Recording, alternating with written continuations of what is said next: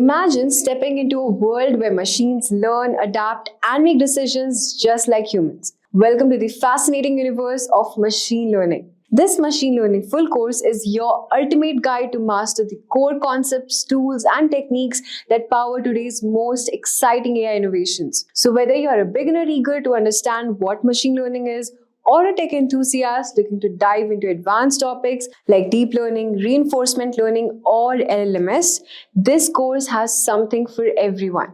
From foundational topics like KNN, linear algebra, confusion matrices to cutting-edge trends like Meta's Llama and the best AI coding tools, you will get the knowledge and skills to excel in this ever-evolving field. So get ready into this expertise. Also, if you are interested to master the future of technology, the Professional Certificate course in Generative AI and Machine Learning is your perfect opportunity. Offered in collaboration with ENICT Academy, IIT Kanpur, this 11th month online bootcamp provides hands-on experience in cutting-edge areas like Gen AI, machine learning, tools like ChatGPT, DALL-E 2, and Hugging Face. You'll also get practical experience through 15+ projects, integrated labs, and live masterclasses delivered by top IIT Kanpur faculty. So hurry up and enroll now and find the course link in the description box below and in the pinned comments. We know humans learn from their past experiences, and machines follow instructions given by humans. But what if humans can train the machines to learn from their past data and do what humans can do and much faster? Well, that's called machine learning. But it's a lot more than just learning. It's also about understanding and reasoning. So today, we will learn about the basics of machine learning. So that's Paul. He loves listening to new songs. He either likes them or dislikes them. Paul decides this on the basis of the song's tempo, genre, intensity, and the gender of voice. For simplicity, let's just use tempo and intensity for now. So here, tempo is on the x-axis, ranging from relaxed to fast, whereas intensity is on the y-axis, ranging from light to soaring. We see that Paul likes the song with fast tempo and soaring intensity, while he dislikes the song with relaxed tempo and light intensity. So now we know Paul's choices. Let's say Paul listens to a new song. Let's name it as Song A. Song A has fast tempo and a soaring intensity, so it lies somewhere here. Looking at the data, can you guess whether Paul will like the song or not? Correct. So Paul likes this song. By looking at Paul's past choices, we were able to classify the unknown song very easily, right? Let's say now Paul listens to a new song. Let's label it as Song B. So Song B lies somewhere here with medium tempo and medium intensity. Neither relaxed nor fast, neither light nor soaring. Now can you guess whether Paul likes it or not? Not able to guess whether Paul will like it or dislike it? Are the choices unclear? Correct. We could easily classify Song A. But when the choice became complicated, as in the case of Song B, yes, and that's where machine learning comes in. Let's see how. In the same example, for Song B, if we draw a circle around the Song B, we see that there are 4 votes for like, whereas 1 vote for dislike. If we go for the majority votes, we can say that Paul will definitely like the song. That's all. This was a basic machine learning algorithm also. It's called k-nearest neighbors. So this is just a small example in one of the many machine learning algorithms. Quite easy, right? Believe me, it is.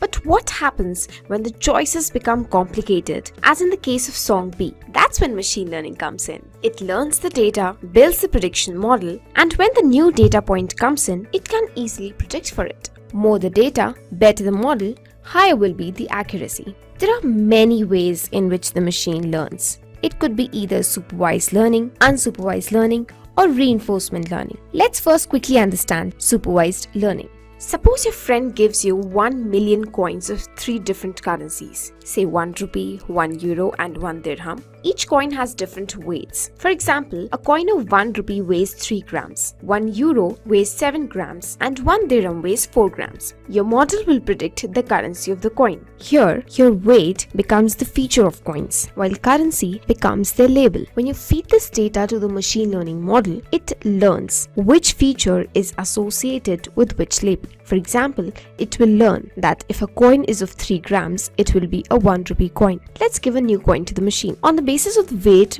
of the new coin, your model will predict the currency. Hence, supervised learning uses labeled data to train the model. Here the machine knew the features of the object and also the labels associated with those features. On this note, let's move to unsupervised learning and see the difference. Suppose you have cricket dataset of various players with their respective scores and the wickets taken. When we feed this dataset to the machine identifies the pattern of player performance. So it plots this data with the respective wickets on the x-axis while runs on the y-axis. While looking at the data, you will clearly see that there are two clusters. The one cluster are the players who scored high runs and took less wickets, while the other cluster is of the players who scored less runs but took many wickets. So here we interpret these two clusters as batsmen and bowlers. The important point to note here is that there were no labels of batsmen and bowlers. Hence, the learning with unlabeled data is unsupervised learning. So we saw supervised learning where the data was labeled and the unsupervised learning where the data was unlabeled.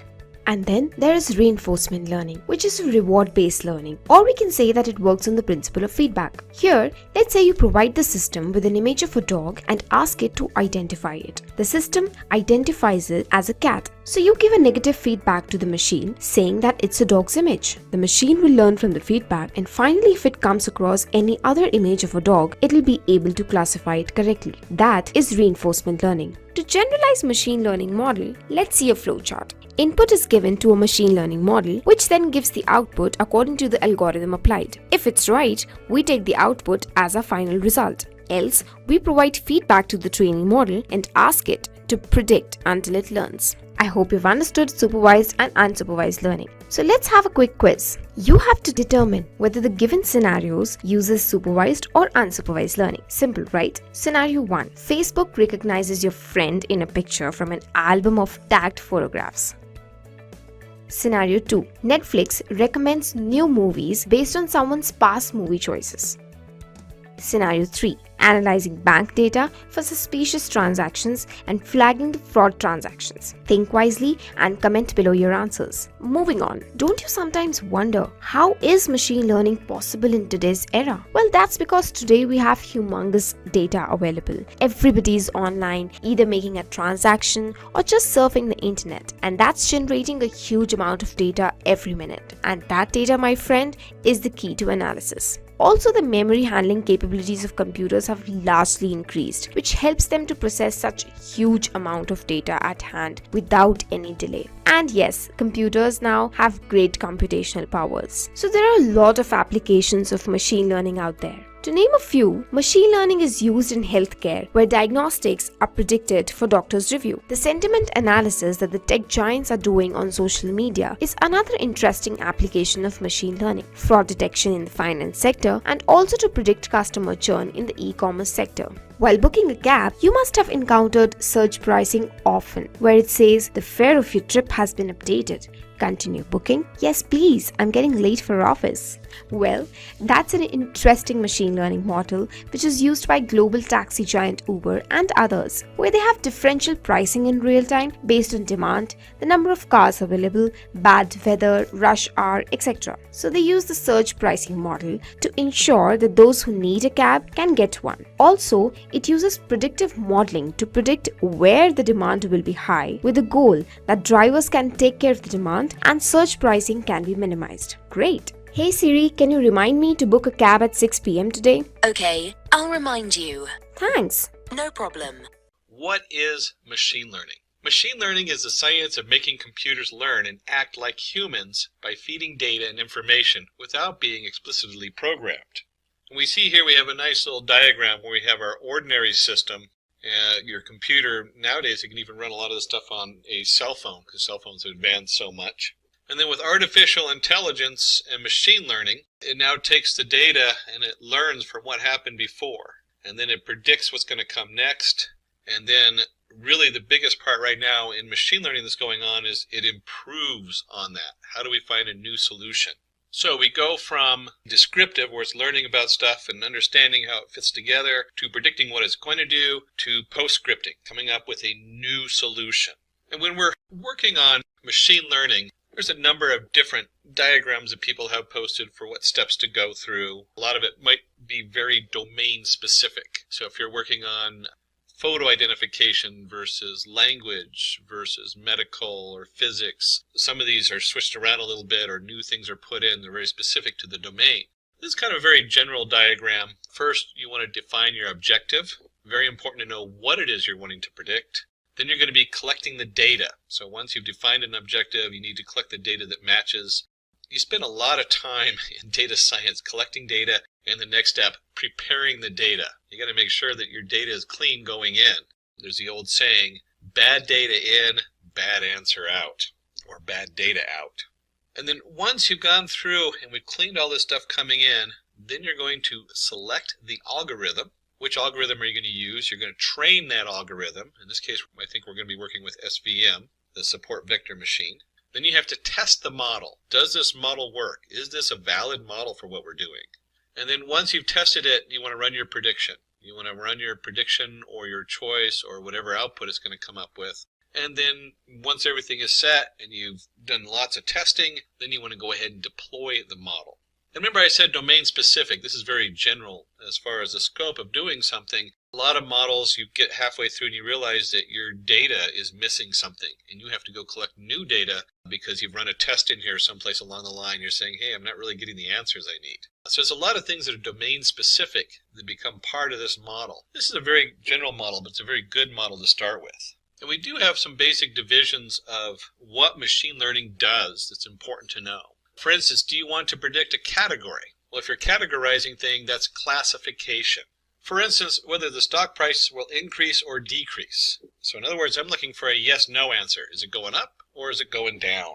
And in that case, we'd actually say, is it going up? True. If it's not going up, it's false, meaning it's going down. This way, it's a yes-no, 0, 1. Do you want to predict a quantity? That's regression. So remember, we just did classification. Now we're looking at regression. These are the two major divisions in what data is doing. For instance, predicting the age of a person based on the height, weight, health, and other factors. So based on these different factors, you might guess how old a person is. And then there are a lot of domain-specific things, like do you want to detect an anomaly? That's anomaly detection. This is actually very popular right now. For instance, you want to detect money withdrawal anomalies. You want to know when someone's making a withdrawal that might not be their own account. We've actually brought this up because this is really big right now. If you're predicting the stock, whether to buy stock or not, you want to be able to know if what's going on in the stock market is an anomaly. Use a different prediction model because something else is going on. You got to pull out new information in there. Or is this just the norm? I'm going to get my normal return on my money invested. So being able to detect anomalies is very big in data science these days. Another question that comes up, which is on what we call untrained data, is do you want to discover structure in unexplored data? And that's called clustering. For instance, finding groups of customers with similar behavior given a large database of customer data containing their demographics and past buying records. And in this case, we might notice that anybody who's wearing a certain set of shoes goes shopping at certain stores, or whatever it is, they're going to make certain purchases. By having that information, it helps us to market or group people together so that we can now explore that group and find out what it is we want to market to them if you're in the marketing world. And that might also work in just about any arena. You might want to group people together, whether they're based on their different areas and investments and financial background, whether you're going to give them a loan or not. Before you even start looking at whether they're a valid customer for the bank, you might want to look at all these different areas and group them together based on unknown data. So you don't know what the data is going to tell you, but you want to cluster people together that come together. Let's take a quick detour for quiz time. Oh, my favorite. So we're going to have a couple questions here under our quiz time. And we'll be posting the answers in the part 2 of this tutorial. So let's go ahead and take a look at these quiz times questions, and hopefully you'll get them all right, and it'll get you thinking about how to process data and what's going on. Can you tell what's happening in the following cases? Of course, you're sitting there with your cup of coffee, and you have your checkbox and your pen trying to figure out what's your next step in your data science analysis. So the first one is grouping documents into different categories based on the topic and content of each document. Very big these days. You have legal documents, you have maybe it's a sports group documents, maybe you're analyzing newspaper postings. But certainly having that automated is a huge thing in today's world. B, identifying handwritten digits in images correctly. So we want to know whether they're writing an A or capital A, B, C. What are they writing out in their handwriting? C, behavior of a website indicating that the site is not working as designed. D, predicting salary of an individual based on his or her years of experience. Boy, HR hiring setup there. So stay tuned for part 2. We'll go ahead and answer these questions when we get to the part 2 of this tutorial. Or you can just simply write at the bottom and send a note to Simplilearn, and they'll follow up with you on it. Back to our regular content. Now these last few bring us into the next topic, which is another way of dividing our types of machine learning, and that is with supervised, unsupervised, and reinforcement learning. Supervised learning is a method used to enable machines to classify, predict objects, problems, or situations based on labeled data fed to the machine. And in here you see we have a jumble of data with circles, triangles, and squares, and we label them. We have what's a circle, what's a triangle, what's a square, and we have our model training, and it trains it so we know the answer. Very important, when you're doing supervised learning, you already know the answer to a lot of your information coming in. So you have a huge group of data coming in, and then you have new data coming in. So we've trained our model. The model now knows the difference between a circle, a square, a triangle. And now that we've trained it, we can send in this case, a square and a circle goes in, and it predicts that the top one's a square and the next one's a circle. And you can see that this is being able to predict whether someone's going to default on a loan, because I was talking about banks earlier. Supervised learning on stock market, whether you're going to make money or not. That's always important. And if you are looking to make a fortune in the stock market, keep in mind it is very difficult to get all the data correct on the stock market. It is it fluctuates in ways really hard to predict. So it's quite a roller coaster ride. If you're running machine learning on the stock market, you start realizing you really have to dig for new data. So we have supervised learning, and if you have supervised, we should need unsupervised learning. In unsupervised learning, machine learning model finds the hidden pattern in an unlabeled data. So in this case, instead of telling it what the circle is and what a triangle is and what a square is, it goes in there and looks at them and says, for whatever reason, it groups them together. Maybe it'll group it by the number of corners. And it notices that a number of them all have 3 corners, a number of them all have 4 corners, and a number of them all have no corners. And it's able to filter those through and group them together. We talked about that earlier with looking at a group of people who are out shopping. We want to group them together to find out what they have in common. And of course, once you understand what people have in common, maybe you have one of them who's a customer at your store, or you have 5 of them are customer at your store, and they have a lot in common with 5 others who are not customers at your store. How do you market to those 5 who aren't customers at your store yet? They fit the demographics of who's going to shop there, and you'd like them to shop at your store, not the one next door. Of course, this is a simplified version. You can see very easily the difference between a triangle and a circle, which might not be so easy in marketing. Reinforcement learning. Reinforcement learning is an important type of machine learning where an agent learns how to behave in an environment by performing actions and seeing the result. And we have here where in this case, a baby. It's actually great that they used an infant for this slide because the reinforcement learning is very much in its infant stages. But it's also probably the biggest machine learning demand out there right now, or in the future, it's going to be coming up over the next few years, is reinforcement learning and how to make that work for us. And you can see here where we have our action. In the action in this one, it goes into the fire. Hopefully the baby it was just a little candle, not a giant fire pit like it looks like here. When the baby comes out, and the new state is the baby is sad and crying because they got burned on the fire. And then maybe they take another action. The baby's called the agent because it's the one taking the actions. And in this case, they didn't go into the fire. They went a different direction, and now the baby's happy and laughing and playing. Reinforcement learning is very easy to understand because that's how, as humans, that's one of the ways we learn. We learn whether it is, you burn yourself on the stove, don't do that anymore. Don't touch the stove. In the big picture, being able to have a machine learning program or an AI be able to do this is huge because now it's starting to learn how to learn. That's a big jump in the world of computer and machine learning. And we're going to go back and just kind of go back over supervised versus unsupervised learning. Understanding this is huge because this is going to come up in any project you're working on. We have in supervised learning, we have labeled data, we have direct feedback. So someone's already gone in there and said, yes, that's a triangle. No, that's not a triangle. and then you predict an outcome. So you have a nice prediction. This new set of data is coming in, and we know what it's going to be. And then with unsupervised training, it's not labeled. So we really don't know what it is. There's no feedback. So we're not telling it whether it's right or wrong. We're not telling it whether it's a triangle or a square. We're not telling it to go left or right. All we do is we're finding hidden structure in the data, grouping the data together to find out what connects to each other. And then you can use these together. So imagine you have an image and you're not sure what you're looking for. So you go in and you have the unstructured data, find all these things that are connected together. And then somebody looks at those and labels them. Now you can take that labeled data and program something to predict what's in the picture. So you can see how they go back and forth, and you can start connecting all these different tools together to make a bigger picture. There are many interesting machine learning algorithms. Let's have a look at a few of them. Hopefully this gives you a little flavor of what's out there. And these are some of the most important ones that are currently being used. We'll take a look at linear regression, decision tree, and the support vector machine. Let's start with a closer look at linear regression.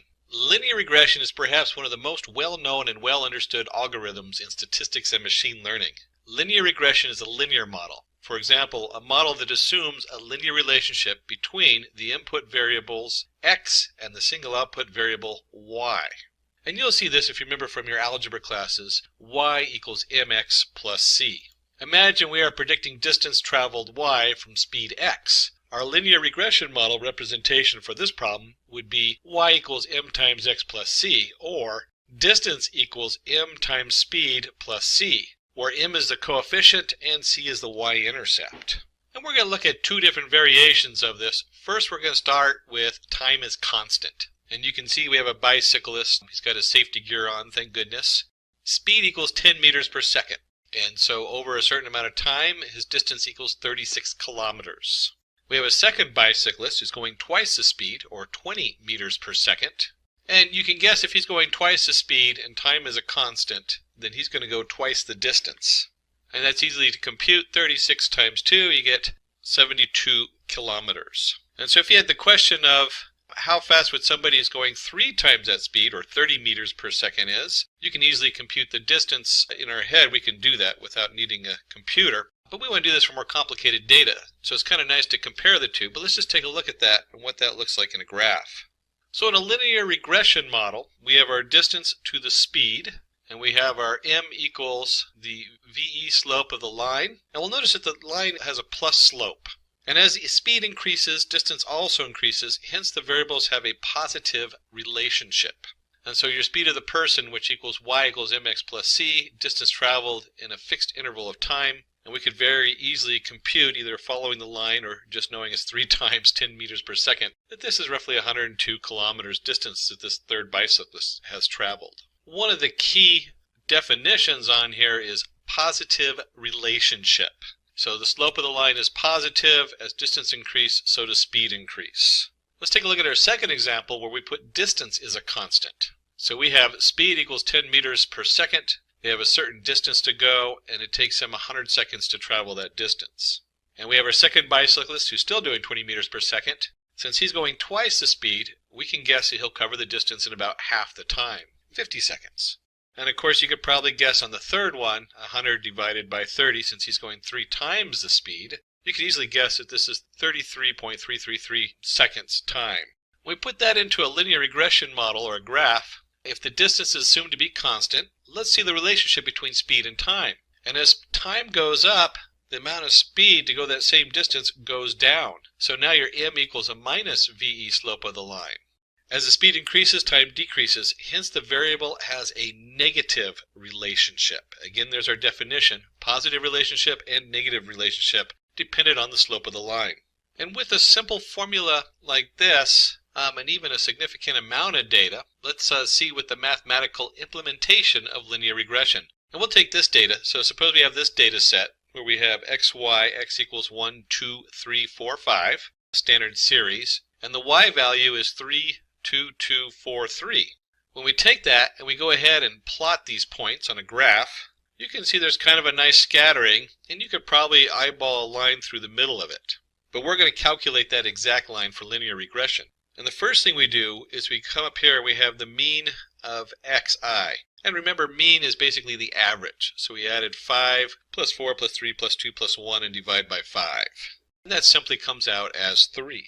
And then we'll do the same for y. We'll go ahead and add up all those numbers and divide by 5. And we end up with the mean value of y of I equals 2.8, where the xi references it's an average or means value, and the yi also equals a means value of y.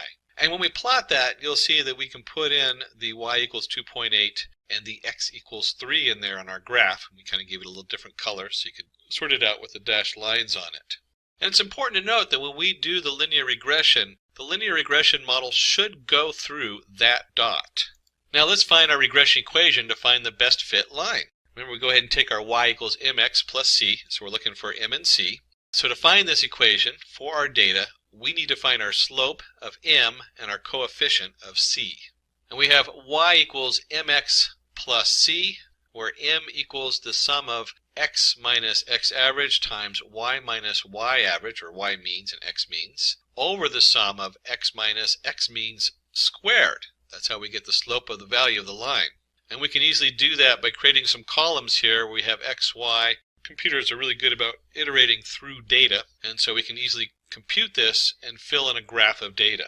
And in our graph, you can easily see that if we have our x value of 1, and if you remember the xi, or the means value, is 3, 1 minus 3 equals a negative 2, and 2 minus 3 equals a negative 1, so on and so forth. And we can easily fill in the column of x minus xi, y minus yi, and then from those we can compute x minus xi squared and x minus xi times y minus yi. And you can guess it that the next step is to go ahead and sum the different columns for the answers we need. So we get a total of 10 for our x minus xi squared, and a total of 2 for x minus xi times y minus yi. And we plug those in, we get 2/10, which equals 0.2. So now we know the slope of our line equals 0.2. So we can calculate the value of c. That'd be the next step, is we need to know where it crosses the y-axis. And if you remember, I mentioned earlier that the linear regression line has to pass through the means value, the one that we showed earlier. We can just flip back up there to that graph, and you can see right here there's our means value, which is 3, x equals 3 and y equals 2.8. And since we know that value, we can simply plug that into our formula, y equals 0.2x plus c. So we plug that in, we get 2.8 equals 0.2 times 3 plus c, and you can just solve for c. So now we know that our coefficient equals 2.2. And once we have all that, we can go ahead and plot our regression line. Y equals 0.2 times x plus 2.2. And then from this equation, we can compute new values. So let's predict the values of y using x equals 1, 2, 3, 4, 5 and plot the points. Remember, the 1, 2, 3, 4, 5 was our original x values. So now we're going to see what y thinks they are, not what they actually are. And when we plug those in, we get y of designated with y of p. You can see that x equals 1 equals 2.4, x equals 2 equals 2.6, and so on and so on. So we have our y predicted values of what we think it's going to be when we plug those numbers in. And when we plot the predicted values along with the actual values, we can see the difference. And this is one of the things that's very important with linear regression in any of these models, is to understand the error. And so we can calculate the error on all of our different values. And you can see over here we plotted x and y predict. And we draw in a little line so you can sort of see what the error looks like there between the different points. So our goal is to reduce this error. We want to minimize that error value on our linear regression model. Minimizing the distance. There are lots of ways to minimize the distance between the line and the data points, like sum of squared errors, sum of absolute errors, root mean square error, etc. We keep moving this line through the data points to make sure the best fit line has the least square distance between the data points and the regression line. So to recap with a very simple linear regression model, we first figure out the formula of our line through the middle, and then we slowly adjust the line to minimize the error. Keep in mind this is a very simple formula. The math gets, even though the math is very much the same, it gets much more complex as we add in different dimensions. So this is only 2 dimensions, y equals mx plus c, but you can take that out to x, z, I, j, q, all the different features in there, and they can plot a linear regression model on all of those using the different formulas to minimize the error. Let's go ahead and take a look at decision trees, a very different way to solve problems in the linear regression model. Decision tree is a tree-shaped algorithm used to determine a course of action. Each branch of a tree represents a possible decision, occurrence, or reaction. We have data which tells us if it is a good day to play golf. And if we were to open this data up in a general spreadsheet, you can see we have the outlook, whether it's rainy, overcast, sunny, temperature, hot, mild, cool, humidity, windy, and did I like to play golf that day, yes or no? So we're taking a census. And certainly I wouldn't want a computer telling me when I should go play golf or not. But you can imagine if you got up in the night before, you're trying to plan your day, and it comes up and says tomorrow would be a good day for golf for you in the morning, and not a good day in the afternoon, or something like that. This becomes very beneficial, and we see this in a lot of applications coming out now where it gives you suggestions and lets you know what would fit the match for you for the next day or the next purchase or the next whatever, next meal out. In this case, is tomorrow a good day for playing golf based on the weather coming in? And so we come up and let's determine if you should play golf when the day is sunny and windy. So we found out the forecast tomorrow is going to be sunny and windy. And suppose we draw our tree like this. We're going to have our humidity, and then we have our normal, which is if you have a normal humidity, you're going to go play golf. And if the humidity is really high, then we look at the outlook. And if the outlook is sunny, overcast, or rainy, it's going to change what you choose to do. So if you know that it's a very high humidity and it's sunny, you're probably not going to play golf because you're going to be out there miserable, fighting off the mosquitoes that are out joining you to play golf with you. Maybe if it's rainy, you probably don't want to play in the rain. But if it's slightly overcast and you get just the right shadow, that's a good day to play golf and be outside, out on the green. Now in this example, you can probably make your own tree pretty easily because it's a very simple set of data going in. But the question is, how do you know what to split? Where do you split your data? What if this is much more complicated data where it's not something that you would particularly understand? Like studying cancer, they take about 36 measurements of the cancerous cells, and then each one of those measurements represents how bulbous it is, how extended it is, how sharp the edges are. Something that as a human we would have no understanding of. So how do we decide how to split that data up? And is that the right decision tree? So that's a question that's going to come up. Is this the right decision tree? For that, we should calculate entropy and information gain. Two important vocabulary words there are the entropy and the information gain. Entropy. Entropy is a measure of randomness or impurity in the data set. Entropy should be low. So we want the chaos to be as low as possible. We don't want to look at it and be confused by the images or what's going on there with mixed data. And the information gain. It is a measure of decrease in entropy after the data set is split, also known as entropy reduction. Information gain should be high, so we want our information that we get out of the split to be as high as possible. Let's take a look at entropy from the mathematical side.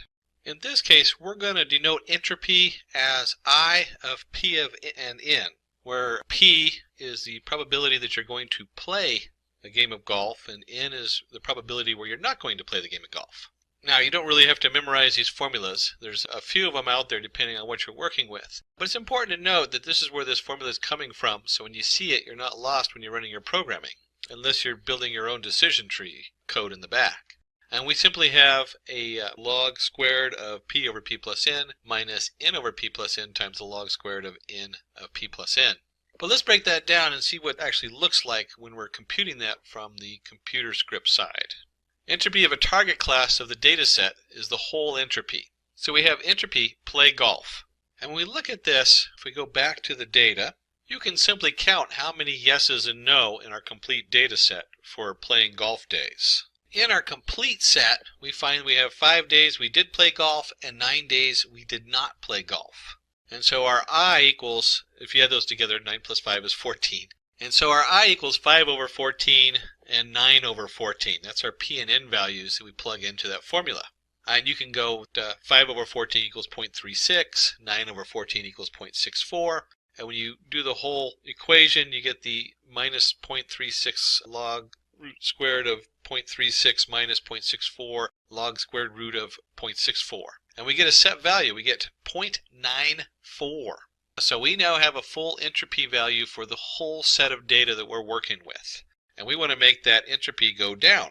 And just like we calculated the entropy out for the whole set, we can also calculate entropy for playing golf and the outlook. Is it going to be overcast or rainy or sunny? And so when we look at the entropy, we have P of sunny times E of 3 of 2.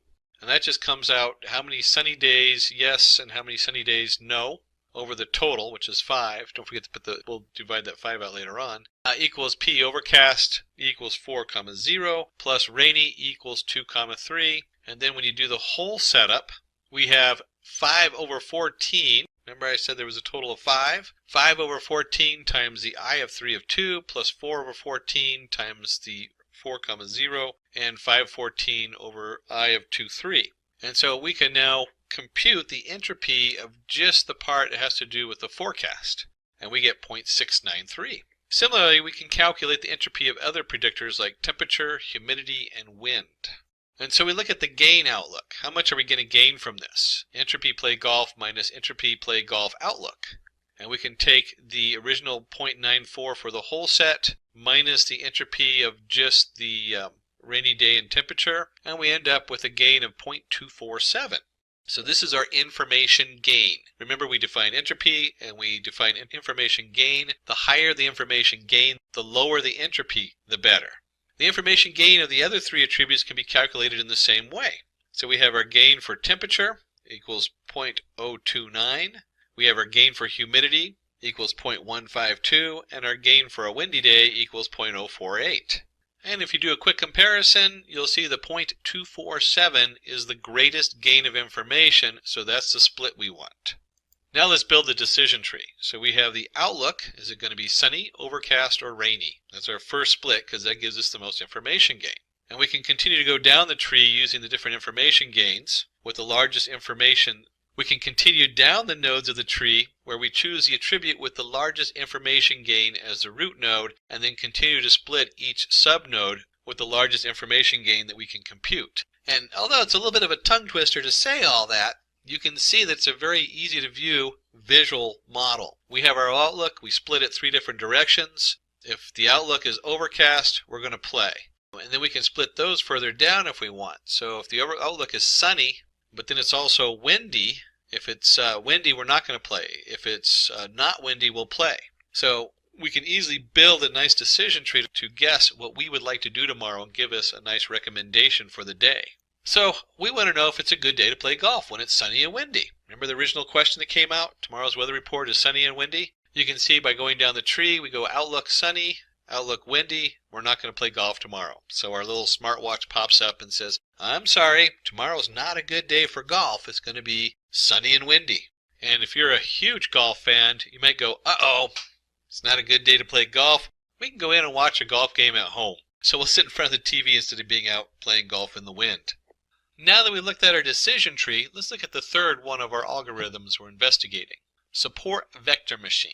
Support vector machine is a widely used classification algorithm. The idea of support vector machine is simple. The algorithm creates a separation line which divides the classes in the best possible manner. For example, dog or cat, disease or no disease. Suppose we have a labeled sample data which tells height and weight of males and females. A new data point arrives and we want to know whether it's going to be a male or a female. So we start by drawing a line. We draw decision lines, but if we consider decision line 1, then we will classify the individual as a male. And if we consider decision line 2, then it will be a female. So you can see this person kind of lies in the middle of the two groups, so it's a little confusing trying to figure out which line they should be under. We need to know which line divides the classes correctly, but how? The goal is to choose a hyperplane, and that is one of the key words they use when we talk about support vector machines. Choose a hyperplane with the greatest possible margin between the decision line and the nearest point within the training set. So you can see here we have our support vector, we have the 2 nearest points to it, and we draw a line between those 2 points. And the distance margin is the distance between the hyperplane and the nearest data point from either set. So we actually have a value, and it should be equally distant between the 2 points that we're comparing it to. When we draw the hyperplanes, we observe that line 1 has a maximum distance. So we observe that line 1 has a maximum distance margin, so we'll classify the new data point correctly. And our result on this one is going to be that the new data point is male. One of the reasons we call it a hyperplane versus a line is that a lot of times we're not looking at just weight and height. We might be looking at 36 different features or dimensions. And so when we cut it with a hyperplane, it's more of a three-dimensional cut in the data, or multi-dimensional. It cuts the data a certain way. And each plane continues to cut it down until we get the best fit or match. Let's understand this with the help of an example. Problem statement. I always start with a problem statement when you're going to put some code together. We're going to do some coding now. Classifying muffin and cupcake recipes using support vector machines. So the cupcake versus the muffin. Let's have a look at our data set. And we have the different recipes here. We have a muffin recipe that has so much flour. I'm not sure what measurement 55 is in, but it has 55, maybe it's ounces? But it has a certain amount of flour, a certain amount of milk, sugar, butter, egg, baking powder, vanilla, and salt. And so based on these measurements, we want to guess whether we're making a muffin or a cupcake. And you can see in this one, we don't have just two features. We don't just have height and weight as we did before between the male and female. In here, we have a number of features. In fact, in this, we're looking at 8 different features to guess whether it's a muffin or a cupcake. What's the difference between a muffin and a cupcake? Turns out muffins have more flour, while cupcakes have more butter and sugar. So basically the cupcake's a little bit more of a dessert, where the muffin's a little bit more of a fancy bread. But how do we do that in Python? How do we code that to go through recipes and figure out what the recipe is? And I really just want to say cupcakes versus muffins, like some big professional wrestling thing.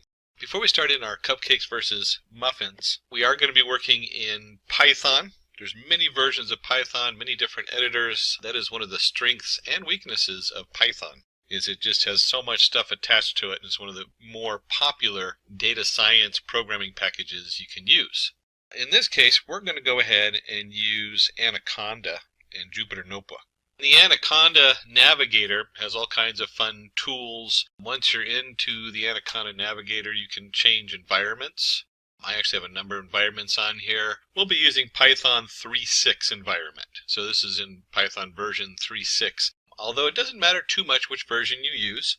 I usually try to stay with the 3x because they're current, unless you have a project that's very specifically in version 2x. 2.7 I think is usually what most people use in the version 2. And then once we're in our Jupyter Notebook editor, I can go up and create a new file. And we'll just jump in here. In this case, we're doing SVM muffin versus cupcake. And then let's start with our packages for data analysis. And we almost always use there's a few very standard packages we use. We use import numpy. That's for number Python. And they usually denote it as NP. That's very common. And then we're going to import pandas as PD. And numpy deals with number arrays. There's a lot of cool things you can do with the numpy setup as far as multiplying all the values in an array, in a numpy array, data array. Pandas, I can't remember if we're using it actually in this data set. I think we do as an import. It makes a nice data frame. And the difference between a data frame and a numpy array is that a data frame is more like your Excel spreadsheet. You have columns, you have indexes, so you have different ways of referencing it, easily viewing it, and there's additional features you can run on a data frame. And Pandas kind of sits on numpy, so you need them both in there. And then finally, we're working with the support vector machine. So from sklearn, we're going to use the sklearn model, import SVM, support vector machine. And then as a data scientist, you should always try to visualize your data. Some data obviously is too complicated or doesn't make any sense to the human. But if it's possible, it's good to take a second look at it so that you can actually see what you're doing.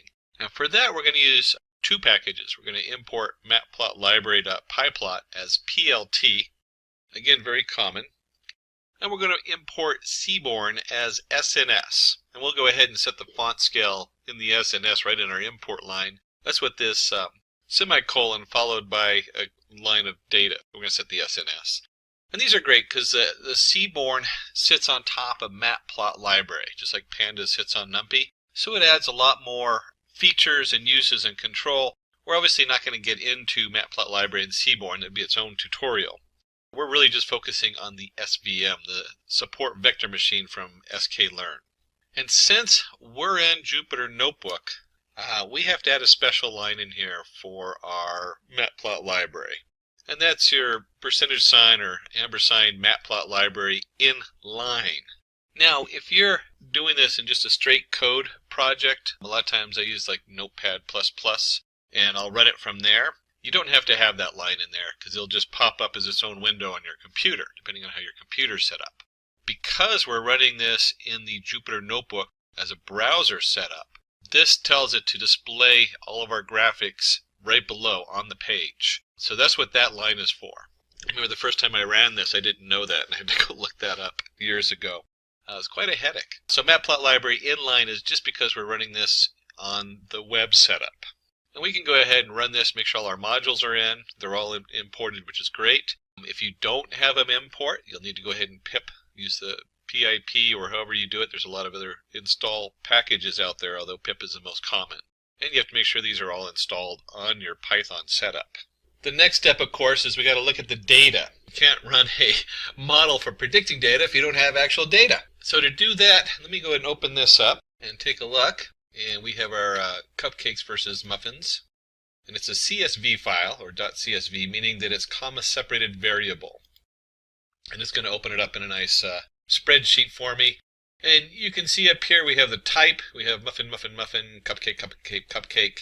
And then it's broken up into flour, milk, sugar, butter, egg, baking powder, vanilla, and salt. So what we can do is we can go ahead and look at this data also in our Python. Let us create a variable recipes equals, we're going to use our pandas module, .read CSV. Remember, it's a comma-separated variable. And the file name happened to be cupcakes versus muffins. Oops, I got double brackets there. Do it this way. There we go. Cupcakes versus muffins. Because the program I loaded, or the place I saved this particular Python program is in the same folder, we can get by with just the file name. But remember, if you're storing it in a different location, you have to also put down the full path on there. And then because we're in pandas, we're going to go ahead and you can actually, inline you can do this, but let me do the full print. You can just type in recipes.head in the Jupyter Notebook. But if you're running in code in a different script, you need to go ahead and type out the whole print recipes.head. And pandas knows that that's going to do the first 5 lines of data. And if we flip back on over to the spreadsheet where we opened up our CSV file, you can see where it starts on line 2. This one calls it 0, and then 2, 3, 4, 5, 6 is going to match. Go and close that out because we don't need that anymore. And it always starts at 0. And it automatically indexes it since we didn't tell it to use an index in here. So that's the index number for the left-hand side. And it automatically took the top row as labels. So pandas using it to read a CSV is just really slick and fast. One of the reasons we love our pandas. Not just because they're cute and cuddly teddy bears. And let's go ahead and plot our data. And I'm not going to plot all of it. I'm just going to plot the sugar and flour. Now, obviously, you can see where they get really complicated if we have tons of different features. And so you'll break them up and maybe look at just 2 of them at a time to see how they connect. And to plot them, we're going to go ahead and use Seaborn. So that's our SNS. And the command for that is sns.lmplot. And then the 2 different variables I'm going to plot is flour and sugar. Data equals recipes. The hue equals type. And this is a lot of fun because it knows that this is pandas coming in. So this is one of the powerful things about pandas mixed with Seaborn and doing graphing. And then we're going to use a palette set 1. There's a lot of different sets in there. You can go look them up for Seaborn. We'll do a fit regular equals false, so we're not really trying to fit anything. And it's a scatter, KWS. A lot of these settings you can look up in Seaborn. Half of these you could probably leave off when you run them. Somebody played with this and found out that these were the best settings for doing a Seaborn plot. And let's go ahead and run that. And because it does it inline, it just puts it right on the page.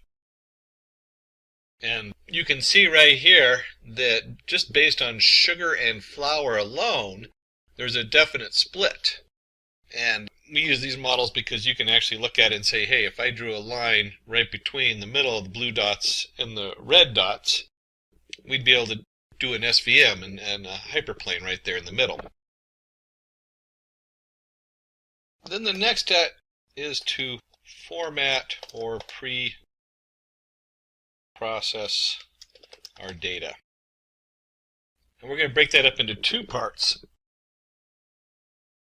We need a type label, and remember, we're going to decide whether it's a muffin or a cupcake. Well, a computer doesn't know muffin or cupcake, it knows 0 and 1. So what we're going to do is we're going to create a type label, and from this we'll create a numpy array np where, and this is where we can do some logic. We take our recipes from our panda, and wherever type equals muffin, it's going to be 0. And then if it doesn't equal muffin, which is cupcakes, it's going to be 1. So we create our type label. This is the answer. So when we're doing our training model, remember we have to have a training data. This is what we're going to train it with, is that it's 0 or 1. It's a muffin or it's not. And then we're going to create our recipe features. And if you remember correctly from right up here, the first column is type. So we really don't need the type column because that's our muffin or cupcake. And in pandas, we can easily sort that out. We take our value recipes dot columns. That's a pandas function built into pandas. Dot values, converting them to values. So it's just the column titles going across the top. And we don't want the first one. So what we do is, since it always starts at 0, we want 1 colon till the end. And then we want to go ahead and make this a list, and this converts it to a list of strings.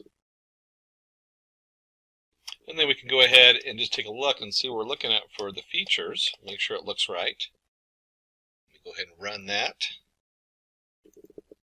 And I forgot the S on recipes, so we'll go ahead and add the S in there and then run that.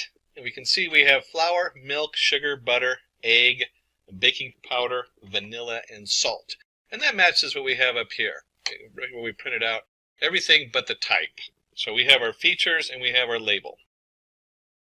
Now, the recipe features is just the titles of the columns, and we actually need the ingredients. And at this point, we have a couple options. One, we could run it over all the ingredients.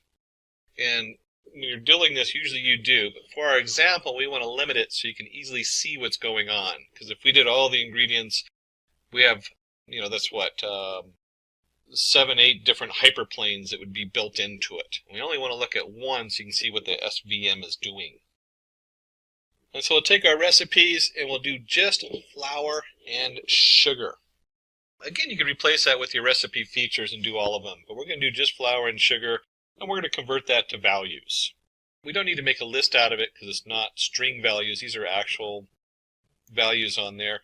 And we can go ahead and just print ingredients. And you can see what that looks like. And so we have just the amount of flour and sugar, just the 2 sets of plots. And just for fun, let's go ahead and take this over here and take our recipe features. And so if we decided to use all the recipe features, you'll see that it makes a nice column of different data. So it just strips out all the labels and everything. We just have just the values. But because we want to be able to view this easily in a plot later on, we'll go ahead and take that and just do flour and sugar. And we'll run that and you'll see it's just the 2 columns. So the next step is to go ahead and fit our model. We'll go ahead and just call it model. And it's a SVM. We're using a package called SVC. And in this case, we're going to go ahead and set the kernel equals linear. So it's using a specific setup on there. And if we go to the reference on their website for the SVM, you'll see that there's 8 of them here. 3 of them are for regression. 3 are for classification. the SVC, support vector classification, is probably one of the most commonly used. And then there's also one for detecting outliers, and another one that has to do with something a little bit more specific on the model. But SVC and SVR are the two most commonly used, standing for support vector classifier and support vector regression. Remember, regression is an actual value, a float value or whatever you're trying to work on, and SVC is a classifier, so it's a yes, no, true, false. But for this, we want to know 0, 1, muffin, cupcake. We go ahead and create our model, and once we have our model created, we're going to do model.fit, and this is very common, especially in the sklearn. All their models are followed with the fit command. And what we put into the fit, what we're training with it, is we're putting in the ingredients, which in this case we limited to just flour and sugar, and the type label. Is it a muffin or a cupcake? Now, in more complicated data science series, you'd want to split into, we won't get into that today, we split it into training data and test data, and they even do something where they split it into thirds, where a third is used for, where you switch between which one's training and test. There's all kinds of things that go into that, and it gets very complicated when you get to the higher end. Not overly complicated, just an extra step, which we're not going to do today, because this is a very simple set of data. And let's go ahead and run this, and now we have our model fit. And I got an error here, so let me fix that real quick. It's capital SVC, it turns out. I did it lowercase. Support vector classifier. There we go. Let's go ahead and run that. And you'll see it comes up with all this information that it prints out automatically. These are the defaults of the model. You notice that we changed the kernel to linear. And there's our kernel linear on the printout. And there's other different settings you can mess with. We're going to just leave that alone for right now. For this, we don't really need to mess with any of those. So next, we're going to dig a little bit into our newly trained model. And we're going to do this so we can show you on a graph. And let's go ahead and get the separating. And we're going to say, we're going to use a W for our variable on here. And we're going to do model.coefficient _0. So what the heck is that? Again, we're digging into the model. So we've already got a prediction and a train. This is the math behind it that we're looking at right now. And so the W is going to represent two different coefficients. And if you remember, we had y equals mx plus c. So these coefficients are connected to that, but in two-dimensional. It's a plane. We don't want to spend too much time on this because you can get lost in the confusion of the math.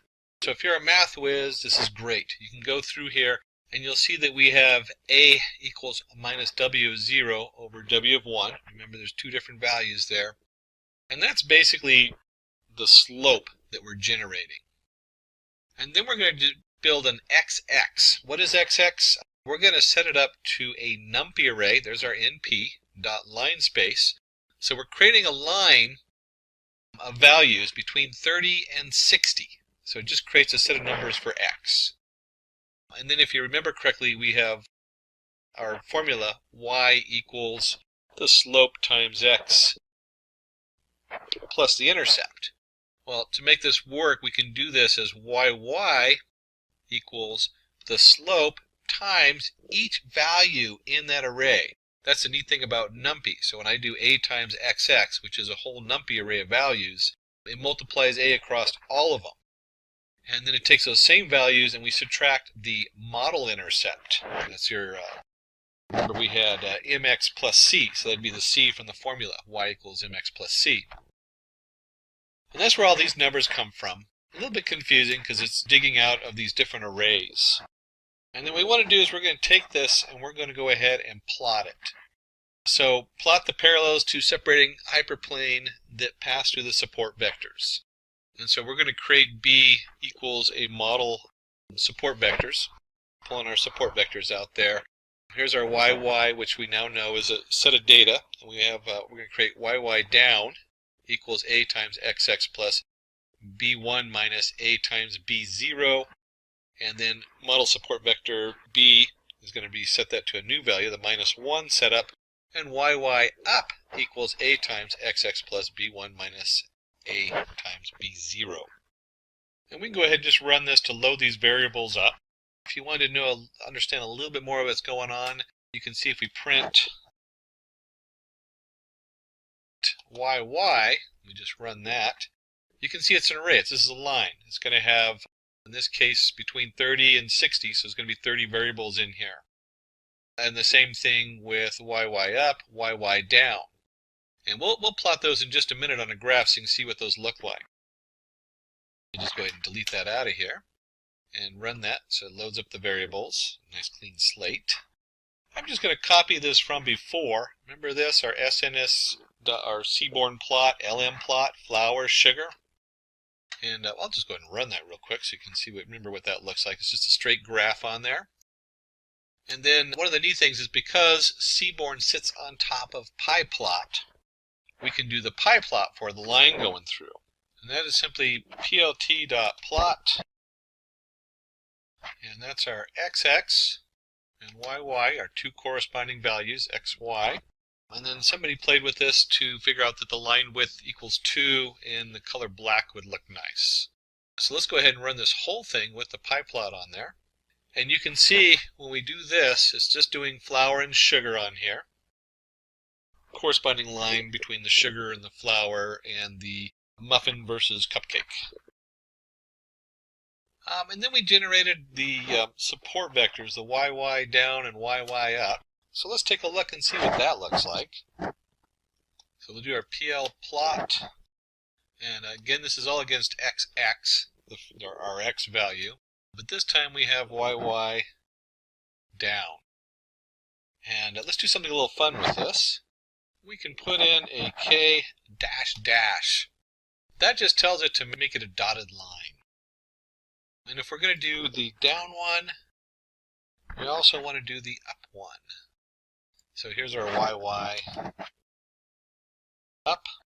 And when we run that, it adds both sets of line.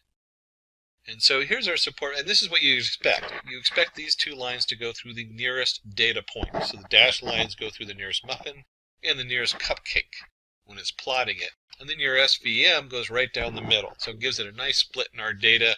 And you can see how easy it is to see, based just on sugar and flour, which one's a muffin or a cupcake.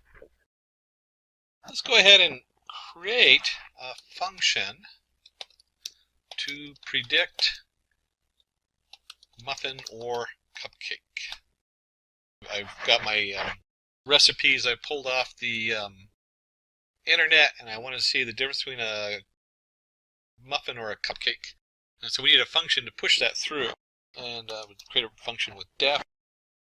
And let's call it muffin or cupcake. And remember, we're just doing flour and sugar today. We're not doing all the ingredients. And that actually is a pretty good split. You really don't need all the ingredients to know it's flour and sugar. And let's go ahead and do an if-else statement. So if model predict is of flour and sugar equals 0. So we take our model and we run a predict. It's very common in sklearn where you have a dot predict. You put the data in and it's going to return a value. In this case, if it equals 0, then print you're looking at a muffin recipe. Else, if it's not 0, that means it's 1, then you're looking at a cupcake recipe. That's pretty straightforward for a function, or def for definition. DEF is how you do that in Python. And of course, if you're going to create a function, you should run something in it. And so let's run a cupcake, and we're going to send it values 50 and 20, a muffin or a cupcake. I don't know what it is. And let's run this and just see what it gives us. And it says, oh, it's a muffin. You're looking at a muffin recipe. So it very easily predicts whether we're looking at a muffin or a cupcake recipe. Let's plot this. There we go. Plot this on the graph so we can see what that actually looks like. And I'm just going to copy it and paste it from below where we're plotting all the points in there. So this is nothing different than what we did before. If I run it, you'll see it has all the points and the lines on there. And what we want to do is we want to add another point. And we'll do PLT plot. And if you remember correctly, we did, for our test, we did 50 and 20.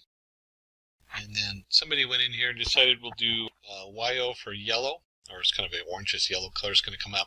Marker size 9. Those are settings you can play with. Somebody else played with them to come up with the right setup so it looks good. And you can see there it is graphed, clearly a muffin.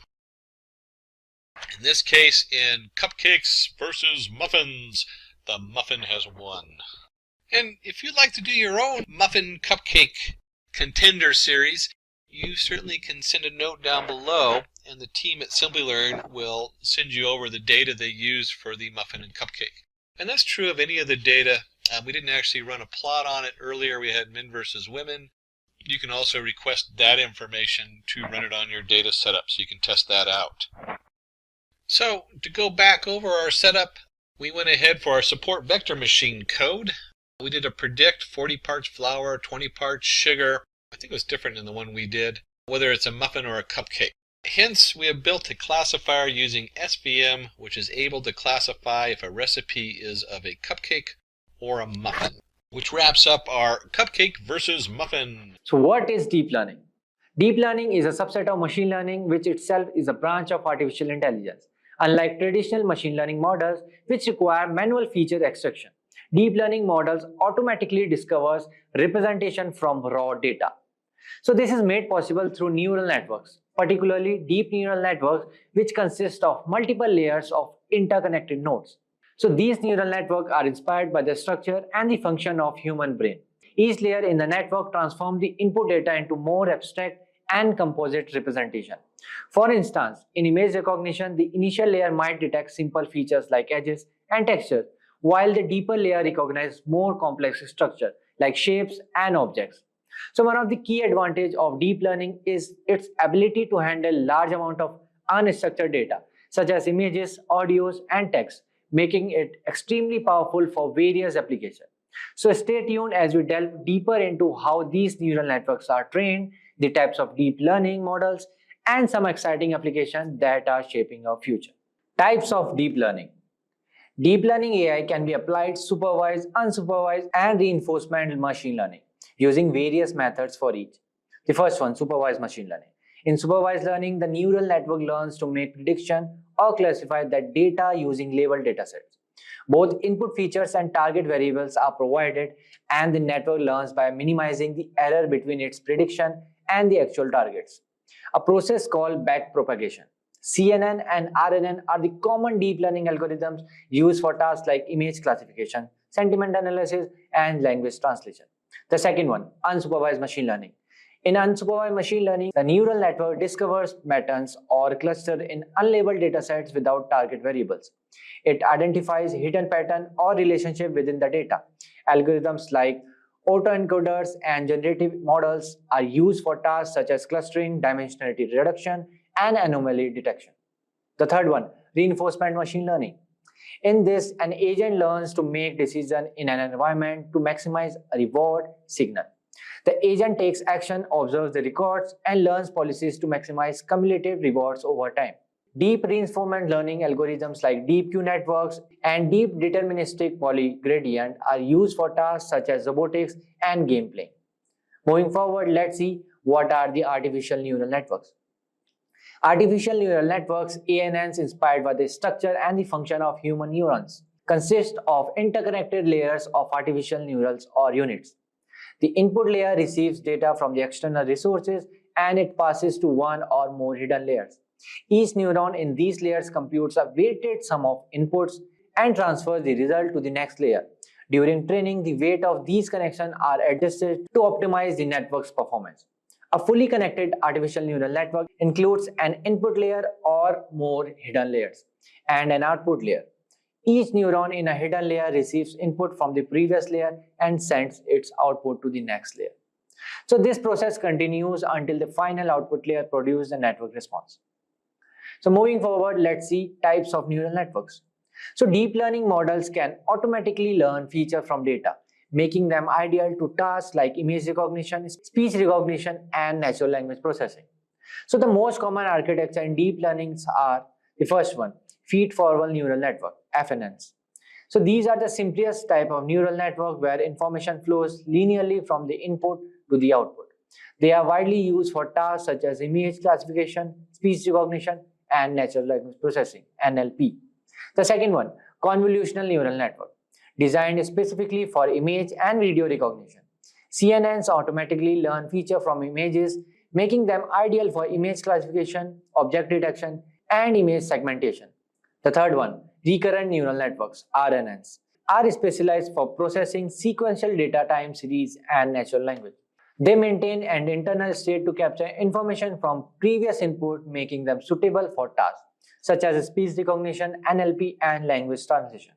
So now let's move forward and see some deep learning application. The first one is autonomous vehicle. Deep learning is changing the development of self-driving car. Algorithms like CNNs process data from sensors and cameras to detect objects, recognize traffic signs, and make driving decisions in real time, enhancing safety and efficiency on the road. The second one is healthcare diagnostic. Deep learning models are being used to analyze medical images such as X-rays, MRIs, and CT scans with high accuracy. They help in early detection and diagnosis of diseases like cancer, improving treatment outcomes and saving lives. The third one is NLP. Recent advancement in NLP powered by deep learning models like Transformer, ChatGPT have led to more sophisticated and human-like text generation, translation, and sentiment analysis. So applications include virtual assistant, chatbots, and automated customer service. The fourth one, deepfake technology. So deep learning techniques are used to create highly realistic synthetic media known as deepfakes. While this technology has entertainment and creative application, it also raises ethical concern regarding misinformation and digital manipulation. The fifth one, predictive maintenance. In industries like manufacturing and aviation, deep learning models predict equipment failures before they occur by analyzing sensor data. Their proactive approach reduces downtime, lowers maintenance cost, and improves operational efficiency. So now let's move forward and see some advantages and disadvantages of deep learning. So first one is high computational requirements. So deep learning requires significant data and computational resources for training. Whereas advantage is high accuracy, achieves state-of-the-art performance in tasks like image recognition and natural language processing. Whereas deep learning needs large label datasets, often require extensive label dataset for training, which can be costly and time-consuming together. So second advantage of deep learning is automated feature engineering. Automatically discovers and learn relevant features from data without manual intervention. The third disadvantage is overfitting. So deep learning can overfit to training data, leading to poor performance on new unseen data. Whereas the third deep learning advantage is scalability. So deep learning can handle large complex dataset and learn from massive amount of data. So in conclusion, deep learning is a transformative leap in AI, mimicking human neural networks. It has changed healthcare, finance, autonomous vehicles, and NLP. By 2025, if you are not using AI to code, you might be falling behind. That might sound extreme, but the truth is AI is changing how we develop software at lightning speed. Whether you are a beginner or an experienced programmer, AI tools are opening up new opportunities you might not have thought possible. In this video, I will show you the top AI coding tools that will make you feel like you have got a full team of developers at your disposal. No matter if you are working on web apps, mobile projects, or data science, AI coding assistant can seriously boost your productivity. Before we get into the list, let me quickly explain what AI coding tools actually are. These tools use advanced machine learning to enhance your coding experience. They can suggest smart code completion, generate full code snippets, and handle repetitive tasks for you. Think of them as a helpful assistant, always there to make coding faster and easier. So now let's check out the best AI coding tools used in 2025. So welcome to the demo part of best AI coding tools for 2025. So in this, I will show you top 5 coding AI tools, right? First, we will start with ChatGPT. So I'm not talking about the simple one because simple one is everyone know, but recently ChatGPT launched GPT-4o with Canvas. So we'll open this. Here I will write, give me login page code using HTML, CSS and CSS. Okay, see the magic. See, like this. So right now it's in beta version. Okay, so I guess those who have paid version, so they can use this. So now see here, what if I want to change this background color? only particular background color. I don't want to change all the code, but I just want to change these color, H2 color, or you can say display, it will block or something else. Okay, I want to change the padding of this particular class, right? So here what I will do, I will select this, and one pop-up will come, ask ChatGPT.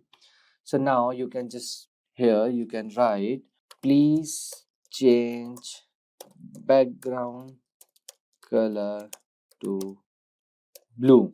I don't know which color is that, but again I want to change it to blue. See, it will change only the background color. See, rest will be the same, right? See here, edited. So this is the best upgrade I can see with ChatGPT with coding, for coding. Okay, so let's see one more. Okay, so here what I will do, let's change the padding. Okay, here I will write increase, what is this, border radius, border radius. Okay, see here is 8, it will increase. See, it did 16, and the rest all is same. So this is one tool. Okay, ChatGPT 4o with Canvas. The second is Gemini. Okay, I'm not going to use Gemini into Gemini prompt, but I will open one thing, Google Colab. Okay, so here is Google Colab, and I will open new notebook. So here you will get Gemini inbuilt. Here you can see Gemini inbuilt. But first you have to log in. See, start coding or generate with AI. If I'll click on generate with AI, so it will ask me like this. So I will write, give me code to find odd and even in C++. Okay, you can write anything. So I will write enter. See, it's generating and code is here in minute of seconds. Okay, if I will write in Java, the code is here in minute of seconds. Okay, in seconds it will give you. So this is the second. You can use Gemini as well in the, see, while giving prompt here, or you can open Gemini, right? You can open Gemini as well, but it's better if you are using Gemini for code, so use in Google Colab. Why? Because you can use or you can run code directly. Okay, let's try to run it. Let me run it. See, it's running. Wait. Okay, some error is there. Invalid syntax. Why? Okay, why it's giving error? Because I opened this, it's notebook only. Okay, this is the Python notebook, right? That's why it's giving error. Okay, let me run this in Python. Oh my god. See, it's running nicely in Python because it's Python notebook. Okay, so these are the odd numbers and these are the even numbers, and numbers are already given here, right? So this is the second one, and the third one is Claude. Okay, I have to log in it first. So here, so in Claude as well, we have many models. You can say Claude 3.5 Sonnet and Haiku is there, and some more things are there. Okay, and here I will write, okay, please give me code to make snake game in Python. Okay, so see, now it's generating. So some tools are to generate code from the scratch, and some tools are the suggestions tools. Okay, we will see the next one, the suggestion tool, what I am talking about. Okay, so here all the details for this particular code, and yeah, so third model is Claude. So this is how you can use Claude. So there are many models of Claude, like I told you already. 3.5 Sonnet is there, Haiku is there, and there is one more. Okay, where I can't see.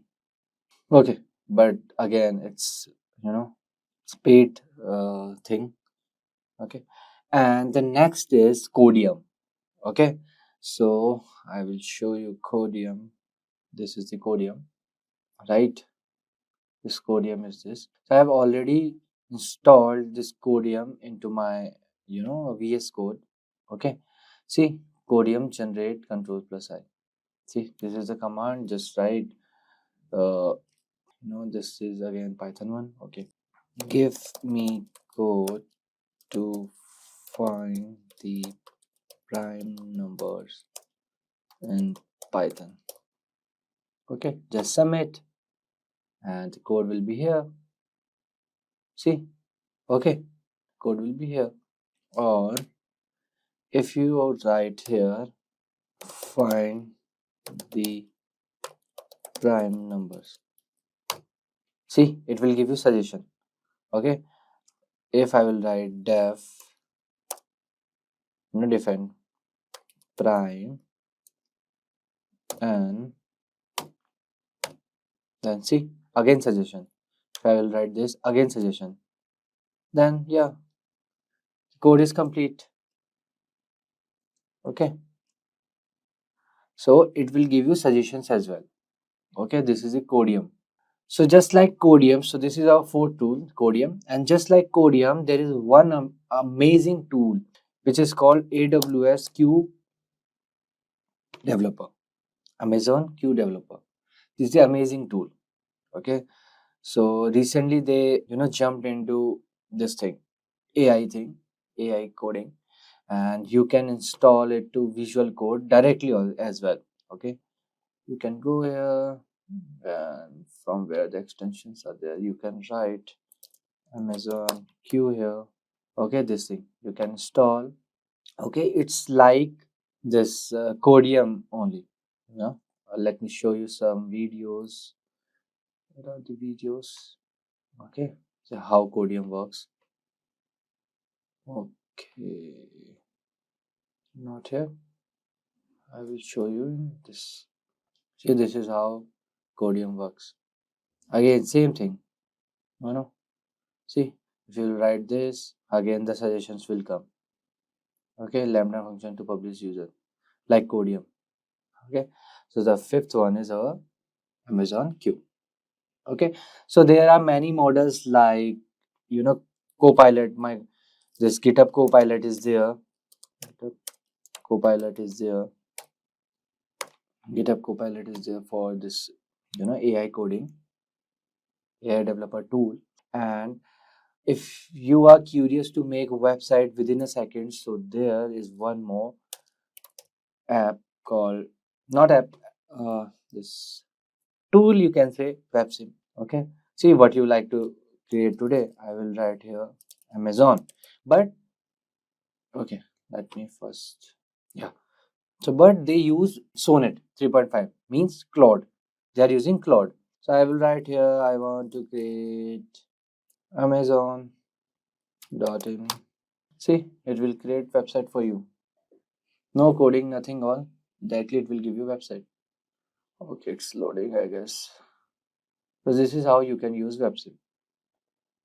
Right? See, OnePlus Node, this came. Okay, I just gave Amazon.in and the website is here within a second.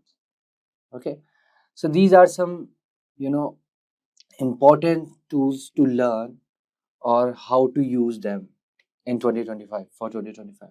Using AI tools for coding is essential to be in the race.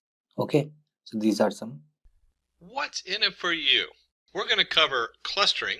What is clustering? K-means clustering, which is one of the most common used clustering tools out there, including a flowchart to understand K-means clustering and how it functions. And then we'll do an actual Python live demo on clustering of cars based on brands. Then we're going to cover logistic regression. What is logistic regression? Logistic regression curve and sigmoid function. And then we'll do another Python code demo to classify a tumor as malignant or benign based on features. And let's start with clustering. Suppose we have a pile of books of different genres. Now we divide them into different groups like fiction, horror, education, and as we can see from this young lady, she definitely is into heavy horror. You can just tell by those eyes and the maple Canadian leaf on her shirt. But we have fiction, horror, and education, and we want to go ahead and divide our books up. Well, organizing objects into groups based on similarity is clustering. And in this case, as we're looking at the books, we're talking about clustering things with known categories. But you can also use it to explore data. So you might not know the categories, you just know that you need to divide it up in some way to conquer the data and to organize it better. But in this case, we're going to be looking at clustering in specific categories. And let's just take a deeper look at that. We're going to use k-means clustering. K-means clustering is probably the most commonly used clustering tool in the machine learning library. K-means clustering is an example of unsupervised learning. If you remember from our previous thing, it is used when you have unlabeled data. So we don't know the answer yet. We have a bunch of data that we want to cluster into different groups. Define clusters in the data based on feature similarity. So we've introduced a couple terms here. We've already talked about unsupervised learning and unlabeled data. So we don't know the answer yet. We're just going to group stuff together and see if we can find an answer of how things connect. We've also introduced feature similarity, features being different features of the data. Now with books, we can easily see fiction and horror and history books, but a lot of times with data, some of that information isn't so easy to see right when we first look at it. And so k-means is one of those tools where we can start finding things that connect, that match with each other. Suppose we have these data points and want to assign them into a cluster.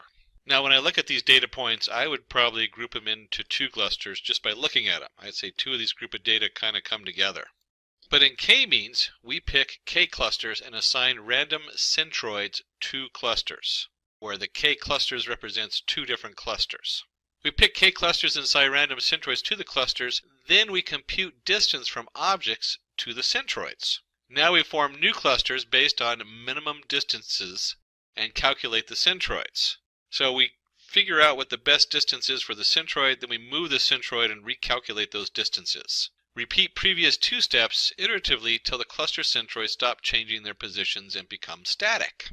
Repeat previous two steps iteratively till the cluster centroids stop changing and the positions become static. Once the clusters become static, then k-means clustering algorithm is said to be converged. And there's another term we see throughout machine learning is converged. That means whatever math we're using to figure out the answer has come to a solution, or it's converged on an answer. Shall we see the flow chart to understand? Make a little bit more sense by putting it into a nice easy step-by-step. So we start, we choose k, we'll look at the elbow method in just a moment. We assign random centroids to clusters, and sometimes you pick the centroids, because you might look at the data in a graph and say, oh, these are probably the central points. Then we compute the distance from the objects to the centroids. We take that and we form new clusters based on minimum distance and calculate their centroids. Then we compute the distance from objects to the new centroids. And then we go back and repeat those last two steps. We calculate the distances. So as we're doing it, it brings into the new centroid, and then we move the centroid around and we figure out which objects are closest to each centroid. So the objects can switch from one centroid to the other as the centroids are moved around. And we continue that until it is converged. Let's see an example of this.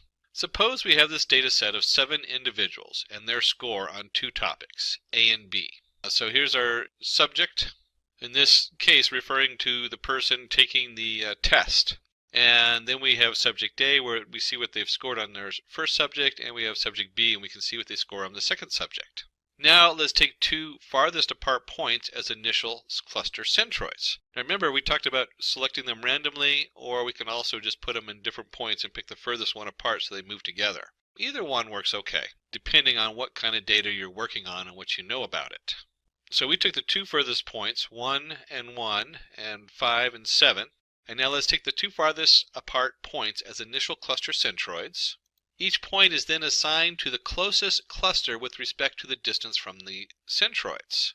So we take each one of these points in there, we measure that distance, and you can see that if we measured each of those distances And you'd use the Pythagorean theorem for a triangle in this case, because you know the x and the y, and you can figure out the diagonal line from that. Or you can just take a ruler and put it on your monitor. That'd be kind of silly, but it would work if you're just eyeballing it. You can see how they naturally come together in certain areas.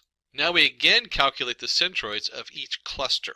So cluster 1 and then cluster 2, and we look at each individual dot. There's 1, 2, 3, we're in one cluster. The centroid then moves over. It becomes 1.8, 2.3. So remember it was at 1 and 1? Well, the very center of the data we're looking at would put it at the roughly 2, 2, but 1.8 and 2.3. And the second one, if we wanted to make the overall mean vector, the average vector of all the different distances to that centroid, we come up with 4, 1 and 5, 4. So we've now moved the centroids. We compare each individual's distance to its own cluster, mean, and to that of the opposite cluster, and we find, we can build a nice chart on here, that as we move that centroid around, we now have a new different kind of clustering of groups, and using Euclidean distance between the points and the mean, we get the same formula. You see new formulas coming up. So we have our individual dots, distance to the mean centroid of the cluster, and distance to the mean centroid of the cluster. Only individual 3 is nearer to the mean of the opposite cluster, cluster 2, than its own cluster 1. And you can see here in the diagram where we've kind of circled that one in the middle. So when we've moved the centroids of the clusters over, one of the points shifted to the other cluster because it's closer to that group of individuals. Thus, individual 3 is relocated to cluster 2, resulting in a new partition. And we regenerate all those numbers of how close they are to the different clusters. For the new clusters, we will find the actual cluster centroids. So now we move the centroids over, and you can see that we've now formed two very distinct clusters on here. On comparing the distance of each individual's distance to its own cluster mean and to that of the opposite cluster, we find that the data points are stable, hence we have our final clusters. Now, if you remember, I brought up a concept earlier, on the k-means algorithm. Choosing the right value of k will help in less number of iterations. And to find the appropriate number of clusters in a data set, we use the elbow method. And within sum of squares, WSS, is defined as the sum of the squared distance between each member of the cluster and its centroid. And so you see what we've done here is we have the number of clusters. And as you do the same k-means algorithm over the different clusters, and you calculate what that centroid looks like, and you find the optimal, you can actually find the optimal number of clusters using the elbow of the graph, is called as the elbow method. And on this, we guessed at 2 just by looking at the data. But as you can see, the slope, you actually just look for right there where the elbow is in the slope, and you have a clear answer that we want 2 different, to start with k-means equals 2. A lot of times people end up computing k-means equals 2, 3, 4, 5 until they find the value which fits on the elbow joint. Sometimes you can just look at the data, and if you're really good with that specific domain, remember domain, I mentioned that last time, you'll know that where to pick those numbers or where to start guessing at what that k value is. So let's take this, and we're going to use a use case using k-means clustering to cluster cars into brands using parameters such as horsepower, cubic inches, make, year, etc. So we're going to use the dataset cars data, having information about 3 brands of cars, Toyota, Honda, and Nissan. We'll go back to my favorite tool, the Anaconda Navigator with the Jupyter Notebook. And let's go ahead and flip over to our Jupyter Notebook. And in our Jupyter Notebook, I'm going to go ahead and just paste the basic code that we usually start a lot of these off with. We're not going to go too much into this code because we've already discussed NumPy, we've already discussed Matplotlib library, and pandas. NumPy being the number array, pandas being the pandas data frame, and Matplot for the graphing. And don't forget, since if you're using the Jupyter Notebook, you do need the Matplot library inline so that it plots everything on the screen. If you're using a different Python editor, then you probably don't need that because it'll have a pop-up window on your computer. And we'll go ahead and run this just to load our libraries and our setup into here. The next step is, of course, to look at our data, which I've already opened up in a spreadsheet. And you can see here we have the miles per gallon, cylinders, cubic inches, horsepower, weight pounds, how heavy it is, time it takes to get to 60. My card is probably on this one at about 80 or 90. What year it is. So this is, you can actually see this is kind of older cars, and then the brand, Toyota, Honda, Nissan. So the different cars are coming from all the way from 1971 if we scroll down to the 80s. We have between the 70s and 80s a number of cars that they've put out. And let's when we come back here, we're going to do importing the data. So we'll go ahead and do dataset equals. And we'll use pandas to read this in, and it's from a CSV file. Remember, you can always post this in the comments and request the data files for these, either in the comments here on the YouTube video or go to Simplilearn.com and request that. The cars CSV, I put it in the same folder as the code that I've stored. So my Python code is stored in the same folder, so I don't have to put the full path. If you store them in different folders, you do have to change this and double check your name variables. And we'll go ahead and run this, and we've chosen dataset arbitrarily because it's a dataset we're importing, and we've now imported our cars CSV into the dataset. As you know, you have to prep the data, so we're going to create the X data. This is the one that we're going to try to figure out what's going on with.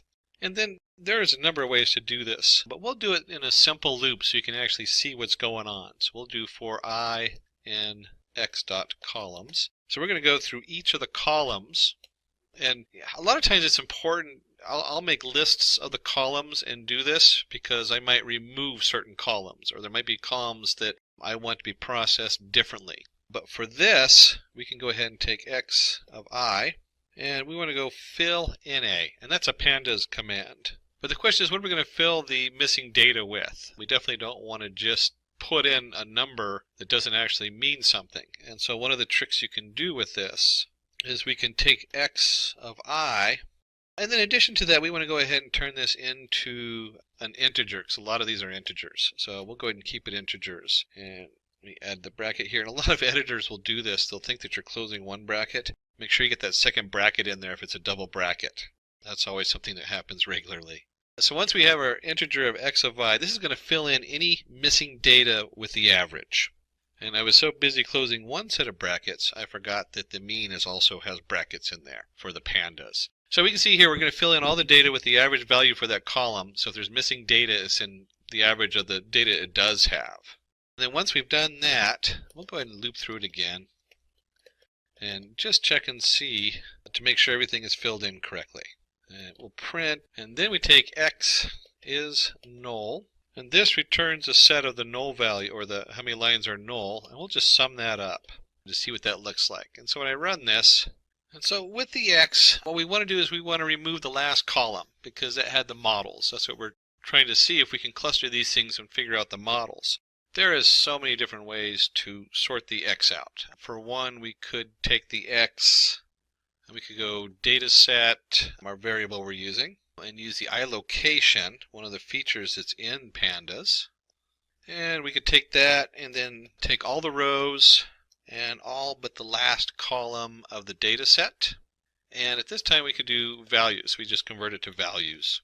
So that's one way to do this. And let me just put this down here and print X, it's a capital X we chose. And I run this, you can see it's just the values.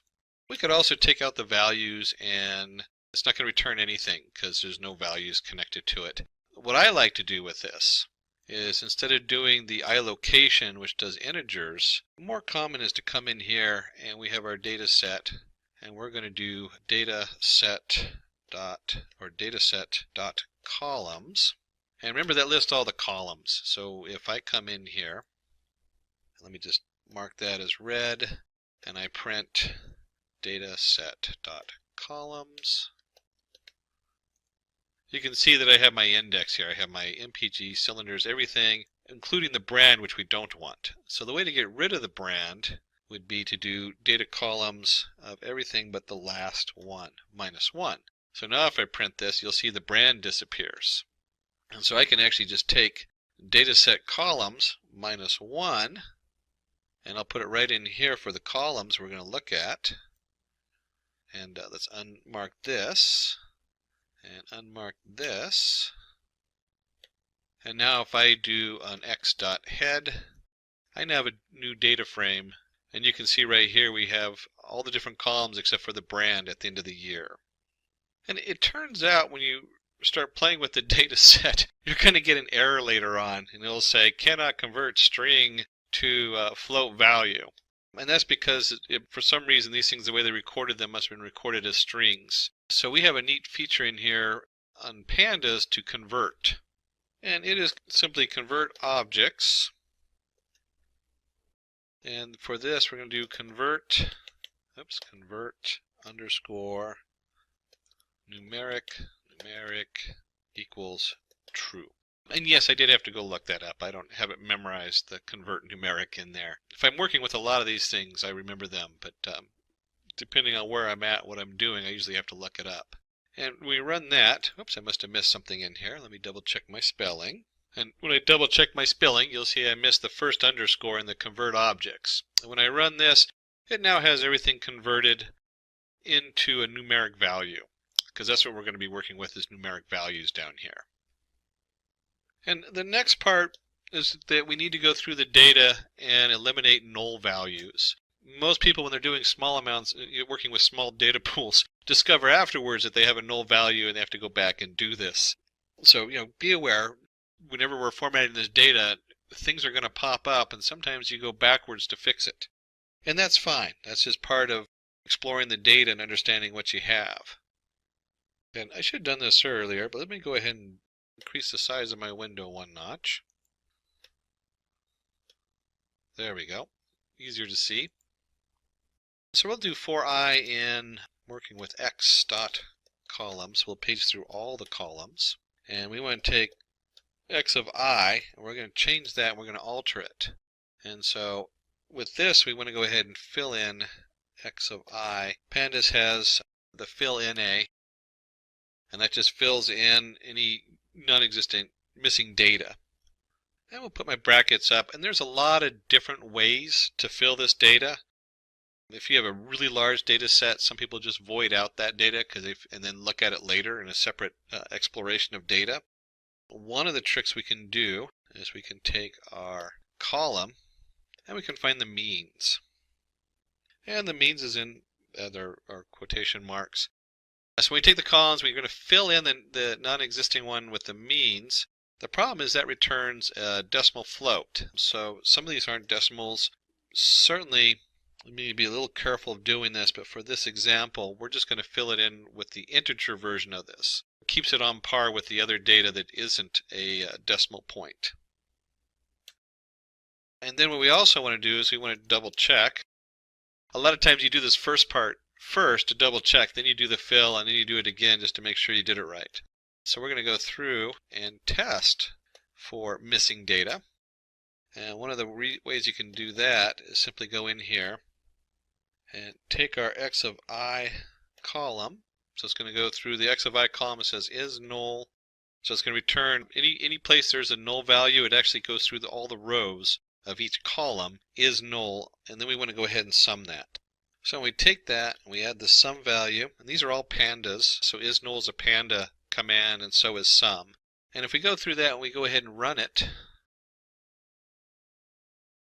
and we go ahead and take and run that, you'll see that all the columns have 0 null values. So we've now tested and double checked, and our data is nice and clean. We have no null values. Everything is now a number value. We turned it into numeric. And we've removed the last column in our data. And at this point, we're actually going to start using the elbow method to find the optimal number of clusters. So we're now actually getting into the sklearn part, the k-means clustering on here. I guess we'll go ahead and zoom it up one more notch so you can see what I'm typing in here. And then from sklearn, we're going to our sklearn cluster, we're going to import k-means. I always forget to capitalize the k and the m when I do this. So it's capital K, capital M, k-means. And we'll go ahead and create a array, WCSS equals, we'll make it an empty array. If you remember from the elbow method from our slide, within the sum of squares, WSS is defined as the sum of square distance between each member of the cluster and its centroid. So we're looking at that change in differences as far as a square distance. And we're going to run this over a number of k-mean values. In fact, let's go for I in range, we'll do 11 of them. Range 0 of 11. And the first thing we're going to do is we're going to create the actual, we'll do it all lowercase. And so we're going to create this object from the k-means that we just imported.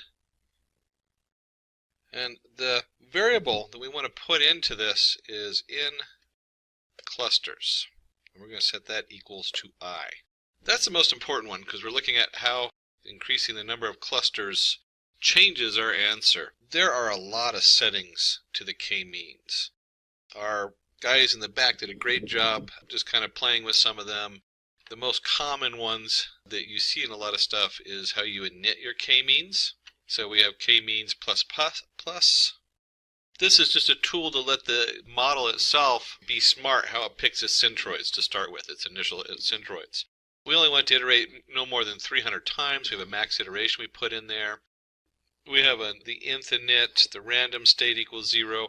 You really don't need to worry too much about these when you're first learning this. As you start digging in deeper, you start finding that these are shortcuts that will speed up the process as far as the setup. But the big one that we're working with is the in clusters equals I. So we're going to literally train our k-means 11 times. We're going to do this process 11 times. And if you're working with big data, you know the first thing you do is you run a small sample of the data so you can test all your stuff on it. And you can already see the problem that if I'm going to iterate through a terabyte of data 11 times, and then the k-means itself is iterating through the data multiple times, that's a heck of a process. So you got to be a little careful with this. A lot of times, though, you can find your elbow, using the elbow method, find your optimal number on a sample of data, especially if you're working with larger data sources. So we want to go ahead and take our k-means, and we're just going to fit it. If you're looking at any of the sklearn, very common, you fit your model. And if you remember correctly, our variable we're using is the capital X. And once we fit this value, we go back to the array we made, and we want to go ahead and just append that value on the end. And it's not the actual fit we're pinning in there, it's when it generates the value you're looking for is inertia. So k-means.inertia will pull that specific value out that we need. And let's get a visual on this. We'll do our PLT plot, and what we're plotting here is first the x-axis, which is range 0, 11, so that will generate a nice little plot there, and the WCSS for our y-axis. It's always nice to give our plot a title, and let's see, we'll just give it the elbow method for the title, and let's get some labels. So let's go ahead and do PLT X label, and what we'll do number of clusters for that, and PLT Y label. And for that we can do, there we go, WCSS, since that's what we're doing on the plot on there. And finally we want to go ahead and display our graph, which is simply PLT dot show. There we go. And because we have it set to inline, it'll appear inline. Hopefully I didn't make a type error on there. And you can see we get a very nice graph. You can see a very nice elbow joint there at 2, and again right around 3 and 4, and then after that there's not very much. Now, as a data scientist, if I was looking at this, I would do either 3 or 4, and I'd actually try both of them to see what the output looked like. And they've already tried this in the back, so we're just going to use 3 as a setup on here. And let's go ahead and see what that looks like when we actually use this to show the different kinds of cars. And so let's go ahead and apply the k-means to the cars data set. And basically we're going to copy the code that we looped through up above, where k-means equals k-means number of clusters, and we're just going to set the number of clusters to 3, since that's what we're going to look for. And you could do 3 and 4 on this and graph them just to see how they come up differently. It'd be kind of curious to look at that. But for this we're just going to set it to 3. Go ahead and create our own variable, y k-means, for our answers. And we're going to set that equal to, whoops, a double equal there, to k-means, but we're not going to do a fit. We're going to do a fit predict is the setup you want to use. And when you're using untrained models, you'll see a slightly different, because usually you see fit and then you see just the predict. But we want to both fit and predict the k-means on this. And that's fit underscore predict, and then our capital X is the data we're working with. And before we plot this data, we're going to do a little pandas trick. We're going to take our x value and we're going to set x as matrix. So we're converting this into a nice rows and columns kind of setup, but we're going to have columns equals none, so it's just going to be a matrix of data in here. And let's go ahead and run that. Like a little warning. You'll see these warnings pop up because things are always being updated. So there's like minor changes in the versions and future versions. Instead of matrix, now it's more common to set it dot values instead of doing as matrix. But as matrix works just fine for right now, and you'll want to update that later on. But let's go ahead and dive in and plot this and see what that looks like. And before we dive into plotting this data, I always like to take a look and see what I am plotting. So let's take a look at why k-means, and I'm just going to print that out down here.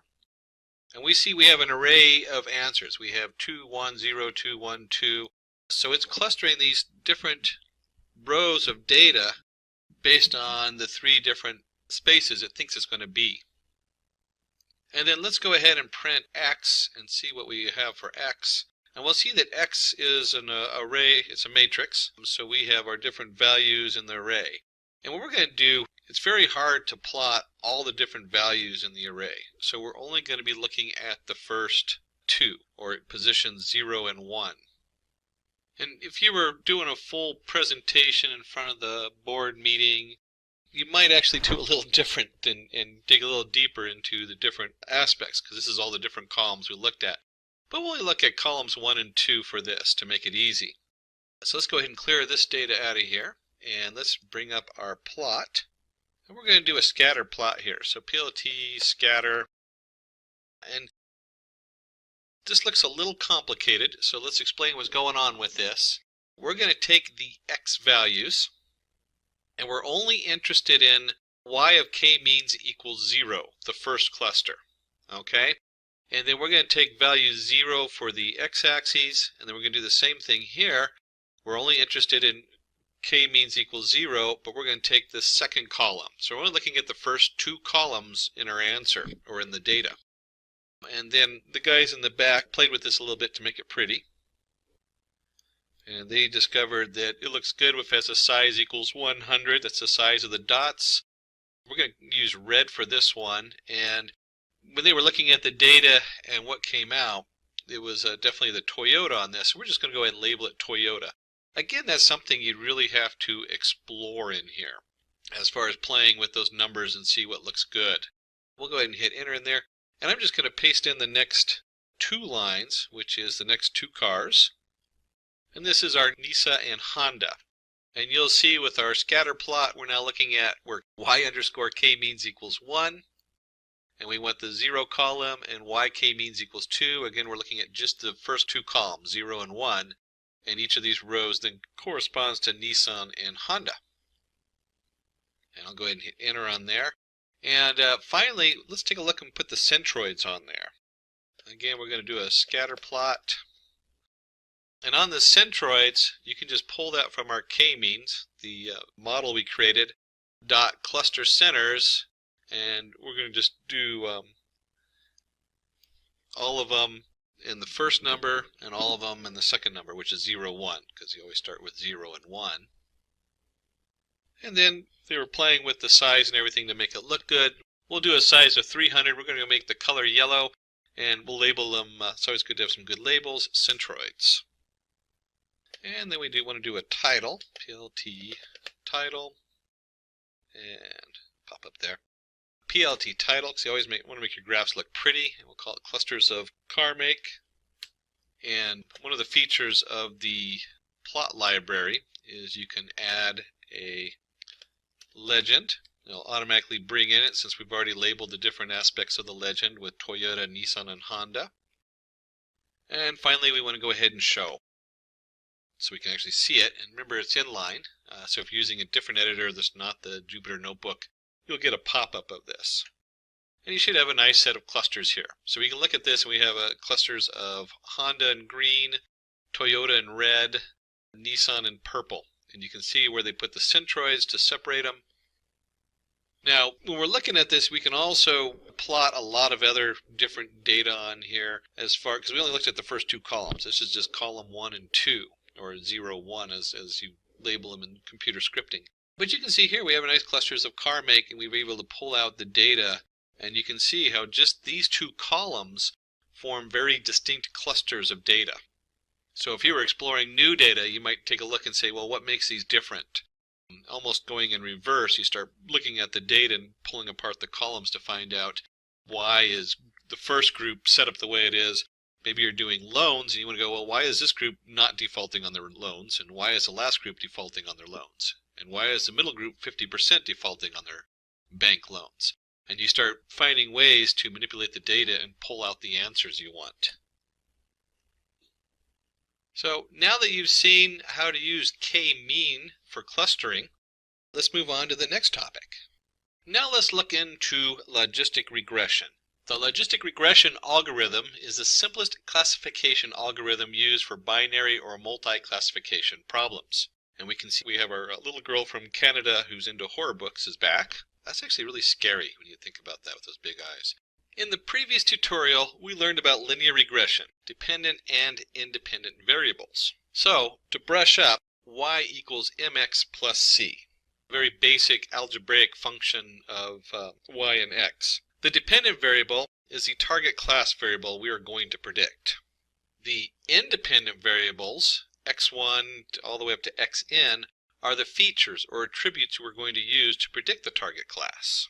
We know what a linear regression looks like, but using the graph we cannot divide the outcome into categories. It's really hard to categorize 1.5, 3.6, 9.8. For example, a linear regression graph can tell us that with increase in number of hours studied, the marks of a student will increase, but it will not tell us whether the student will pass or not. In such cases where we need the output as categorical value, we will use logistic regression. And for that we're going to use the sigmoid function. So you can see here we have our marks, 0 to 100, number of hours studied. That's going to be what they're comparing it to in this example.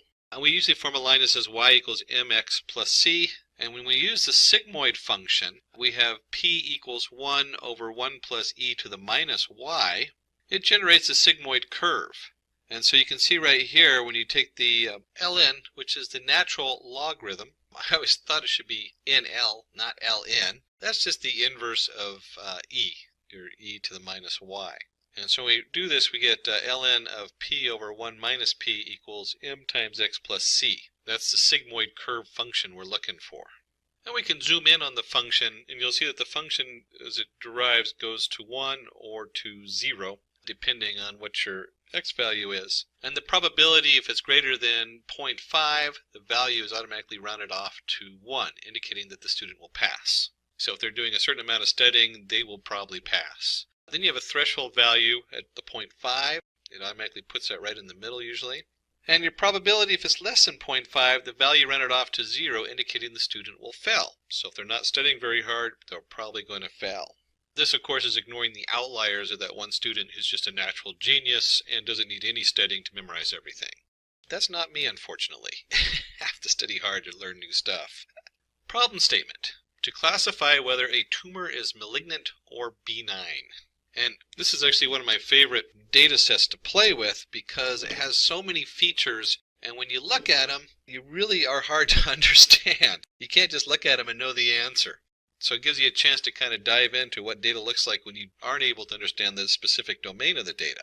But I also want you to remind you that in the domain of medicine, if I told you that my probability was really good at classified things at, say, 90% or 95%, and I'm classifying whether you're going to have a malignant or a benign tumor, I'm guessing that you're going to go get it tested anyways. So you got to remember the domain we're working with. So why would you want to do that if you know you're just going to go get a biopsy because, you know, it's that serious? This is like an all or nothing. Just referencing the domain, it's important. It might help the doctor know where to look just by understanding what kind of tumor it is. So it might help them or aid them in something they missed from before. So let's go ahead and dive into the code, and I'll come back to the domain part of it in just a minute. So use case, and we're going to do our normal imports here, where we're importing NumPy, Pandas, Seaborn, the Matplot library, and we're going to do Matplot library inline since I'm going to switch over to Anaconda. So let's go ahead and flip over there and get this started. So I've opened up a new window in my Anaconda Jupyter Notebook.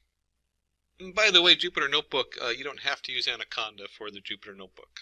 I just love the interface and all the tools that Anaconda brings. So we got our import numpy as in P for our numpy number array. We have our pandas PD. We're going to bring in Seaborn to help us with our graphs as SNS. So many really nice tools in both Seaborn and Matplot library. Then we'll do our matplotlibary.pyplot as PLT, and then of course we want to let it know to do it in line. And let's go ahead and just run that so it's all set up. And we're just going to call our data, not creative today, equals PD, and this happens to be in a CSV file. So we'll use the pd.read_CSV, and I happen to name the file, or renamed it, data for p2.csv. You can, of course, write in the comments below the YouTube and request for the data set itself, or go to the Simplilearn website, and we'll be happy to supply that for you. And let's just open up the data before we go any further, and let's just see what it looks like in a spreadsheet. So when I pop it open in a local spreadsheet, and this is just a CSV file, comma separated variables, we have an ID, so I guess they categorize this for reference, or what ID, which test was done. The diagnosis, M for malignant, B for B9, so there's two different options on there. And that's what we're going to try to predict, is the M and B, and test it. And then we have like the radius mean or average, the texture average, perimeter mean, area mean, smoothness. I don't know about you, but unless you're a doctor in the field, most of the stuff, I mean, you can guess what concave means just by the term concave, but I really wouldn't know what that means in the measurements they're taking. So they have all kinds of stuff like how smooth it is, the symmetry, and these are all float values. We can just page through them real quick, and you'll see there's, I believe, 36 if I remember correctly in this one. So there's a lot of different values they take, and all these measurements they take when they go in there and they take a look at the different growth, the tumorous growth. So back in our data, and I put this in the same folder as the code, so I saved this code in that folder. Obviously, if you have it in a different location, you want to put the full path in there, and we'll just do pandas first 5 lines of data with the data.head. When we run that, we can see that we have pretty much what we just looked at. We have an ID, we have a diagnosis. If we go all the way across, you'll see all the different columns coming across displayed nicely for our data. And while we're exploring the data, our Seaborn, which we referenced as SNS, makes it very easy to go in here and do a joint plot. You'll notice very similar to, because it is sitting on top of the plot library, so the joint plot does a lot of work for us. And we're just going to look at the first 2 columns that we're interested in, the radius mean and the texture mean. We'll just look at those 2 columns.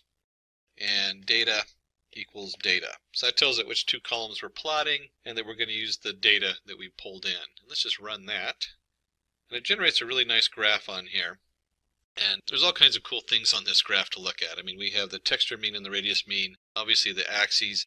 You can also see,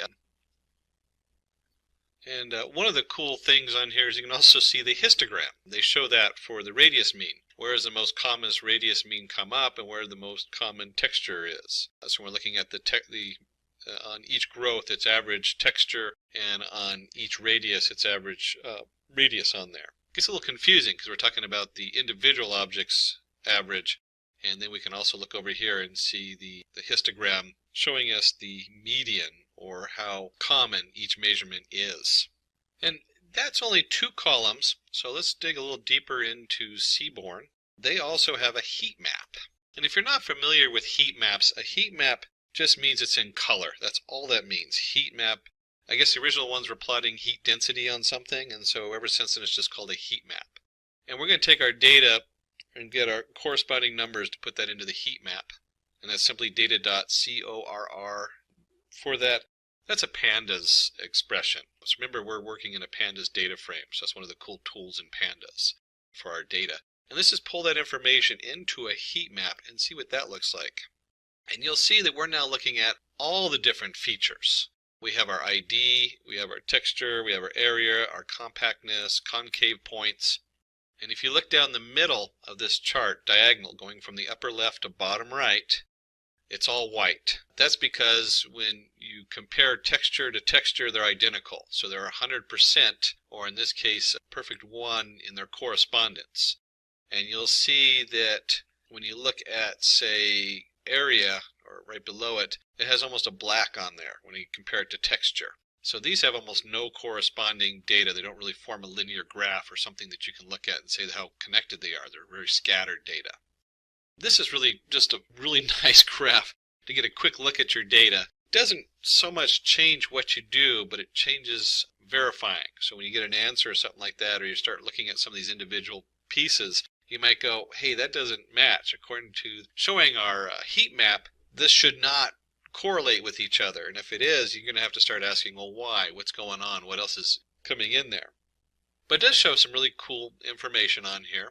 I mean, we can see from the ID, there's no real one feature that just says, if you go across the top line, that lights up. There's no one feature that says, hey, if the area is a certain size, then it's going to be benign or malignant. It says there's some that sort of add up. And that's a big hint in the data that we're trying to ID this, whether it's malignant or benign. That's a big hint to us as data scientists to go, okay, we can't solve this with any one feature. It's going to be something that includes all the features, or many of the different features, to come up with a solution for it. And while we're exploring the data, let's explore one more area, and let's look at data.isNull. We want to check for null values in our data. If you remember from earlier in this tutorial, we did it a little differently where we added stuff up and summed them up. You can actually, with pandas, do it really quickly, data.isNull, and sum it, and it's going to go across all the columns. So when I run this, you're going to see all the columns come up with no null data. So we've just to rehash these last few steps, we've done a lot of exploration. We have looked at the first two columns and seen how they plot with the seaborne, with a joint plot, which shows both the histogram and the data plotted on the XY coordinates. And obviously, you can do that more in detail with different columns and see how they plot together. And then we took and did the seaborne heat map, the SNS heat map of the data. And you can see right here where it did a nice job showing us some bright spots where stuff correlates with each other and forms a very nice combination or points of scattering points. And you can also see areas that don't. And then finally we went ahead and checked the data. Is the data null value? Do we have any missing data in there? Very important step because it'll crash later on. If you forget to do this step, it will remind you when you get that nice error code that says null values. Okay, so not a big deal if you miss it, but it's no fun having to go back when you're in a huge process and you've missed this step, and now you're 10 steps later and you got to go remember where you were pulling the data in. So we need to go ahead and pull out our x and our y. So we just put that down here, and we'll set the x equal to, and there's a lot of different options here. Certainly we could do x equals all the columns except for the first two, because if you remember, the first two is the ID and the diagnosis. So that certainly would be an option. But what we're going to do is we're actually going to focus on the worst radius, the worst texture, parameter, area, smoothness, compactness, and so on. One of the reasons to start dividing your data up when you're looking at this information is sometimes the data will be the same data coming in. So if I have two measurements coming into my model, it might overweigh them. It might overpower the other measurements because it's basically taking that information in twice. That's a little bit past the scope of this tutorial. What I want you to take away from this, though, is that we are dividing the data up into pieces, and our team in the back went ahead and said, hey, let's just look at the worst. So I'm going to create an array, and you'll see this array, radius worst, texture worst, perimeter worst. We've just taken the worst of the worst, and I'm just going to put that in my x. So this x is still a pandas data frame, but it's just those columns. And our y, if you remember correctly, is going to be, oops, hold on one second. It's not x, it's data. There we go. So x equals data, and then it's a list of the different columns, the worst of the worst. And if we're going to take that, then we have to have our answer for our y, for the stuff we know. And if you remember correctly, we're just going to be looking at the diagnosis. That's all we care about is what is it diagnosed? Is it benign or malignant? And since it's a single column, we can just do diagnosis. Oh, I forgot to put the brackets. There we go. Okay. So it's just diagnosis on there. And we can also real quickly do like x.head if you want to see what that looks like. and y dot head and run this. And you'll see it only does the last one. I forgot about that if you don't do print. You can see that the y dot head is just MMM because the first ones are all malignant. And if I run this, the x dot head is just the first 5 values of radius worst, texture worst, parameter worst, area worst, and so on. I'll go ahead and take that out. So moving down to the next step, we've built our 2 data sets, our answer and then the features we want to look at. In data science, it's very important to test your model. So we do that by splitting the data. And from sklearn model selection, we're going to import train test split. So we're going to split it into 2 groups. There are so many ways to do this. I noticed in one of the more modern ways, they actually split it into 3 groups. And then you model each group and test it against the other groups. So you have all kinds of, and there's reasons for that, which is past the scope of this, and for this particular example isn't necessary. For this, we're just going to split it into 2 groups, one to train our data and one to test our data. And the sklearn model selection, we have train test split. You could write your own quick code to do this where you just randomly divide the data up into 2 groups, but they do it for us nicely. And we can actually do it in one statement with this, where we're going to generate 4 variables, capital X train, capital X test. So we have our training data we're going to use to fit the model, and then we need something to test it. And then we have our Y train, so we're going to train the answer, and then we have our test. So this is the stuff we want to see how good it did on our model. And we'll go ahead and take our train test split that we just imported. And we're going to do X and our Y, our 2 different data that's going in for our split. And then the guys in the back came up and wanted us to go ahead and use a test size equals 0.3. That's test underscore size. Random state, it's always nice to kind of switch your random state around, but not that important.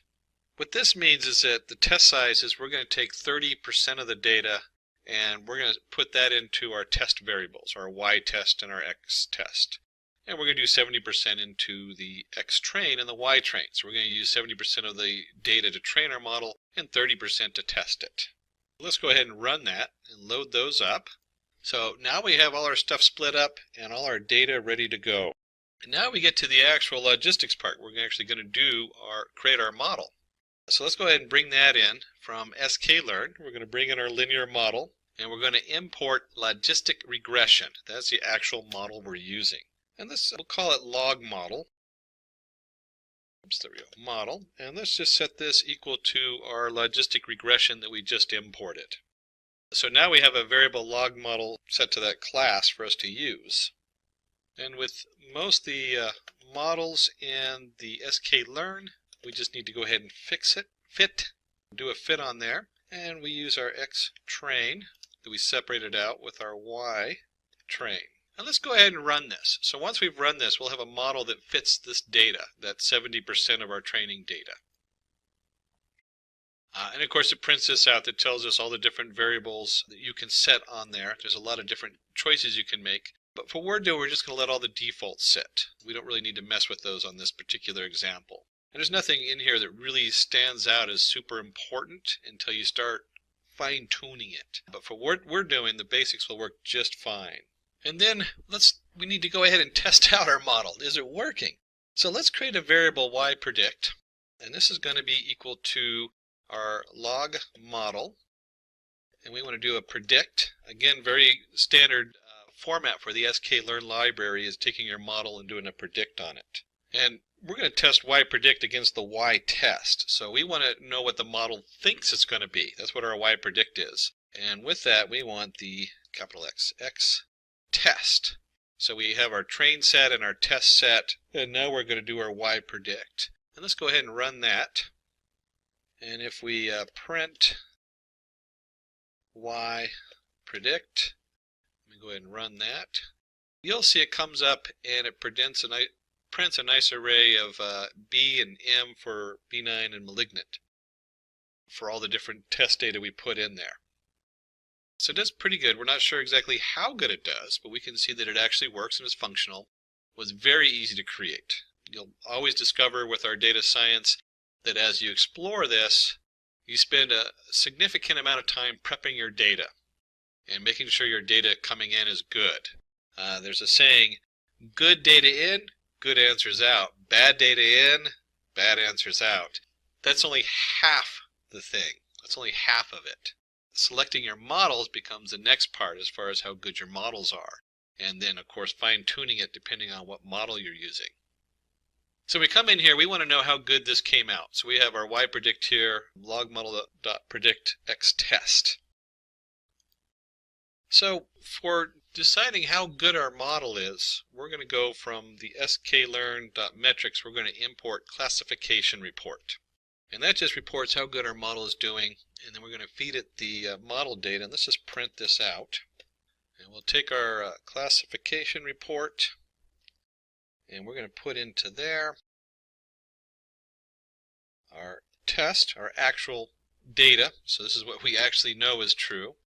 And our prediction, what our model predicted for that data on the test side. And let's run that and see what that does. So we pull that up, you'll see that we have a precision for benign and malignant B and M. And we have a precision of 93 and 91, a total of 92. So it's kind of the average between these two of 92. There's all kinds of different information on here. Your F1 score, your recall, your support coming through on this. And for this, I'll go ahead and just flip back to our slides that they put together for describing it. And so here we're going to look at the precision using the classification report. And you see this is the same printout I had up above. Some of the numbers might be different because it does randomly pick out which data we're using. So this model is able to predict the type of tumor with 91% accuracy. So we look back here, you'll see where we have benign and malignant. It actually is 92 coming up here. But we're looking at about a 91% precision. And remember, I reminded you about domain. So when we're talking about the domain of a medical domain with a very catastrophic outcome, at 91 or 92% precision, you're still going to go in there and have somebody do a biopsy on it. Very different than if you're investing money and there's a 92% chance you're going to earn 10%. And 8% chance you're going to lose 8%, you're probably going to bet the money because at that odds it's pretty good that you'll make some money. And in the long run, you do that enough, you definitely will make money. And also with this domain, I've actually seen them use this to identify different forms of cancer. That's one of the things that they're starting to use these models for, because then it helps the doctor know what to investigate.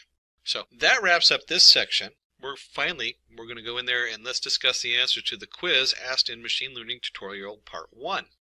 Can you tell what's happening in the following cases? Grouping documents into different categories based on the topic and content of each document. This is an example of clustering where k-means clustering can be used to group the documents by topics using bag of words approach. So if you've gotten in there that you're looking for clustering, and hopefully you had at least one or two examples like k-means that are used for clustering different things, then give yourself a 2 thumbs up. B. Identifying handwritten digits in images correctly. This is an example of classification. The traditional approach to solving this would be to extract digit-dependent features like curvature of different digits, etc., and then use a classifier like SVM to distinguish between images. Again, if you got the fact that it's a classification example, give yourself a thumb up, and if you're able to go, hey, let's use SVM or another model for this, give yourself those 2 thumbs up on it. C. Behavior of a website indicating that the site is not working as designed. This is an example of anomaly detection. In this case, the algorithm learns what is normal and what is not normal, usually by observing the logs of the website. Give yourself a thumbs up if you got that one.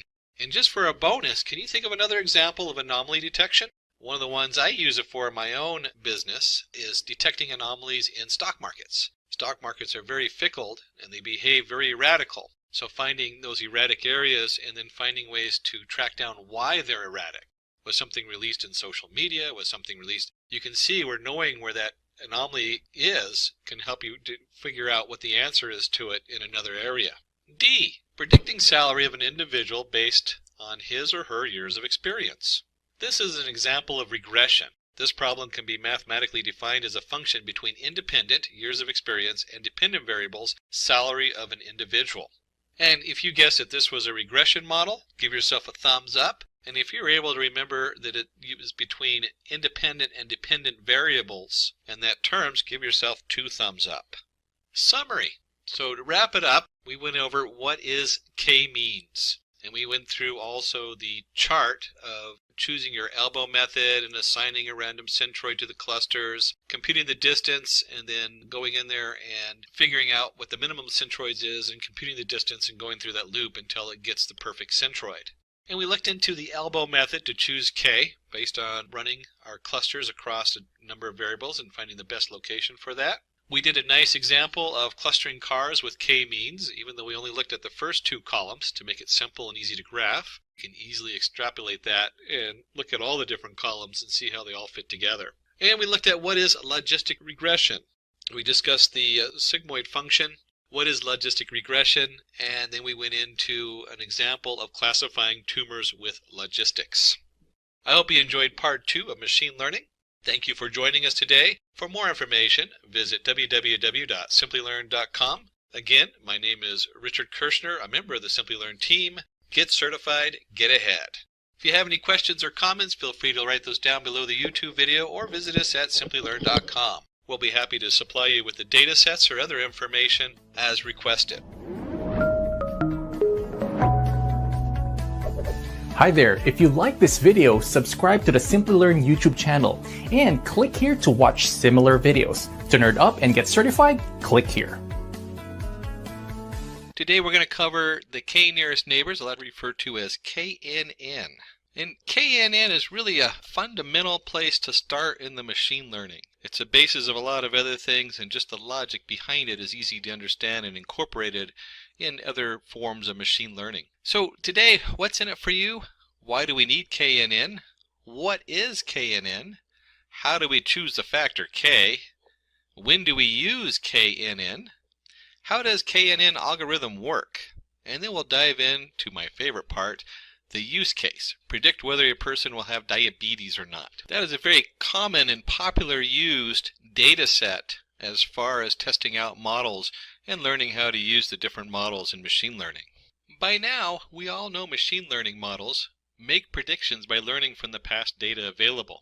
So we have our input values, our machine learning model builds on those inputs of what we already know, and then we use that to create a predicted output. Is that a dog? Little kid looking over there and watching the black cat cross their path. No, dear, you can differentiate between a cat and a dog based on their characteristics. Cats. Cats have sharp claws, uses to climb, smaller length of ears, meows and purrs, doesn't love to play around. Dogs have dull claws, bigger length of ears, barks, loves to run around. You usually don't see a cat running around people, although I do have a cat that does that, where dogs do. And we can look at these, we can say, we can evaluate the sharpness of the claws, how sharp are their claws, and we can evaluate the length of the ears, and we can usually sort out cats from dogs based on even those 2 characteristics. Now tell me if it is a cat or a dog. An odd question, usually little kids know cats and dogs by now, unless they live in a place where there's not many cats or dogs. So if we look at the sharpness of the claws, the length of the ears, and we can see that the cat has smaller ears and sharper claws than the other animals. Its features are more like cats. It must be a cat. Sharp claws, length of ears, and it goes in the cat group. Because KNN is based on feature similarity, we can do classification using KNN classifier. So we have our input value, the picture of the black cat. It goes into our trained model, and it predicts that this is a cat coming out. So what is KNN? What is the KNN algorithm?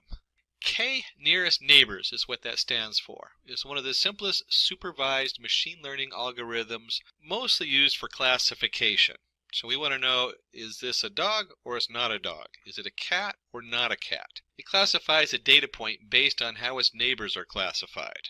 KNN stores all available cases and classifies new cases based on a similarity measure. And here we gone from cats and dogs right into wine, another favorite of mine. KNN stores all available cases and classifies new cases based on a similarity measure. And here you see we have a measurement of sulfur dioxide versus the chloride level, and then the different wines they've tested and where they fall on that graph based on how much sulfur dioxide and how much chloride. K in KNN is a perimeter that refers to the number of nearest neighbors to include in the majority of the voting process. And so if we add a new glass of wine there, red or white, we want to know what the neighbors are. In this case, we're going to put K equals 5. We'll talk about K in just a minute. A data point is classified by the majority of votes from its 5 nearest neighbors. Here, the unknown point would be classified as red since 4 out of 5 neighbors are red. So how do we choose K? How do we know K equals 5?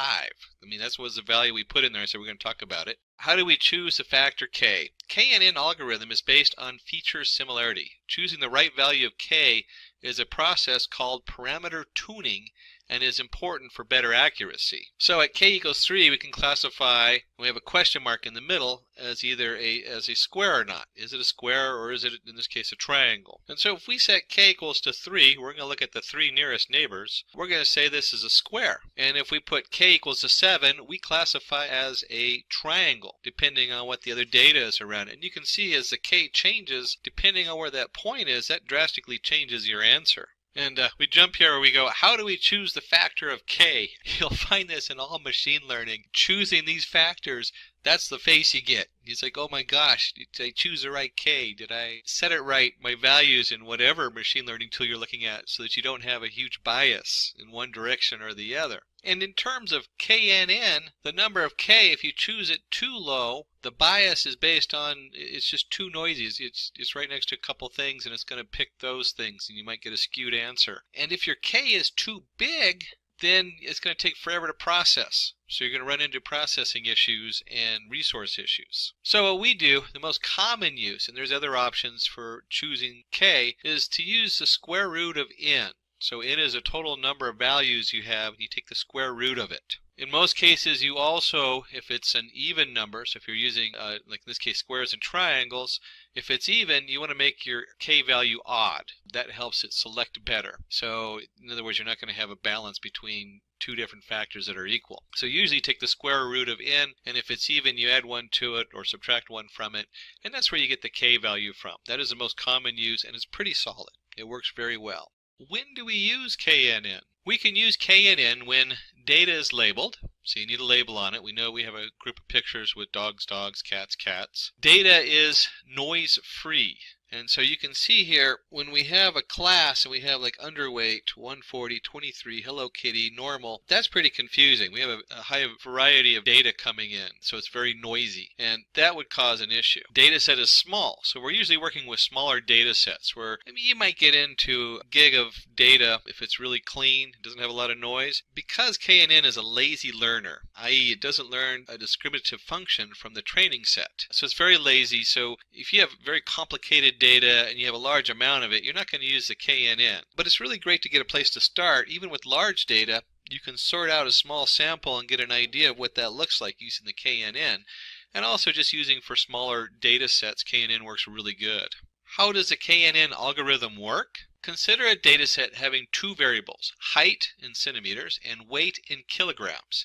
And each point is classified as normal or underweight. So we can see right here we have 2 variables, true, false. They're either normal or they're not. They're underweight. On the basis of the given data, we have to classify the below set as normal or underweight using KNN. So if we have new data coming in that says 57 kilograms and 177 centimeters, is that going to be normal or underweight? To find the nearest neighbors, we'll calculate the Euclidean distance. According to the Euclidean distance formula, the distance between 2 points in the plane with the coordinates x, y, and ab is given by distance d equals the square root of x minus a squared plus y minus b squared. And you can remember that from the 2 edges of a triangle. We're computing the 3rd edge since we know the x side and the y side. Let's calculate it to understand clearly. So we have our unknown point, and we placed it there in red, and we have our other points where the data is scattered around. The distance d1 is the square root of 170 minus 167 squared plus 57 minus 51 squared, which is about 6.7. And distance 2 is about 13, and distance 3 is about 13.4. Similarly, we will calculate the Euclidean distance of unknown data point from all the points in the data set. And because we're dealing with small amount of data, that's not that hard to do, and it's actually pretty quick for a computer. And it's not a really complicated math, so you can just see how close is the data based on the Euclidean distance. Hence, we have calculated the Euclidean distance of unknown data point from all the points as shown, where x1 and y1 equal 57 and 170, whose class we have to classify. So now we're looking at that, we're saying, well, here's the Euclidean distance. Who's going to be their closest neighbors? Now let's calculate the nearest neighbor at k equals 3. And we can see the 3 closest neighbors puts them at normal. And that's pretty self-evident. When you look at this graph, it's pretty easy to say, okay, we're just voting. Normal, normal, normal, 3 votes for normal. This is going to be a normal weight. So majority of neighbors are pointing towards normal. Hence, as per KNN algorithm, the class of 57,170 should be normal. So a recap of KNN. Positive integer k is specified along with a new sample. We select the k entries in our database which are closest to the new sample. We find the most common classification of these entries. This is the classification we give to the new sample. So as you can see, it's pretty straightforward. We're just looking for the closest things that match what we got. So let's take a look and see what that looks like in a use case in Python. So let's dive into the predict diabetes use case. So use case, predict diabetes. The objective, predict whether a person will be diagnosed with diabetes or not. We have a data set of 768 people who were or were not diagnosed with diabetes. And let's go ahead and open that file and just take a look at that data. And this is in a simple spreadsheet format. The data itself is comma separated, very common set of data, and it's also a very common way to get the data. And you can see here we have columns A through I. That's what, 1, 2, 3, 4, 5, 6, 7, 8. 8 columns with a particular attribute, and then the 9th column, which is the outcome, is whether they have diabetes. As a data scientist, the first thing you should be looking at is insulin. Well, you know, if someone has insulin, they have diabetes because that's why they're taking it. And that could cause issue in some of the machine learning packages, but for a very basic setup, this works fine for doing the KNN. And the next thing you notice is it didn't take very much to open it up. I can scroll down to the bottom of the data. There's 768. It's pretty much a small data set. You know, at 769, I can easily fit this into my RAM on my computer. I can look at it, I can manipulate it, and it's not going to really tax just a regular desktop computer. You don't even need an enterprise version to run a lot of this. So let's start with importing all the tools we need. And before that, of course, we need to discuss what IDE I'm using. Certainly you can use any particular editor for Python, but I like to use for doing very basic visual stuff the Anaconda, which is great for doing demos, with the Jupyter Notebook. And just a quick view of the Anaconda Navigator, which is the new release out there, which is really nice. You can see under Home, I can choose my application. We're going to be using Python 3.6. I have a couple different versions on this particular machine. If I go under Environments, I can create a unique environment for each one, which is nice. And there's even a little button there where I can install different packages. So if I click on that button and open the terminal, I can then use a simple pip install to install different packages I'm working with. Let's go ahead and go back under Home, and we're going to launch our notebook. And I've already, kind of like the old cooking shows, I've already prepared a lot of my stuff, so we don't have to wait for it to launch because it takes a few minutes for it to open up a browser window. In this case, it's going to open up Chrome because that's my default that I use. And since the script is pre-done, you'll see I have a number of windows open up at the top, the one we're working in. And since we're working on the KNN predict whether a person will have diabetes or not, let's go ahead and put that title in there. And I'm also going to go up here and click on Cell. Actually, we want to go ahead and first insert a cell below, and then I'm going to go back up to the top cell, and I'm going to change the cell type to Markdown. That means this is not going to run as Python. It's a Markdown language. So if I run this first one, it comes up in nice big letters, which is kind of nice. Remind us what we're working on. And by now, you should be familiar with doing all of our imports. We're going to import the pandas as PD, import numpy as NP. Pandas is the pandas data frame, and numpy is a number array. Very powerful tools to use in here. So we have our imports. So we've brought in our pandas, our numpy, our two general Python tools. And then you can see over here we have our train test split. By now you should be familiar with splitting the data. We want to split part of it for training our thing and then training our particular model. And then we want to go ahead and test the remaining data to see how good it is. Pre-processing, a standard scalar preprocessor, so we don't have a bias of really large numbers. Remember, in the data we had like number of pregnancies isn't going to get very large, where the amount of insulin they take can get up to 256. So 256 versus 6, that will skew results. So we want to go ahead and change that so that they're all uniform between -1 and 1. And then the actual tool. This is the k-neighbors classifier we're going to use. And finally, the last three are 3 tools to test, all about testing our model. How good is it? We just put down test on there. And we have our confusion matrix, our F1 score, and our accuracy. So we have our 2 general Python modules we're importing, and then we have our 6 modules specific from the sklearn setup. And then we do need to go ahead and run this, so that these are actually imported. There we go. And then move on to the next step. And so in this set, we're going to go ahead and load the database. We're going to use pandas. Remember, pandas is PD. And we'll take a look at the data in Python. We looked at it in a simple spreadsheet, but usually I like to also pull it up so that we can see what we're doing. So here's our data set equals pd.readcsv. That's a pandas command. And the diabetes folder I just put in the same folder where my IPython script is. If you put it in a different folder, you'd need the full length on there. We can also do a quick length of the data set. That is a simple Python command, len for length. We might even, let's go ahead and print that. We'll go print. And if you do it on its own line, length.dataset in the Jupyter Notebook, it'll automatically print it. But when you're in most of your different setups, you want to do the print in front of there. And then we want to take a look at the actual data set. And since we're in pandas, we can simply do dataset head. And again, let's go ahead and add the print in there. If you put a bunch of these in a row, you know, the dataset 1 head, dataset 2 head, it only prints out the last one. So I usually always like to keep the print statement in there. But because most projects only use one data frame, pandas data frame, doing it this way doesn't really matter. The other way works just fine. And you can see when we hit the run button, we have the 768 lines, which we knew, and we have our pregnancies. It's automatically given a label on the left. Remember, the head only shows the first 5 lines. So we have 0 through 4. And just a quick look at the data, you can see it matches what we looked at before. We have pregnancy, glucose, blood pressure, all the way to age, and then the outcome on the end. And we're going to do a couple things in this next step. We're going to create a list of columns where we can't have 0. There's no such thing as 0 skin thickness or 0 blood pressure, 0 glucose. Any of those, you'd be dead. So not a really good factor if they have a 0 in there because they didn't have the data. And we'll take a look at that because we're going to start replacing that information with a couple of different things. And let's see what that looks like. So first we create a nice list. As you can see, we have the values we talked about: glucose, blood pressure, skin thickness.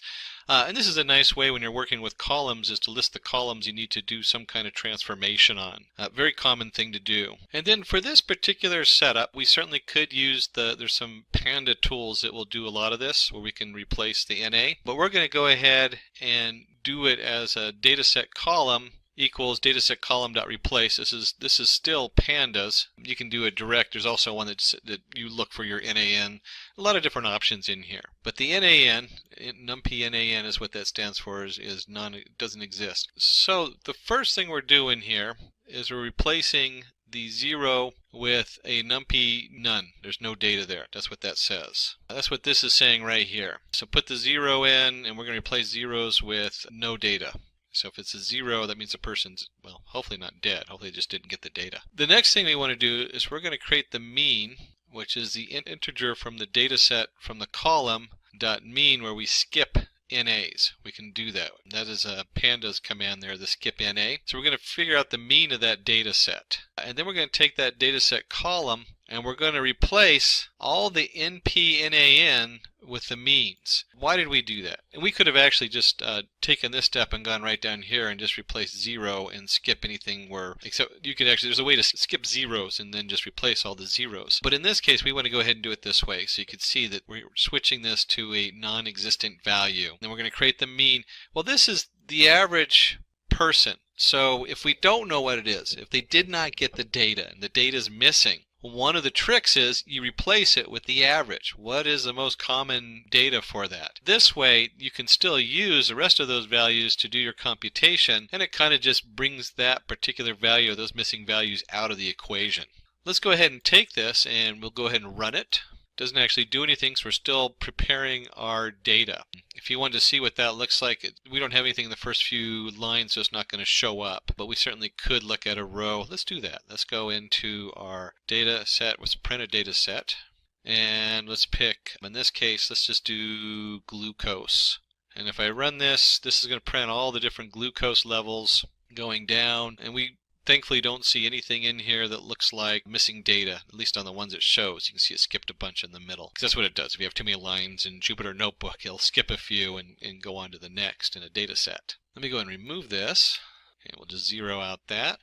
And of course, before we do any processing, before proceeding any further, we need to split the data set into our train and testing data. That way we have something to train it with and something to test it on. And you're going to notice we did a little something here with the pandas database code. There we go, my drawing tool. We've added in this right here off the data set. And what this says is that the first one in pandas, this is from the PD pandas, it's going to say within the data set, we want to look at the I location, and it is all rows. That's what that says. So we're going to keep all the rows, but we're only looking at column 0 to 8. Remember, column 9, here it is right up here, we printed it in here, is outcome. Well, that's not part of the training data, that's part of the answer. Yes, column 9, but it's listed as 8, number 8. So 0 to 8 is 9 columns. So 8 is the value. And when you see it in here, 0, this is actually 0 to 7. It doesn't include the last one. And then we go down here to Y, which is our answer, and we want just the last one, just column 8. And you can do it this way with this particular notation. And then if you remember, we imported the train test split. That's part of the sklearn right there. And we simply put in our X and our Y. We're going to do random state equals 0. You don't have to necessarily seed it. That's a seed number. I think the default is 1 when you seed it. I'd have to look that up. And then the test size. Test size is 0.2. That simply means we're going to take 20% of the data and put it aside so that we can test it later. That's all that is. And again, we're going to run it. Not very exciting. So far, we haven't had any printout other than to look at the data. But that is, a lot of this is prepping this data. Once you prep it, the actual lines of code are quick and easy. And we're almost there, but the actual running of our KNN, we need to go ahead and scale the data. If you remember correctly, we're fitting the data in a standard scaler, which means instead of the data being from 5 to 303 in one column, and the next column is 1 to 6, we're going to set that all so that all the data is between -1 and 1. That's what that standard scaler does. Keeps it standardized. And we only want to fit the scaler with the training set, but we want to make sure the testing set is, the X test going in is also transformed, so it's processing it the same. So here we go with our standard scaler. We're going to call it sc_x for the scaler, and we're going to import the standard scaler into this variable, and then our X train equals sc_x dot fit transform. So we're creating the scaler on the X train variable, and then our X test, we're also going to transform it. So we've trained and transformed the X train, and then the X test isn't part of that training. It isn't part of training the transformer. It just gets transformed. That's all it does. And again, we're going to go ahead and run this. And if you look at this, we've now gone through these steps, all 3 of them. We've taken care of replacing our zeros for key columns that shouldn't be 0, and we replace that with the means of those columns. That way that they fit right in with our data models. We've come down here and we split the data. So now we have our test data and our training data. And then we've taken and we've scaled the data. So all of our data going in. Now, no, we don't train the Y part, the Y train and Y test. That never has to be trained. It's only the data going in. That's what we want to train in there. Then define the model using k-neighbors classifier and fit the train data in the model. So we do all that data prep. And you can see down here we're only going to have a couple lines of code where we're actually building our model and training it. That's one of the cool things about Python and how far we've come. It's such an exciting time to be in machine learning because there's so many automated tools. Let's see, before we do this, let's do a quick length of, and let's do Y. Let's just do length of Y. And we get 768. And if we import math, we do math dot square root. Let's do Y train. There we go. It's actually supposed to be xtrain. Before we do this, let's go ahead and do import math and do math square root length of y test. And when I run that, we get 12.409. I wanted to show you where this number comes from we're about to use. 12 is an even number, so if you're ever voting on things, remember the neighbors all vote, don't want to have an even number of neighbors voting, so we want to do something odd. And let's just take one away and we'll make it 11. Let me delete this out of here. That's one of the reasons I love Jupyter Notebook, because you can flip around and do all kinds of things on the fly. So we'll go ahead and put in our classifier. We're creating our classifier now, and it's going to be the k neighbors classifier. N neighbors equal 11. Remember we did 12 minus 1 for 11, so we have an odd number of neighbors. P equals 2, because we're looking for are they diabetic or not, and we're using the Euclidean metric. There are other means of measuring the distance. You could do like square means value. There's all kinds of measure this, but the Euclidean's the most common one, and it works quite well. It's important to evaluate the model. Let's use the confusion matrix to do that. And we're going to use the confusion matrix, wonderful tool, and then we'll jump into the F1 score, and finally accuracy score, which is probably the most commonly used quoted number when you go into a meeting or something like that. So let's go ahead and paste that in there, and we'll set the CM equal to confusion matrix, y test, y predict. So those are the two values we're going to put in there, and let me go ahead and run that and print it out. And the way you interpret this is you have the y predicted, which would be your title up here. We could do, let's just do PRED, predicted across the top, and actual going down. Actual.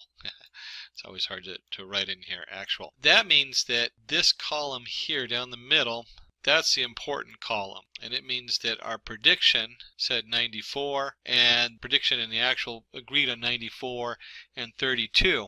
This number here, the 13 and the 15, those are what was wrong. So you could have like three different, if you're looking at this across three different variables instead of just two, you'd end up with the third row down here and the column going down the middle. So in the first case we have and I believe the 0 is the 94 people who don't have diabetes. The prediction said that 13 of those people did have diabetes and were at high risk. And the 32 that had diabetes, it had correct. But our prediction said another 15. Out of that 15, it classified as incorrect. So you can see where that classification comes in and how that works on the confusion matrix. And then we're going to go ahead and print the F1 score. Let me just run that. And you see we get a 0.69 in our F1 score. The F1 takes into account both sides of the balance of false positives. Where if we go ahead and just do the accuracy account, and that's what most people think of, is it looks at just how many we got right out of how many we got wrong. So a lot of people, when you're a data scientist and you're talking to other data scientists, they're going to ask you what the F1 score or the F score is. If you're talking to the general public or the decision makers in the business, they're going to ask what the accuracy is. And the accuracy is always better than the F1 score. But the F1 score is more telling. It lets us know that there's more false positives than we would like on here. But 82%, not too bad for a quick flash look at people's different statistics and running an sklearn and running the KNN, the K nearest neighbor on it. So we have created a model using KNN, which can predict whether a person will have diabetes or not, or at the very least whether they should go get a checkup and have their glucose checked regularly or not. The print accuracy score, we got the 0.818, was pretty close to what we got, and we can pretty much round that off and just say we have an accuracy of 80%. Tells us it is a pretty fair fit in the model. The principal component analysis, we're going to cover dimensionality reduction, principal component analysis, what is it, important PCA terminologies, and you'll see it abbreviated normally as PCA, principal component analysis, PCA properties, PCA example, and then we'll pull up some Python code in our Jupyter Notebook and have some hands-on demo on the PCA and how it's used. Dimensionality reduction. Dimensionality reduction refers to the technique that reduces the number of input variables in a data set. And so you can see on the table on the right shows the orders made at an automobile parts retailer. The retailer sells different automobile parts from different companies. And you can see we have company BPAX, Isomax, and they have the item, the tire, the axle, an order ID, a price number, and a quantity. In order to predict the future sales, we find out that using correlation analysis that we just need 3 attributes. Therefore, we have reduced the number of attributes from 5 to 3. And clearly we don't really care about the part number. I don't think the part number would have an effect on how many tires are bought. And even the store, who's buying them, probably does not have an effect on that. In this case, that's what they've actually done, is remove those. And we just have the item, the tire, the price, and the quantity. One of the things you should be taking away from this is, in the scheme of things, we are in the descriptive phase. We're describing the data, and we're pre-processing the data. What can we do to clean it up? Why dimensionality reduction? Well, number one, less dimensions for a given data set means less computation or training time. That can be really important if you're trying a number of different models and you're rerunning them over and over again. And even if you have 7 gigabytes of data, that can start taking days to go through all those different models. So this is huge. This is probably the hugest part as far as reducing our data set. Redundancy is removed after removing similar entries from the data set. Again, pre-processing, some of our models, like a neural network, if you put in 2 of the same data, it might give them a higher weight than they would if it was just 1. So we want to get rid of that redundancy. It also increases the processing time if you have multiple data coming in. Space required to store the data is reduced. So if we're committing this into a big data pool, we might not send the company that bought it. Why would we want to store 2 whole extra columns when we add it into that pool of data? Makes the data easy for plotting in 2D and 3D plots. This is my favorite part. Very important. You're in your shareholder meeting. You want to be able to give them a really good, clear, and simplified version. You want to reduce it down to something people can take in. It helps to find out the most significant features and skip the rest, which also comes in post-scribing. Leads to better human interpretation. That kind of goes with number 4, where it makes data easy for plotting. You have a better interpretation when we're looking at it. Principal component analysis. So what is it? Principal component analysis is a technique for reducing the dimensionality of data sets, increasing interpretability, but at the same time minimizing information loss. So we take some very complex data set with lots of variables, we run it through the PCA, we reduce the variables. We end up with a reduced variable setup. This is very confusing to look at, because if you look at the end result, we have the different colors all lined up. So what we're going to take a look at is, let's say we have a picture here. Let's say you are asked to take a picture of some toddlers and you are deciding which angle would be the best to take the picture from. So if we come up here, we look at this, we say, okay, this is, one angle. We get the back of a lot of heads, not many faces. So we'll do it from here. We might get the one person up front smiling. A lot of the people in the class are missing, so we have a huge amount off to the right of blank space. Maybe from up here, again, we have the back of someone's head. And it turns out that the best angle to click the picture from might be this bottom left angle. You look at it and you say, hey, that makes sense. It's a good configuration of all the people in the picture. Now, when we're talking about data, it's not, you really can't do it by what you think is going to be the best. We need to have some kind of mathematical formula so it's consistent and so it makes sense in the back end. One of the projects I worked on many years ago had something similar to the iris. And if you've ever done the iris data set, it's probably one of the most common ones out there, where they have the flower and they're measuring the stamen in the petals, and they have width and they have length of the petal.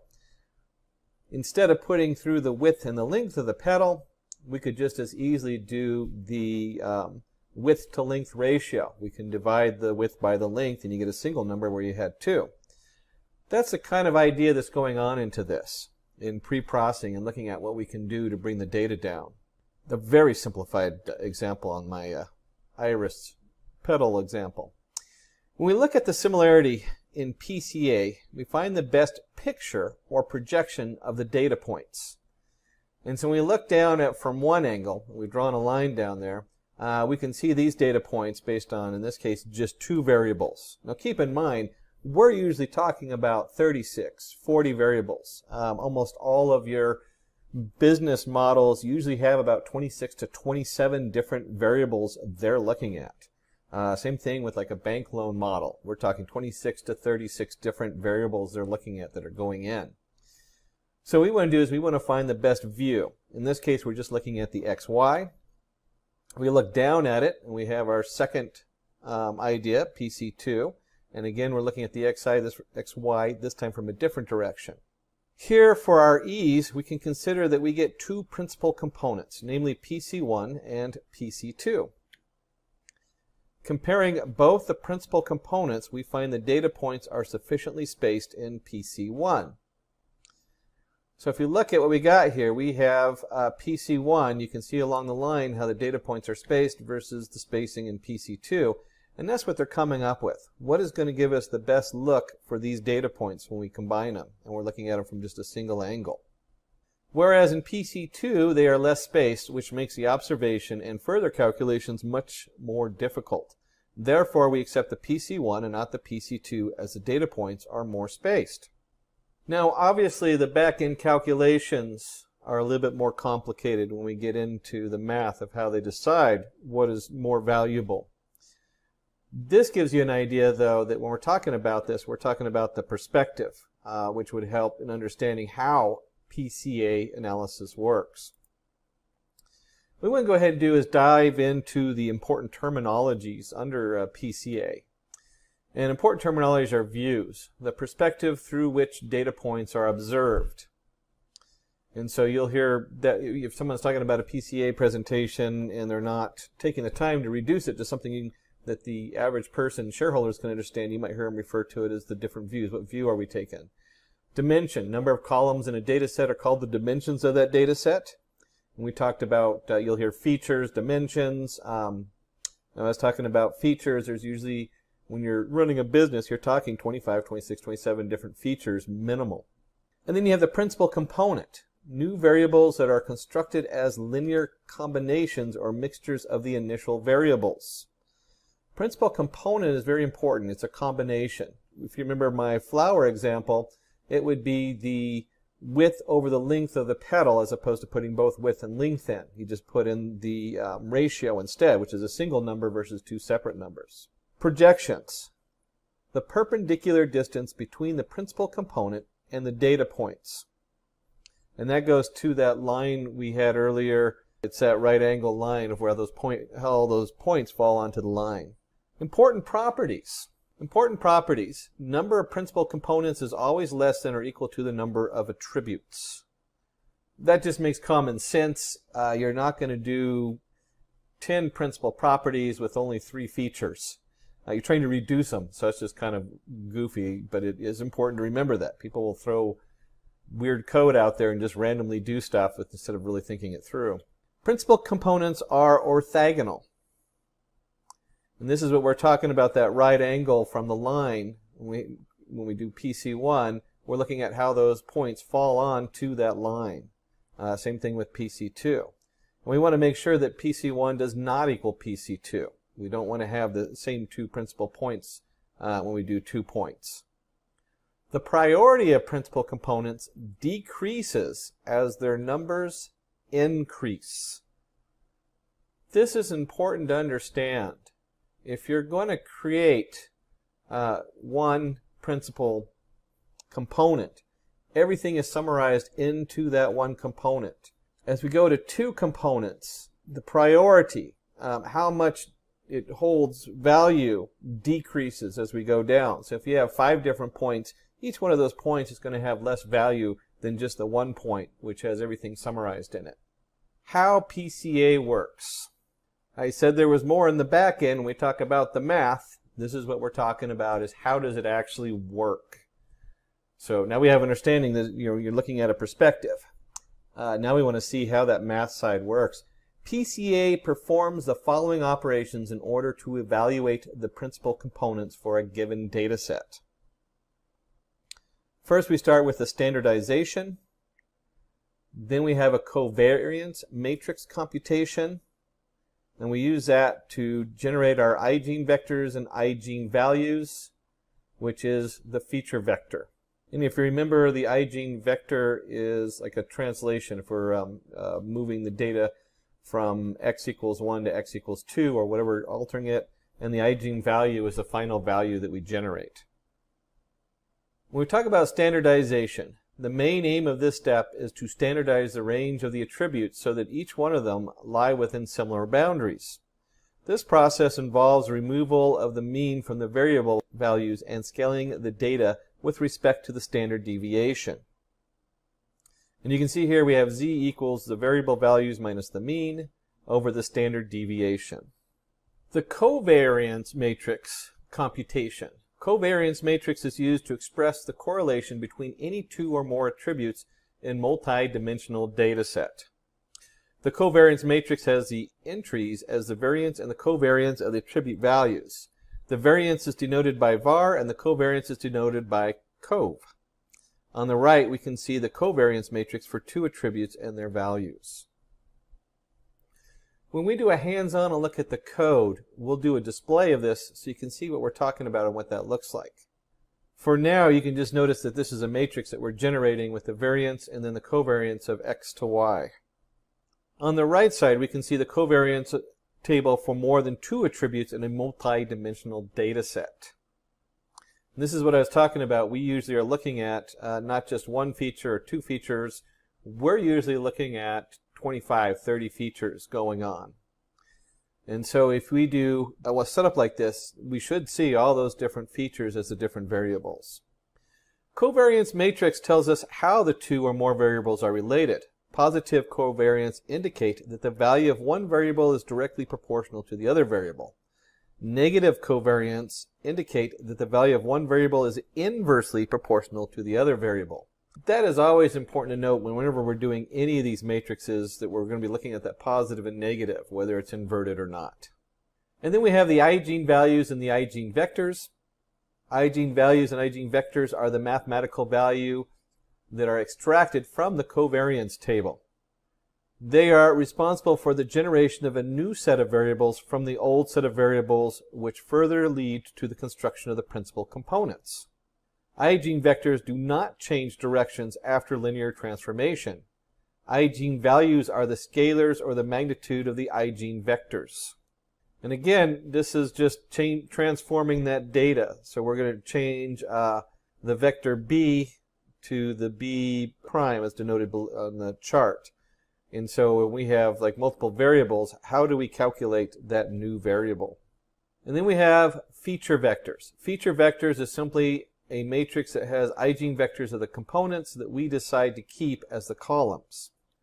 Here we decide whether we must keep or discard the less significant principal components that we have generated in the above steps. This becomes really important as we start looking at the back end of this, and we'll do this in the demo, but one of the more important steps to understand. And so we have the PCA example. Consider matrix X with n rows or observations and k columns or variables. Now for this matrix, we would construct a variable space with as many dimensions as the variable. But for our simplicity, let's consider this 3 dimensions for now. Now each observation, row of the matrix X, is placed in the k-dimensional variable space, such that the rows in the data table form a swarm of points in this space. Now we find the mean of all the observations and then place it along the data points on the plot. The first principal component is a line that best accounts for the shape of the point swarm. It represents the maximal variance direction in the data. Each observation may be projected onto this line in order to get a coordinate value along the PC1. This value is known as a score. Usually only one principal component is insufficient to model the systematic variation for a data set. Thus, a second principal axis is created. The second principal component is oriented such that it reflects the second largest source of variation in the data. While being orthogonal to PC1, PC2 also passes through the average point. Let's go ahead and pull this up and just see what that means inside our Python scripting. I'm going to use the Anaconda Navigator, and I will be in Python 3.6 for this example. I believe there's even like a 3.9 out. I tend to stay in 3.6 because a lot of the models I use, especially with the neural networks, are stable in 3.6. And then we open up our Jupyter. I'm in Chrome, and we go ahead and create a new Python 3. And for ease of use, our team in the back was nice enough to put this together for me.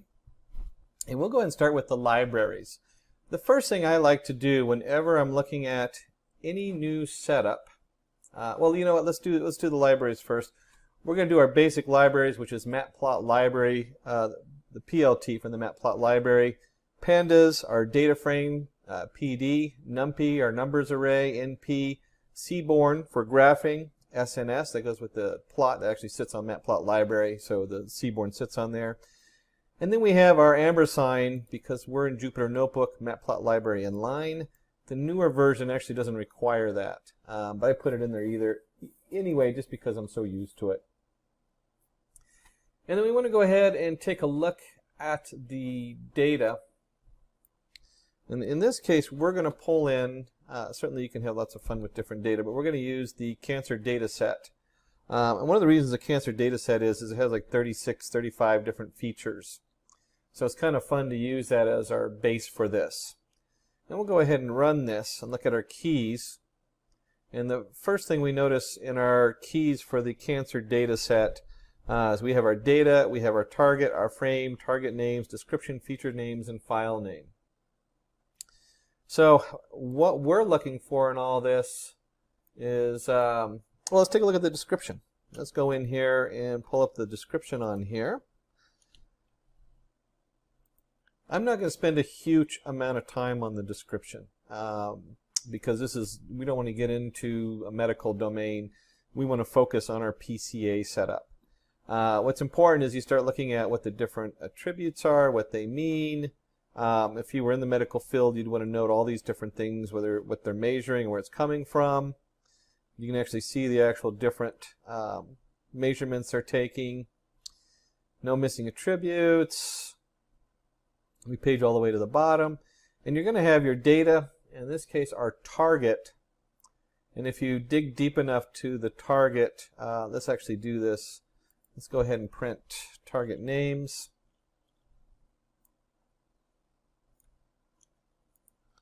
Real quick here, I always like to just take a look and see what's on the other end of this.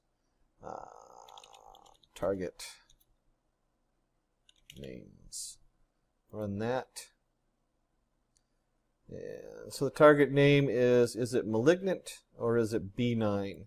So in other words, is this dangerous growth or is it something we don't have to worry about? That's the bottom line with the cancer in this case. And then we can go ahead and load our data. And you know what, let me go up just a notch here for easy of reading. It's hard to get that just right. I guess I'll have to do. So let's go ahead and look at our data. We're going to use our pandas, and we're going to go ahead and do our data frame. It's going to equal cancer data. Columns equals cancer, feature equals feature names. So remember up here, we already loaded the names up of the features in there. What is going to come out of this? Let me just see if we can get to that.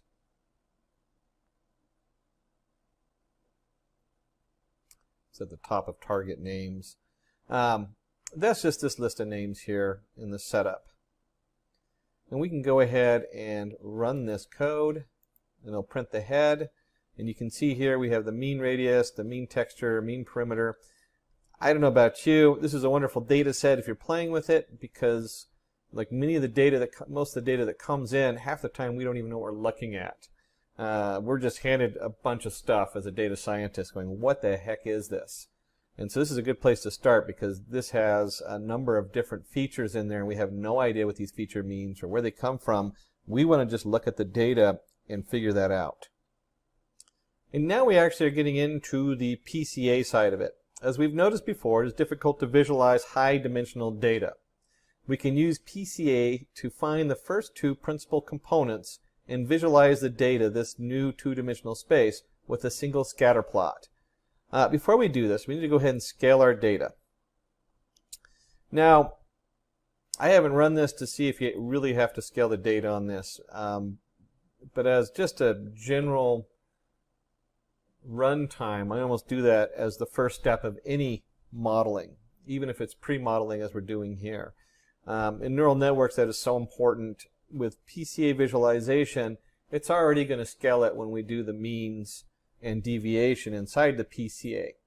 But just in case, it's always good to scale it. And then we're going to take our PCA with the scikit-learn uses very similar process to other pre-processing functions that come with scikit-learn. We instantiate a PCA object, find the principal components using the fit method, then apply the rotation and dimensionality reduction by calling transform. We can also specify how many components we want to keep when creating the PCA object. And so the code for this, oops, getting a little bit ahead. Let me go ahead and run this code.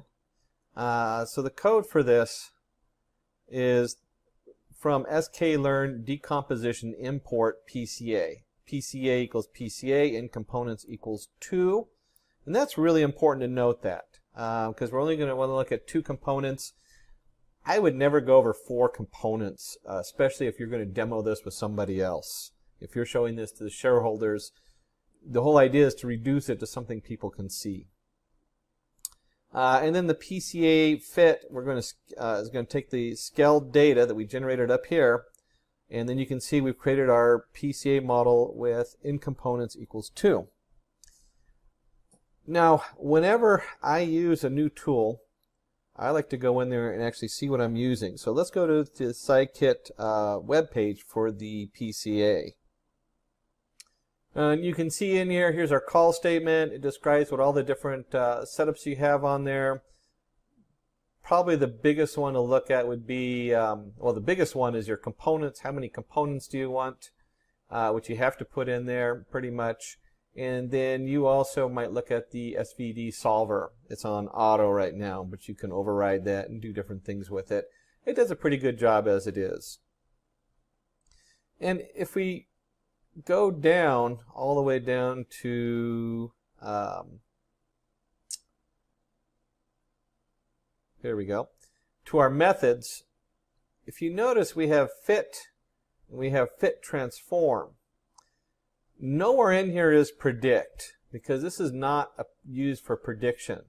It's used to look at the data. Again, we're in the describe setup.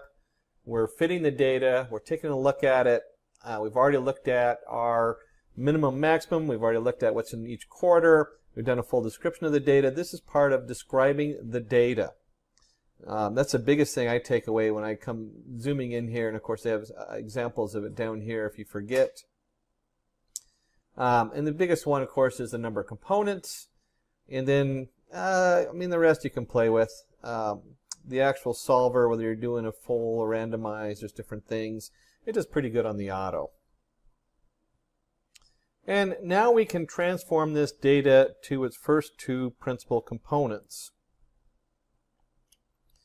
And so we have our XPCA. We're going to set that equal to PCA transform scaled data. So there we go. There's our first transformation. And let's just go ahead and print the scaled data shape and the XPCA data shape. And the reason we want to do this is just to show us what's going on here. We've taken 30 features. I think I said 36 or something like that, but it's 30. And we've compressed it down to 2 features. And we decided we wanted 2 features, and that's where this comes from. We still have 569 data sets. I mean data rows, not data sets. We still have 569 rows of data, but instead of computing 30 features, we're now only doing our model on 2 features. So let's go ahead and plot these and take a look and see what's going on. And we're just going to use our PLT figure. We're going to set the figure size on here. Here's our scatter plot, XPCA, X underscore PCA of 1. These are our 2 different perceptions we're using. And then you'll see right here, C for color, cancer equals target. And so remember we have 0, we have 1. And if I remember correctly, 0 was malignant, 1 was benign. So everything in the 0 column is going to be one color, and the other color is going to be 1. And then we're going to use the plasma map, just kind of telling you what color it is. Add some labels, first principal component, second principal component. And we'll go ahead and run this. And you can see here, instead of having a chart, one of those heat maps with 30 different columns in it, we can look at this and say, hey, this one actually did a pretty good job of separating the data. And a couple things when I'm looking at this that I notice is, first, we have a very clear area where it's clumped together, where it's going to be benign. And we have a huge area, it's still clumped together, more spread out, where it's going to be malignant. Or I think I had that backwards.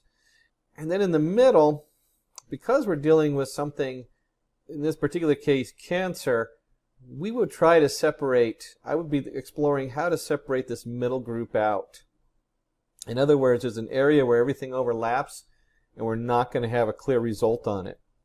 Just because those are the people you want to go in there and have extra tests, or treat it differently, versus going in and saying just cutting into the cancer so that the body absorbs it and it dissipates, versus actively going in there, removing it, testing it, going through chemo and all the different things.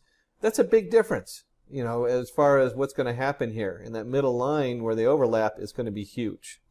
That's domain specific. Going back to the data, we can see here, clearly by using these two components, we can easily separate these two classes. So the next step is, what does that mean? Interpreting the components.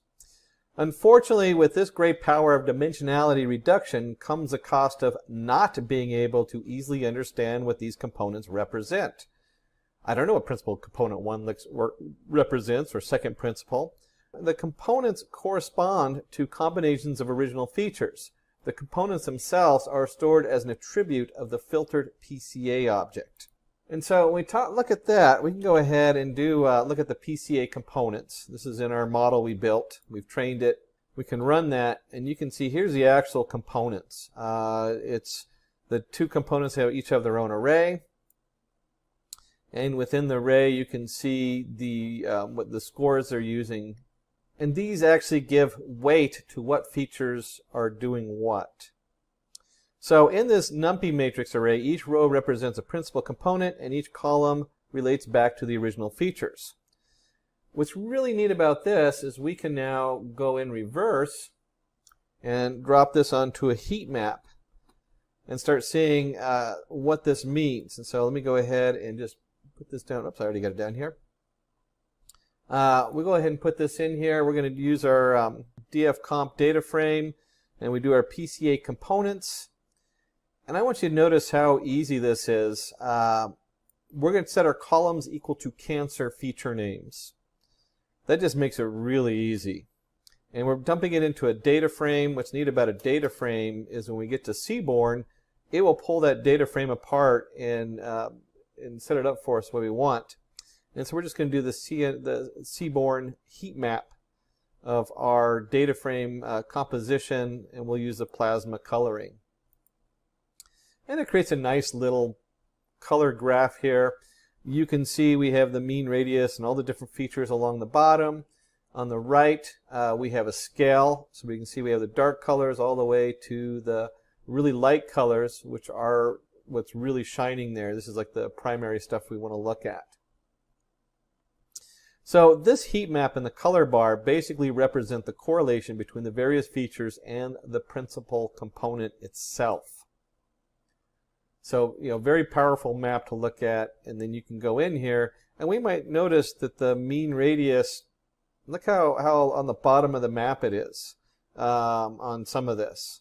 So you have some interesting correlations here that change the variations on that and what means what.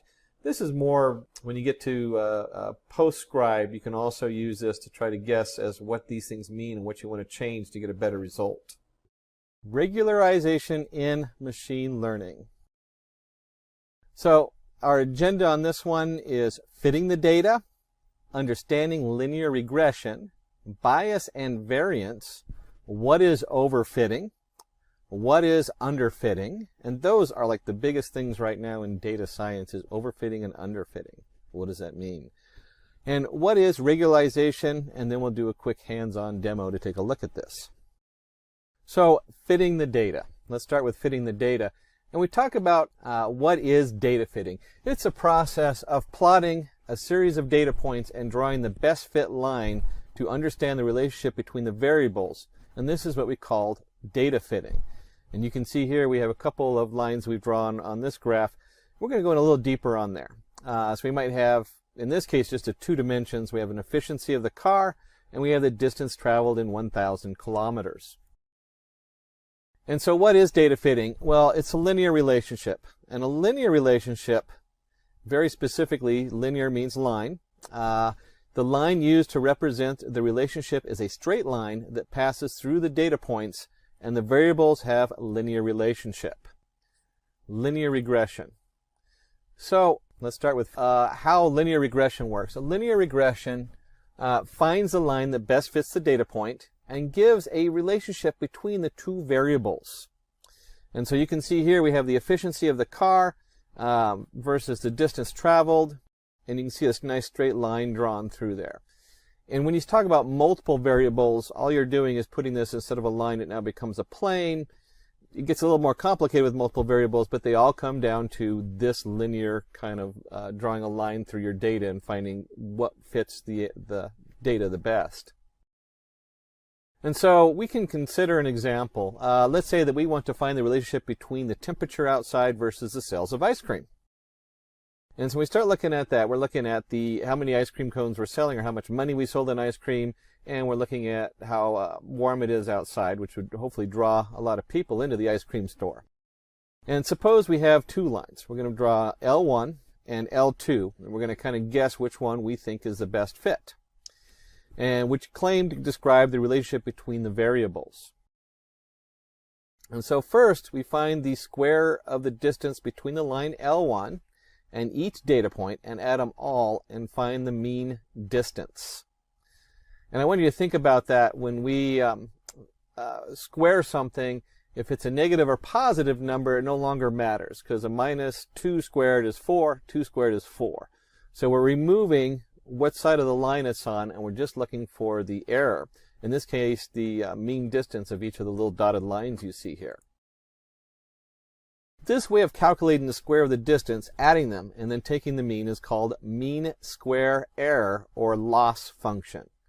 And we talk about loss, how far off are we? That's what we're really talking about. What did we miss? And we have a positive distance and a negative distance, and of course when we square it, it just becomes a positive error. And so we take the mean square error, and a lot of times you'll see it referred to as MSE. If I look in a code and I'm going through my Python code and I see MSE, I know that's the mean squared error. And we take all the dotted lines and we calculate this error and we add them all together, and then we average it or find the means. And in this case, they ran a demo on this, and it was 1127.27 for our L1 line. Now we find the loss function for line L2 in a similar fashion, and we get the mean square error to be 6,397. And it's computed the same way. So maybe you put this line just way outside the data range, and this is the error you get. By analyzing our results, we find that the loss function, or the mean square error, is less for L1 than L2. Hence, L1 is the best fit line. This process describes a lot of machine learning processes. So we're going to keep guessing and get as close as we can to find the right answer. We have to have some way to calculate this and figure out which one's the best, and the mean square error is one of the better fits for doing this and most commonly used. We really want to talk about bias and variance. Very important terms to know in machine learning and with linear regression. So bias. Bias occurs when an algorithm has limited flexibility to learn from data. Variance defines the algorithm's sensitivity to specific sets of data. Let's start with bias and variance. You can see here we have the 2 different setups. Bias, you can think, is very generalized, where variance is very specific. And so when we talk about bias, such models pay very little attention to the training data and oversimplify the model. Therefore, the validation error or prediction error and training error follow similar trends. And with bias, if you oversimplify it so much, you're going to miss your local, if you have like a really good fit, you're going to miss it. You're going to just kind of guess what the average is, and that's what your answer is going to be. With variance, a model with a high variance pays a lot of attention to training data and does not generalize. Therefore, the validation error or prediction error are far apart from each other. Such models always lead to a high error on training and test data, as a bias does. Where a variance, such models usually perform very well on training data but have high error rates on test data. And I want you to think about this. When we're talking about a bias, the error is going to be high both when you're training it and you're testing it. Why? Because we're just kind of getting an average. We're not really fitting it close. With variance, we're fitting it so close that the test data does really good. It's going to nail it every time. If you're doing categorical testing, that's a car, that's a truck, that's a bicycle. But with variance, suddenly a truck has to have certain features, and it might have to be red because you had so many red pictures. So if it's an 18-wheeler, it has to be red. If it's blue, then it has to be a bicycle. That's the kind of variance we're talking about, where it picks up on something and it cannot get the right answer unless it gets a very specific data. And we see that so that as you're testing it in your models and you programmed it, you got to look for how I trained it, what is coming out, and if it's not looking good on either bias or if it's not looking good on the training or on the test data, then you're biasing your data. If it really looks good on the training data, then that's going to be your variance. You've overfitted the data. And those are very important things to know when you are building your models in regression of any kind or any kind of setup for predicting. So in dart games, if all the data fall on a particular pointer, this can be considered as a biased throw, and the player aims for the particular score. For variance, if all the darts fall on different pointers and no two darts fall on the same pointer, then this can be considered as a varied throw, and the player aims for various scores.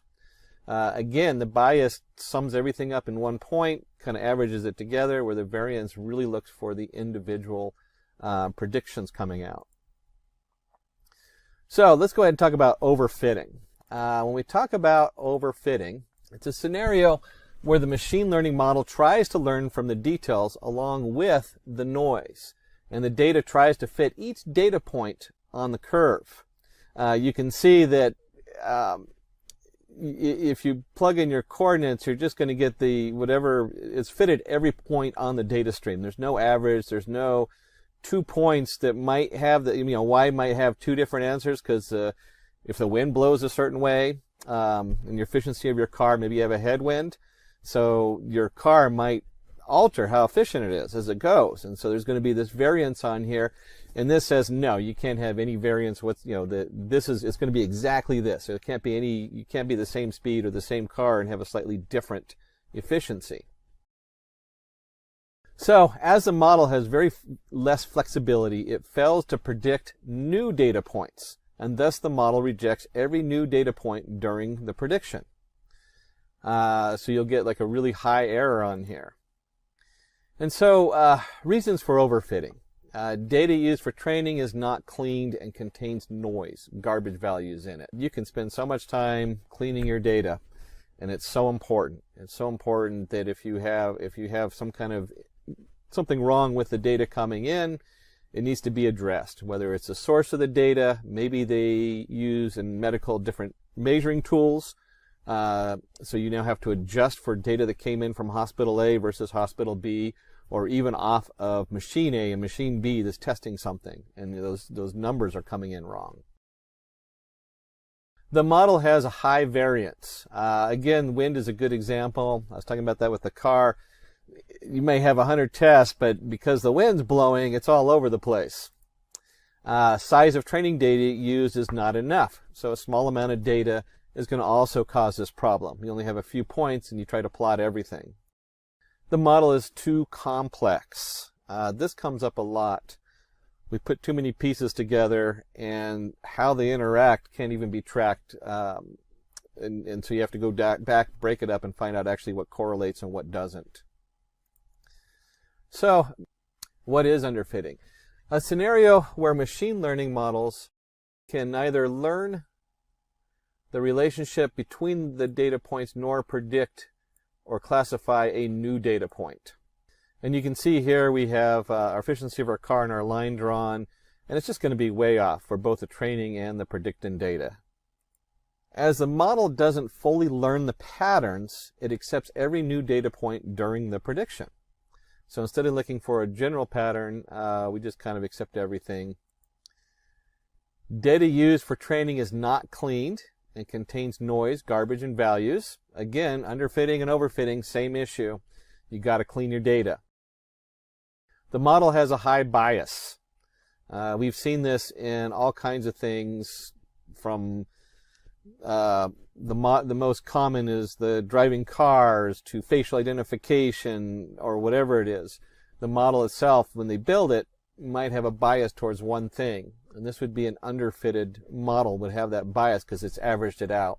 So if you have 5 people from India and 10 people from Africa and 20 people from the US, you created a bias because it's looking at the 20 people, and you only have a small amount of data to work with.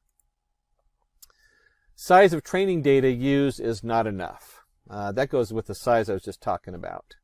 So we have a model with a high bias, we have size of training data used is not enough. The model is too simple. Again, this is one straight line through all the data when it has a slight shift to it for other reasons.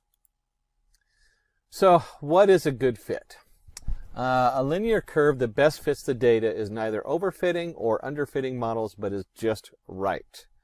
And of course we have the nice examples here where we have overfitting, lines going up and down, every point's trying to be included. Underfitting, the line really is off from where the data is, and then a good fit is got to get rid of that, minimize that error coming through. Regularization is taking the guesswork out. You're looking at this graph and you're going, oh, which one is that really overfit or is that underfit? That's pretty hard to tell. So we talk about regularization. Regularization techniques are used to calibrate the linear regression models and to minimize the adjusted loss function and prevent overfitting or underfitting. So what that means, in this case, we're going to go ahead and take a look at a couple different things. We're going to look at regularization, which will start with a linear model. We'll look at the ridge regularization and the lasso regularization.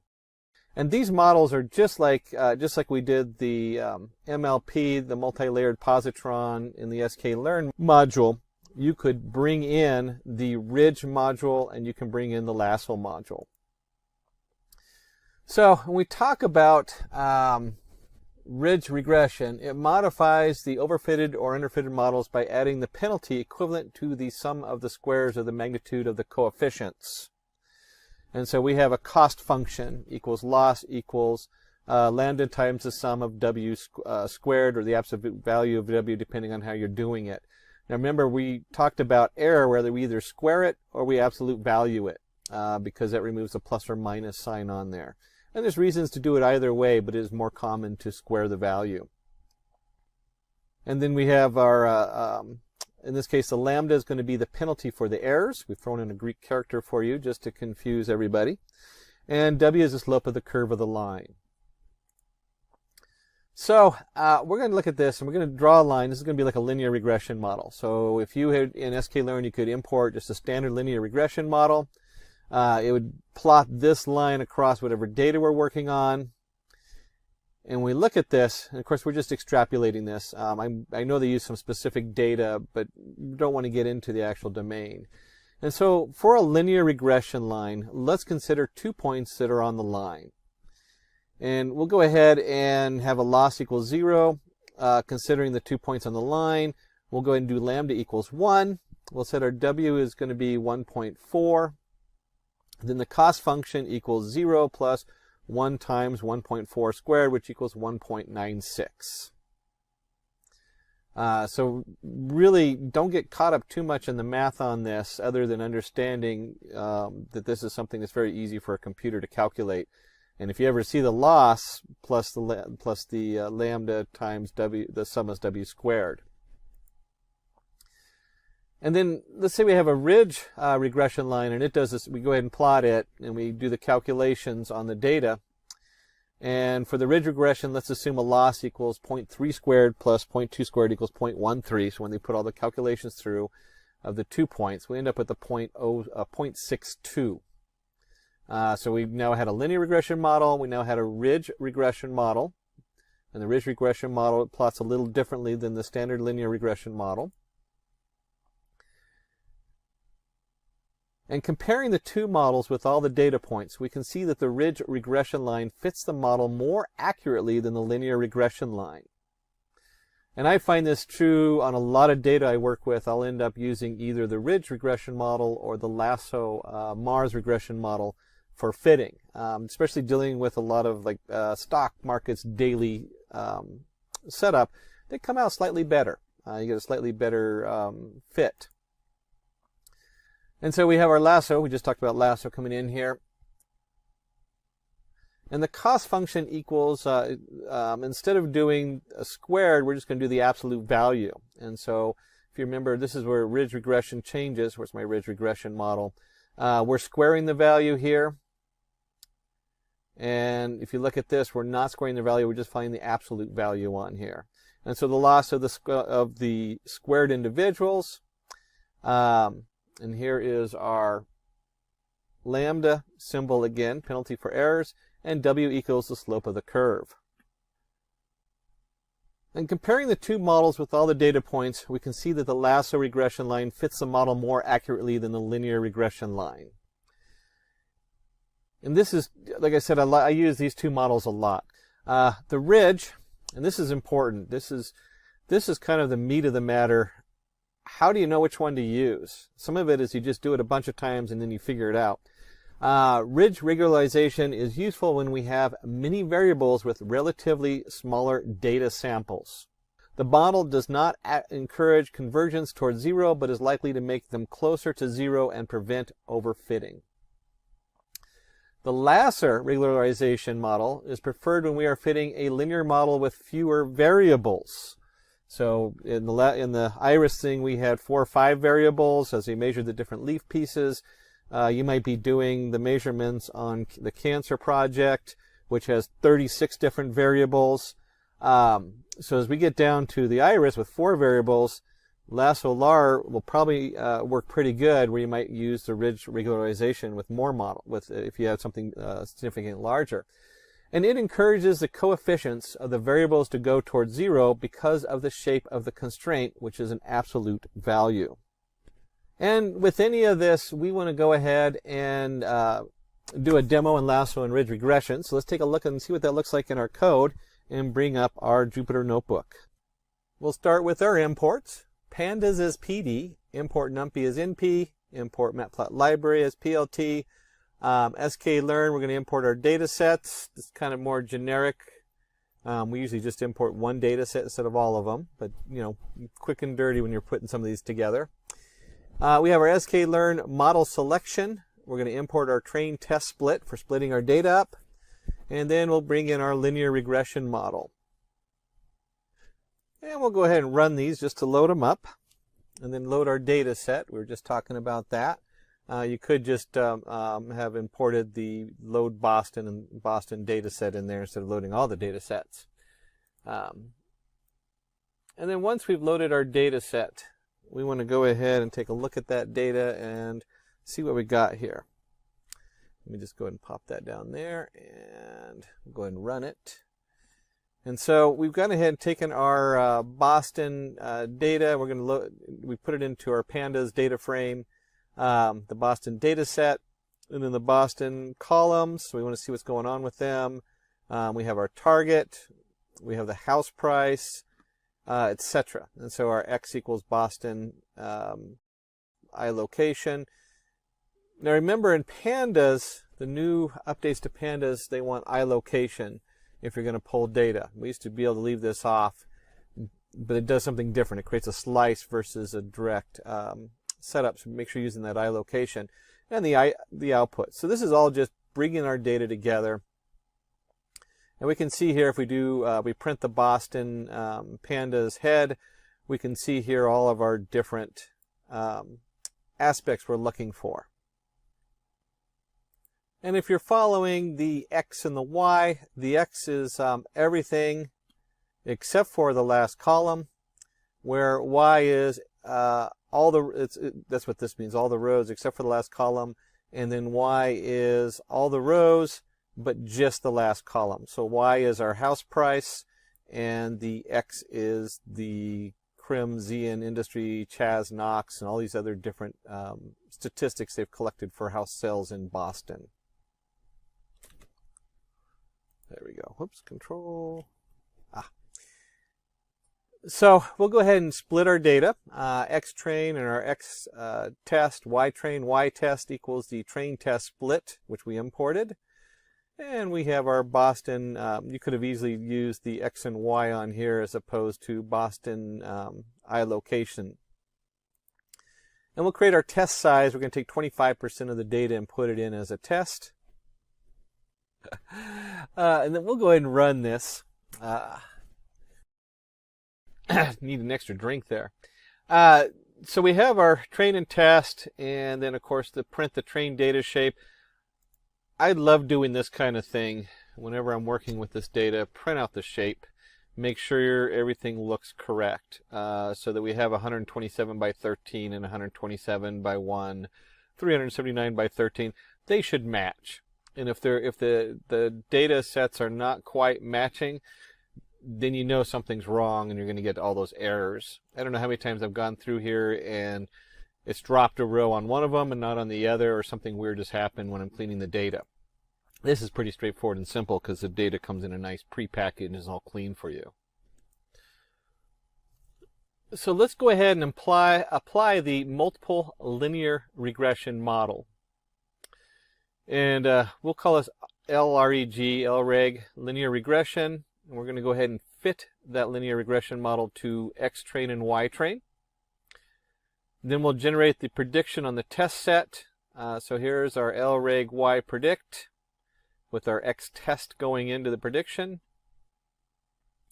And let's calculate that mean square error, MSE. I told you you'll see MSE used a lot. People use it in variables and things like that. It's pretty common. And we get our mean squared error equals, this is just the basic formula we've already been talking about. What's the difference squared? Then we look for the average of that. And we'll go ahead and just run this. And you can see when we get through the end of this, we have our mean square error on test.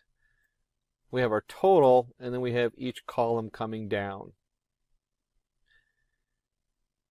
And at this point, unless you really know the data you're working with, it's not going to mean a whole lot. So if it's in your domain, you might know what you're looking at when you see these kinds of numbers coming up. But if it's not, it's just a bunch of numbers, and that's okay. At least that's okay for this demo. And then we're going to go ahead and plot these so we can see what's going on.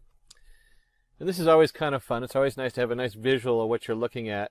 And you can see here, when we plot the coefficient scores on here, and the guys in the back did a great job putting some pretty colors together, making it look nice, and setting up the columns. You can see here, your Knox has like just a huge coefficient. When I look at a table like this, I look for what has very little different coefficients. They're not using a huge change, and what has huge changes. And that flags you for all kinds of things as you're working with the data, but it depends so much on the domain you're working with. These are great things, though, as just a quick look to see what's going on with your data and what you're looking for. And of course, once we look at this, now our motive is to reduce the coefficient score. So now we want to take these and bring them down as much as we can. And for that, we're going to work with the ridge regression on here. So let's start by going ahead and we're going to import our ridge model, the ridge regression from the sklearn library or the scikit. And we're going to go ahead and train the model. So here's our ridge, R equals alpha equals 1.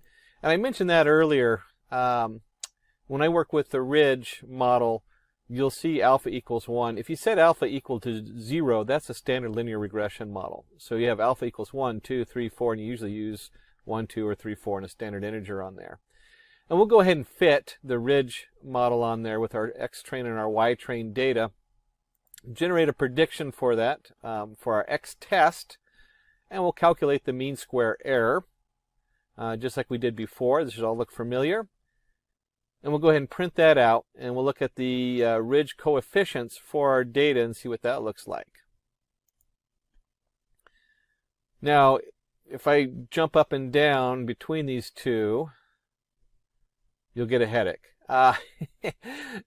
You'll still see the Knox value. Let's just look at the Knox, because that was the biggest value. It's a -9 here. And if we go back up here, the Knox value is a -18. So right off the bat, I'm seeing a huge change in the biggest coefficient there.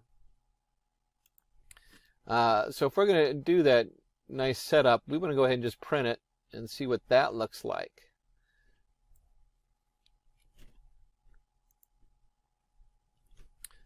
Here we go. And we've set up our plots, subplots, and again, the team put together some nice colors, so it makes it look good. And we're doing an X bar based on the columns. And our L regress coefficients, color equals color, X spine bottom, and so forth. So just puts together a nice little graph. And you're starting to see, this, when you compare this, if you put it on the same graph as this one up here, this is up here at -18. This is at -9. And so this graph is half the size of the graph above. The same thing with these values here. They might look the same, but they're actually all almost half the value on here. And then finally, you can do the same thing for the lasso regression. This will all look very similar as far as what we worked on before. And I'm just going to go ahead and print that on here and run it. And again, let's go up to Knox. Look where Knox is. It's all the way down to 0. And if we look at our next biggest coefficient, it's -0.8. And really, here's our 22.73. We go up here, 16.7. And we go up here and we look at the same number, 16.69. And so we look at this, if I was running this and working on a project with this, I would look at these numbers. I start with the 16.69, come down here and compare it to 16.78. 6.9 is better than 7.8. So from the very beginning, we might start looking at this first model for overall predicting. But there's other factors involved. We might know that the Knox value is central and the other ones aren't quite as good. And so we might start looking at just certain setups, like what is this particular coefficient, because it might have a certain meaning to us, and so forth. And so you got to look at all those different items in there. Again, but the bottom dollar is our first model did better than our other two models. Our mean square error on the test set continues to come down on this. We're going to cover reinforcement learning today. And what's in it for you? We'll start with why reinforcement learning. We'll look at what is reinforcement learning.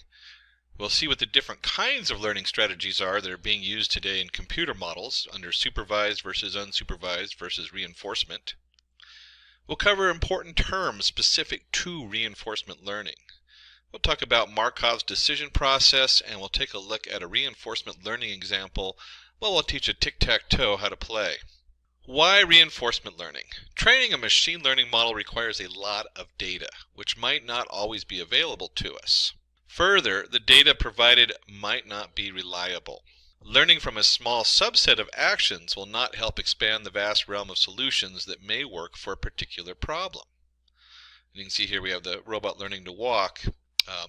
Very complicated setup when you're learning how to walk, and you'll start asking questions like, if I'm taking one step forward and left, well, what happens if I pick up a 50-pound object? How does that change how a robot would walk? These things are very difficult to program because there's no actual information on it until it's actually tried out. Learning from a small subset of actions will not help expand the vast realm of solutions that may work for a particular problem. And we'll see here it learned how to walk. This is going to slow the growth that technology is capable of. Machines need to learn to perform actions by themselves and not just learn off humans. And you see the objective climb a mountain. A real interesting point here is that as human beings we can go into a very unknown environment and we can adjust for it and kind of explore and play with it. Most of the models, the non-reinforcement models in computer machine learning, aren't able to do that very well. There's a couple of them that can be used or integrated. To see how it goes is what we're talking about with reinforcement learning. So what is reinforcement learning? Reinforcement learning is a sub-branch of machine learning that trains a model to return an optimum solution for a problem by taking a sequence of decisions by itself. Consider a robot learning to go from one place to another. The robot is given a scenario and must arrive at a solution by itself. The robot can take different paths to reach the destination. It will know the best path by the time taken on each path. It might even come up with a unique solution all by itself. And that's really important as we're looking for unique solutions. We want the best solution, but you can't find it unless you try it. So when we're looking at our different systems, our different model, we have supervised versus unsupervised versus reinforcement learning. And with the supervised learning, that is probably the most controlled environment. We have a lot of different supervised learning models, whether it's linear regression, neural networks, there's all kinds of things in between, decision trees. The data provided is labeled data with output values specified. And this is important because when we talk about supervised learning, you already know the answer for all this information. You already know the picture has a motorcycle in it, so you're supervised learning. You already know that the outcome for tomorrow, for going back a week, you're looking at stock, you can already have like the graph of what the next day looks like, so you have an answer for it. And you have labeled data which is used, you have an external supervision, and solves problems by mapping labeled input to known output. So very controlled. Unsupervised learning, and unsupervised learning is really interesting because it's now taking part in many other models. They start with you can actually insert an unsupervised learning model in almost either supervised or reinforcement learning as part of the system, which is really cool. Data provided is unlabeled data. The outputs are not specified. Machine makes its own predictions. Used to solve association with clustering problems. Unlabeled data is used. No supervision. Solves problems by understanding patterns and discovering output. So you can look at this and you can think some of these things go with each other. They belong together. So it's looking for what connects in different ways. And there's a lot of different algorithms that look at this. When you start getting into those, there's some really cool images that come up of what unsupervised learning is. How it can pick out, say, the area of a donut. One model will see the area of the donut, and the other one will divide it into 3 sections based on its location versus what's next to it. So there's a lot of stuff that goes in with unsupervised learning. And then we're looking at reinforcement learning. Probably the biggest industry in today's market in machine learning, or growing market. It's very infant stage as far as how it works and what it's going to be capable of. The machine learns from its environment using rewards and errors. Used to solve reward-based problems. No predefined data is used. No supervision. Follows trial and error problem solving approach. So again, we have a random, at first you start with a random, I try this, it works and this is my reward, doesn't work very well maybe, or maybe doesn't even get you where you're trying to get it to do, and you get your reward back, and then it looks at that and says, well, let's try something else, and it starts to play with these different things, finding the best route. So let's take a look at important terms in today's reinforcement model. And this has become pretty standardized over the last few years, so these are really good to know. We have the agent. Agent is the model that is being trained via reinforcement learning. So this is your actual entity that has, however you're doing it, whether you're using a neural network or a Q table or whatever, combination thereof. This is the actual agent that you're using. This is the model. And you have your environment. The training situation that the model must optimize to is called its environment. And you can see here, I guess we have a robot who's trying to get a chest full of gems or whatever, and that's the output. And then you have your action. This is all possible steps that can be taken by the model, and it picks one action. And you can see here that it's picked 3 different routes to get to the chest of diamonds and gems. We have a state, the current position condition returned by the model. And you could look at this if you're playing like a video game. This is the screen you're looking at. So when you go back here, the environment is a whole game board. So if you're playing one of those Mobius games, you might have the whole game board going on, but then you have your current position. Where are you on that game board? What's around that? What's around you? If you were talking about a robot, the environment might be moving around the yard, where it is in the yard and what it can see, what input it has in that location. That would be the current position condition returned by the model. And then the reward. To help the model move in the right direction, it is rewarded. Points are given to it to appraise some kind of action.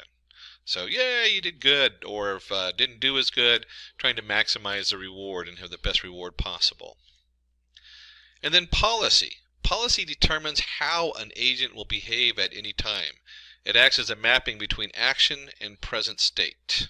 This is part of the model. What is your action that you're going to take? What's the policy you're using to have an output from your agent? One of the reasons they separate policy as its own entity is that you usually have a prediction of different options, and then the policy, well, how am I going to pick the best? Based on those predictions, I'm going to guess at different options, and we'll actually weigh those options in and find the best option we think will work. So it's a little tricky, but the policy thing is actually pretty cool how it works.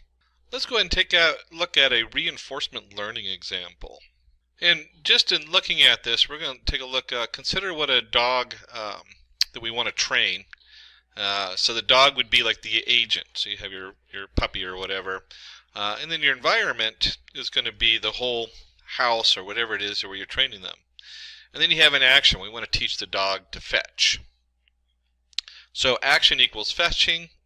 And then we have a little biscuit, so we can get the dog to perform various actions by offering incentives such as a dog biscuit as a reward.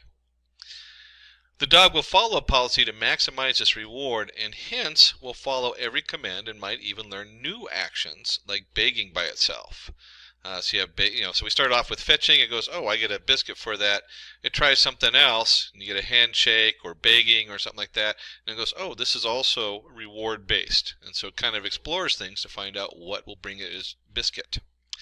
And that's very much like how a reinforced model goes. Is it looks for different rewards. How do I find? Can I try different things and find a reward that works? The dog also will want to run around and play and explore its environment. This quality of model is called exploration. So there's a little randomness going on in exploration. And it explores new parts of the house. Climbing on the sofa doesn't get a reward. In fact, it usually gets kicked off the sofa.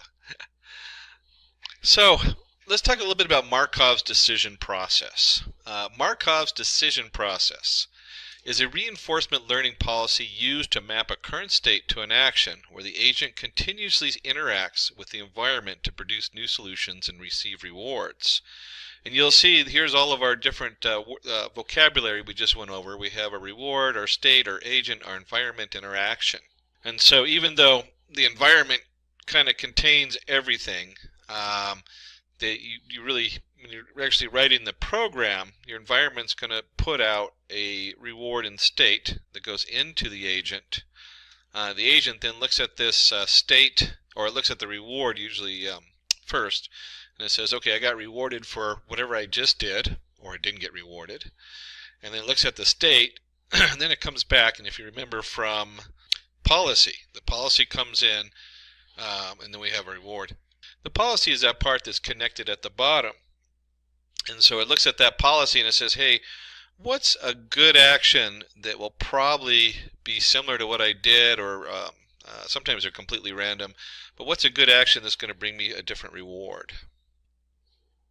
So taking the time to just understand these different pieces as they go is pretty important in most of the models today. And so a lot of them actually have templates based on this that you can pull in and start using. Pretty straightforward as far as once you start seeing how it works, you can see your environment says, hey, this is the agent did this. If you're a character in a game, this happened, and it shoots out a reward in a state. The agent looks at the reward, looks at the new state, and then takes a little guess and says, I'm going to try this action. And then that action goes back into the environment. It affects the environment. The environment then changes depending on what the action was. And then it has a new state and a new reward that goes back to the agent. So in the diagram shown, we need to find the shortest path between node A and D. Each path has a reward associated with it, and the path with a maximum reward is what we want to choose. The nodes A, B, C, D denote the nodes to travel from node A to B is an action. Reward is the cost of each path, and policy is each path taken. And you can see here A can go to B, or A can go to C right off the bat, or it can go right to D. And if you explored all three of these, you would find that A going to D was a 0 reward, A going to C and D would generate a different reward, or you could go A, C, B, D. There's a lot of options here. And so when we start looking at this diagram, you start to realize that even though today's reinforced learning models do really good at finding an answer, they end up trying almost all the different directions you see.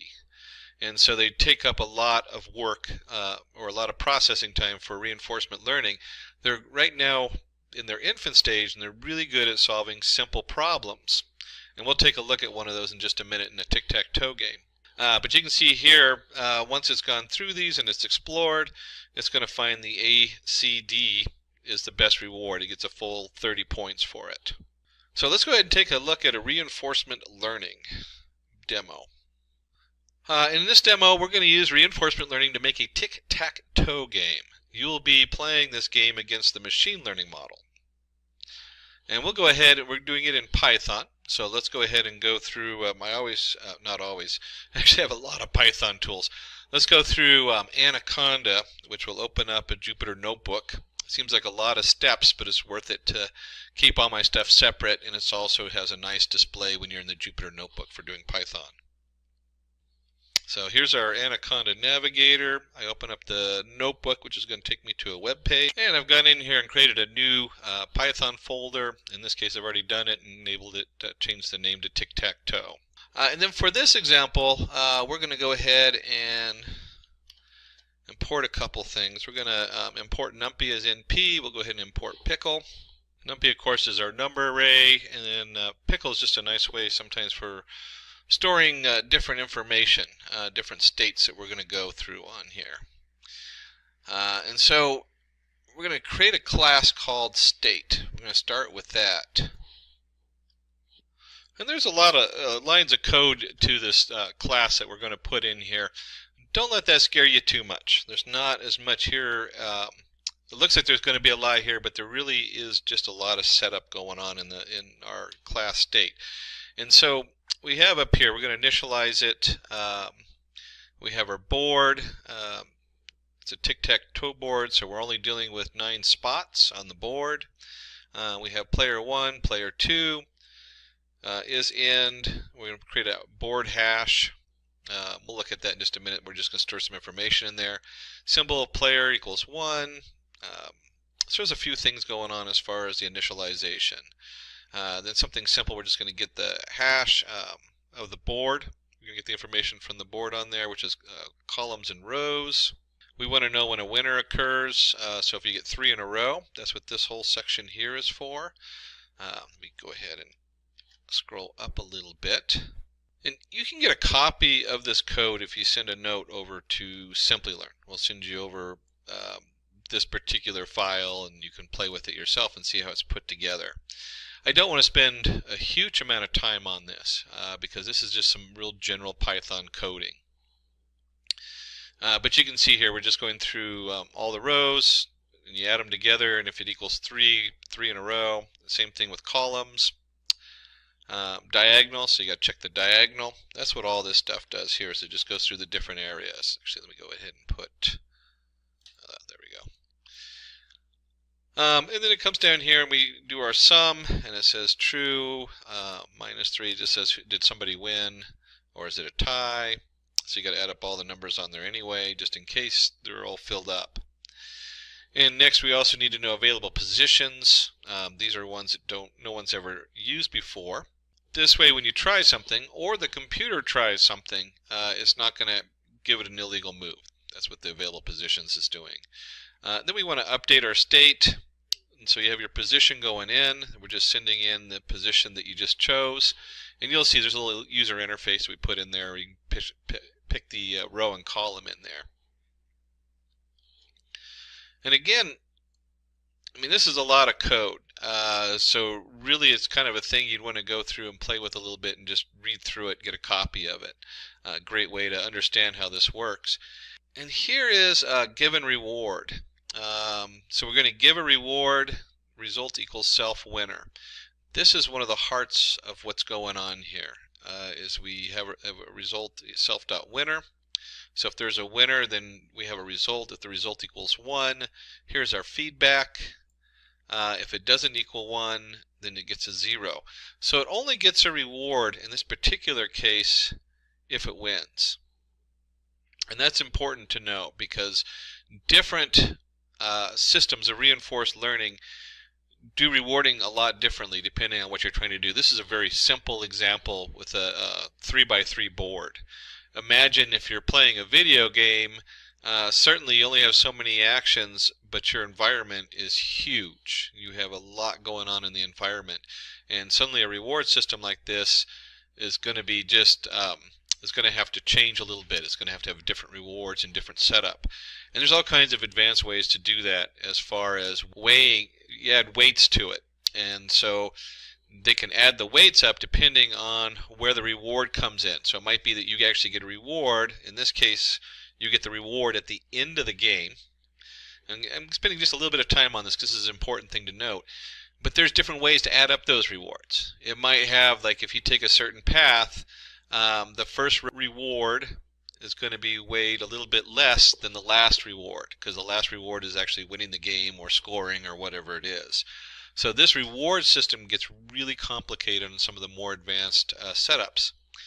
In this case, though, you can see right here that they give a 0.1 and a 0.5 reward just for picking the right value and something that's actually valid instead of picking an invalid value. So rewards, again, that's like key. It's huge. How do you feed the rewards back in? Then we have a board reset. That's pretty straightforward. It just goes back and resets the board to the beginning because it's going to try out all these different things while it's learning. It's going to do it by trial and error, so you have to keep resetting it. And then, of course, there's the play. We want to go ahead and play rounds equals 100. Depends on what you want to do on here. You can set this different. You can obviously set that to higher level. But this is just going to go through, and you'll see in here that we have player 1 and player 2. This is the computer playing itself. One of the more powerful ways to learn to play a game or even learn something that isn't a game is to have two of these models that are basically trying to beat each other. And so they keep explore new things. This one works for this one, so this one tries new things. It beats this. We've seen this in chess, I think was a big one, where they had the two players in chess with reinforcement learning. It was one of the ways they trained one of the top computer chess playing algorithms. So this is just what this is. It's going to choose an action, it's going to try something, and the more it tries stuff, the more we're going to record the hash. We actually have a board hash where you get the hash set up on here where it stores all the information. And then once you get to a win, one of them wins, it gets the reward. Then we go back and reset and try again. And then kind of the fun part we actually get down here is we're going to play with a human. So we'll get a chance to come in here and see what that looks like when you put your own information in.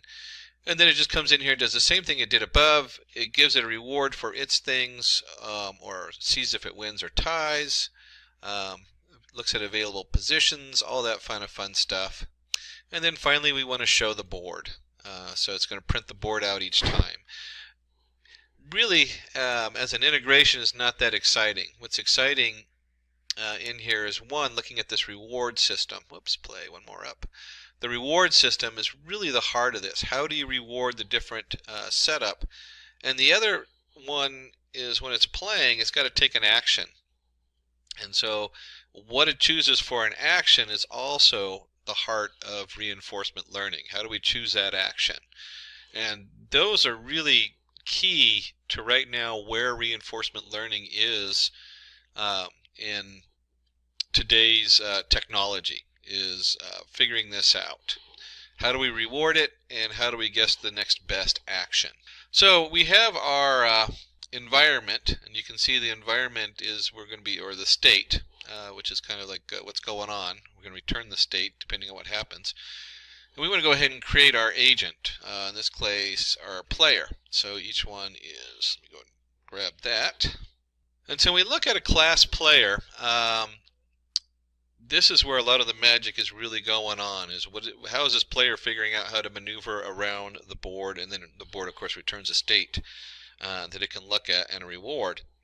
So we want to take a look at this. We have name, self-state, this is class player, and when we say class player, we're not talking about a human player, we're talking about just the computer players. And this is kind of interesting. So remember I told you depending on what you're doing, there's going to be a decay gamma, explore rate. These are what I'm talking about, is how do we train it? As you try different moves, it gets to the end, the first move is important, but it's not as important as the last one. And so you could say that the last one has the heaviest weight, and then as you get there, the first one, let's see, the first move gives you a 5 reward, the second gives you a 2 reward, and the third one gives you a 10 reward, because that's the final ending. You got it. The 10's going to count more than the first step. And here's our, we're going to get the board information coming in, and then choose an action. This was the second part that I was talking about that was so important. So once you have your training going on, we have to do a little randomness, and you can see right here is our NP random uniform. So it's picking out a random number. Take a random action. This is going to just pick which row and which column it is. And so choosing the action, this one you can see we're just doing random states, choice, length of positions, action position, and then it skips in there and takes a look at the board for P in positions. And it's actually storing the different boards each time you go through, so it has a record of what it did, so it can properly weigh the values. And this simply just appends a hash state. What's the last state? Append it to the to our states on here. Here's our feedback reward. So the reward comes in, and it's going to take a look at this and say, is it none? What is the reward? And here is that formula. Remember I was telling you about up here that was important because it has decay gamma times the reward. This is where, as it goes through each step, and this is really important. This is kind of the heart of this, of what I was talking about earlier. You have step 1, and this might have a reward of 2. You have step 2. I probably should have done ABC. This has a step 3, step 4, and so on until you get to step N. And this might have a reward of 10. So reward of 10. We're going to add that, but we're not adding, let's say this one right here, let's say this reward here right before 10 was, let's say it's also 10. That just makes the math easy. So we had 10 and 10. We had 10, this is 10 and 10n, whatever it is, but it's 0.9. So instead of putting a full 10 here, we only do 9. That's 0.9 times 10.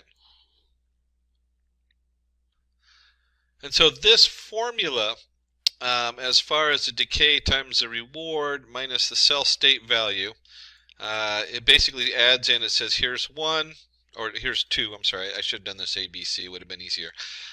So the first move goes in here and it puts 2 in here. Then we have our self set up on here. You can see how this gets pretty complicated in the math, but this is really the key, is how do we train our states? And we want the final state, the win, to get the most points. If you win, you get most points. And the first step gets the least amount of points. So you're really training this almost in reverse. You're training it from the last place where you have, like it says, okay, this is now where I need to sum up my rewards, and I want to sum them up going in reverse, and I want to find the answer in reverse. Kind of an interesting play on the mind when you're trying to figure this stuff out. And of course we want to go ahead and reset the board down here and save the policy, load policy. These are the different things that are going in between the agent and the state to figure out what's going on. Let's go ahead and load that up. And then finally we want to go ahead and create a human player. And the human player is going to be a little different in that you choose an action, row and column. Here's your action. If action in positions, meaning positions that are available, you return the action. If not, it just keeps asking you until you get the action that actually works. And then we're going to go ahead and append to the hash state, which we don't need to worry about because it returns the action up here, and feed forward. Again, this is because it's a human. At the end of the game, backpropagate and update state values. This part isn't being done because it's not programming the model. The model is getting its own rewards. So we've gone ahead and loaded this in here. So here's all our pieces, and the first thing we want to do is set up P1 player 1, P2 player 2, and then we're going to send our players to our state. So now it has P1, P2, and it's going to play, 50,000 rounds. Now we can probably do a lot less than this, and it's not going to get the full results. In fact, you know what? Let's go ahead and just do 5, just to play with it, because I want to show you something here. Oops, somewhere in there I forgot to load something. There we go. I must have forgot to run this. Run. Oops, forgot a reference there for the board, rows and columns, 3 by 3. There's actually in the state, it references that. We can just tack it on the end. It was supposed to be at the beginning. So now I've only set this up with, let's see, where are we going here? I've only set this up to train 5 times. And the reason I did that is we're going to come in and actually play it, and then I'm going to change that, and we can see how it differs on there. There we go. And it didn't even make it through a run, and we're going to go ahead and save the policy. So now we have our player 1 and our player 2 policy. The way we set it up, it has 2 separate policies loaded up in there. And then we're going to come in here and we're going to do player 1 is going to be the computer, experience rate 0, load policy 1, human player human, and we're going to go ahead and play this. Now remember, I only went through it just 1 round of training, in fact minimal training. And so it puts an X there, and I'm going to go ahead and do row 0, column 1. And you can see this is very basic on here. And so I put in my 0, and then I'm going to go 0, block it, 0, 0. And you can see right here, it let me win. Just like that, I was able to win. 0, 2, and woo, human wins. So I only trained it 5 times. We're going to run this again, and this time, instead of 5, let's do 5,000 or 50,000. I think that's what the guys in the back had. And this takes a while to train it. This is where reinforcement learning really falls apart. Look how simple this game is. We're talking about a 3 by 3 set of columns. And so for me to train it on this, I could do a Q table which would go much quicker. You could build a quick Q table with almost all the different options on there, and you would probably get the same result much quicker. We're just using this as an example. So when we look at reinforcement learning, you need to be very careful what you apply it to. It sounds like a good deal until you do like a large neural network where you're doing, you set the neural network to a learning increment of 1. So every time it goes through, it learns. And then you do your action. So you pick from the learning setup, And you actually try actions on the learning setup until you get what you think is going to be the best action. So you actually feed what you think is right back through the neural network. There's a whole layer there, which is really fun to play with. And then it has an output. Well, think of all those processes. I mean, that is just a huge amount of work it's going to do. Let's go ahead and skip ahead here. Give it a moment. It's going to take a minute or two to go ahead and run. Now, to train it, we went ahead and let it run, and it took a while. This took, I got a pretty powerful processor, and it took about 5 minutes plus to run it.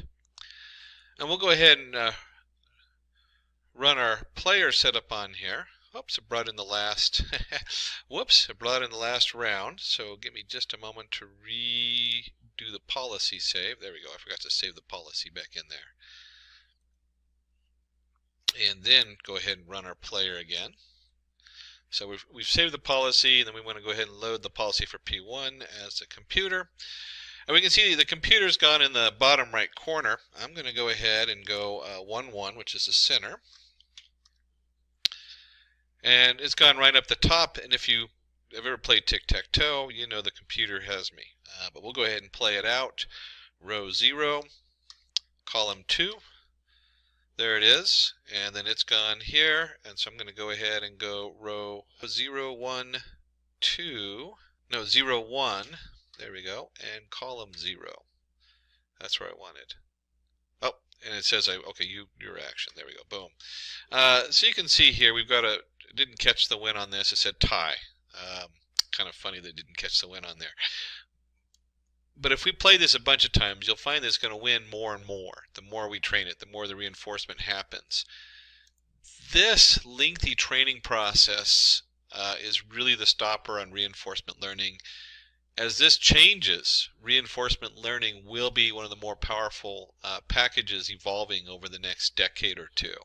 In fact, I would even go as far as to say it is the most important machine learning tool and artificial intelligence tool out there, as it learns not only a simple tic-tac-toe board, but we start learning environments. And the environment would be like in language. If you're translating a language or something from one language to the other, so much of it is lost if you don't know the context it's in, what's the environments it's in. And so being able to attach environment and context and all those things together is going to require reinforcement learning to do. Today we are going to explore k-nearest neighbors or KNN, which is one of the most popular algorithms in data science. Python is a powerful tool for data science, and KNN is great for classifying data by predicting the category of sample base on its closest neighbor. This algorithm is used in many fields like healthcare, finance, and agriculture, helping us make decisions based on data. The best part, it is really easy to use. You just need to pick a number for k and choose a distance function to compare data points. However, KNN has its downsides. It doesn't work well with the large data set, and it requires proper scaling of the data to get accurate result. In this video, we will show you how KNN works with real data set. The IRIS dataset will walk you through simple Python code and demonstrate how to find the best k value to maximize your model's accuracy.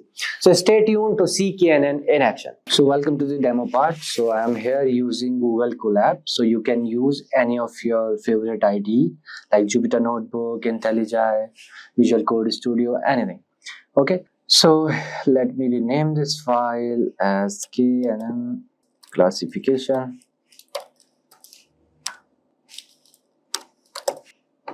Okay, cool. So let me tell you that KNN can be used for the classification, regression, predictive problems. So KNN falls in the supervised learning family of algorithms. Okay, so we will measure the distance between the k neighbors, and the first step will be we'll choose the number of k of neighbors. Then we'll take the k nearest neighbors of the new data point according to your distance metric, and the step 3 will be among these k neighbors, count the number of data points of each category. Okay, step 4, we will assign the new data points to the category where you counted the most neighbors. Okay, so let's start. First, let's import some library. Import numpy as np, and let's import pandas as pd. So everyone knows what is numpy, and the pandas. Okay, so NumPy is a library for the Python programming language, adding support for large multi-dimensional arrays. Okay, along with the large collection of high-level mathematical functions. And whereas pandas is a software library written for the Python programming language for the data manipulation and analysis, all the data frames and data structure it offers for the manipulating numerical tables, okay, and the time series, you can say. So moving forward, we'll import our data set. So you can download the data set from the description box below. Okay, data set equals to pd.read underscore csv. The data name is iris.csv. Okay, this is how you read your data in Python. Okay, yeah, data set is loaded. So data set dot shape, okay, yeah. So data set dot shape is used for how many numbers of rows and columns present in your data set. Okay, 150 rows and 6 columns. So let me tell you brief about data set, this iris data set. So iris data set include 3 iris species with 50 samples each, as well as some properties about each flower. So one flower species is linearly separable from the other 2, you can say, but the other 2 are not linearly separable from each other. Okay, and this shape, I told you, we can get a quick idea of how many instances of rows and columns are present in our data set. So let's see our data set dot head. So head is used for you can see top 5 rows of your data set using head, and if you will use tail instead of head, you can see the last 5 rows of your data set. Cool. Okay, so columns are id, sepal length, sepal width, petal length, petal width, and the species. Cool. Then moving forward, let's describe our data sets. So these are the basic function, okay, of Python, you can say. So data set dot describe, what describes do is it will give you count of all the rows, mean value, standard deviation value, minimum value, what is the 25%, okay, of all the values in the particular row, what is the 50%, what is the 75%, what is the maximum is 150, you can say, okay, and 25% of 150 is 38.25, this, okay, of all the columns. If it is normal character, so it won't give you any data. Okay, cool. Yeah, so moving forward, let's now take a look at the number of instances row belong to each classes. Okay, so we will write data set dot group by species dot size. Okay, species S is capital, that's why it's showing the error. Yeah, so you can see iris setosa are 50, iris versicolor are 50, and virginica is 50. Okay, and the data type is integer. Cool. So as we can see, data set contains 6 columns like id, sepal length, sepal width, and petal length, petal width, and species. The actual features are described by columns 1 to 4. The last columns labels of samples. Okay, so firstly we need to split data into 2 arrays like X features and Y labels. So how we will do this? By writing code like feature underscore columns equals to sepal length, sepal width, petal length, petal width. Just remember you are writing correct name. Okay, then X equals to data set feature underscore columns, okay, dot values. Then Y equals to data set species dot values. Cool. Then let me run it. So this is how we can split the data set, okay, into 2 arrays, X and the Y. Okay, in X there are feature columns, these 4 columns are there, and in Y species column is there.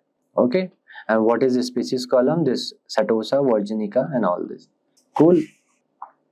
Then now we will do label encoding. So as you can see, labels are categorical. K-numerous classifier does not accept string labels. So we need to use label encoder to transform them into numbers.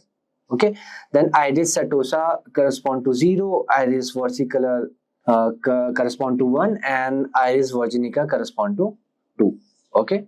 0, 1, 2. Cool. So how can we write?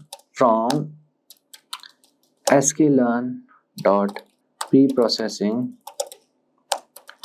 import label encoder. Okay, so what we'll do, label encoder transform them into numbers. Okay, so I will write L equals to label encoder. Okay, my bad. Label encoder. Okay, then y equals to elifate dot transform y. Okay, so now I will run it. Yeah, correct. So splitting dataset into training set and the test set now. Okay, so now we'll split dataset into training set and test set to check later on whether or not a classifier work correctly or not. Okay, so here I will write from sklearn dot not cross. I will write here sklearn dot model selection import train test split. So what is train test split? Train test split is a model validation procedure that reveals how your model performs on your new data. Okay, and what is xtrain, xtest, ytrain, ytest in Python? Okay, let me first write it and then I will let you know. Okay, then I will write here xtrain comma xtest comma ytrain comma ytest. Okay, equals to train test split, then x comma y comma test size 0.2 and the random is this. Okay, some error came. Okay, underscore model selection. Yeah, cool. So what is xtrain, xtest, ytrain, ytest? Okay, so xtrain and ytrain sets are used for training and fitting the model. Okay, so the xtest and the ytest are the set used for testing the model and it's predicting the right outputs label. Okay, so here you can see test size is 0.2, means 80% is for testing, 80% is for training and 20% is for testing for the new data. Cool. Yeah, so now we will see some let's do some data visualization. Okay, so here I will write import matplotlib dot pyplot as plt, then import seaborn as sns, then here I will write matplotlib inline. So what is matplotlib? Matplotlib is a plotting library for the Python programming language and its numerical mathematics extension. Okay, so NumPy, it provides an object API for embedding plots into application using generating purpose GUI toolkits like Kinter and Python, Qt or GTK. Okay, whereas Seaborn is a library for making statistical graph in Python. It builds on the top of Matplotlib and integrates closely with Pandas data structure. Okay, Seaborn helps us to explore and understand the data.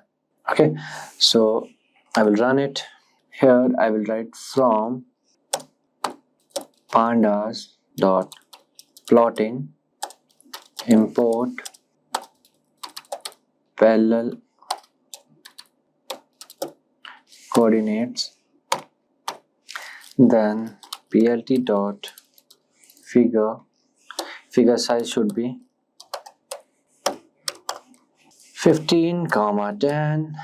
Okay, then parallel coordinates. Okay, then dataset dot drop, I don't need id, comma axis is 1. Okay, then comma species, then plt dot title and Let parallel coordinates plot. Okay, and you can give some font size equals to 20, then font weight equals to, okay, let's say bold only, bold. Then plt dot x label, then features comma font size equals to 15, then plt dot y label, then I'll write here features values comma font size equals to 15. Okay, then plt dot legend, then loc equals to 1 comma, I will write here frame on equals to true comma shadow equals to true comma face color equals to white, T should be capital, and comma edge color equals to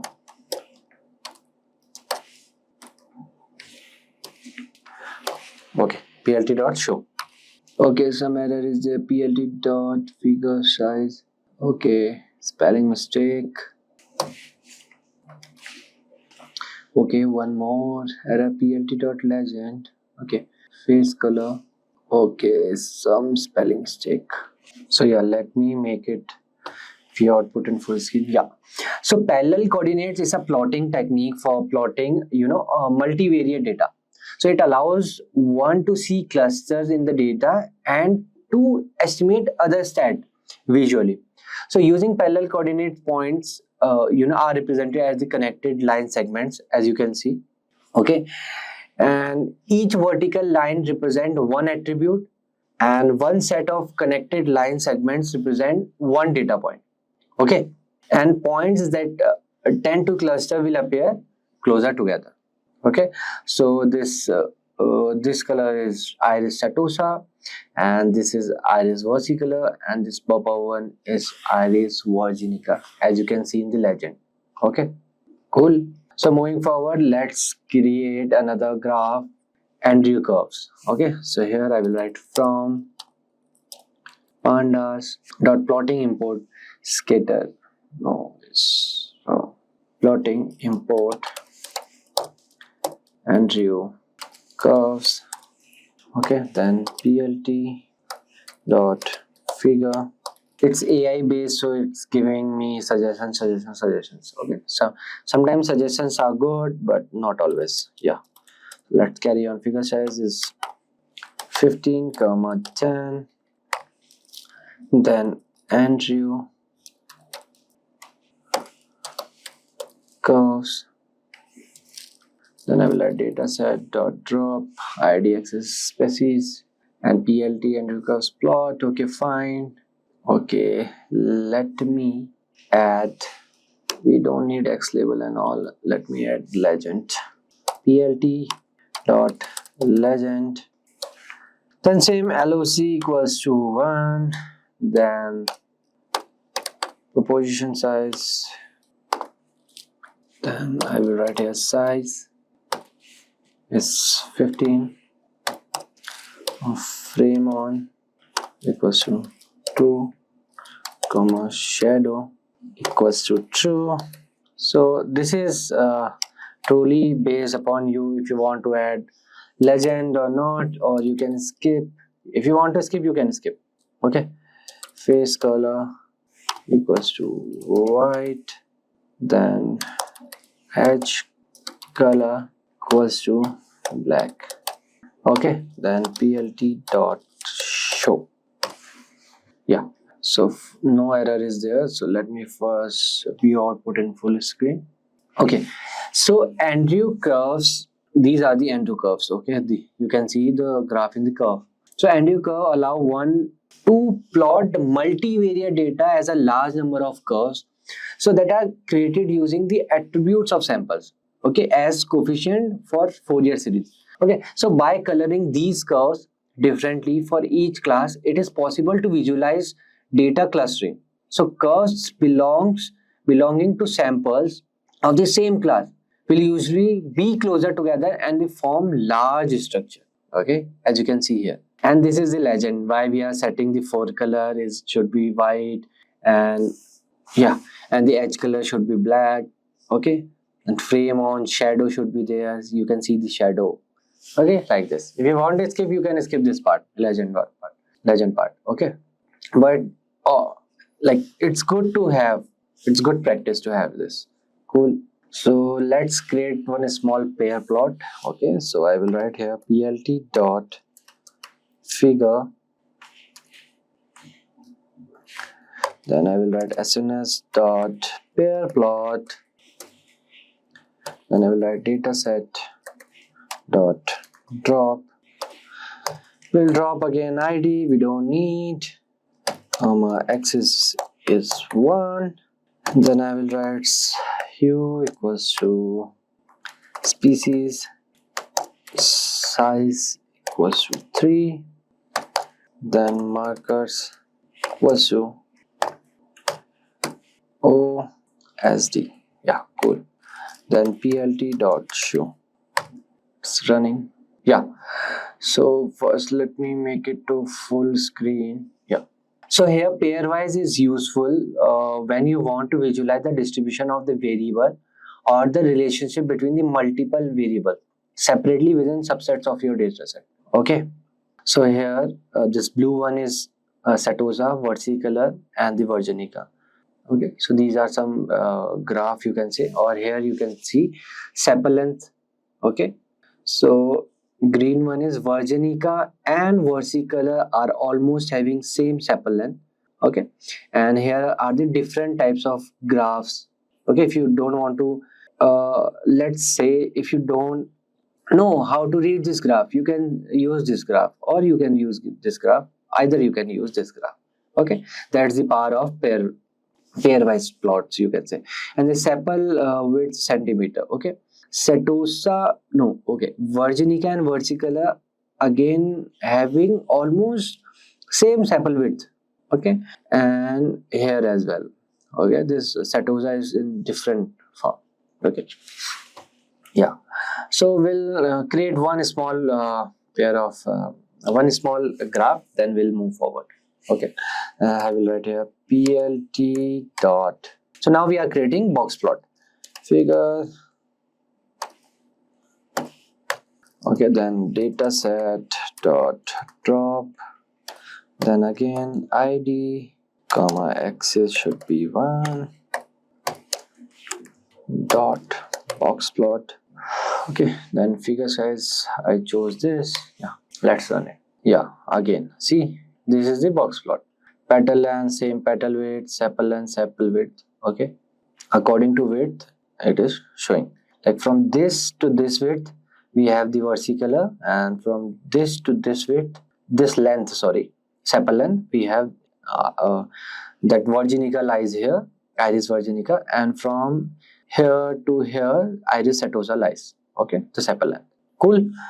And like you can use 3D models, you can use different types of charts. Okay, I did 4, and 4 are enough to read the data set.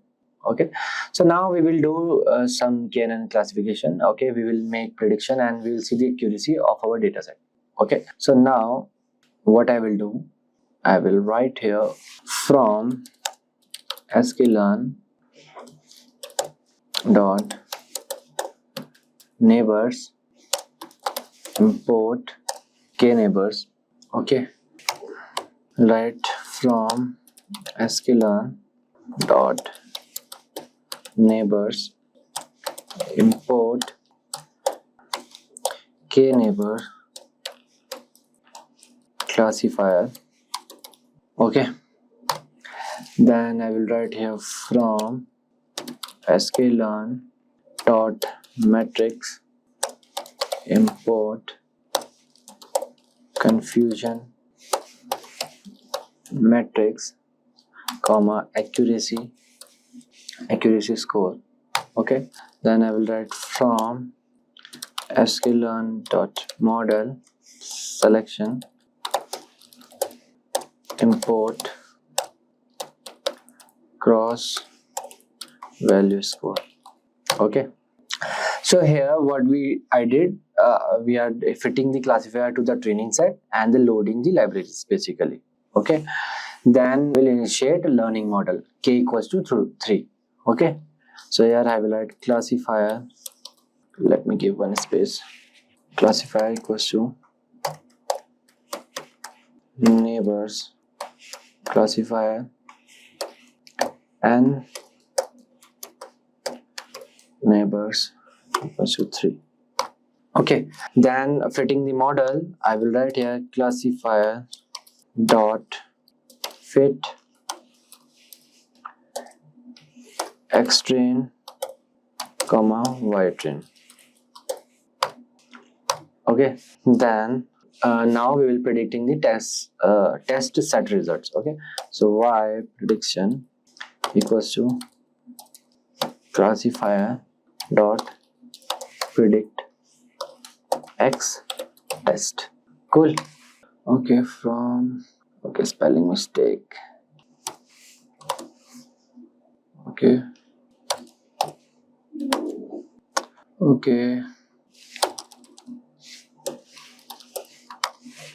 yeah, I guess it's fine now.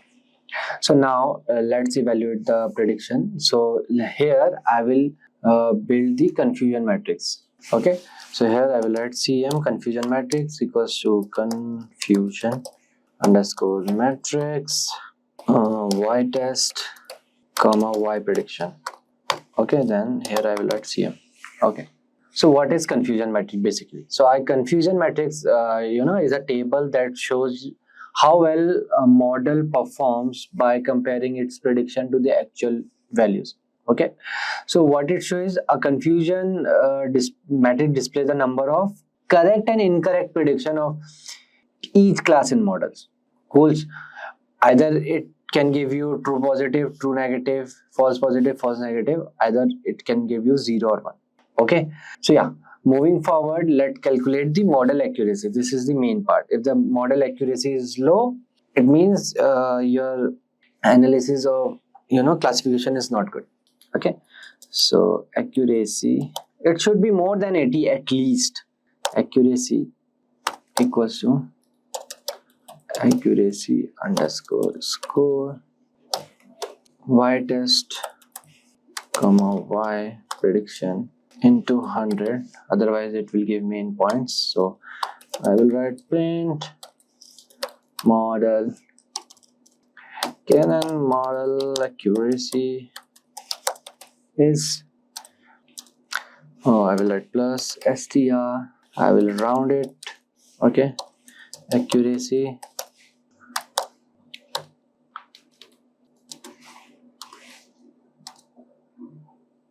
I will add the percent. So why I wrote this accuracy to round? So I don't want after points, I need only 2 numbers. Okay, I don't want like 6, 7, 8, 9, 10, 11, 12 like this. Okay, I need only like 80.20 like this. Cool. Let's run it. See, our KNN model accuracy is 96.67. That's why I wrote 2 here and the percent should be there. So 96, which is very, very, very good. Okay, so this is how you can find the accuracy. So now let's find the optimal number of neighbors in K. Okay, basically finding the best K. So we will use using cross validation parameter. Okay, tuning. So first I will create the list of K for Canon. Okay, so here I will write K underscore list equals to list range 1, 50, 2. Here I will create the list of CV score. Okay, so here I will write CV scores. Okay, I have to give the brackets. Yeah. So we'll here perform the tenfold cross validation. Okay, I will explain you what is cross validation. Don't worry. First, let me write for k and k list knn equals to k neighbor classifier, and here I will write n neighbors equals to k. Then scores equals to cross value score knn, and x train comma y train. Okay, comma I will write here cross validation equals to 10 comma scoring equals to, I will write here accuracy. Okay, and then here cv underscore scores dot append to scores dot mean. Okay, so now yeah, let me run it. Okay, comma some error came. Okay, the error is the scoring parameter. Yeah, why? Because here accuracy you can see, and I did the spelling mistake. Okay, so now what is cross validation? Of course, cross validation determine the accuracy of your machine learning model by partitioning the data into two different groups, okay, called training set and testing set. You can see test and the testing set, okay, x and y. So the data is randomly separated into a certain number of groups or subsets called folds. Okay, you can see the 10 folds we have wrote. Each fold contains about the same amount of, okay. And there is one more thing, validation. So validation is a technique for assessing the accuracy of the model on dataset. Okay, and this cross validation we did on new dataset. Cool. So now let's find the best k. Okay, so here I will write best k equals to k list. Okay, before that I will write one thing. I will write here MSE was changing to misclassification error. Okay, so equals to 1 as x for x in CV scores. Okay, list I will write MSE dot index minimum MSE. I will use this bracket, square bracket. Okay, so then I will write print the best optimal number of neighbors is %t person best underscore k. Okay, let's run it. See, the best optimal number of neighbors, okay, neighbors is 9. Okay, so in the k nearest neighbor KNN algorithms, okay, so k represent the number of neighbors that are considered when classifying a query point. Okay, see, if we'll classify this particular point, you will get the 6. Okay, 1 2 3 4 5 6. Okay, and let me show you. If you will classify this portion only, so you will get 1 2 3 4 5 6 points like this. Okay, so the best optimal number of neighbor is 9.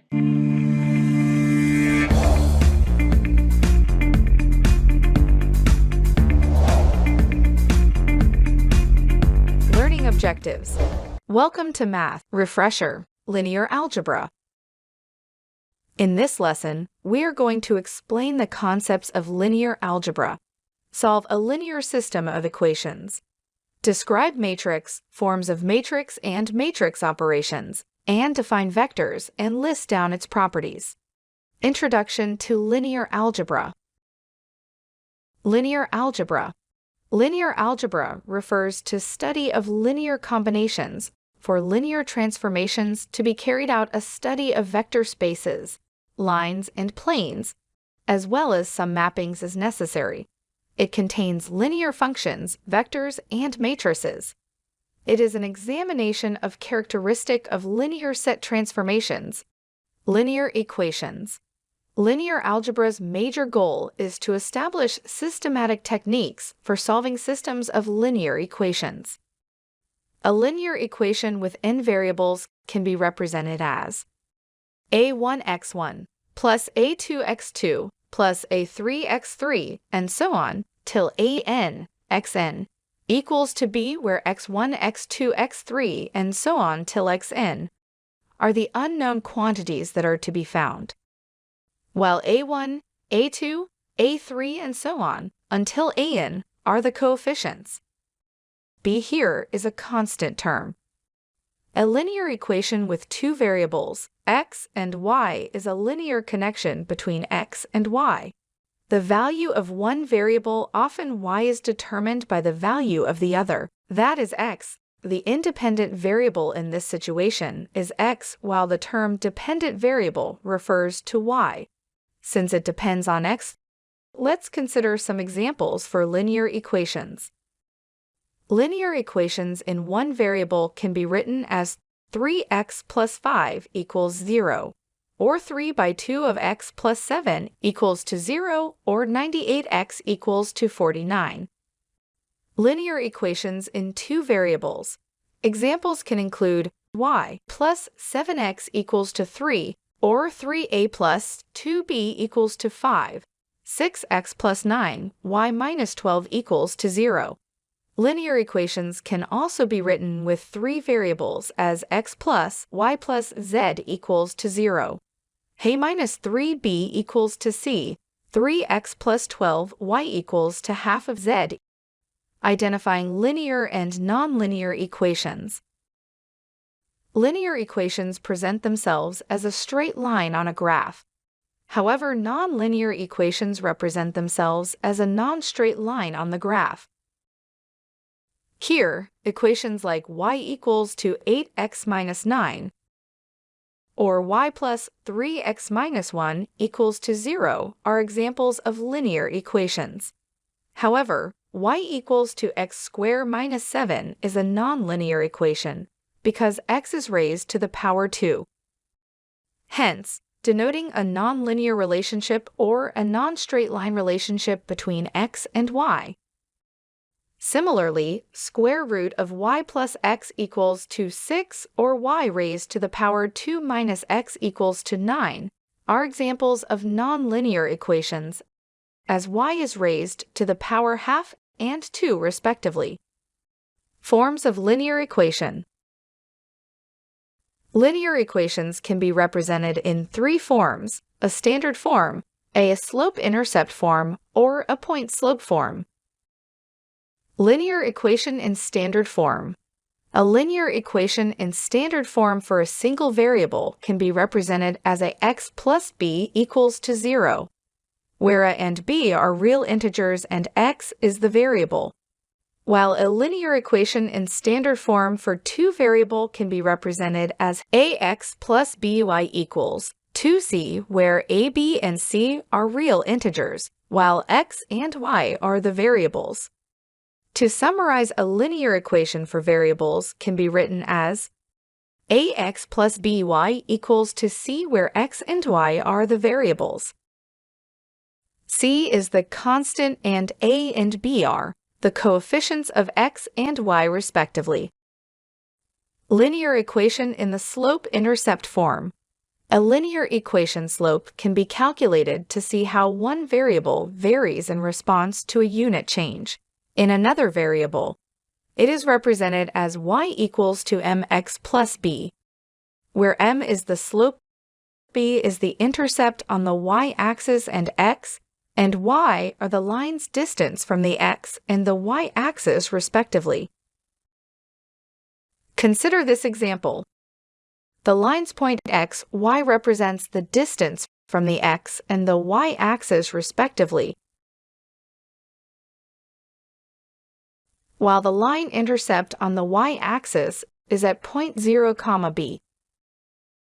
Linear equation slope. The slope indicates how steep a line is with respect to y-axis. When seen from left to right, it indicates whether the line goes up or down. The slope describes how independent variable has been changed. while the dependent variable is changing. Types of slope. There are 4 types of slopes based on the relationship between the two variables x and y. The first is the positive slope here as x increases. Y is also increasing in a negative slope as x increases. Y decreases. If a line is parallel to x-axis, it is a 0 slope. On the other hand, if the line is parallel to y-axis, then the slope is undefined. Linear equation in point-slope form. A straight line is represented in point-slope form by its slope, and a point on the line. It is represented as y minus y1 equals to m of x minus x1, where x1 and y1 are the coordinates of the point. Linear equation forms, some examples. Consider solving the linear equation given as 2x minus 10 divided by 2 equals to 3x minus 1. First, we will clear the fraction. In this example, we can see only left-hand side we have 2x minus 10 divided by 2. If from the numerator we take 2 as common, we will be left with 2 times x minus 5 divided by 2, hence x minus 5 on the left-hand side. On the right-hand side, we still have 3 times x minus 1. Now, as a part of next step, we simplify both sides of the equation that is open up the brackets. When we do that on the right side, we end up getting 3x minus 3 by multiplying 3 to x minus 1. Solving further, we can write as x equals to 3x plus 2. Finally, we try to clear the fraction to solve for x. We can rearrange the equation as x minus 3x equals to 2. Solving it further, we get minus 2x equals to 2. And then we solve for x as minus 1. System of linear equation. A system of linear equations is a finite collection of linear equations, usually involving the same variables.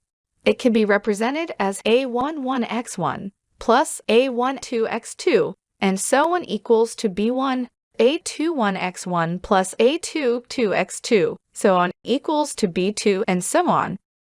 Here this example is for n variables. A system of m equations.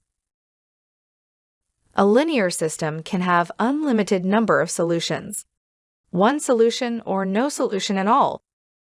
In case of a single linear equation, a consistent linear system has a solution, while an inconsistent linear system has no solution. Solving a linear equation.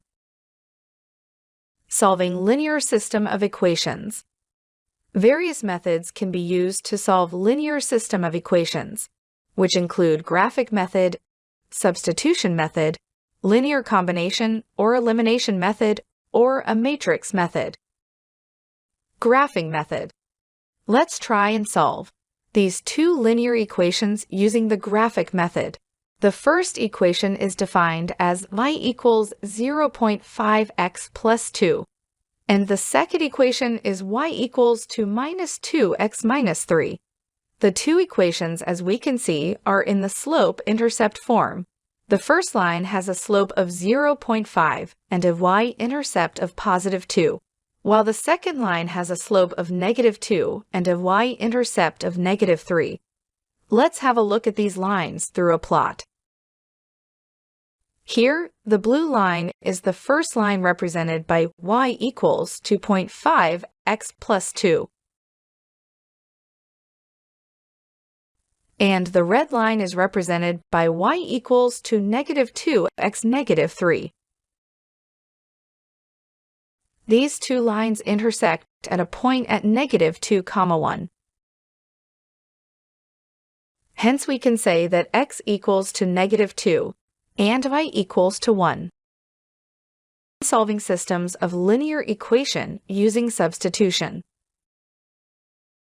For substitution, we start by putting one of the equations in the form of variable equals to. We then substitute that variable in the other equation in its place. Take the other equation to solve. If there are more than 2 variables involved, we repeat the process from steps 1 through 3. Let's consider an example. Let's consider the equation 3x plus 2 y equals to 19 and x plus y equals to 8. We could begin with any equation and variable. In this case, let's look at the second equation with variable y. We start with subtracting x from both sides of x plus y equals to 8. And we end up getting y equals to 8 minus x. The first equation still retains its form. Now we take the value of y, that is 8 minus x, and substitute in the first equation in place of y. We end up getting the equation 3x plus 2 times 8 minus x equals to 19.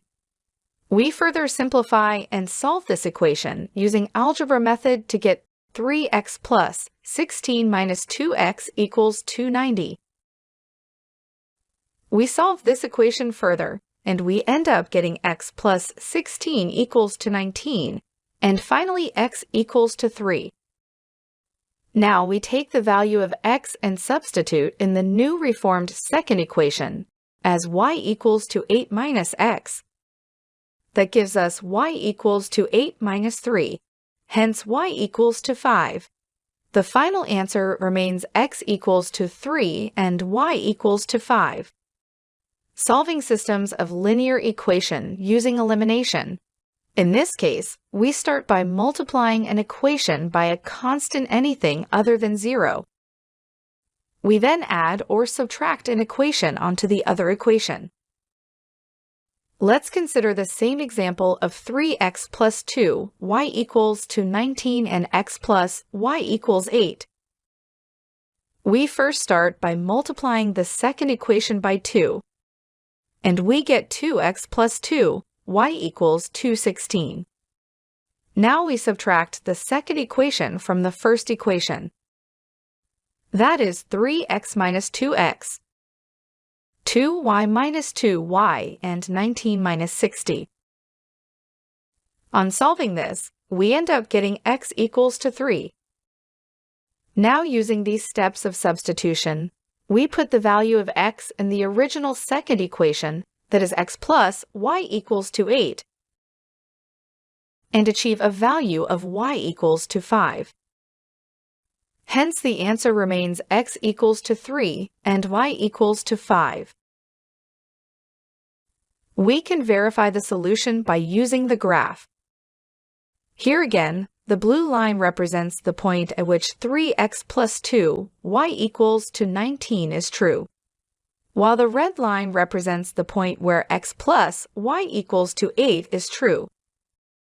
The solution is found at the point where x equals to 3 and y equals to 5.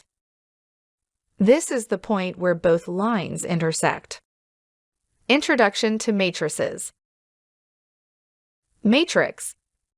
A matrix is a rectangular array or table with rows and columns of numbers, symbols, expressions used to represent a mathematical object or an attribute.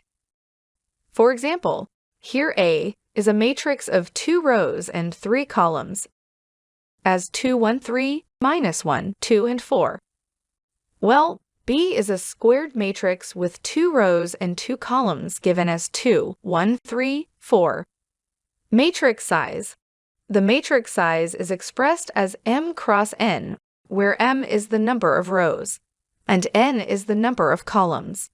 A matrix with 2 rows and 3 columns can be referred to as 2 by 3 matrix or a 2 cross 3 matrix, or a matrix of dimension 2 cross 3. Notation of a matrix. A matrix with m rows and n columns can be presented as this.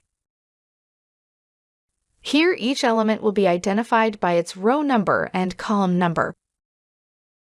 For example, the element over here is in the 3rd row and the 1st column. Hence, it is identified as a 3-1. Forms of matrix. The matrix is termed as a squared matrix. If n equals to m, that is, the number of rows and number of columns are equal. An element's entry in the matrix of from A, I is located on the diagonal. Hay is called a diagonal matrix if Hay ij equals to 0, when I is not equals to j, that is in a square matrix. Apart from diagonal at all places, we have 0 as a value. Matrix operations. Addition. Addition of two matrices is adding their corresponding elements, as in A11 plus B11, A12 plus B12, A21 plus B21, A22 plus B22, and so on. Consider the example over here. We have a matrix A as 22, 32, 11, 16, and matrix B as 13, 8, 13, and 16. Matrix A is of the order 2 cross 2, and matrix B is also of the same order, 2 cross 2. Hence, the corresponding elements can be quickly added as 22 plus 13, 32 plus 8, 11 plus 13, and 16 plus 16, giving us the result in matrix of 35, 40, 24, and 32. Addition rules. Only matrices with the same size can be added. That is, the two matrices should have same number of rows and same number of columns. Matrix addition follows commutative property. That means A plus B is equals to B plus A. Subtraction. Matrix subtraction is same as matrix addition. It is subtracting the corresponding values. Let's consider the same example of matrix A and B. The result of A minus B can be given as 22 minus 13. That is A11 minus B11. 32 minus 8. That is A12 minus B12. 11 minus 13. A21 minus B21. And 16 minus 16. That is A22 minus B22. Giving us result as 9, 24, -2, and 0. Subtraction rules. Only matrices with the same number of rows and columns can be subtracted. Matrix subtraction does not follow commutative property. That means A minus B is not equals to B minus A. Multiplication. Matrix multiplication results in what is called as a product matrix. In matrix multiplication, each row of the first matrix is multiplied to each column of the second matrix. To compute each of these elements in the matrix, the values are then added. For example, consider the matrix A and B.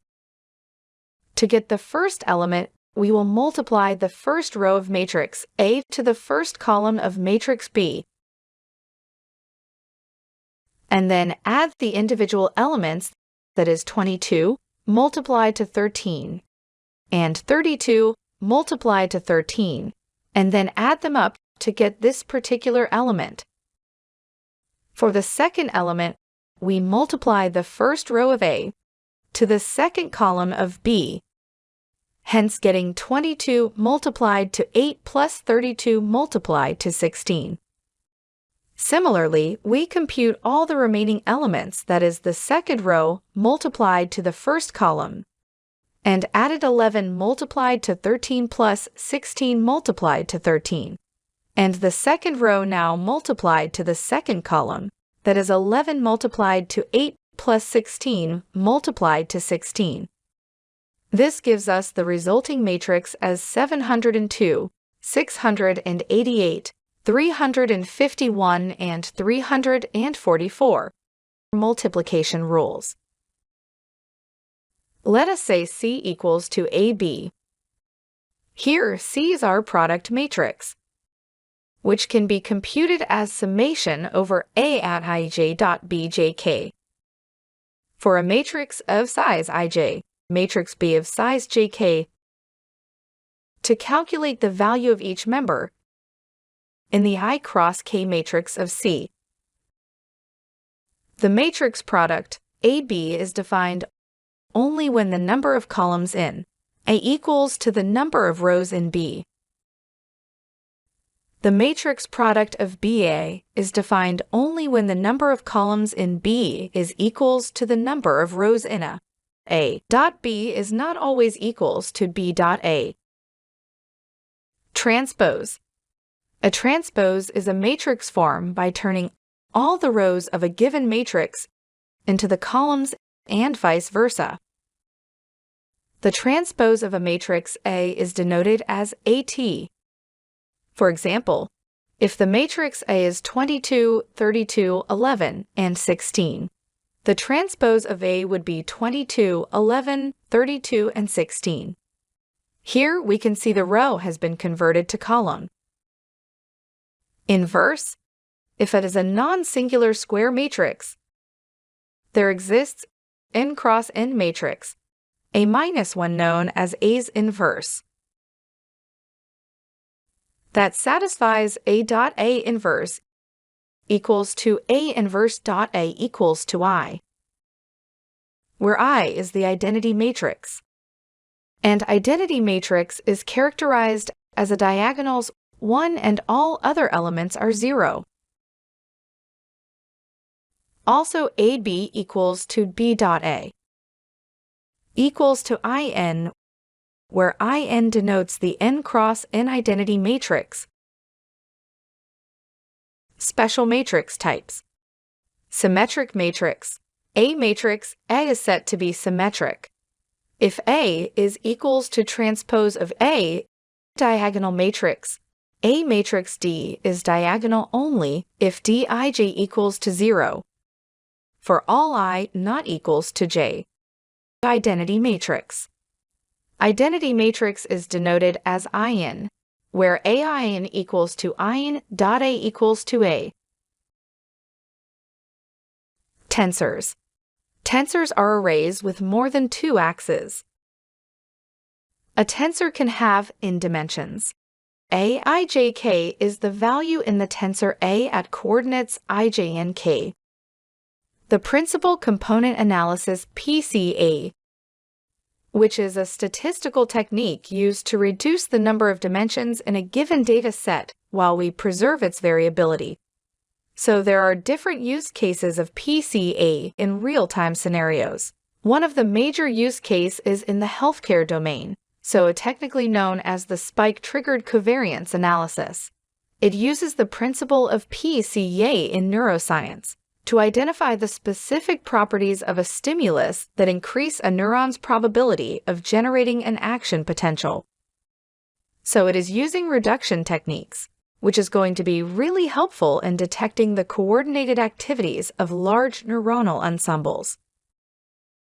So it is basically used for identifying a neuron from the shape of its action potential, then in terms of quantitative finance.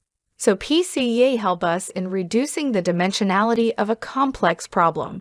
Let's say a fund manager has 200 stocks in his portfolio. Now to analyze these stocks quantitatively, a stock manager will require a correlational metric of a size 200 by 200, which makes the problem very complex. However, if he has to extract 10 principal components, which best represents the variance in the stock price, this will reduce the complexity of the problem while still explaining the movement of all 200 stocks. So we use it for analyzing the shape of the yield curve in terms of forecasting the portfolio returns, developing the asset allocation algorithms, and so on. And it is also widely used in image compression. So PCA is also used for image compression. So if we go ahead and use any of the PyCharm IDE, so here we can work with Matplotlib, ImagePyPlot, and the NumPy as NP. And here we can also import from sklearn. And we can import the PCA So basically, we are trying to print the shape of the image by reading the image. This is a sample logo.png, which has been placed in the same directory. We are trying to print the image. So if we run this particular code, then we will be able to see the shape of the image. Return to us first the current shape based on the image which has been deducted, which is 156, 94, and 3. So what does this mean? This means image is in the form of 156 rows, and each row containing 194 pixels, and then having 3 channels, which is red, green, and blue. So we had to resize the image so that it is in a format required for PCA input, which is 196 by 3, which is going to be 582. So here we can see we have performed a simple operation as image_r, where we are using the NumPy library for reshaping the image. And then we are printing the shape of the image again. So here we can see 156 and 582 has been returned as a response. Now running the PCA with 32 principal components, we can use this fit for the image that has been reshaped, and then we are trying to train the transform image. So with these 32 components, we are able to express 98.7% of the variance. So inverse transforming the PC output and reshaping the visualization can also be done forward. And that's how PCA is widely used as a part of the medical and the other sciences. For example, is used for object detection model for the healthcare domain for the transportation, aviation, and location-based services. Introduction to vectors. Objects with both magnitude and direction are called as vectors. The magnitude of the vector determines its size. It is represented as a line with an arrow, where the length of the line indicates the vector's magnitude, and the arrow points in the desired direction. Other names for it include Euclidean vector, geometric vector, spatial vector, or simply vector. Its length is indicated by the symbol double bar V double bar, and it begins at the original 0, 0. Notation of a vector. A vector can be represented in a standard form as A equals to AI cap plus BJ cap plus CK cap, where A, B, and C are numeric values. The unit vectors along the x, y, z axis are I, j, and k cap respectively. Imagine you are a robot in a maze, and every step you take brings you closer to the treasure or into the trap. But here's the catch. You don't have a map. So how will you figure out the best path without any guidance? This is where Q-learning steps in, one of the most exciting branches of reinforcement learning. It is like teaching an agent or a robot to play a game of trial and error, learning to maximize rewards and avoid penalties, all without knowing the rules in advance. In this tutorial, we will dive into the core concepts behind Q-learning, from understanding how an agent explores its environment to making smart decisions that leads to victory. Now, before we move on and learn more about Q-learning, I request you guys that do not forget to hit the subscribe button and click the bell icon for further updates. So let's start by understanding first what is Q-learning. So Q-learning is a type of reinforcement learning which is basically used in machine learning algorithms to find optimal action selection policy for any given problem for reinforcement learning. Now you'll be wondering what this type of technical jargon means. So let me tell you in easy words what reinforcement learning exactly means and how Q-learning is a part of it. So let us consider a scenario. Imagine there is a robot whose task is basically to clean the room, a kind of vacuum cleaner robot. In that room, there would be obstacles like furniture, and there are dirt scattered around. The goal of this robot is to learn how to clean the room efficiently. Now, there are certain points. So this is called learning by rewards. So we have +1 for positive reward if the given vacuum cleaner cleans up the dirt. We have -1 or negative reward for bumping into the walls or any furnitures. And we have the higher +10 reward for this robot when it completes the cleaning of a room in a shorter period of time. Now, if we talk about this kind of learning, how this robot is learning, so suppose this robot starts up to cleaning the room. Now, after it has started to clean the room, it found some obstacle and it got collided with this. So it learned that it is getting -1 for the same. So next time when it encountered any obstacles, it just ignores it, or it just changes its direction. And this is called learning by rewards. So in this scenario, we have the agent as robot. The environment which we have is room full of dirt, furnitures and wall. Now if I talk about actions, then we can say the robot can move left, right, backward or forward. So this is a scenario that we have set up for our robot. So by trial and error, the robot learns a strategy or a policy that maximizes its reward by avoiding obstacles, prioritizing areas with more dirt, and move efficiently to cover the entire room. Eventually, after enough learning episodes, the robot vacuum develops an optimal cleaning strategy, navigating the room without getting stuck and cleaning it in the shortest time possible. But this is the scenario for the reinforcement learning. And under this comes the Q learning. So, in the simpler words, if I have to say, then Q learning is basically a machine learning approach that enables a model to iteratively learn and improve over time by taking the correct action, which means the optimal action selection policy. So as we have seen in the example, how this robot has maximized its total reward by avoiding obstacles, prioritizing areas with more dirt, and moving efficiently to cover the entire room. So this is one of the examples of reinforcement learning. So this is basically a Q learning approach. Okay, so this is a part of machine learning. Now let us move ahead and try to understand the components of Q learning. Now if I talk about Q learning, guys, so now discover the key components of Q learning. The first one that we have all over here is state, action and rewards. So basically Q learning revolves around it.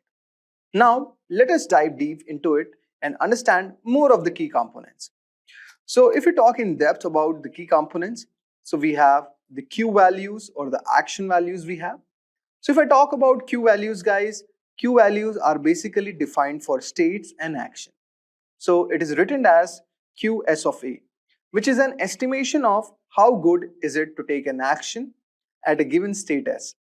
And this estimation of Q of S of A will be iteratively computed using the TD update rule, or we can say temporal difference update rule, which we are going to see in our given example. So if I talk about rewards and episodes, so we can see all over here that an agent, like throughout its lifetime, starts from a start state and makes several transitions from its current state to the next state based on its choice of action and also the environment the agent is interacting in. So at the every step of transition, the agent from state takes an action, observes the reward from the environment, and also then do the transition to the another state. So for example, if at any point of time the agent ends up in one of the terminating states, okay, that means like there are no further transitions possible.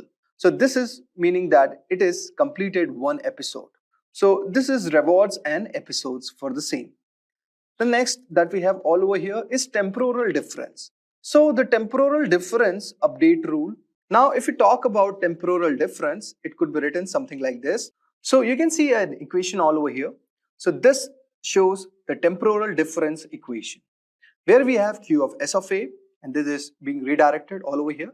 So Q of S of A plus an alpha R plus gamma Q of new values of SNA and minus Q of SNA. So what is this basically? So if we talk all over here, this is basically an update rule. Okay, I'll write all over here. Now, this update rule basically what it does, guys, that it is applied at every time at the step of agent's interaction with the environment. Now, you would be wondering what S and A are. So S, if I talk about S is, so if I talk about S means the current state of the agent. And if I talk about A, it is according to the current action picked according to the policy. Now, if I talk about the change S dash, so it just means the next state where the agent ends up.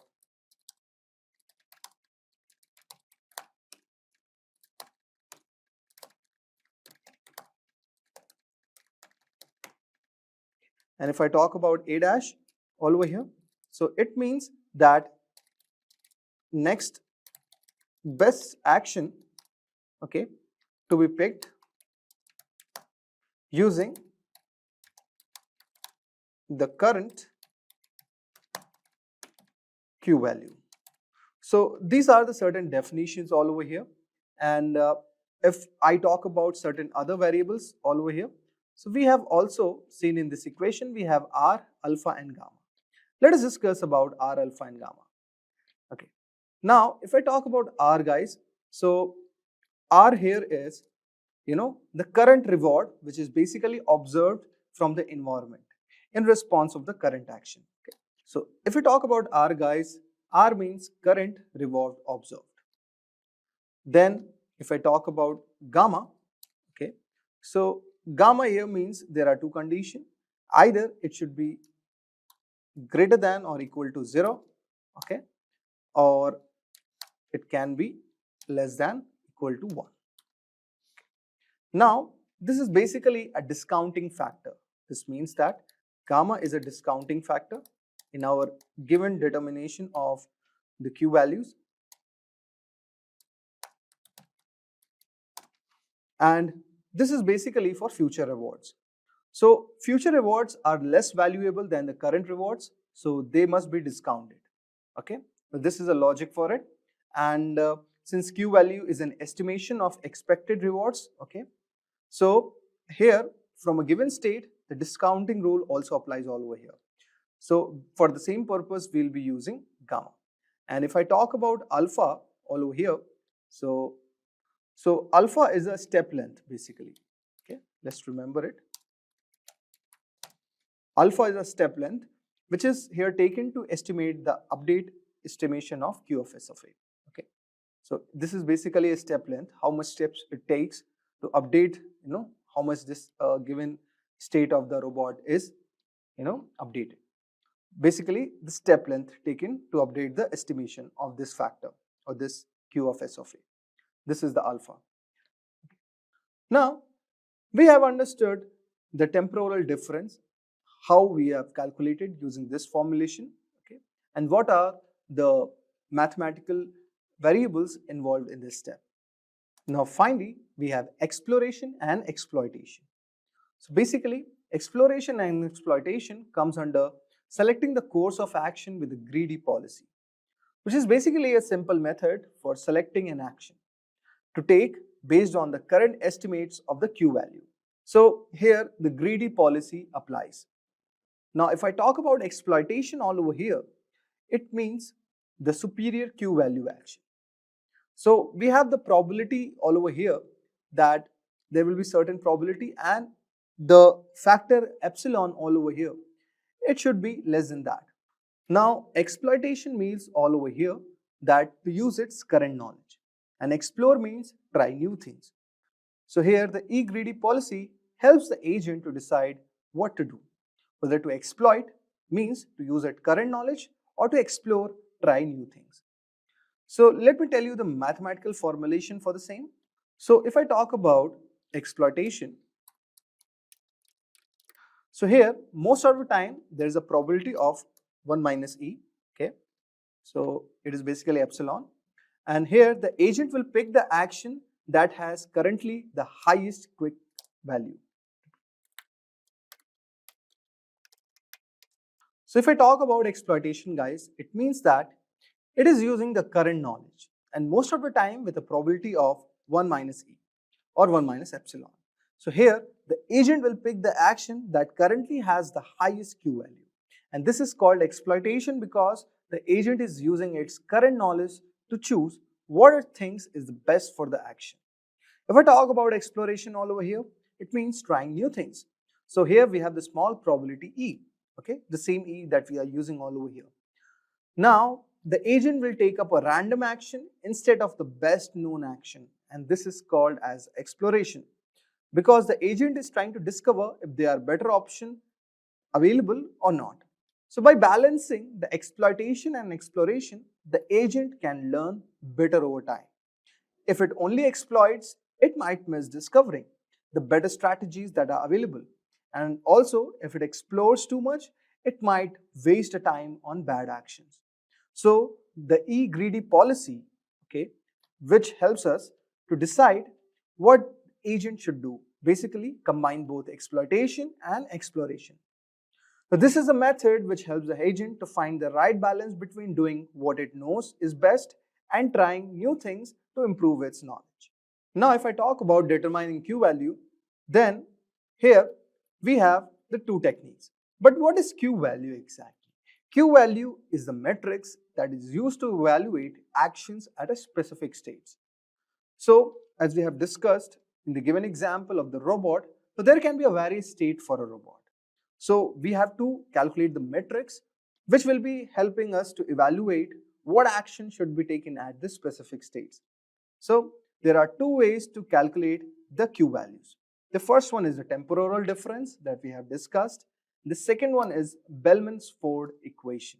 Q of S of A, R of S of A, gamma max, Q of S of dash and A. Since we have discussed all about it, okay. Now, if I talk about temporal difference, it is calculated by comparing the current state and action values with the previous one. And Bellman's Ford equation is a recursive equation, okay, which is basically a formula invented by the scientist Bellman Ford. And it is used to calculate the value of a given state and determine its optimal position. It provides also a recursive formula for calculating the value of a given state. So in a Markov's decision process, so it's a mathematical term that we use for the stochastic processes, and in particularly it is very, very influential, or you can say very much important in the context of Q learning and optimal decision making. So this equation that I have shown you earlier is also very, very important in determining the Q value. Now, similarly, we create the Q table. So Q table is a repository of rewards, basically, which is associated with the optimal actions for each state in a given environment. It basically serves as a guide for the agent, which helps it to determine which actions are likely to yield the best outcomes. So agent will always be interacting with the Q table and dynamically update the reflected agents in the evolving understanding and also enabling more informed decision making. Now, let us try to implement the Q learning environment. So there are certain steps that we have to follow. The step one will be defining the environment. So let us type step one, that we have defining the environment.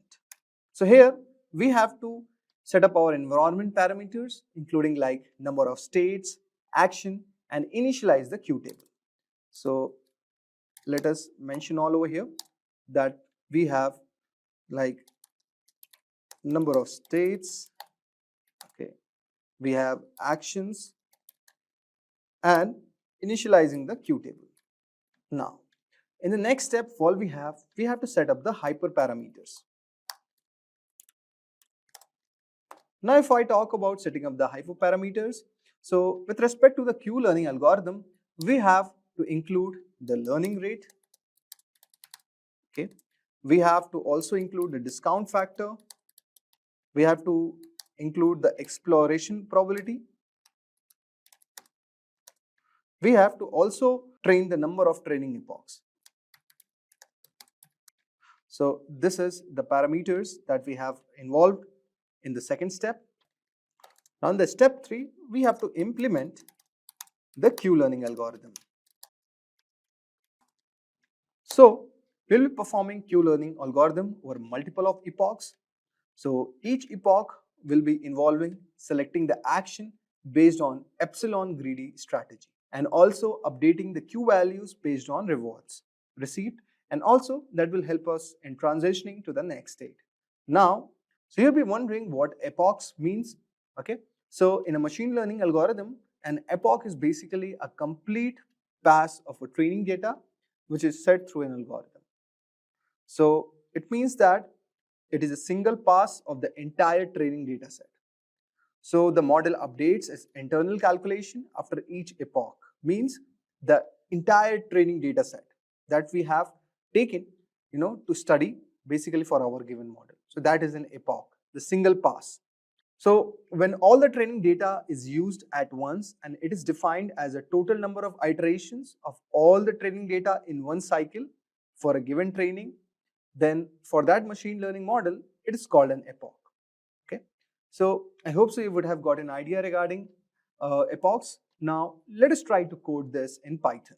So you can see all over here. So this is a given code for our Q-learning algorithm. So here I'm importing numpy as np, okay, that is our library that we'll be using. Then here we are defining the environment, okay. The first one is number of states, okay, say n equals to 16.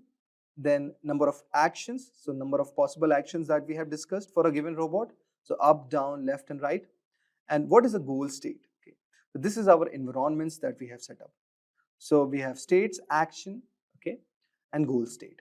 Now we'll be initializing our Q table with 0. So for the same purpose, we'll be using numpy. So np.zeros, and here we have n states and action. So we have initialized our Q table. Now we are defining the parameters all over here. So we have the learning rate at 0.8. Discount factor, we have given certain value, exploration probability, and epochs. So I have told you about epochs, guys. So epochs here means that when all the training data is used at once, and it is defined as a total number of iterations for all the training data in one cycle for a training. So that is epoch, and that we have set to 1000. Now for the Q learning, so we have taken this epoch, okay. So for epoch, in the range of epochs, this is iteration. So we are setting the current state, okay. So we are using np.random, and it is taking a random integer. It is starting from any random state all over here. This line means that same. So now we are using the conditional. So while the current state is not equal to the goal state, okay, this is our goal state that we have to achieve, okay, that is 50. So choose an action with the epsilon greedy strategy. So here we have applied the logic for the same. So if np.random.rand is less than exploration probability, then our current action is set to np.random.randint, and here 0n action. So if I talk about n action, means number of possible actions that can go up, which can be up, down, left and right. So it is choosing the best action with the epsilon greedy strategy, or else we are putting the action as np argmax, and now we are updating the Q table with respect to the current state. This is the exploitation. So based on your Q table, choose the next state. So this is like selecting, what should an agent do? It should explore or exploit. So for exploitation, it is using the Q table that we have initialized earlier, and for exploration, it is using the np_random.randint, and it is choosing the action up, down, left and right. So based on the probability of epsilon, the exploration action is also going to happen. Now we have to simulate the environment or move to the next state. So here the next state is set to current state plus 1 modulo n states. Now you can see we have initialized the n states as 16. So number of states available total, okay, consider it as a grid. So based on that, now here what we have done, defining a simple reward function, okay. So here if the goal state is reached, so you will be given 1 point, otherwise the probability will be 0. So reward is 1 if the next state goal equals to goal state, otherwise put it up as 0. Now we have to update the Q value.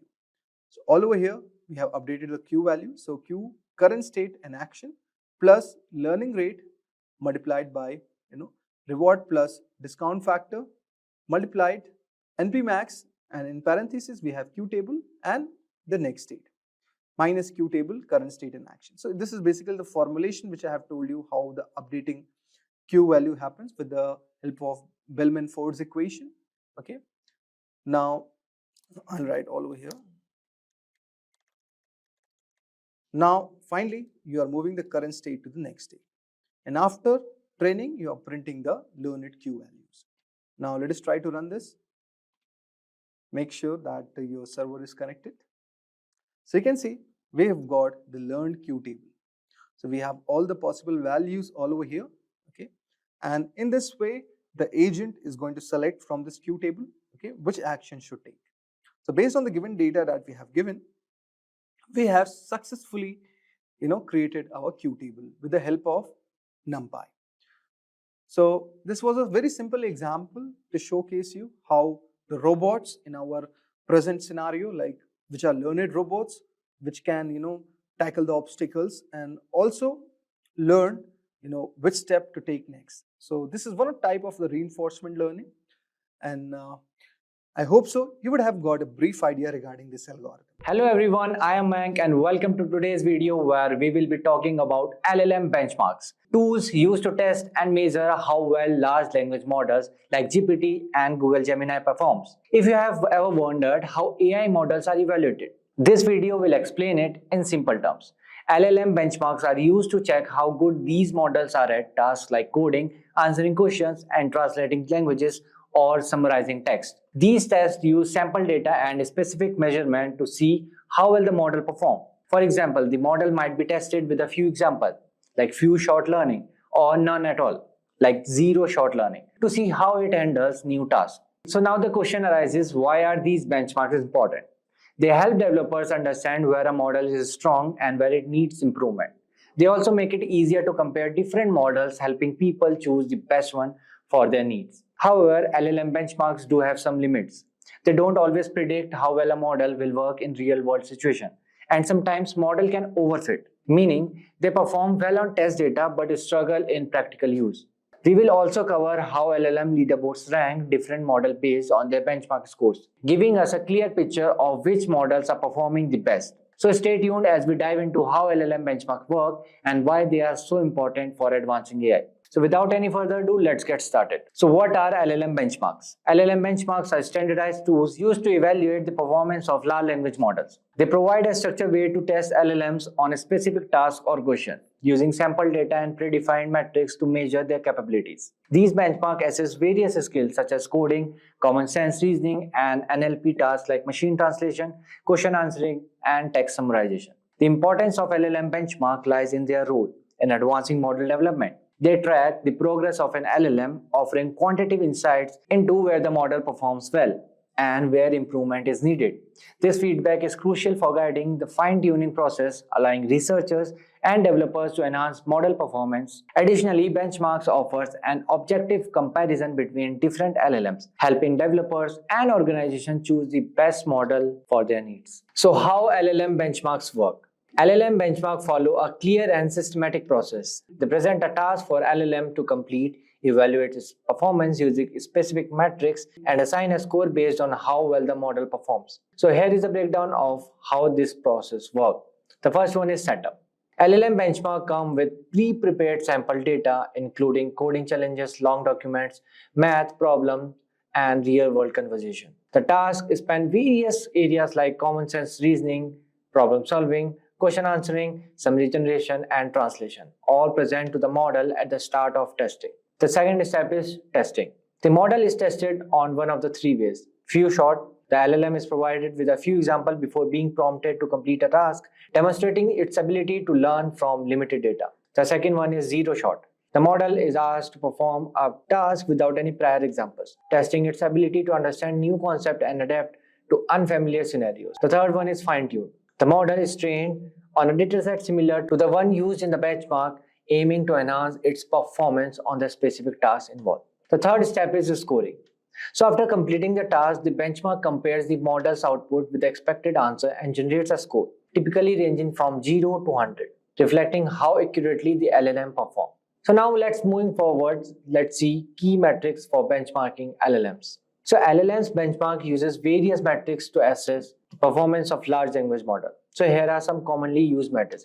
The first one is accuracy or precision. Measure the percentage of correct prediction made by the model. The second one is recall, also known as sensitivity. Measure the number of true positive reflecting the correct prediction made by the model. The third one is F1 score. Combines both accuracy and recall into a single metric, weighing them equally to address any false positive or negatives. F1 score ranging from 0 to 1, where 1 indicates perfect precision and recall. The fourth one is exact match. Tracks the percentage of predictions that exactly match the correct answer, which is especially used for the tasks like translation and question answering. The fifth one is perplexity gauges. Here it will tell you how well a model predicts the next word or token. A lower perplexity score indicates better task comprehension by the model. The sixth one is BLUE, bilingual evaluation understudy. Is used for evaluating machine translation by comparing n-grams, sequence of adjacent text element, between the model's output and the human produced translation. So these quantitative metrics are often combined for more through evaluation. So in addition, human evaluation introduces qualitatively factors like coherence, relevance, and semantic meaning, provide a nuanced assessment. However, human evaluation can be time-consuming and subjective, making a balance between quantitative and qualitative measures important for comprehensive evaluation. So now let's moving forward see some limitation of LLM benchmarking. While LLM benchmarking are valuable for assessing model performance, they have several limitations that prevents them from the fully predicting real-world effectiveness. So here are some few. The first one is bounded scoring. Once a model achieves the highest possible scores on the benchmark, that benchmark loses its utility and must be updated with more challenging tasks to remain a meaningful assessment tool. The second one is broad dataset. LLM benchmark often rely on sample data from diverse subjects and tasks. So this wide scope may not effectively evaluate a model's performance in edge cases, specialized fields, or specific use cases where more tailored data would be needed. The third one is finite assessment. Benchmark only tests a model's current skills, and as LLMs evolve and the new capabilities emerge, new benchmarks must be created to measure these advancements. The fourth one is overfitting. So if an LLM is trained on the same data used for benchmarking, it can be lead to overfitting, where the model performs well on the test data but struggles with the real task. So this result is scores that don't truly represent the model's broader capabilities. So now what are LLM leaderboards? So LLM leaderboards publish a ranking of LLMs based on the variety of benchmarks. Leaderboards provide a way to keep track to the myriad LLMs and compare their performance. LLM leaderboards are especially beneficial in making decisions on which models to use. So here are some. So in this you can see here OpenAI is leading and GPT-4o second and the Lama third with 405 parameter B and 3.5 sonnet is there. So this is best in multitask reasoning. What about the best in coding? So here OpenAI O1 is leading. I guess this is the Orion one, and the second one is 3.5 sonnet, and after that in the third position there is GPT-4o. So this is in best in coding. So next comes fastest and most affordable models. So fastest models are Lama 8B parameter, and the second one is LLAMA Lama 70B. And the third one is 1.5 flash. This is Gemini 1. And lowest latency. And here it is leading Lama again. In cheapest models, again Lama 8B is leading. And in the second number, we have Gemini Flash 1.5. And in third, we have GPT-4o Mini.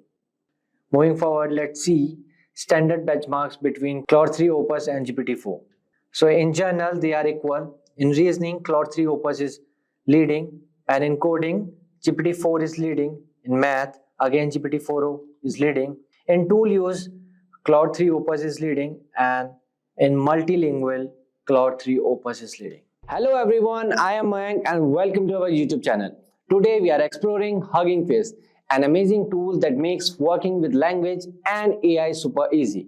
If you are curious about using advanced technology to understand or create text, this video is perfect for you. Hugging Face is a company that helps people use AI models for language tasks like translation, text analysis, or even generating new text. They have created a library called Transformer which comes with pre-trained models, so you don't have to build everything from scratch. It's simple, powerful, and perfect for developers, researchers, or even beginners. So in this video, I will show you 3 cool things you can do with Hugging Face. Speech to text, turn spoken words into written text easily, great for captions or voice apps. Second one is sentiment analysis. Find out if a text is positive, negative, or neutral. Helpful for understanding reviews or comments. The third one is text generation. Create human-like text that sounds natural. Perfect for chatbots or creative writing. I will also explain some important basics like how pipelines make using Hugging Face models super easy and how tokenization helps AI understand text. By end of this video, you will know how to use Hugging Face to start building your own projects. It's simple, fun, and really powerful. So without any further ado, let's get started. So welcome to this demo part of this video. So here, as you know, we will be doing 3 things. First thing, speech to text recognition. The second thing, text generation from a particular sentence or a word. And the third thing, we will do sentiment analysis. Okay, so we will perform this one by one. So let's start with something called speech to text recognition. Okay, using Hugging Face. So first I will rename this. I will write here Hugging Face speech to text. Okay, yeah. So first I will install transformers library. It is already installed on my system, but again, just for you guys, I'm doing this.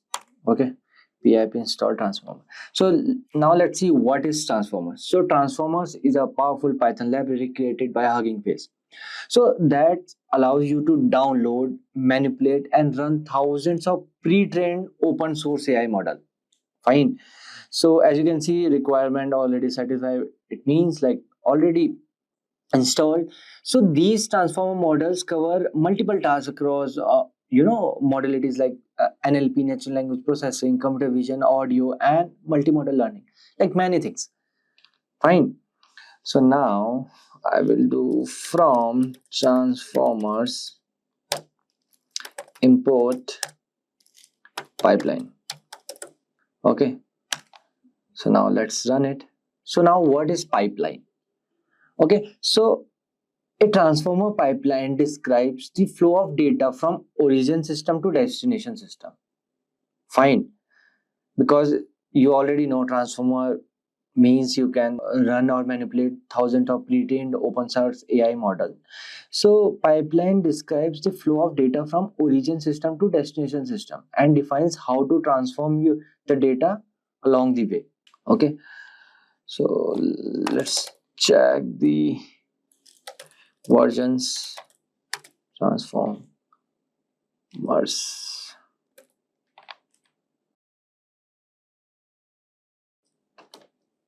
version.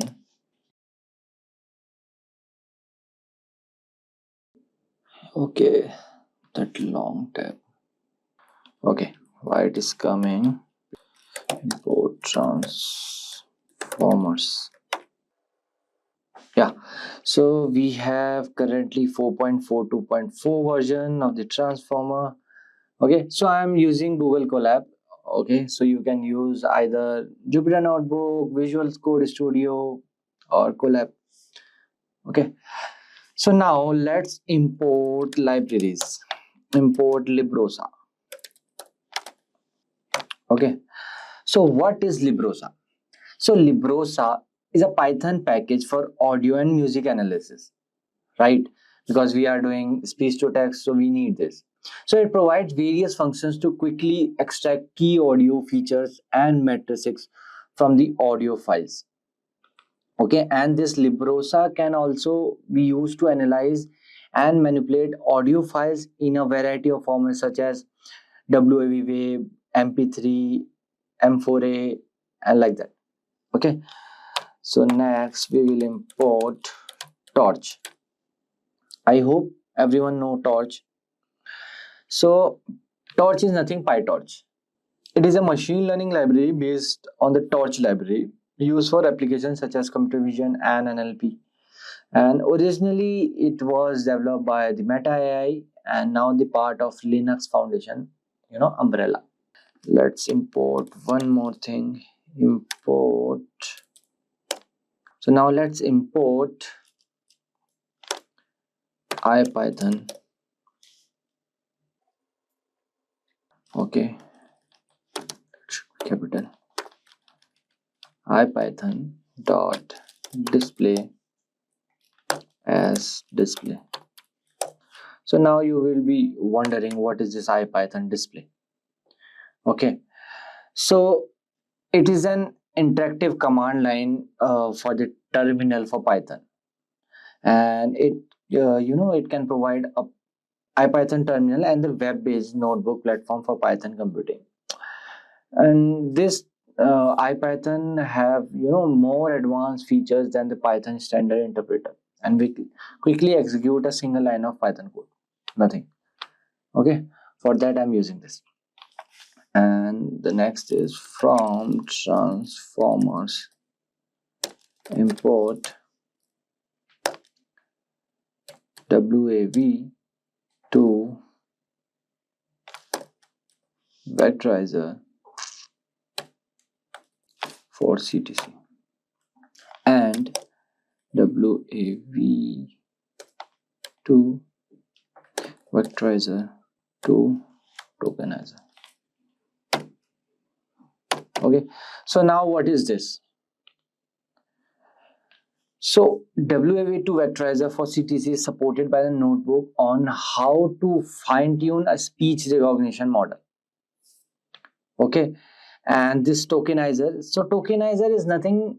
Tokenization is a conversion of a text into meaningful lexical tokens belonging to categories defined Alexa program. In case of NLP, so those categories include nouns, verbs, adjective, punctuation, etc. Okay, now, and the last library, let's import NumPy as NP. I hope everyone know NumPy. What is NumPy? Again, NumPy is a Python library used for working with arrays. It also has a function, for working in domain like linear algebra, Fourier transform, and matrices, and many others. Fine. I hope everyone know about these library which we have imported. Okay, so let's move forward. Right, tokenizer equals to 2 to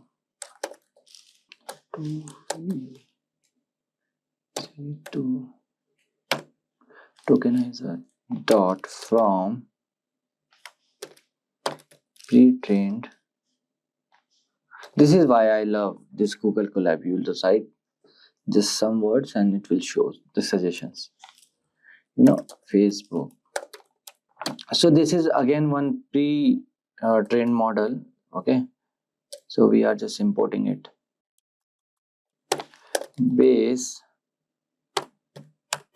960th. This is nothing, the name. Okay, then model equals to WAV2 for CTC dot from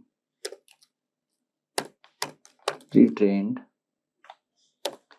then Facebook WAV2 vectorizer 2, then base 960th. Fine. Now let's run it. So now you can see. So we are loading this. Okay, they are downloading. Okay, so you can ignore these warning. So now let's load the audio file. So here I will write audio sampling rate equals to librosa dot load. Okay, so you know about librosa, right? Then I have v dot m4a. So I have already one speech or one audio, you can say. So I will play it, don't worry. Before the final output, I will show you 16,000. Okay, so now I will write okay, I've already loaded, I guess. Okay, no issues. I will load again. Okay, the file is loaded. I will rename it to V. Yeah, fine. So now it won't, the error won't come again. We have v.mp4a. Okay, So now we have to do, okay, let me try it. We have v.mp4a, but I don't know why it is not coming. Okay, let me copy the path. Now it will run, I guess. It's running. Yeah. So now I will write here audio, comma, sampling rate. Okay. Now listen carefully. Then I will write display dot audio, then path, comma,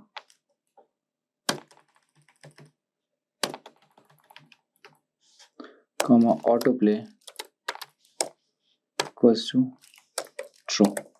Okay. Hello and welcome. This is an AI voice message. I guess you heard, but again let me play it again. Hello and welcome. This is an AI voice message. Okay, so it is saying ki, hello and welcome. This is an AI voice message. Fine. So now what I will do, I will input some values. Input values equals to tokenizer, then audio, comma, return tensors equals to pt. Fine. Dot input values. Okay, then here input values. Okay, input values. Okay, yeah. So now logits will come here. So we have to now store the logits, which means non-normalized predictions. Okay, so logits equals to model input values dot logits. Okay, then here I will write logits. Okay, it's running. Done. So now what we will do, we will store predicted IDs, then we will pass the logits to values to softmax to get the predictive value. Okay, so here I will write predicted IDs equals to torch dot arg max. Okay, then logits, comma, dimension equals to -1. Okay, then I will pass the prediction to the tokenizer decode to the transcription. Okay, so here I will write transcriptions equals to tokenizer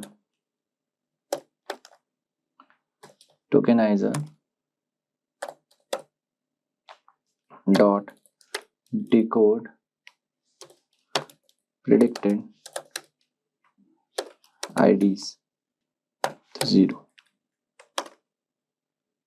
Running fine. So now let's see our output transcriptions. So now you can see hello and welcome. This is an AI voice message. So now let's play it again. Hello and welcome. This is an AI voice message. Amazing, right? So this is how you can use Hugging Face for the speech to text recognition. It's a very small code, line of code, as you can see. Okay, so now let's move forward and do the sentiment analysis, okay, or text generation. So let me open new drive. So yeah, so now I will write here, I will write sentiment slash generation Hugging Face. Okay. So first of all, let's import the files. So first I will write import warnings, then warnings dot filter warnings. Okay, I will write here ignore, then we'll import numpy. You already know what is numpy, and import panda. So these are some basic Python library, and I hope everyone knows. And import matplotlib for the plots, matplotlib dot pyplot as plt. Then I will import cbon for the graphs, the statistics graph. Okay, sns, then sns dot set. So now we'll import sklearn model train test split. So sklearn is nothing. Scikit-learn is probably the most useful library for machine learning Python. So this library contains a lot of efficient tools for machine learning and statistical modeling, including classification you can do, regression you can do, clustering you can do from this sklearn. Okay, from sklearn dot model selection import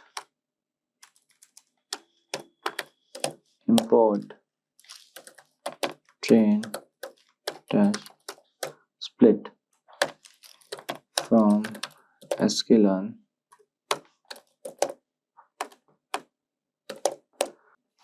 dot matrix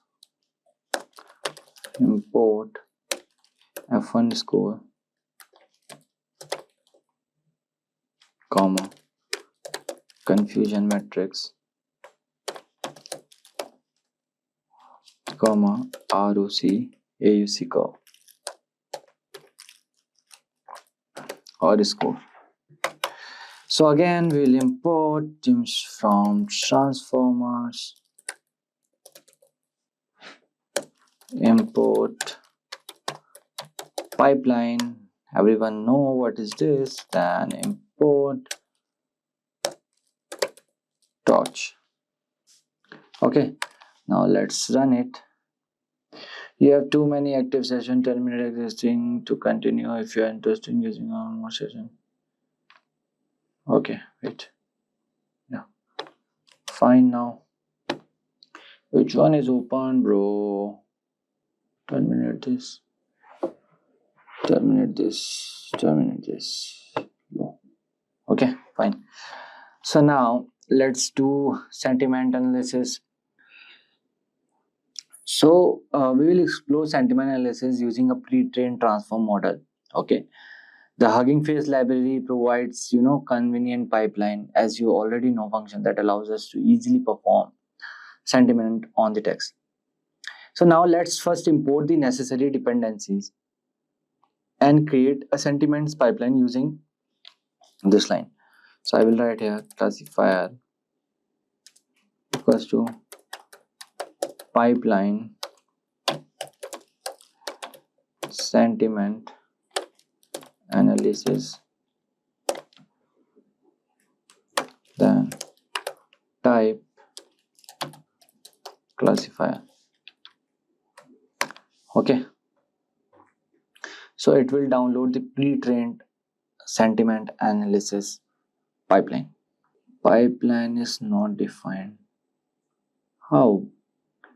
Okay, error is there. I hope it will run now. Yeah. So now we can pass a single sentence or a list of sentence to the classifier and get the predictive sentiment labels and associate confidence score. Fine. So now just for the testing classifier, so let's write This is a great movie. Okay, now let me run it. So now you can see here label positive. So label positive typically refers to the outcome or a class of interest that the model is designed to predict. So here we are just checking the sentiment analysis model. Okay, so this is why I wrote this. Okay, so let's check one more.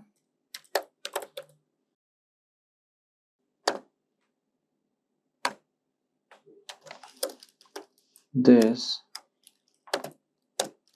was a great course. Then I did not understood any of it. Now let's check this. Yeah, perfect. And the score, you can see the accuracy score 99%, which is almost close to 100%, and which is amazing. So now you have access to a GPU, so you can also utilize it for the faster processing by specifying the device using the parameter. Okay, so now what I will do, first I will, okay, wait, yeah, fine. So now I will import dataset airline tweets equals to pd dot read. PD means pandas library, here we are using. Okay, now first import, I will import here itself. So I have tweets.csv. Okay, tweets.csv. Let it upload. Yeah, done. So now let me airline tweets dot head. Why dot head? Means it will show me the top 5 rows. Okay, 0 1 2 3 4 5.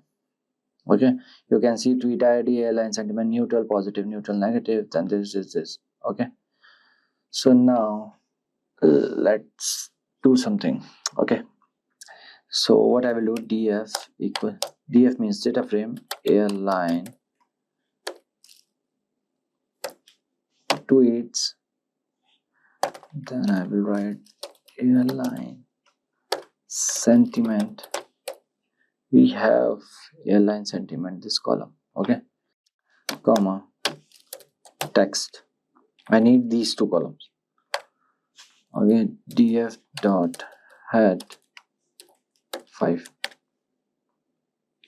So yeah, so airline sentiment is neutral, and this is what this text is all about.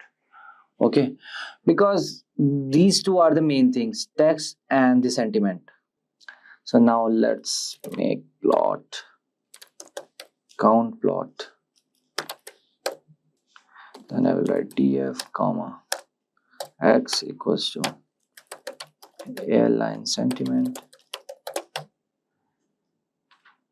then palette equals to with this. Then here I will write plt dot x label airline sentiment. Okay, then plt dot y label count plt dot show. So it will draw one graph. Okay, spelling is wrong. Yeah, so it will show neutral, positive sentiment and the negative. So as you can see, the negative sentences or the sentiments are the more. Okay, so we have now three classes which do not match the two class available in the Hugging Face pipeline. So therefore we will filter out all the rows which have been labeled as neutral.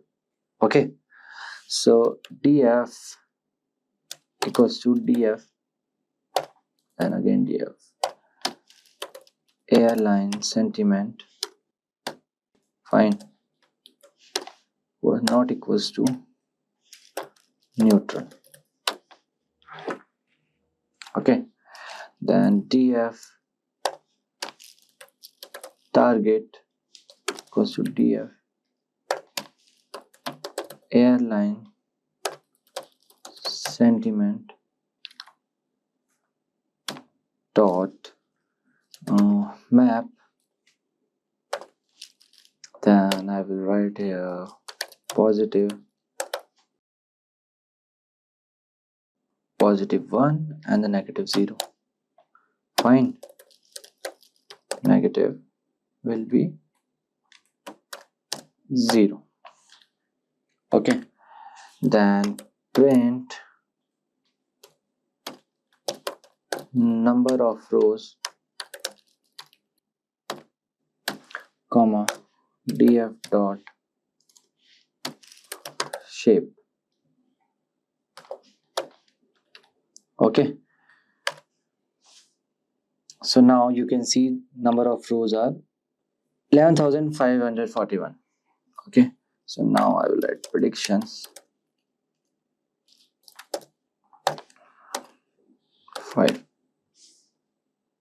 It will, okay, predictions is not defined.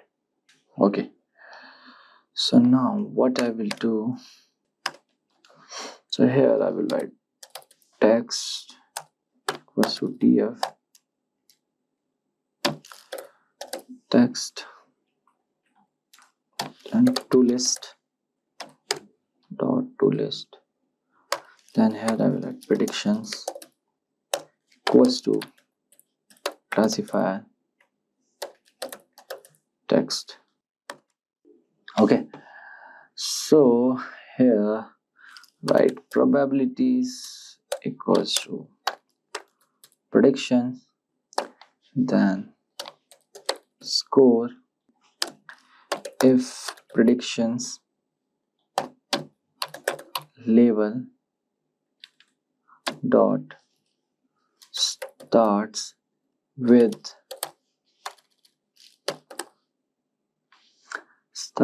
P means positive. Okay,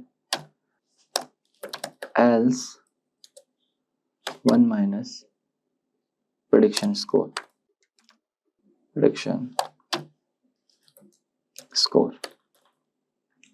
Okay, then I will write for prediction and prediction. Why it is not running? This is taking time, too much time. I don't know why. So as you can see, finally we have the output of predictions values. So this depends on system to system. My system took almost 17 minutes 47 seconds to complete. Okay, so now let's run it. Okay, predictions is not defined, bro. Now predictions. Yeah, so now I will write here predictions equals to np dot array. Np means numpy dot array. Then I will write 1 if prediction label is positive dot starts with P. Okay, else 0 for prediction and prediction values. Yep. Okay, fine. So now let's check the accuracy of our model. Print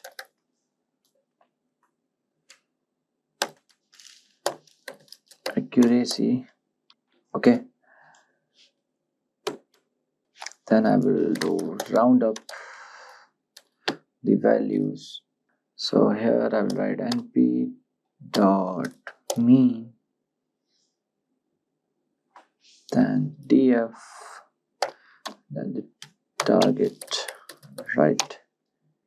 Yeah, then I will write equals to predictions,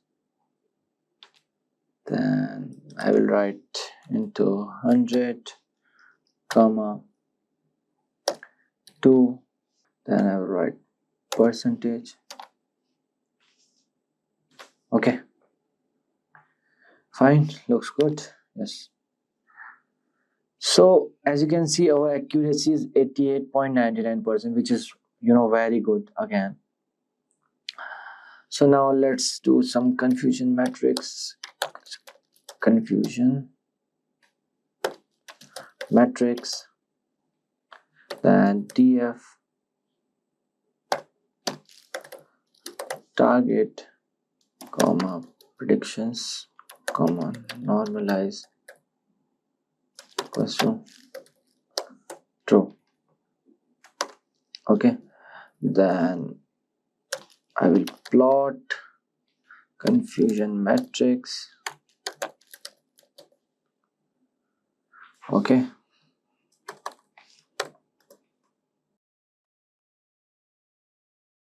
df then target comma predictions comma normalize equals to true. Okay, my bad. That here confusion matrix comma labels. Okay, so here I will plot a confusion matrix using Seaborn. Okay, so here I will use ARGS, which is confusion matrix np.array, so which is labels list. So I will write plt dot figure, then figure size equals to 8,6, that's sns dot set font scale equals to 1.4.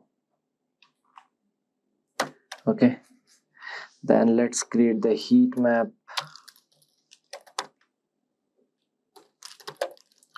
Confusion matrix comma and not will be true. Okay, then I will write fmt equals to g, then confusion map equals to blues, then x6 labels equals to labels, then y x labels equals to labels. Okay, yes, so now I will write plt dot title will be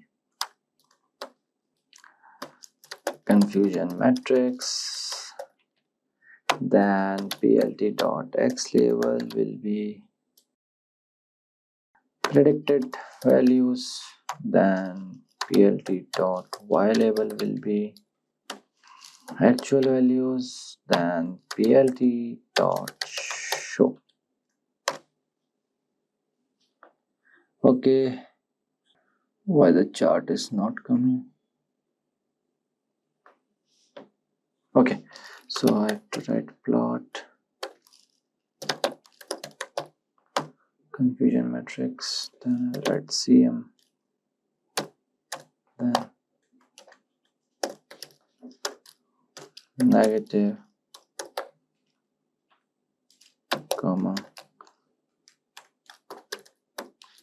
positive. Okay, now the chart will come. Okay.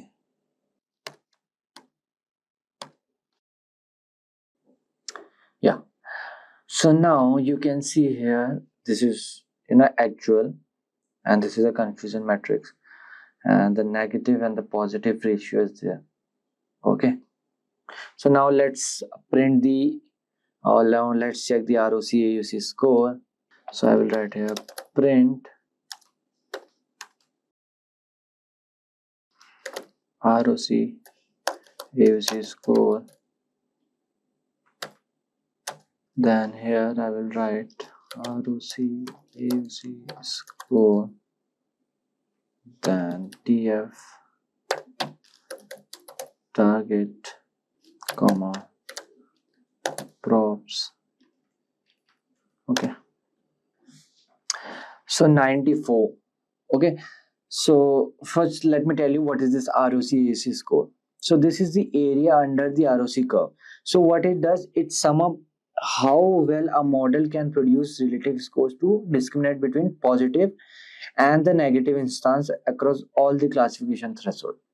So with this ROC score of 94, 0.94, which is 94%, we can conclude that a pre-trained sentiment analysis model has achieved a high level of accuracy and effectiveness so in predicting the sentiment labels. So this indicates that the model is capable of accurately classifying text into positive or the negative sentiment categories. Okay, so now we'll do text generation. Okay, so text generation involves generating creative and coherent text based thing. So I will write here text. Okay, so text generation involves generating creative and coherent text based on a given prompt or starting point. So what we will do first, we will import the necessary dependencies and load the data set of the poem. Okay, so here I am write poems. Let me write poems equals to pd.read.csv. Don't worry, I will give you these files. Okay, description box below I will add. So here I will write robot frost. Okay, .csv. Fine. And then I will write poems dot head 5, or head, just have to write head. Module pandas has, okay, not dot underscore csv. Yeah, okay, it will show the top 5. Stopping by woods on a snowy evening, fire and ice, the aim was song, collection, content, year of publication. Okay, so now what we will do, we will write content equals to poems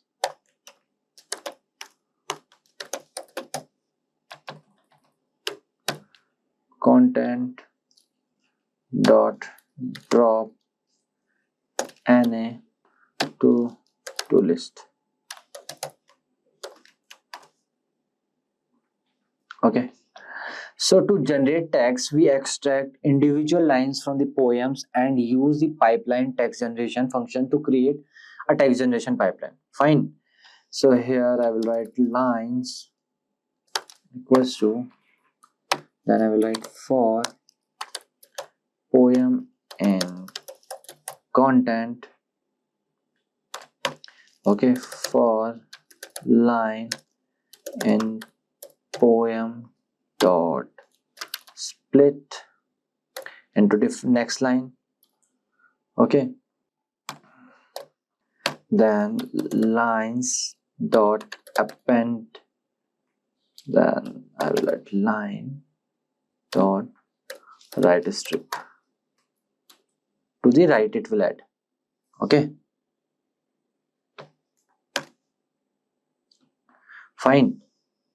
So now lines equals to line for line in lines if length of line 0, then show me the lines 5. Okay, so now you have seen here whose woods these are, I think I know. Then the next line, his house is in the village though. That's the next line, he will not sing. Okay, like this. So now let's import that pipeline text generation module. Okay, gen equals to pipeline. So these are the pre-trained model. You already know generation.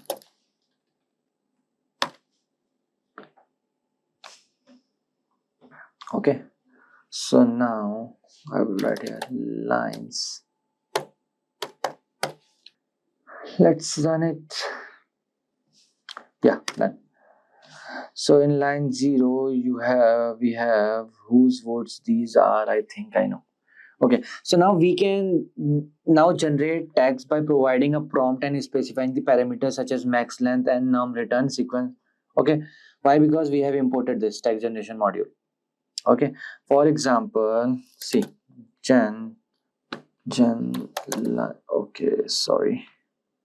lines 0 dot max length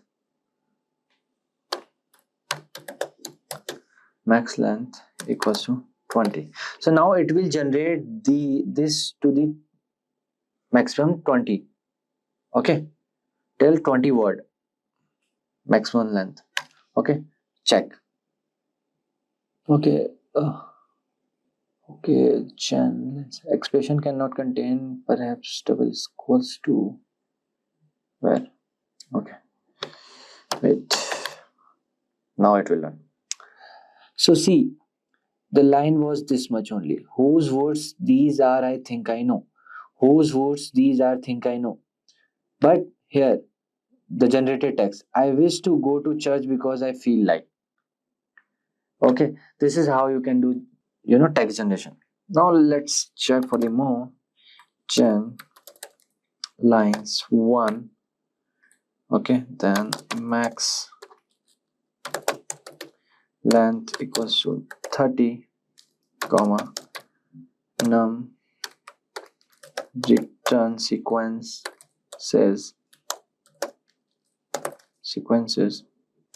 equals to 2. Okay, so our first line was this: his house is in the village though. Okay, 0 1 2 3 4 5. Okay, so here you can see his house in the village though. However, you might say that the place was the same with the place this. So these are the generated text. Okay, and this is another return sequence second. So there are two, one and the second. Okay, so now let me import text tab. Okay, then creating function wrap x. I don't need this.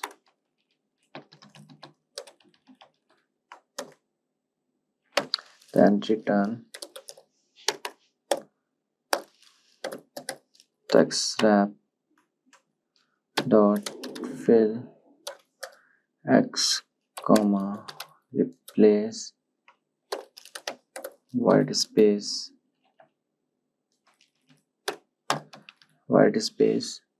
equals to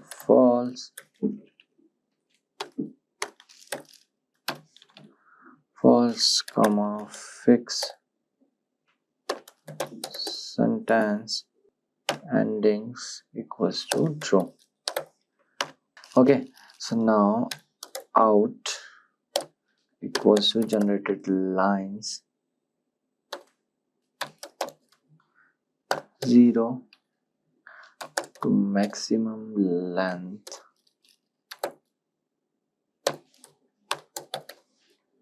equals to 30, then print wrap out to 0, then generated text. Okay, so now we are setting the pad tokens to EOS tokens. Okay, so whose these are, I think I know, and this is the maximum 30 till 30. Okay, so now I will write here, okay, preview equals to, okay, so now what you can do, you can generate a prompt to generate text on a specific topic like this. Prompt equals to transformers have a wide variety of application in NLP. Okay, so this is my prompt. Okay, this I'm not importing from the data set. Okay, so I will write out equals to gen prompt comma max length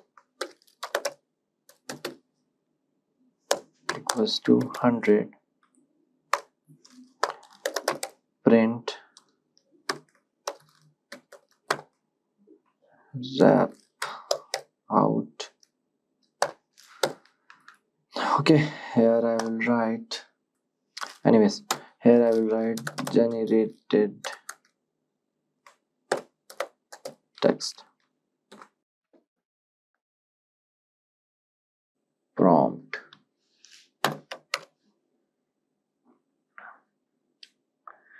Okay, so it is running. Let's wait. Yeah, so okay, some error is there.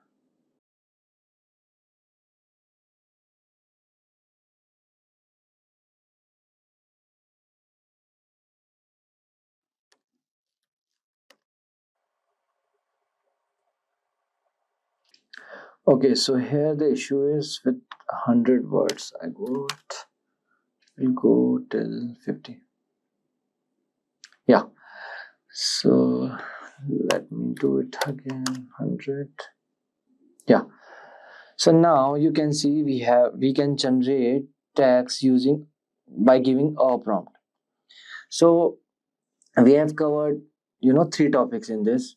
First thing is speech to text using Hugging Face. Second thing is sentiment analysis using Hugging Face, and the third is text generation using Hugging Face. Okay, and in this text generation we did with 2 methods, one with the data set and second thing with the by giving prompt like in ChatGPT, you can say.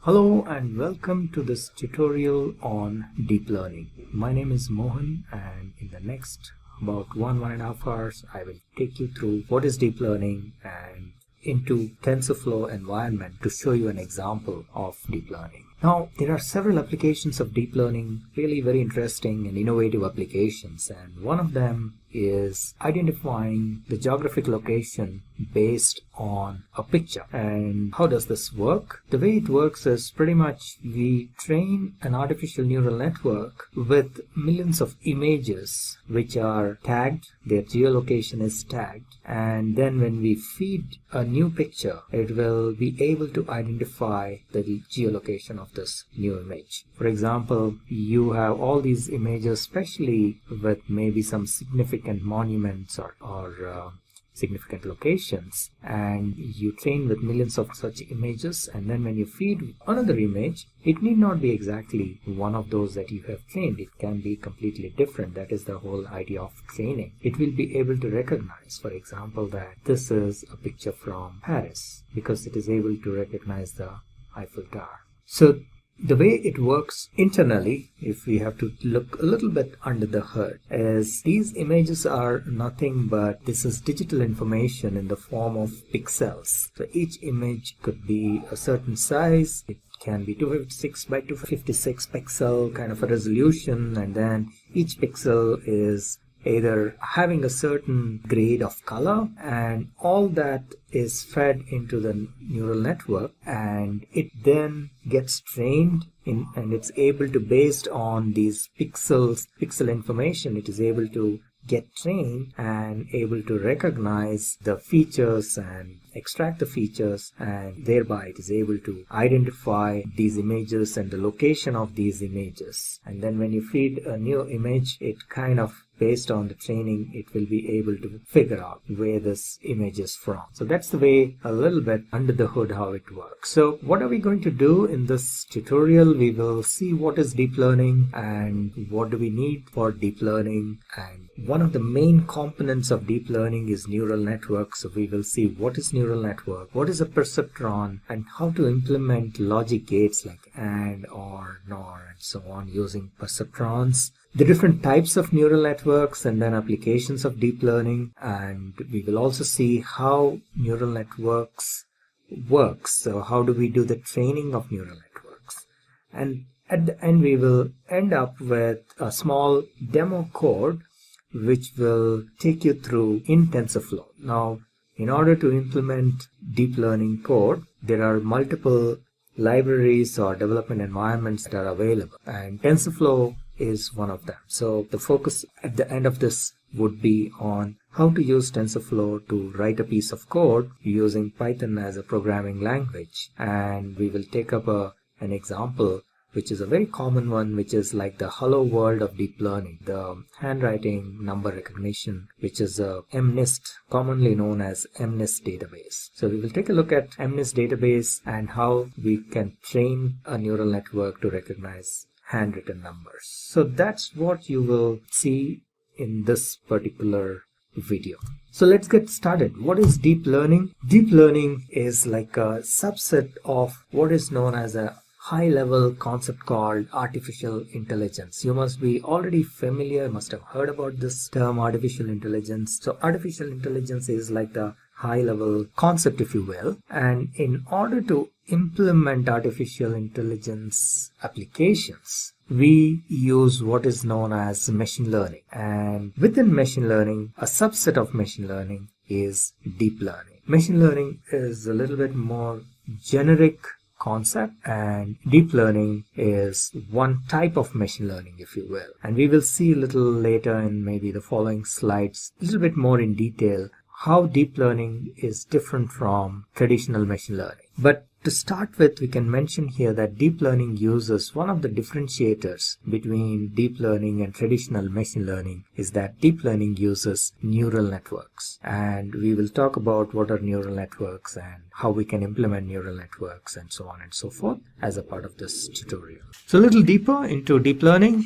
Deep learning primarily involves working with complicated unstructured data compared to traditional machine learning where we normally use structured data. In deep learning, the data would be primarily images or voice or maybe text file. And it is a large amount of data as well. And deep learning can handle complex operations. It involves complex operations. And the other difference between traditional machine learning and deep learning is that the feature extraction happens pretty much automatically. In traditional machine learning, feature engineering is done manually. The data scientists, we data scientists have to do feature engineering, feature extraction. But in deep learning, that happens automatically. And of course, deep learning, for large amounts of data, complicated unstructured data, deep learning gives very good performance. Now, as I mentioned, one of the secret sources of deep learning is neural networks. Let's see what neural networks is. Neural networks is based on our biological neurons. The whole concept of deep learning and artificial intelligence is based on human brain, and human brain consists of billions of tiny stuff called neurons, and this is how a biological neuron looks, and this is how an artificial neuron looks. So neural networks is like a simulation of our human brain. Human brain has billions of biological neurons, and we are trying to simulate the human brain using artificial neurons. This is how a biological neuron looks. It has dendrites, and the corresponding component with an artificial neural network is, or an artificial neuron, are the inputs. They receive the inputs through dendrites. And then there is the cell nucleus, which is basically the processing unit in a way. So in artificial neuron also there is a piece which is an equivalent of this cell nucleus, and based on the weights and biases, we will see what exactly weights and biases are as we move. The input gets processed, and that results in an output. In a biological neuron, the output is sent through a synapse, and in an artificial neuron there is an equivalent of that in the form of an output. And biological neurons are also interconnected. So there are billions of neurons which are interconnected. In the same way, artificial neurons are also interconnected. So this output of this neuron will be fed as an input to another neuron, and so on. Now, in neural network, one of the very basic units is a perceptron. So what is a perceptron? A perceptron can be considered as one of the fundamental units of neural networks. It can consist at least of one neuron, but sometimes it can be more than one neuron. But you can create a perceptron with a single neuron, and it can be used to perform certain functions. It can be used as a basic binary classifier. It can be trained to do some basic binary classification, and this is how a basic perceptron looks like. And this is nothing but a neuron. You have inputs x1, x2, to xn, and there is a summation function, and then there is what is known as an activation function. And based on this input, what is known as the weighted sum, the activation function either gives an output like a 0 or a 1. So we say the neuron is either activated or not. So that's the way it works. So you get the inputs. These inputs are, each of the inputs are multiplied by a weight, and there is a bias that gets added, and that whole thing is fed to an activation function, and then that results in an output. And if the output is correct, it is accepted. If it is wrong, if there is an error, then that error is fed back, and the neuron then adjusts the weights and biases to give a new output, and so on and so forth. So that's what is known as the training process of a neuron or a neural network. There's a concept called perceptron learning. So perceptron learning is again one of the very basic learning processes. The way it works is somewhat like this. So you have all these inputs like x1 to xn, and each of these inputs is multiplied by a weight, and then that sum, this is the formula, the equation. So that sum, wi xi sigma of that, which is the sum of all these product of x and w, is added up, and then a bias is added to that. The bias is not dependent on the input or the input values, but the bias is common for one neuron. However, the bias value keeps changing during the training process. Once the training is completed, the values of these weights, W1, W2, and so on, and the value of the bias gets fixed. So that is basically the whole training process, and that is what is known as the perceptron training. So the weights and biases keep changing till you get the accurate output, and the summation is of course passed through the activation function. As you see here, this wixi summation plus b is passed through activation function, and then the neuron gets either fired or not, and based on that there will be an output. That output is compared with the actual or expected value, which is also known as labeled information. So this is the process of supervised learning. So the output is already known, and that is compared, and thereby we know if there is an error or not. And if there is an error, the error is fed back, and the weights and biases are updated accordingly till the error is reduced to the minimum. So this iterative process is known as perceptron learning or perceptron learning rule, and this error needs to be minimized. So till the error is minimized, this iteratively the weights and biases keep changing, and that is what is the training process. So the whole idea is to update the weights and the bias of the perceptron till the error is minimized. The error need not be 0.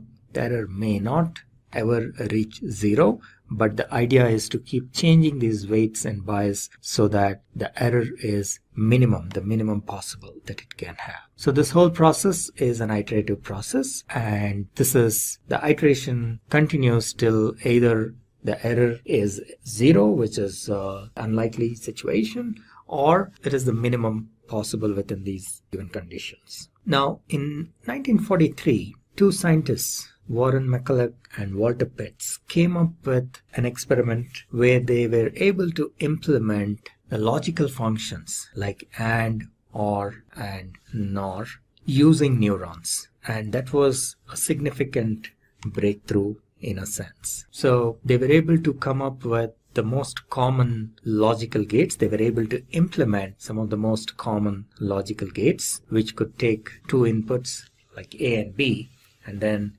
give a corresponding result. So for example, in case of an AND gate, A and B, and then the output is AB. In case of an OR gate, it is A plus B, and so on and so forth. And they were able to do this using a single layer perceptron. Now, most of these gates, it was possible to use single layer perceptron except for XOR, and we will see why that is in a little bit. So this is how an AND gate works. The inputs A and B, the output should be fired, or the neuron should be fired only when both the inputs are 1. So if you have 0, 0, the output should be 0. For 0, 1, it is again 0, 1, 0 again 0, and 1, 1, the output should be 1. So how do we implement this with a neuron? So it was found that by changing the values of weights, it is possible to achieve this logic. So for example, if we have equal weights like 0.7, 0.7, and then if we take the sum of the weighted product, so for example 0.7 into 0, and then 0.7 into 0 will give you 0, and so on and so forth. And in the last case, when both the inputs are 1,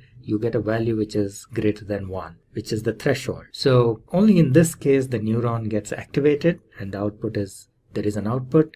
In all the other cases, there is no output because the threshold value is 1. So this is implementation of an AND gate using a single perceptron or a single neuron. Similarly, an OR gate. In order to implement an OR gate, in case of an OR gate, the output will be 1 if either of these inputs is 1. So for example, 0, 1 will result in 1, or rather, in all the cases it is 1 except for 0, 0. So how do we implement this using a perceptron? Once again, if you have a perceptron with weights, for example 1.2, now if you see here, if in the first case when both are 0, the output is 0. In the second case, when it is 0 and 1, 1.2 into 0 is 0, and then 1.2 into 1 is 1. And in the second case, similarly, the output is 1.2. In the last case, when both the inputs are 1, the output is 2.4. So during the training process, these weights will keep changing, and then at one point where the weights are equal to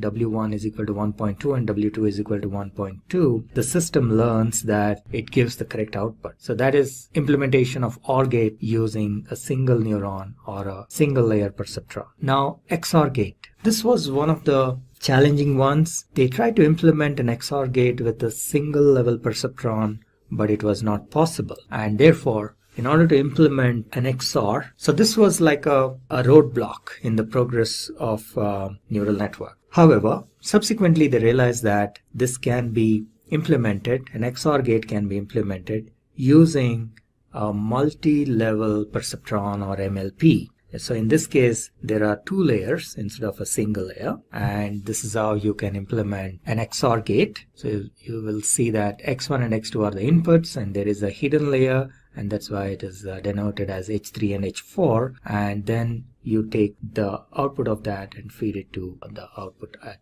O5 and provide a threshold here. So we will see here that this is the numerical calculation. So the weights are, in this case for X1 it is 20 and minus 20, and once again 20 and minus 20. So these inputs are fed into H3 and H4. So you will see here for H3 the input is 0, 1, 1, 1, and for H4 it is 1, 0, 1, 1. And if you now look at the output, final output, where the threshold is taken as 1, If we use a sigmoid with a threshold 1, you will see that in these two cases it is 0, and in the last two cases it is 1. So this is the implementation of XOR. In case of XOR, only when one of the inputs is 1, you will get an output. So that is what we are seeing here. If we have either both the inputs are 1 or both the inputs are 0, then the output should be 0. So that is what is an exclusive OR gate. So it is exclusive because only one of the inputs should be 1, and then only you will get an output of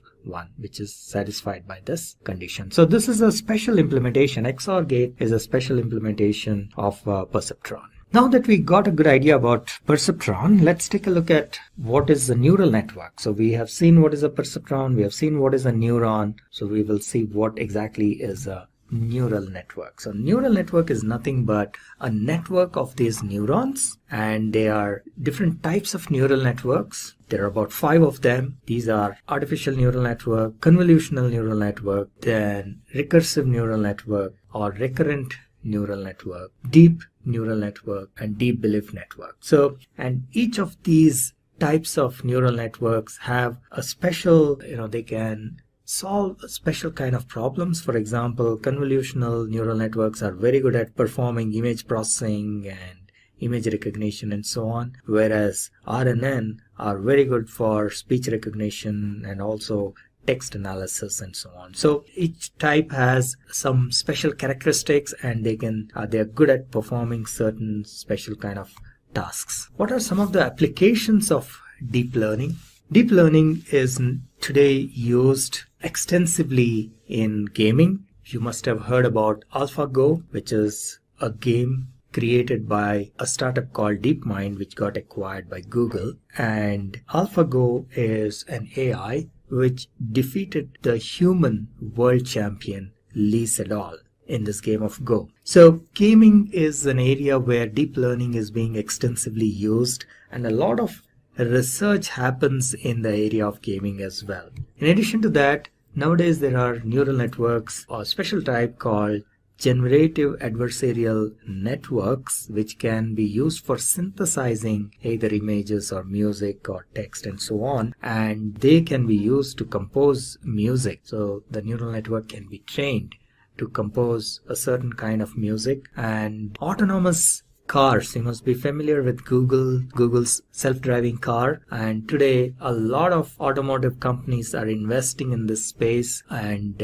deep learning is a core component of this autonomous cars. The cars are trained to recognize, for example, the road, the lane markings on the road, signals, any objects that are in front, any obstruction, and so on and so forth. So all this involves deep learning. So that's another major application. And robots, we have seen several robots, including Sophia. You may be familiar with Sophia, who was given a citizenship by Saudi Arabia. And there are several such robots which are very human-like, and the underlying technology in many of these robots is deep learning. Medical diagnostics and healthcare is another major area where deep learning is being used. And within healthcare diagnostics, again, there are multiple areas where deep learning and image recognition, image processing can be used. For example, for cancer detection, as you may be aware, if cancer is detected early on, it can be cured. And one of the challenges is in the availability of specialists who can diagnose cancer using these diagnostic images and various scans and so on and so forth. So the idea is to train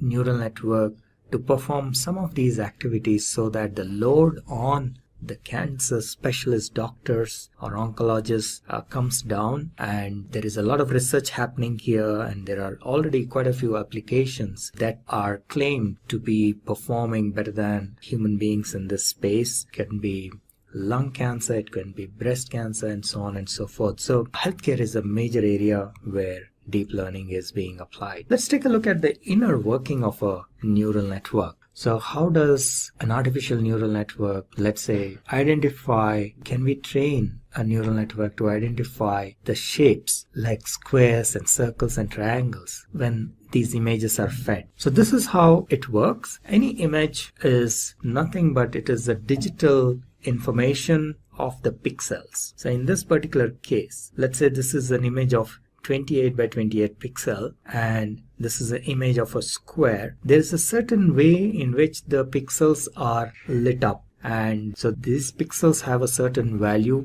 maybe from 0 to 256, and 0 indicates that it is black or it is dark, and 256 indicates it is white or lit up. So that is like an indication or a measure of how the pixels are lit up. And so this is an image is, let's say, consisting of information of 784 pixels. So all the information what is inside this image can be kind of compressed into these 784 pixels.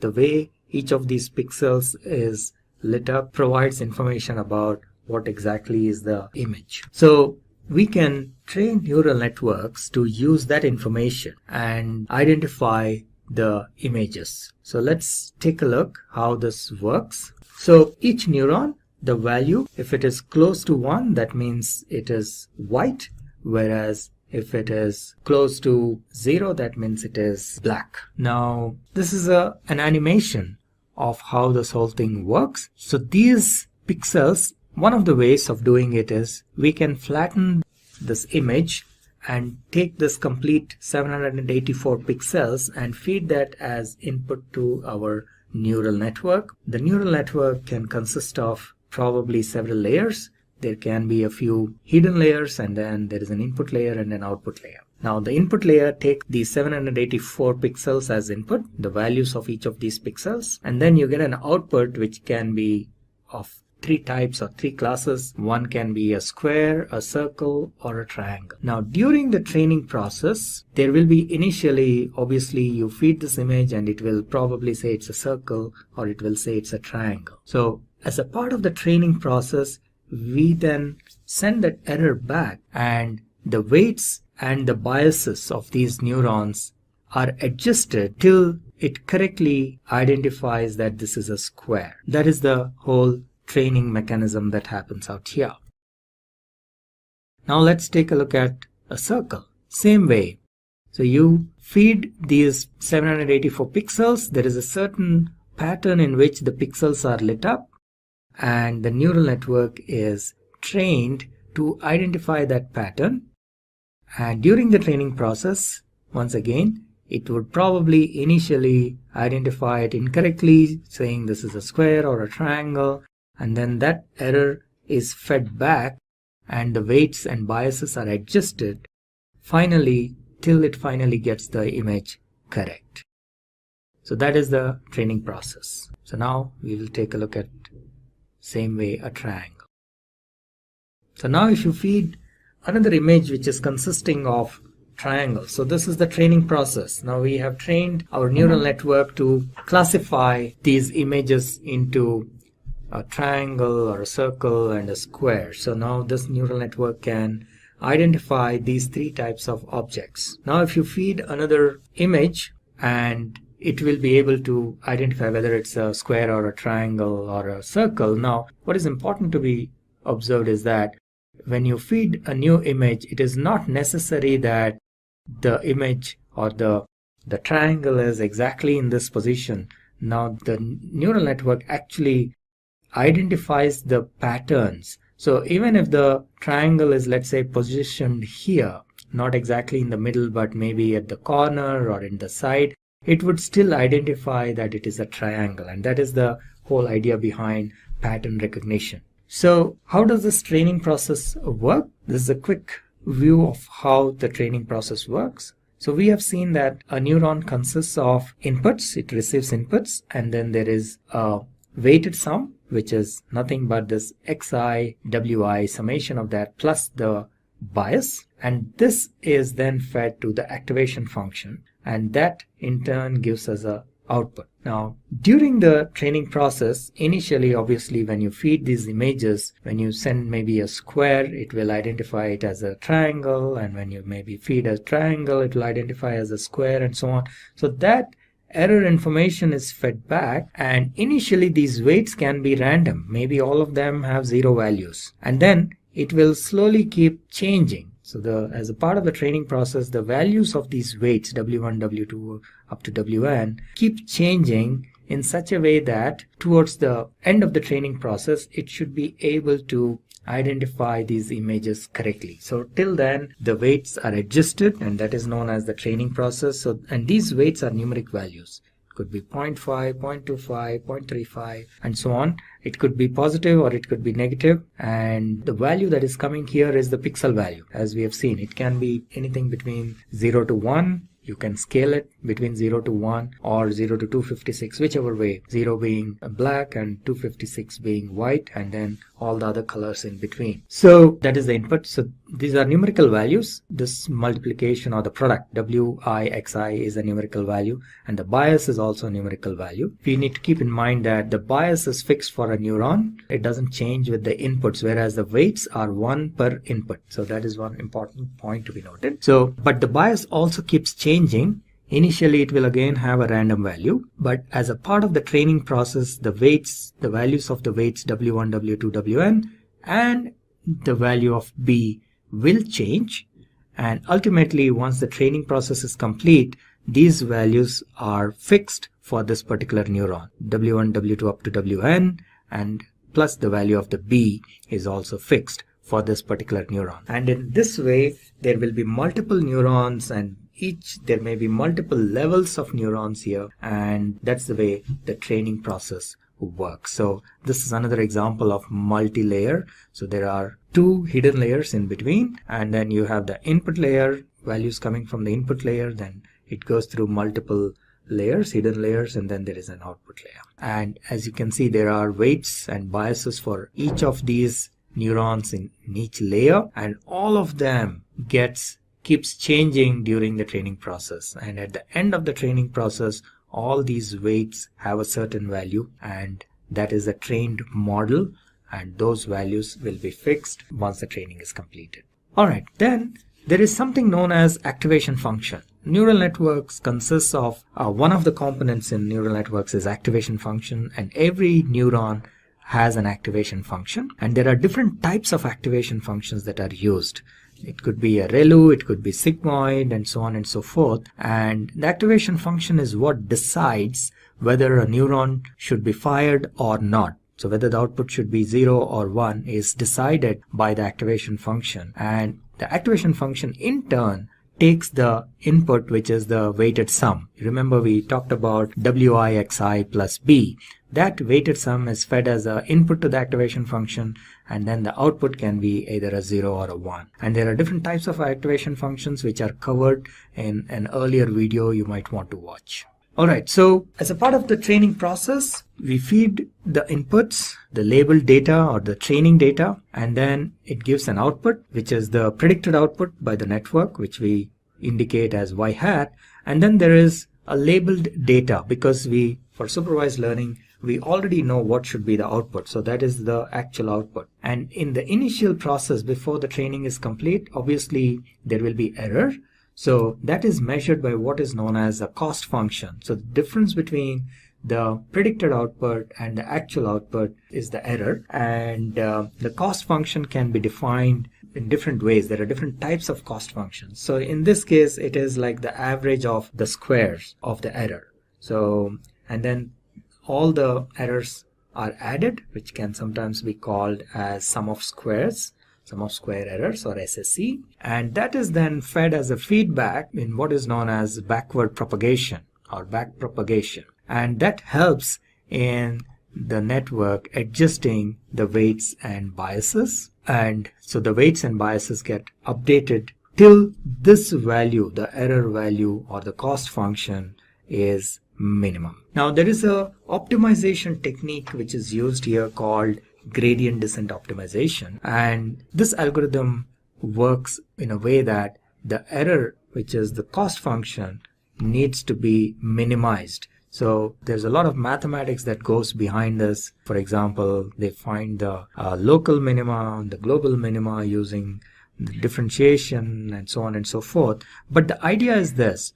So as a training process, as the part of training, the whole idea is to bring down the error, which is like, let's say this is the function the cost function. At certain levels it is very high. The cost value of the cost function, the output of the cost function is very high. So the weights have to be adjusted in such a way, and also the bias of course, that the cost function is minimized. So there is this optimization technique called gradient descent that is used, and this is known as the learning rate. Now gradient descent, you need to specify what should be the learning rate, and the learning rate should be optimal, because if you have a very high learning rate, then the optimization will not converge, because at some point it will cross over to the side. On the other hand, if you have very low learning rate, then it might take forever to convert. So you need to come up with the optimum value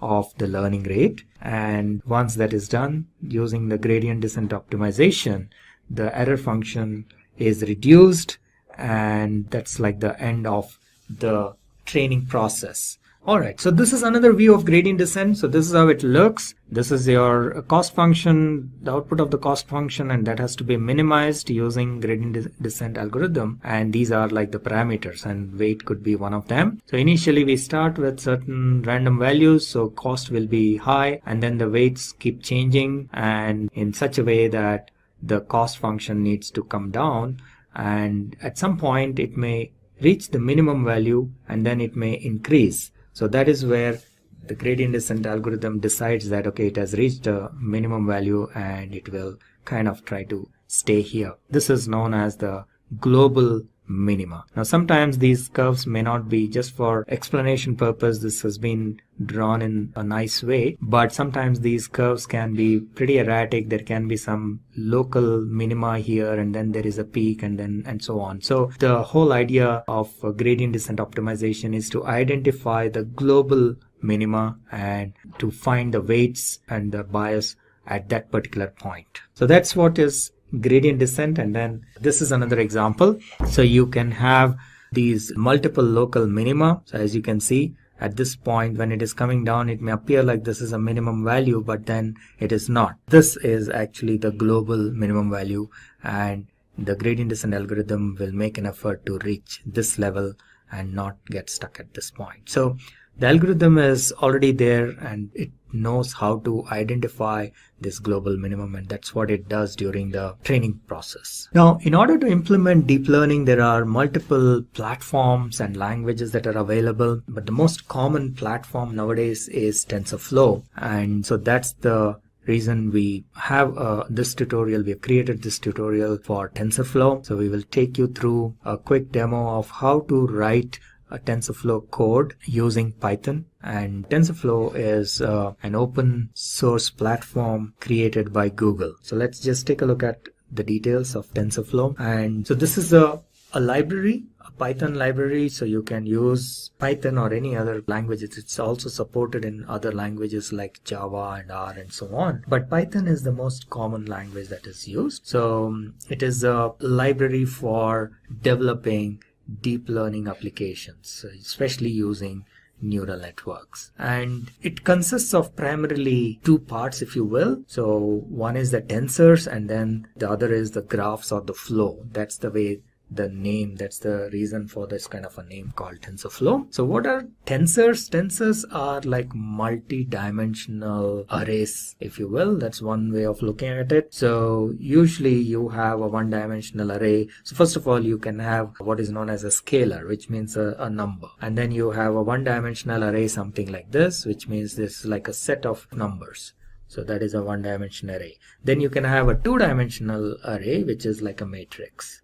And beyond that, sometimes it gets difficult. So this is a three-dimensional array, but TensorFlow can handle many more dimensions. So it can have multi-dimensional arrays. That is the strength of TensorFlow, and which makes computation, deep learning computation, much faster. And that's the reason why TensorFlow is used for developing deep learning applications. So TensorFlow is a deep learning tool, and this is the way it works. So the data basically flows in the form of tensors, and the way the programming works as well is that you first create a graph of how to execute it, and then you actually execute that particular graph in the form of what is known as a session. We will see this in the TensorFlow code as we move forward. So all the data is managed or manipulated in tensors, and then the processing happens using these graphs. There are certain terms called, like for example, ranks of a tensor. The rank of a tensor is like a dimensionality in a way. So for example,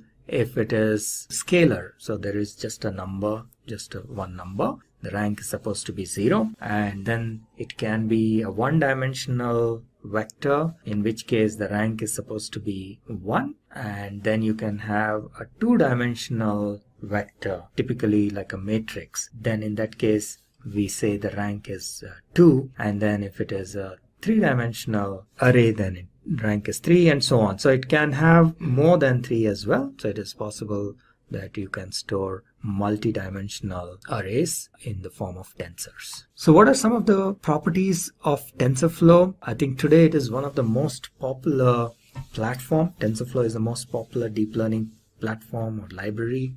It is open source. It's developed by Google, developed and maintained by Google, but it is open source. One of the most important things about TensorFlow is that it can run on CPUs as well as GPUs. GPU is a graphical processing unit, just like CPU is central processing unit. Now, in earlier days, GPU was used primarily for graphics, and that's how the name has come. And one of the reasons is that it cannot perform generic activities very efficiently like CPU, but it can perform iterative actions or computations extremely fast and much faster than a CPU. So they are really good for computational activities, and in deep learning there is a lot of iterative computation that happens, so in the form of matrix multiplication and so on. So GPUs are very well suited for this kind of computation, and TensorFlow supports both GPU as well as CPU. And there's a certain way of writing code in TensorFlow. We will see as we go into the code. And of course, TensorFlow can be used for traditional machine learning as well, but then that would be an overkill. But just for understanding, it may be a good idea to start writing code for a normal machine learning use case, so that you get a hang of how TensorFlow code works, and then you can move into neural networks. So that is just a suggestion, but if you're already familiar with how TensorFlow works, then probably you can go straight into the neural networks part. So in this tutorial, we will take the use case of recognizing handwritten digits. This is like a hello world of deep learning, and this is a nice little, MNIST database is a nice little database that has images of handwritten digits, nicely formatted, because very often in deep learning and neural networks, we end up spending a lot of time in preparing the data for training. And with MNIST database, we can avoid that. You already have the data in the right format, which can be directly used for training. And MNIST also offers a bunch of built-in utility functions that we can straight away use and call those functions without worrying about writing our own functions. And that's one of the reasons why MNIST database is very popular for training purposes. Initially, when people want to learn about deep learning and TensorFlow, this is the database that is used. And it has a collection of 70,000 handwritten digits, and a large part of them are for training. Then you have test, just like in any machine learning process, and then you have validation, and all of them are labeled. So you have the images and their label, and these images, they look somewhat like this. So they are handwritten images collected from a lot of individuals. People have, these are samples written by human beings. They have handwritten these numbers going from 0 to 9. So people have written these numbers, and then the images of those have been taken and formatted in such a way that it is very easy to handle. So that is MNIST database. And the way we are going to implement this in our TensorFlow is we will feed this data, especially the training data, along with the label information. And the data is basically, these images are stored in the form of the pixel information, as we have seen in one of the previous slides. All the images are nothing but these are pixels. So an image is nothing but an arrangement of pixels, and the value of the pixel, either it is lit up or it is not, or in somewhere in between. That's how the images are stored, and that is how they are fed into the neural network and for training. Once the network is trained, when you provide a new image, it will be able to identify within a certain error, of course. And for this, we will use one of the simpler neural network configurations called softmax. And for simplicity, what we will do is we will flatten these pixels. So instead of taking them in a two-dimensional arrangement, we just flatten them out. So for example, it starts from here. It is a 28 by 28, so there are 784 pixels. So pixel number 1 starts here, it goes all the way up to 28, then 29 starts here and goes up to 56 and so on. And the pixel number 784 is here. So we take all these pixels, flatten them out, and feed them like one single line into our neural network. And this is what is known as a softmax layer. What it does is, once it is trained, it will be able to identify what digit this is. So there are, in this output layer, there are 10 neurons, each signifying a digit. And at any given point of time, when you feed an image, only one of these 10 neurons gets activated.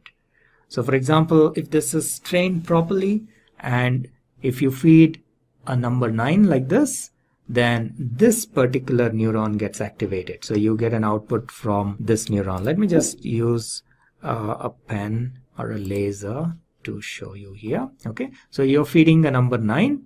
Let's say this has been trained, and now if you're feeding a number 9, this will get activated. Now let's say you feed 1 to the trained network, then this neuron will get activated. If you feed 2, this neuron will get activated, and so on. I hope you get the idea. So this is one type of a neural network or an activation function known as softmax layer. So that's what we will be using here. This is one of the simpler ones for quick and easy understanding. So this is how the code would look. We will go into our lab environment in the cloud, and we will show you there directly. But very quickly, this is how the code looks.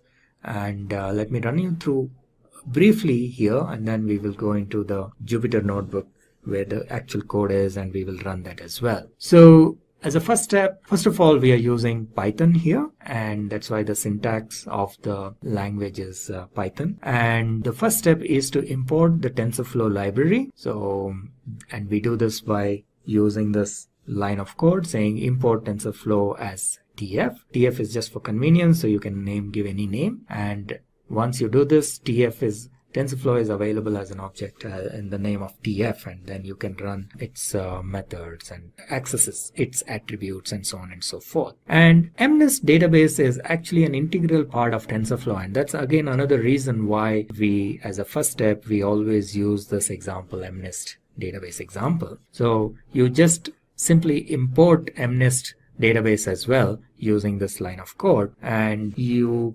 slightly modify this so that the labels are in this format, what is known as one hot true, which means that the label information is stored like an array. And let me just use a pen to show what exactly it is. So when you do this one hot true, what happens is each label is stored in the form of an array of 10 digits, and let's say the number is 8. Okay, so in this case, all the remaining values, there will be a bunch of zeros. So this is like array at position 0, this is at position 1, position 2, and so on and so forth. Let's say this is position 7, then this is position 8. That will be 1 because our input is 8, and again position 9 will be 0. Okay, so one hot encoding, this one hot encoding true will kind of load the data in such a way that the labels are in such a way that only one of the digits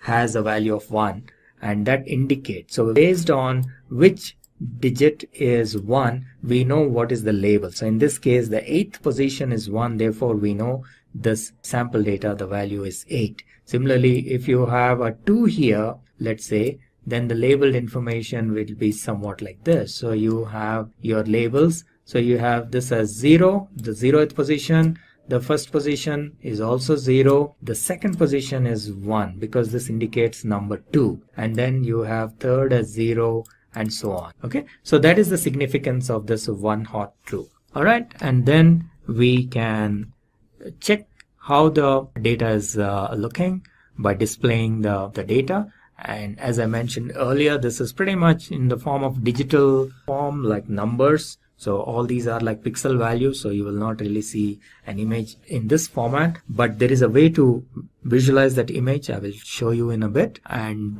this tells you how many images are there in each set. So the training, there are 55,000 images in training, and in the test set there are 10,000, and then validation there are 5,000. So altogether there are 70,000 images. All right, so let's move on, and we can view the actual image by using the matplotlib library.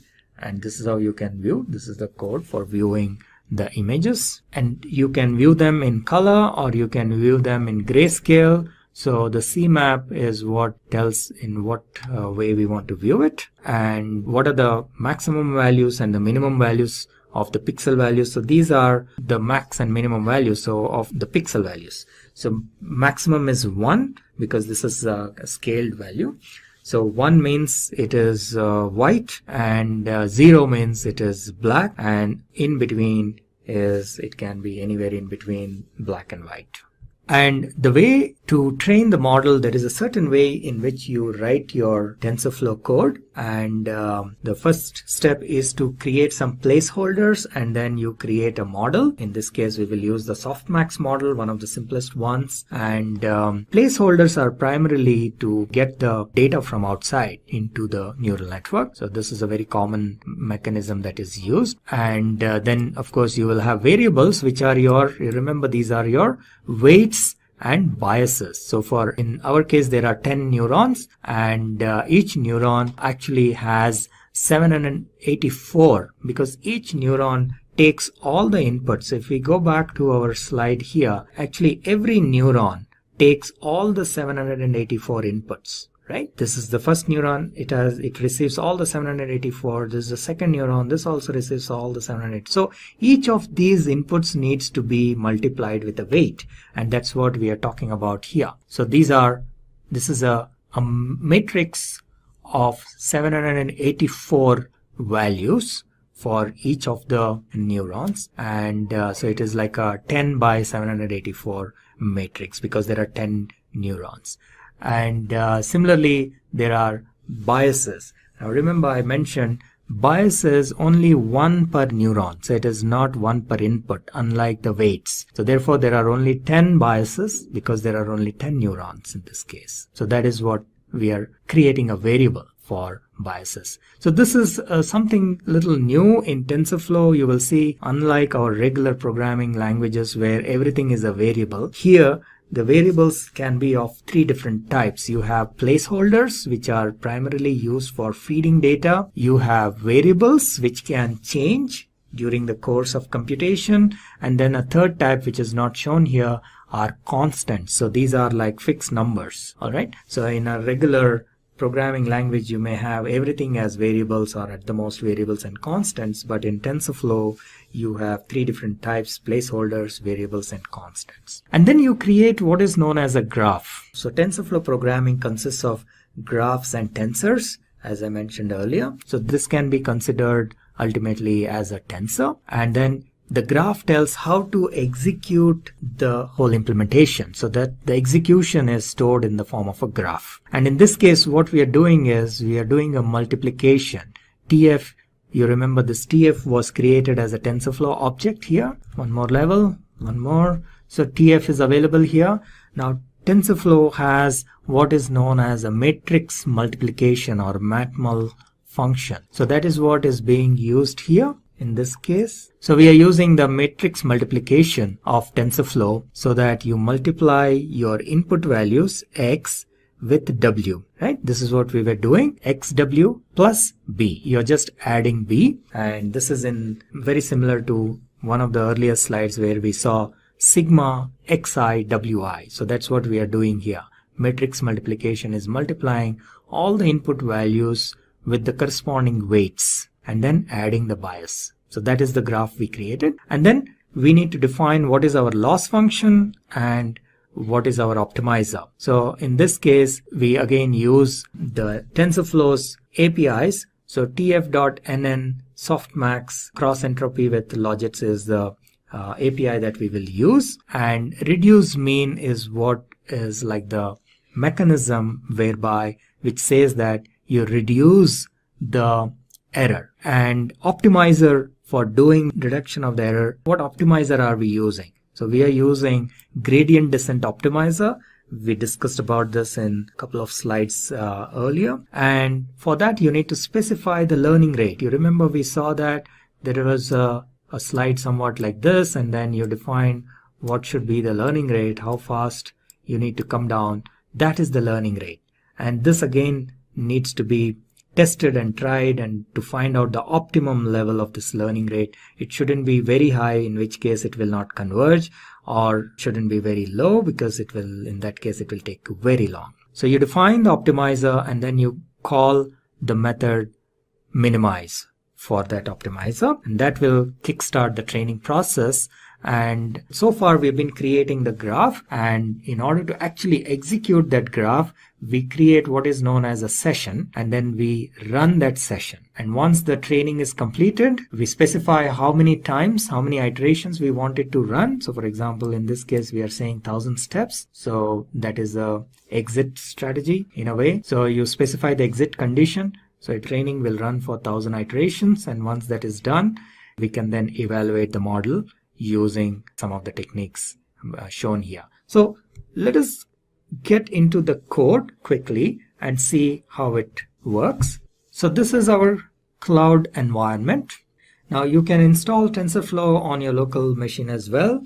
I'm showing this demo on our existing cloud, but you can also install TensorFlow on your local machine, and there is a separate video on how to set up your TensorFlow environment. You can watch that if you want to install your local environment. Or you can go for any cloud service, like for example Google Cloud, Amazon, or Cloud Labs. Any of these you can use and run and try the code. Okay, so it has got started. We will log in. Alright, so this is our deep learning tutorial code, and this is our TensorFlow environment. And so let's get started. We have seen a little bit of a code walkthrough in the slides as well. Now you will see the actual code in action. So the first thing we need to do is import TensorFlow, and then we will import the data. And we need to adjust the data in such a way that the one hot encoding is set to true, one hot encoding, right? As I explained earlier. So in this case, the label values will be shown appropriately. And if we just check what is the type of the data, so you can see that this is a data sets, Python data sets. And if we check the number of images, the way it looks, so this is how it looks. It is an array of type float 32. Similarly, the number, if you want to see what is the number of training images, there are 55,000, then there are test images 10,000, and then validation images 5,000. Now let's take a quick look at the data itself, visualization. So we will use matplotlib for this.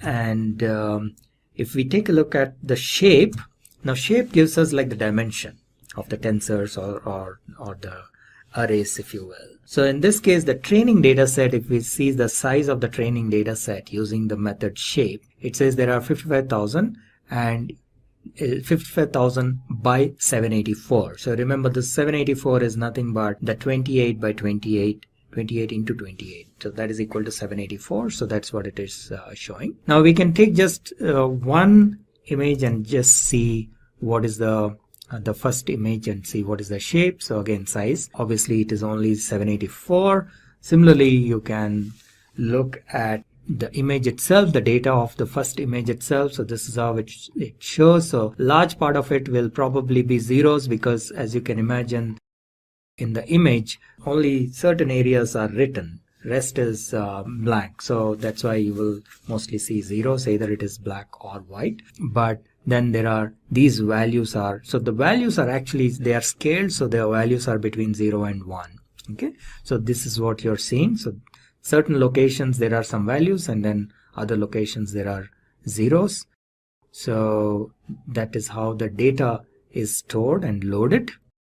If we want to actually see what is the value of the handwritten image, if you want to view it, this is how you view it. So you create, like, do this reshape, and Matplotlib has this feature to show you these images. So we will actually use the function called IMShow, and then if you pass this parameters appropriately, you will be able to see the different images. Now I can change the values in this position, so which image we are looking at, right? So we can say, if I want to see what is there in maybe 5000, right? So 5000 has 3.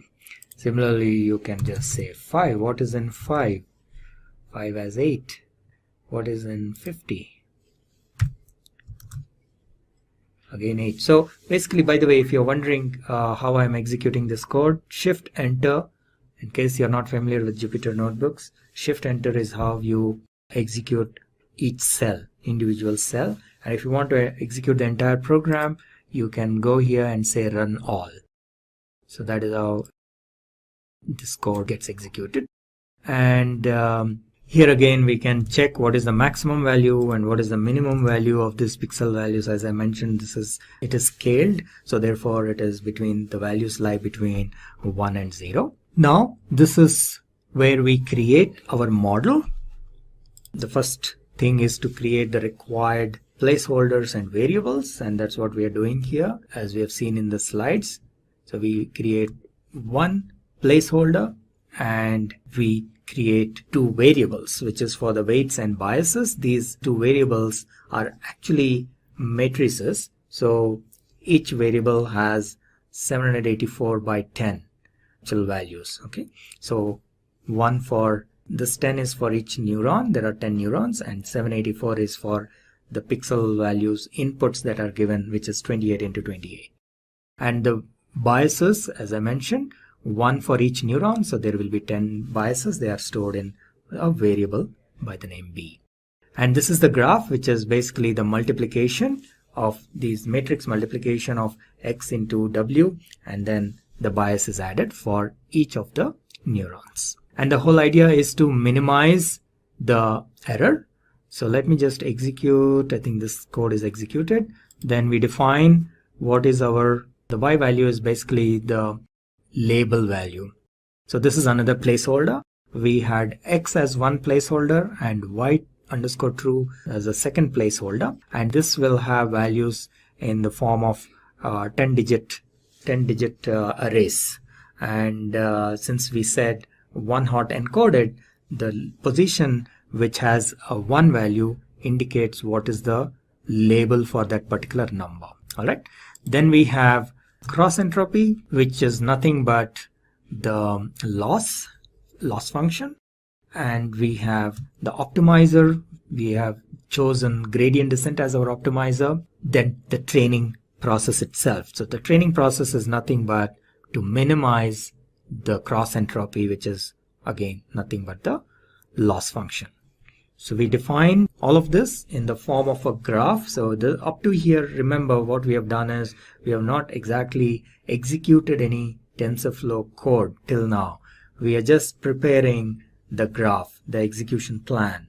That's how the TensorFlow code works. So the whole structure and format of this code will be completely different from how we normally do programming. So even with people with programming experience may find this a little difficult to understand it, and it needs quite a bit of practice. So you may want to view this video also maybe a couple of times to understand this flow, because the way TensorFlow programming is done is slightly different from the normal programming. Some of you who, let's say, have done maybe Spark programming to some extent will be able to easily understand this.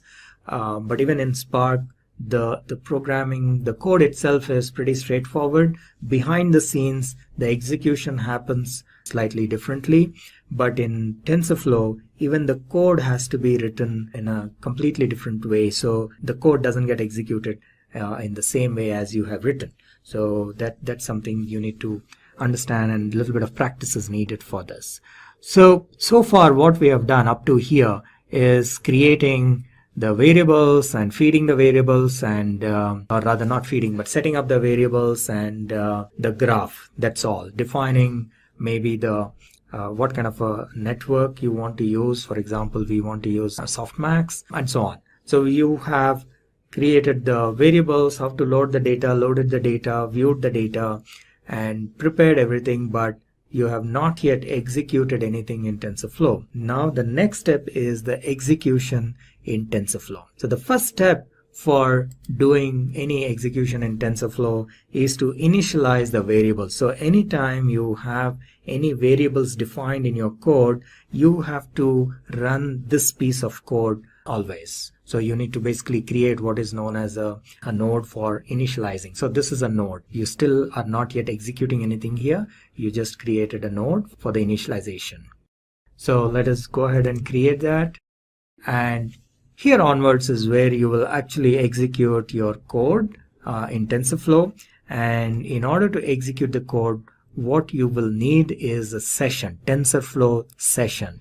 So tf.session will give you a session, and there are a couple of different ways in which you can do this, but one of the most common methods of doing this is with what is known as a with loop. So you have with tf.session as ses and with a colon here, and this is like a block, starting of the block, and these indentations tell how far this block goes, and this session is valid till this block gets executed.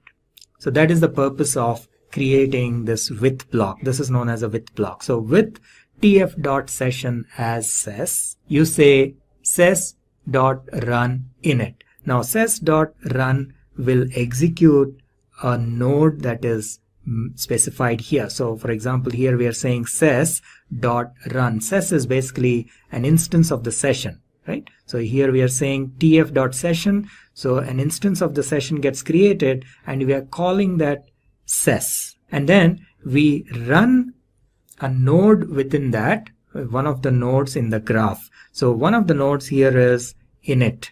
So we say run that particular node, and that is when the initialization of the variables happens. Now what this does is, if you have any variables in your code, in our case we have w is a variable and b is a variable. So any variables that we created, you have to run this code, you have to run the initialization of these variables, otherwise you will get an error. Okay, so that's what this is doing. Then we, within this with block, we specify a for loop, and we are saying we want the system to iterate for 1000 steps and perform the training. That's what this for loop does. Run training for 1000 iterations. And what it is doing basically is it is fetching the data or these images. Remember, there are about 50,000 images, but it cannot get all the images in one shot because it will take up a lot of memory and performance issues will be there. So this is a very common way of performing deep learning training. You always do in batches. So we have maybe 50,000 images, but you always do it in batches of 100 or maybe 500 depending on the size of your system and so on and so forth. So in this case we are saying, okay, get me 100 images at a time and get me only the training images. Remember, we use only the training data for training purpose, and then we use test data for test purpose. You must be familiar with machine learning, so you must be aware of this, but in case you are not, in machine learning also, this is not specific to deep learning, but in machine learning in general, you have what is known as training data set and test data set. Your available data, typically you will be splitting into two parts and using the training data set for training purpose. And then to see how well the model has been trained, you use the test data set to check or test the validity or the accuracy of the model. So that's what we are doing here. And you observe here that we are actually calling an MNIST function here. So we are saying MNIST train.next batch. Right? So this is the advantage of using MNIST database, because they have provided some very nice helper functions which are readily available. Otherwise, this activity itself, we would have had to write a piece of code to fetch this data in batches. That itself is a lengthy exercise. So we can avoid all that if we are using MNIST database, and that's why we use this for the initial learning phase. Okay, so when we say fetch, what it will do is it will fetch the images into X and the labels into Y, and then you use this batch of 100 images and you run the training. So ses.run, basically what we are doing here is we are running the training mechanism, which is nothing but it passes this through the neural network, passes the images through the neural network, finds out what is the output, and if the output, obviously initially it will be wrong, so all that feedback is given back to the neural network, and thereby all the W's and B's get updated till it reaches 1000 iterations. In this case, the exit criteria is 1000, but you can also specify probably accuracy rate or something like that for the as an exit criteria. So here it just says that, okay, this particular image was wrongly predicted, so you need to update your weights and biases. That's the feedback given to each neuron, and that is run for 1000 iterations. And typically by the end of this 1000 iterations, the model would have learned to recognize these handwritten images. Obviously it will not be 100% accurate. Okay, so once that is done, so this happens for 1000 iterations. Once that is done, you then test the accuracy of these models by using the test data set. Right? So this is what we are trying to do here. The code may appear a little complicated because if you're seeing this for the first time, you need to understand the various methods of TensorFlow and so on. But it is basically comparing the output with what is actually there. That's all it is doing. So you have your test data, and you're trying to find out what is the actual value and what is the predicted value, and seeing whether they are equal or not, tf.equal, right? And how many of them are correct, and so on and so forth. And based on that, the accuracy is calculated as well. So this is the accuracy, and that is what we are trying to see, how accurate the model is in predicting these numbers or these digits. Okay, so let us run this. This entire thing is in one cell, so we will have to just run it in one shot. It may take a little while. Let us see. And not bad. So it has finished the 1000 iterations, and what we see here as an output is the accuracy. So we see that the accuracy of this model is around 91%. Okay, now which is pretty good for such a short exercise. Within such a short time we got 90% accuracy. However, in real life this is probably not sufficient, so there are other ways to increase the accuracy. We will see probably in some of the later tutorials how to improve this accuracy, how to change maybe the hyperparameters like number of neurons or number of layers and so on and so forth, and so that this accuracy can be increased beyond 90%. Hello and welcome to the TensorFlow Object Detection API tutorial. In this video, I will walk you through the TensorFlow code to perform object detection in a video. So let's get started. This part is basically you're importing all the libraries. We need a lot of these libraries, for example, NumPy, we need image.io, datetime, and pill, and so on and so forth, and of course matplotlib. So we import all these libraries, and then there are a bunch of variables which have some paths for the files and folders. So this is regular stuff. Let's keep moving. Then we import the matplotlib and make it inline, and a few more imports. All right. And then these are some warnings. We can just ignore them. So if I run this code once again, it will go away. right? And then here onwards we do the model preparation. Now what we're going to do is we are going to use an existing neural network model. So we are not going to train a new one because that really will take a long time, and it needs a lot of computation resources and so on, and it is really not required. There are already models that have been trained, and in this case it is the SSD with MobileNet. That's the model that we are going to use, and this model is trained to detect objects, and it is readily available as open source, so we can actually use this. And if you want to use other models, there are a few more models available, so you can click on this link here, and let me just take you there. There are a few more models, but we have chosen this particular one because this is faster. It may not be very accurate, but that is one of the faster models. But on this link you will see a lot of other models that are readily available. These are trained models. Some of them would take a little longer,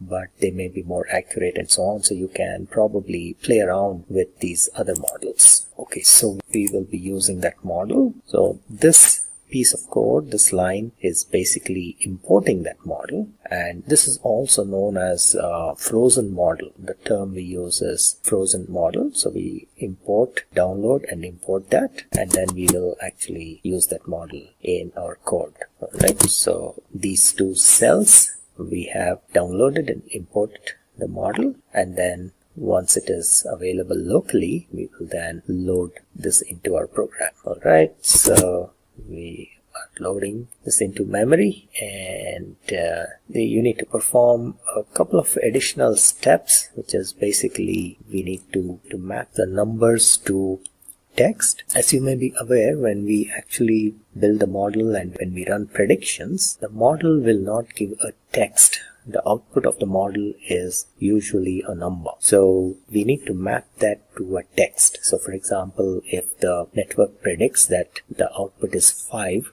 we know that 5 means it is an aeroplane. So things like that. So this mapping is done in this next cell. Alright, so let's keep moving, and then we have a helper code which will basically load the data or load the images and transform into NumPy arrays. This is also used in doing object detection in images, so we are actually going to reuse, because video is nothing but it consists of frames which in turn are images. So we are going to pretty much reuse the same code which we used for doing object detection in images. So this is where the actual detection starts. So here, this is the path for where the images are stored. So this is, here once again we are reusing the code which we wrote for detecting objects in an image. So this is the path where the images were stored, and this is the extension, and this was done for about 2 or 3 images. So we will continue to use this, and if we go down, I'll skip this section. So this is the cell where we are actually loading the video and converting it into frames, and then using frame by frame we are detecting the objects in the image. So in this code what we are doing basically is, there are a few lines of code. What they do is basically once they find an object, a box will be drawn around those each of those objects, and the input file, the name of the input video file is traffic. It is the extension is MP4, and we have this video reader. It's an excellent object which is basically part of this class called image.io, so we can read and write videos using that. And the video that we are going to use is traffic.mp4. You can use any MP4 file, but in our case I picked up video which has like cars. So let me just show you. So this is in this object detection folder. I have this MP4 file. I'll just quickly play this video. It's a little slow. Yeah, okay. So here we go. This is the video. It's a short one, relatively small video, so that for this particular demo. And what it will do is, once we run our code, it will detect each of these cars and it will annotate them as cars. So in this particular video we only have cars. We can later on see with another video. I think I have cat here, so we can also try with that, but let's first check with this traffic video. So let me go back. So we will be reading this frame by frame, and no, actually we will be reading the video file, but then we will be analyzing it frame by frame, and we will be reading them at 10 frames per second. That is the rate we are mentioning here, and analyzing it and then annotating and then writing it back. So you will see that we will have a video file named something like this, traffic_annotated, and we will see the annotated video. So let's go back and run through this piece of code, and then we will come back and see the annotated video. This might take a little while, so I will pause the video after running this particular cell and then come back to show you the results. Alright, so let's go ahead and run it. So it is running now, and it is also important that at the end you close the video writer, so that it is similar to a file pointer. When you open a file, you should also make sure you close it so that it doesn't hog the resources. So it's very similar. So at the end of it, the last piece or last line of code should be video_writer.close. Alright, so I'll pause and then I'll come back. Okay, so I will see you in a little bit. Alright, so now as you can see here, the processing is done. The hourglass has disappeared. That means the video has been processed. So let's go back and check the annotated video. I'll go back to my file manager. So this was the original traffic.mp4, and now you have here traffic_annotated mp4. So let's go and run this and see how it looks. You see here, it has got each of these cars are getting detected. Let me pause and show you. So we pause here. It says car 70%. Let us allow it to go a little further. It detects something on top. What is that? Truck. Okay. So I think because of the board on top, it somehow thinks there is a truck. Let's play some more and see if it detects anything else. So this is again a car, looks like. So let us, yeah. So this is a car, and it has confidence level of 69%. Okay, this is again a car. Alright, so basically till the end it goes and detects each and every car that is passing by. Now we can quickly repeat this process for another video. Let me just show you the other video, which is a cat. Again, there is this cat is not really moving or anything, but it is just standing there staring and moving a little slowly, and our application will, our network will detect that this is a cat, and even when the cat moves a little bit in the other direction, it will continue to detect and show that it is a cat. Okay, so yeah, so this is how the original video is. Let's go ahead and change our code to analyze this one and see if it detects, our network detects this cat. Close this, here we go, and I'll go back to my code.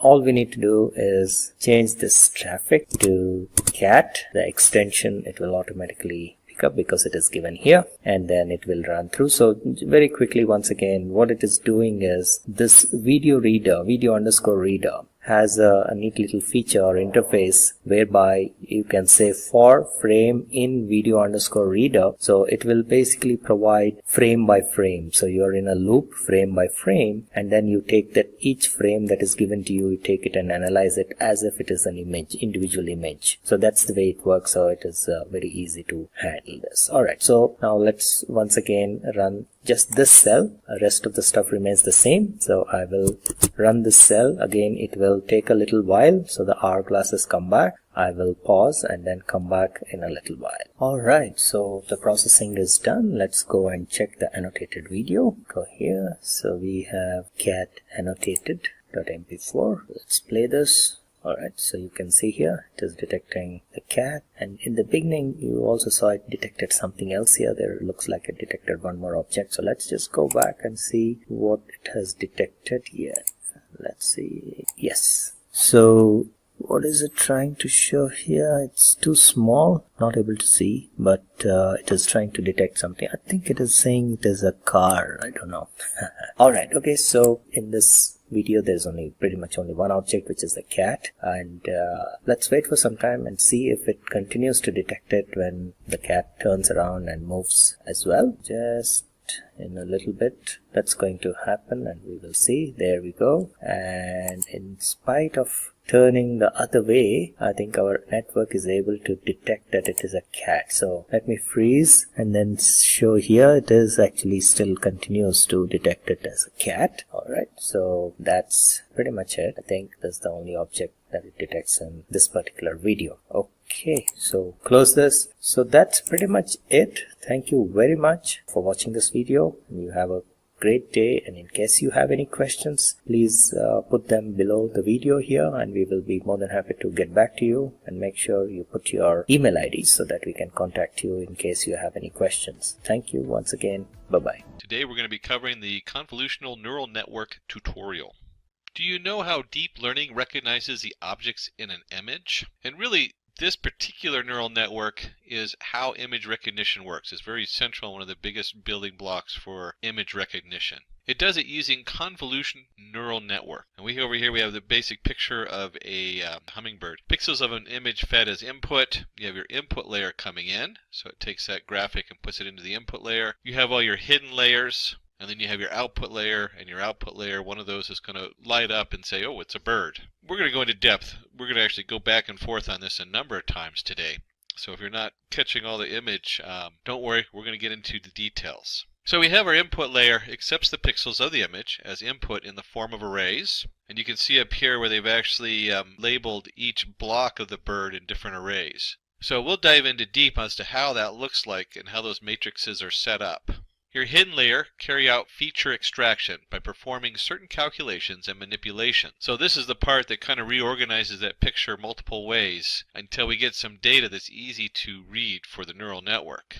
This layer uses a matrix filter and performs convolution operation to detect patterns in the image. And if you remember that convolution means to coil or to twist. So we're going to twist the data around and alter it and use that operation to detect a new pattern. There are multiple hidden layers like convolution layer. ReLU is how that is pronounced. And that's the rectified linear unit. That has to do with the activation function that's used. Pooling layer also uses multiple filters to detect edges, corners, eyes, feathers, beak, etc. And just like the term says, pooling is pooling information together. And we'll look into that a lot closer here. So if it's a little confusing now, we'll dig in deep and try to get you squared away with that. And then finally, there is a fully connected layer that identifies the object in the image. So we have these different layers coming through in the hidden layers, and they come into the final area, and that's where we have, say, one node or one neural network entity that lights up that says it's a bird. What's in it for you? We're going to cover an introduction to the CNN. What is convolution neural network? How CNN recognizes images. We're going to dig deeper into that and really look at the individual layers in the convolutional neural network. And finally, we do a use case implementation using the CNN. We'll begin our introduction to the CNN by introducing the pioneer of convolutional neural network, Yann LeCun. He was the director of Facebook AI Research Group.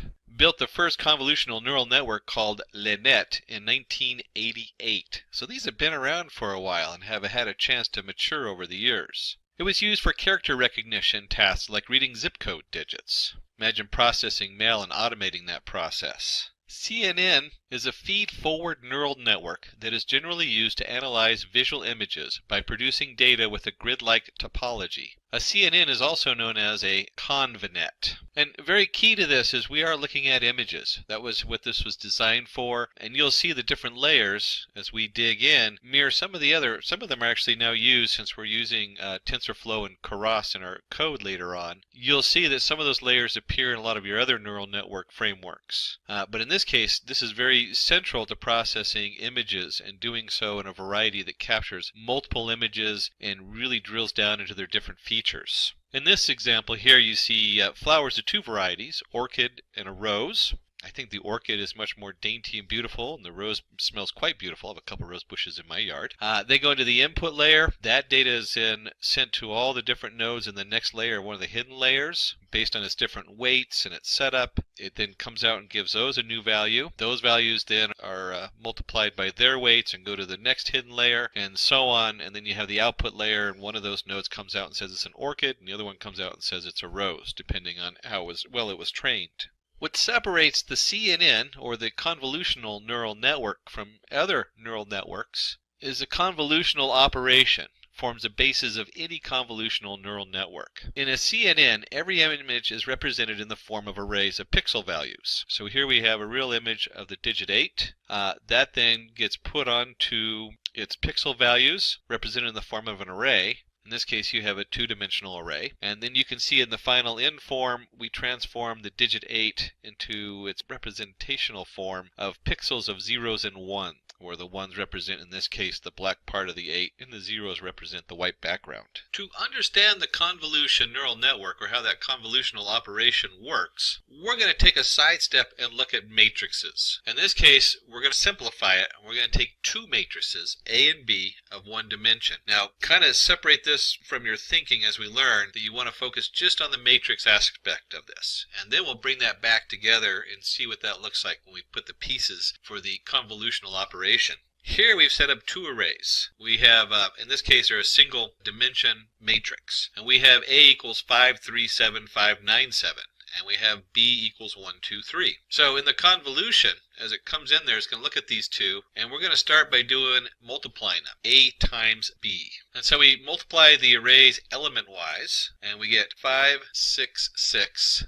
Where 5 is the 5 times 1, 6 is 3 times 2, and then the other 6 is 2 times 3. And since the two arrays aren't the same size, they're not the same setup, we're going to just truncate the first one, and we're going to look at the second array multiplied just by the first three elements of the first array. Now that's going to be a little confusing. Remember, a computer gets to repeat these processes hundreds of times, so we're not going to just forget those other numbers later on. We'll bring those back in. And then we have the sum of the product. In this case, 5 plus 6 plus 6 equals 17. So in our A times B, our very first digit in that matrix of A times B is 17. And if you remember, I said we're not going to forget the other digits. So we now have 3, 2, 5. We move one set over, and we take 3, 2, 5, and we multiply that times B. And you'll see that 3 times 1 is 3, 2 times 2 is 4, and so on and so on. We sum it up, so now we have the second digit of our A times B product in the matrix. And we continue on with that same thing, so on and so on. So then we would go from 375 to 759 to 597. This short matrix that we have for A, we've now covered all the different entities in A that match three different levels of B. Now, in a little bit, we're going to cover where we use this math at, this multiplying of matrices and how that works. But it's important to understand that we're going through the matrix and multiplying the different parts to it to match the smaller matrix with the larger matrix. I know a lot of people get lost at is, what's going on here with these matrices? Ooh, scary math. Not really that scary when you break it down. We're looking at a section of A and we're comparing it to B. So when you break that down in your mind like that, you realize, okay, so I'm just taking these two matrices and comparing them, and I'm bringing the value down into one matrix, A times B. We're reducing that information in a way that will help the computer see different aspects. Let's go ahead and flip over again back to our images. Here we are back to our images. Talking about going to the most basic two-dimensional image you can get to. Consider the following two images. The image for the symbol backslash. When you press the backslash, the above image is processed. And you can see there for the image for the forward slash is the opposite. So when we click the forward slash button, that flips. Very basic. We have 4 pixels going in. Can't get any more basic than that. Here we have a little bit more complicated picture. We take a real image of a smiley face. Then we represent that in the form of black and white pixels. So if this was an image in the computer, it's black and white. And like we saw before, we convert this into the zeros and ones. So where the other one would have just been a matrix of just 4 dots, now we have a significantly larger image coming in. So don't worry, we're going to bring this all together here in just a little bit. Layers in convolutional neural network. When we're looking at this, we have our convolution layer. And that really is the central aspect of processing images in the convolutional neural network. That's why we have it. And then that's going to be feeding in. And you have your ReLU layer, which is, as we talked about, the rectified linear unit. We'll talk about that a little bit later. The ReLU is how that layer is activated, is the math behind it, what makes the neurons fire. You'll see that in a lot of other neural networks. When you're using it just by itself, it's for processing smaller amounts of data. where you use the atom activation feature for large data coming in. Now, because we're processing small amounts of data in each image, the ReLU layer works great. You have your pooling layer. That's where you're pooling the data together. Pooling is a neural network term. It's very commonly used. I like to use the term reduce. So if you're coming from the map and reduce side, you'll see that we're mapping all this data through all these networks, and then we're going to reduce it. We're going to pool it together. And then finally we have the fully connected layer. That's where our output's going to come out. So we have started to look at matrices. We've started to look at the convolutional layer and where it fits in and everything. We've taken a look at images. So we're going to focus more on the convolution layer, since this is a convolutional neural network. A convolution layer has a number of filters and perform convolution operation. Every image is considered as a matrix of pixel values. Consider the following 5x5 image whose pixel values are only 0 and 1. Now obviously when we're dealing with color, there's all kinds of things that come in on color processing, but we want to keep it simple and just keep it black and white. And so we have our image pixels, so we're sliding the filter matrix over the image and computing the dot product to detect the patterns. And right here, you're going to ask, where does this filter come from? This is a bit confusing because the filter is going to be derived later on. We build the filters when we program or train our model. So you don't need to worry what the filter actually is, but you do need to understand how a convolution layer works, is what is the filter doing. Filter, and you'll have many filters. You don't have just one filter. You'll have lots of filters that are going to look for different aspects. And so the filter might be looking for just edges, it might be looking for different parts. We'll cover that in a little bit more detail in a minute. Right now we're just focusing on how the filter works as a matrix. Remember earlier we talked about multiplying matrices together? And here we have our two-dimensional matrix. And you can see we take the filter and we multiply it in the upper left image, and you can see right here 1 times 1, 1 times 0, 1 times 1. We multiply those all together, then sum them, and we end up with a convolved feature of 4.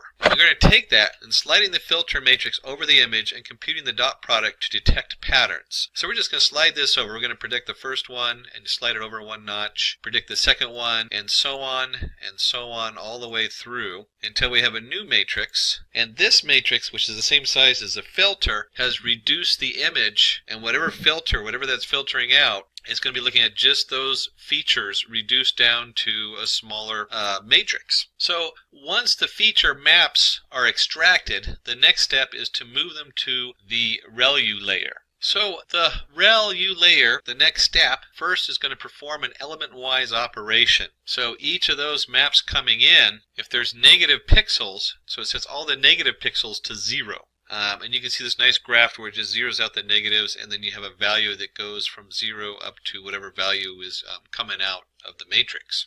This introduces nonlinearity to the network. So up until now, we have when we say linearity, we're talking about the fact that the feature has a value. So it's a linear feature. This feature came up and it has, let's say the feature is the edge of the beak. It's like, or that backslash that we saw. It'll look at that and say, okay, this feature has a value from -10 to 10 in this case. If it was 1, it'd say, yeah, this might be a beak. It might not. It might be an edge right there. A -5 means, no, we're not even going to look at it. It's a 0. And so we end up with an output, and the output takes all these filtered features. Remember, we're not just running one filter on this, we're running a number of filters on this image. And so we end up with a rectified feature map that is looking at just the features coming through and how they weigh in from our filters. So here we have an input of it looks like a toucan bird. Very exotic looking. Real image is scanned in multiple convolution and the ReLU layers for locating features. And you can see up here is turn it into a black and white image. And in this case, we're looking in the upper right-hand corner for a feature, and that box scans over. A lot of times it doesn't scan 1 pixel at a time. A lot of times it will skip by 2 or 3 or 4 pixels to speed up the process. That's one of the ways you can compensate if you don't have enough resources on your computation for large images. And it's not just one filter that slowly goes across the image.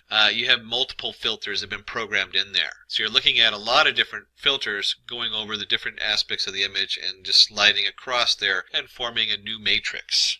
One more aspect to note about the ReLU layer is we're not just having one ReLU coming in. So not only do we have multiple features going through, but we're generating multiple ReLU layers for locating the features. That's very important to note.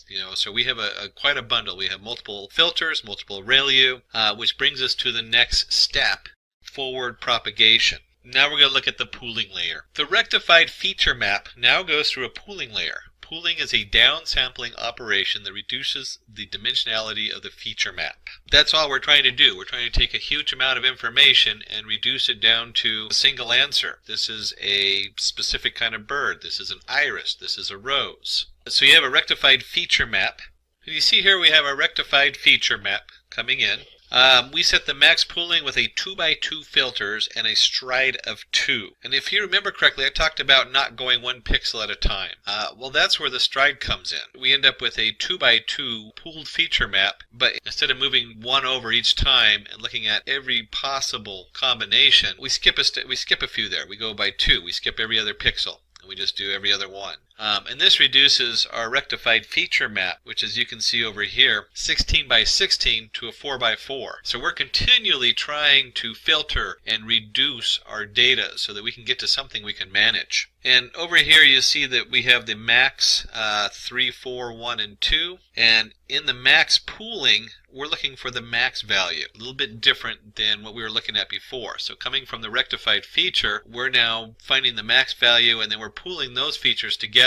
So instead of think of this as image of the map, think of this as how valuable is a feature in that area? How much of a feature value do we have? And we just want to find the best or the maximum feature for that area. They might have that one piece of the filter of the beak said, oh, I see a 1 in this beak in this image, and then it skips over and says, I see a 3 in this image, and it says, oh, this one is rated as a 4. We don't want to sum it together because then you might have like 5 ones and it'll say 5, but you might have 4 zeros and 1 10, and that 10 says, well, this is definitely a beak, where the ones will say probably not a beak. A little strange analogy since we're looking at a bird, but you can see how that pooled feature map comes down, and we're just looking for the max value in each one of those matrices. Pooling layer uses different filters to identify different parts of the image, like edges, corners, body, feathers, eyes, beak, etc. I know I focus mainly on the beak, but obviously each feature could be a different part of the bird coming in.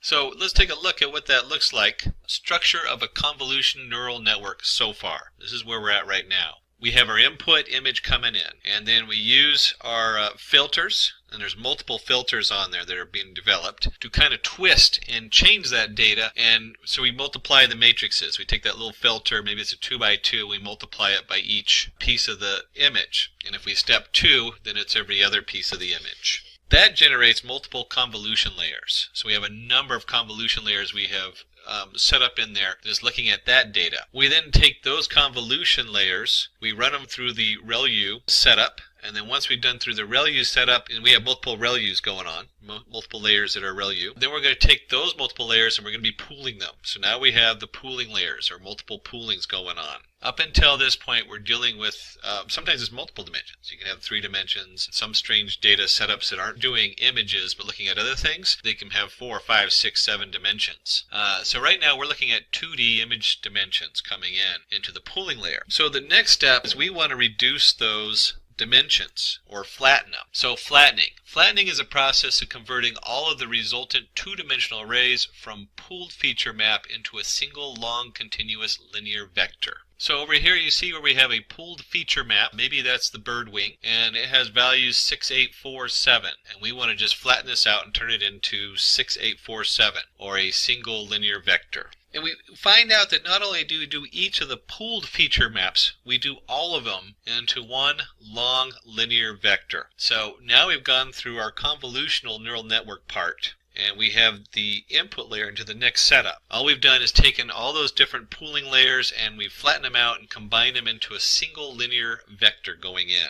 So after we've done the flattening, we have just a quick recap because we've covered so much, so it's important to go back and take a look at each of the steps we've gone through. The structure of the network so far is we have our convolution where we twist it and we filter it and multiply the matrices. We end up with our convolutional layer, which uses the ReLU to figure out the values going out into the pooling, as you have numerous convolution layers that then create numerous pooling layers, pooling that data together, which is the max value, which one we want to send forward. We want to send the best value. And then we're going to take all of that from each of the pooling layers and we're going to flatten it. And we're going to combine them into a single input going into the final layer. Once you get to that step, you might be looking at that going, boy, that looks like the normal input to most neural network. And you're correct, it is. So once we have the flattened matrix from the pooling layer, that becomes our input. So the pooling layer is fed as an input to the fully connected layer to classify the image. And so you can see as our flattened matrix comes in this case we have the pixels from the flattened matrix fed as an input back to our toucan, or whatever that kind of bird that is. I need one of these to identify what kind of bird that is. It comes into our forward propagation network. And that will then have the different weights coming down across. And then finally it selects that that's a bird and that it's not a dog or a cat in this case. Even though it's not labeled, the final layer there in red is our output layer, our final output layer that says bird, cat, or dog. So, quick recap of everything we've covered so far. We have our input image, which is twisted and multiplied. The filters are multiplied times the two matrices multiplied all the filters to create our convolution layer. Our convolution layers, there's multiple layers in there because it's all building multiple layers off the different filters. Then goes through the ReLU as its activation, and that creates our pooling. And so once we get into the pooling layer, we then on the pooling look for who's the best, what's the max value coming in from our convolution. And then we take that layer and we flatten it. And then it goes into a fully connected layer, our fully connected neural network, and then to the output. And here we can see the entire process, how the CNN recognizes a bird. This is kind of nice because it's showing the little pixels and where they're going. You can see the filter is generating this convolution network, and that filter shows up in the bottom part of the convolution network. And then based on that, it uses the ReLU for the pooling. The pooling then find out which one's the best, and so on, all the way to the fully connected layer at the end, or the classification in the output layer. So that'd be a classification neural network at the end. So we covered a lot of theory up till now, and you can imagine each one of these steps has to be broken down in code. So putting that together can be a little complicated. Not that each step of the process is overly complicated, but because we have so many steps. We have 1, 2, 3, 4, 5 different steps going on here with sub-steps in there. We're going to break that down and walk through that in code. So in our use case implementation using the CNN, we'll be using the CFAR10 dataset from Canadian Institute for Advanced Research for classifying images across 10 categories. Unfortunately, they don't let me know whether it's going to be a toucan or some other kind of bird, but we do get to find out whether it can categorize between a ship, a frog, deer, bird, airplane, automobile, cat, dog, horse, truck. So that's a lot of fun. And if you're looking anything in the news at all of our automated cars and everything else, you can see where this kind of processing is so important in today's world and very cutting edge as far as what's coming out in the commercial deployment. I mean, this is really cool stuff. We're starting to see this just about everywhere in industry. So great time to be playing with this and figuring it all out. Let's go ahead and dive into the code and see what that looks like when we're actually writing our script. Before we go on, let's do one more quick look at what we have here. Let's just take a look at data batch 1 keys. And remember, in Jupyter Notebook, I can get by with not doing the print statement. If I put a variable down there, it'll just display the variable. And you can see under data batch 1 for the keys, since this is a dictionary, we have the batch 1 label, data, and file names. So you can actually see how it's broken up in our data set. So for the next step, or step 4 as we're calling it, we want to display the image using Matplotlib. There's many ways to display the images. You could even, well, there's other ways to drill into it, but Matplotlib is really good for this. And we'll also look at our first reshape setup, or shaping the data, so you can have a little glimpse into what that means. So we're going to start by importing our matplot, and of course, since I am doing Jupyter Notebook, I need to do the matplot inline command, so it shows up on my page. So here we go. We're going to import matplotlib.pyplot as PLT. And if you remember Matplotlib, the pyplot is like a canvas that we paint stuff onto. And there's my %sign matplotlib inline, so it's going to show up in my notebook. And then of course we're going to import numpy as np for our numbers Python array setup. And let's go ahead and set x equals to data batch 1. So this will pull in all the data going into the x value. And then, because this is just a long stream of binary data, we need to go a little bit of reshaping. So in here we have to go ahead and reshape the data. We have 10,000 images. Okay, that looks correct. And this is kind of an interesting thing. It took me a little bit I had to go research this myself to figure out what was going on with this data. And what it is it's a 32 by 32 picture. And let me do this. Let me go ahead and do a drawing pad on here. So we have 32 bits by 32 bits, and it's in color. So there's 3 bits of color. Now, I don't know why the data is particularly like this. It probably has to do with how they originally encoded it. But most pictures put the 3 afterward. So what we're doing here is we're going to take the shape, we're going to take the data, which is just a long stream of information, and we're going to break it up into 10,000 pieces, and those 10,000 pieces then are broken into 3 pieces each, and those 3 pieces then are 32 by 32. You could look at this like an old-fashioned projector where they have the red screen, or the red projector, the blue projector, and the green projector, and they add them all together, and each one of those is a 32 by 32 bit. So that's probably how this was originally formatted, was in that kind of ideal. Things have changed, so we're going to transpose it, and we're going to take the 3, which was here, and we're going to put it at the end. So the first part is reshaping the data from a single line of bit data, or whatever format it is, into 10,000 by 3 by 32 by 32, and then we're going to transpose the color factor to the last place. So it's the image, then the 32 by 32 in the middle, that's this part right here, and then finally we're going to take this, which is 3 bits of data, and put it at the end. So it's more like we process images now. And then as type, this is really important that we're going to use an integer 8. You can come in here and you'll see a lot of these, they'll try to do this with a float or a float 64. What you got to remember though is a float uses a lot of memory. So once you switch this into something that's not integer 8, which goes up to 128, you are just going to, the amount of RAM, let me just put that in here, is going to go way up. The amount of RAM that it loads. So you want to go ahead and use this. You can try the other ones and see what happens if you have a lot of RAM on your computer. But for this exercise, this will work just fine. And let's go ahead and take that and run this. So now our X variable is all loaded and it has all the images in it from the batch 1, data batch 1. And just to show what we were talking about with the as type on there, if we go ahead and take X0 and just look for its max value, let me go ahead and run that. You'll see it doesn't, oops, I said 128, it's 255. You'll see it doesn't go over 255 because it's basically an ASCII character is what we're keeping that down to. We're keeping those values down. So they're only 255, 0 to 255 versus a float value, which would bring this up exponentially in size. And since we're using the matplot library, we can do, oops, that's not what I wanted. Since we're using the matplot library, we can take our canvas and just do a plt.im for image show, and let's just take a look at what X0 looks like. And it comes in, I'm not sure what that is, but you can see it's a very low grade image broken down to the minimal pixels on there. And if we did the same thing, let's see what 1 looks like. Hopefully it's a little easier to see. Run on there, not enter. Let's hit the run on that.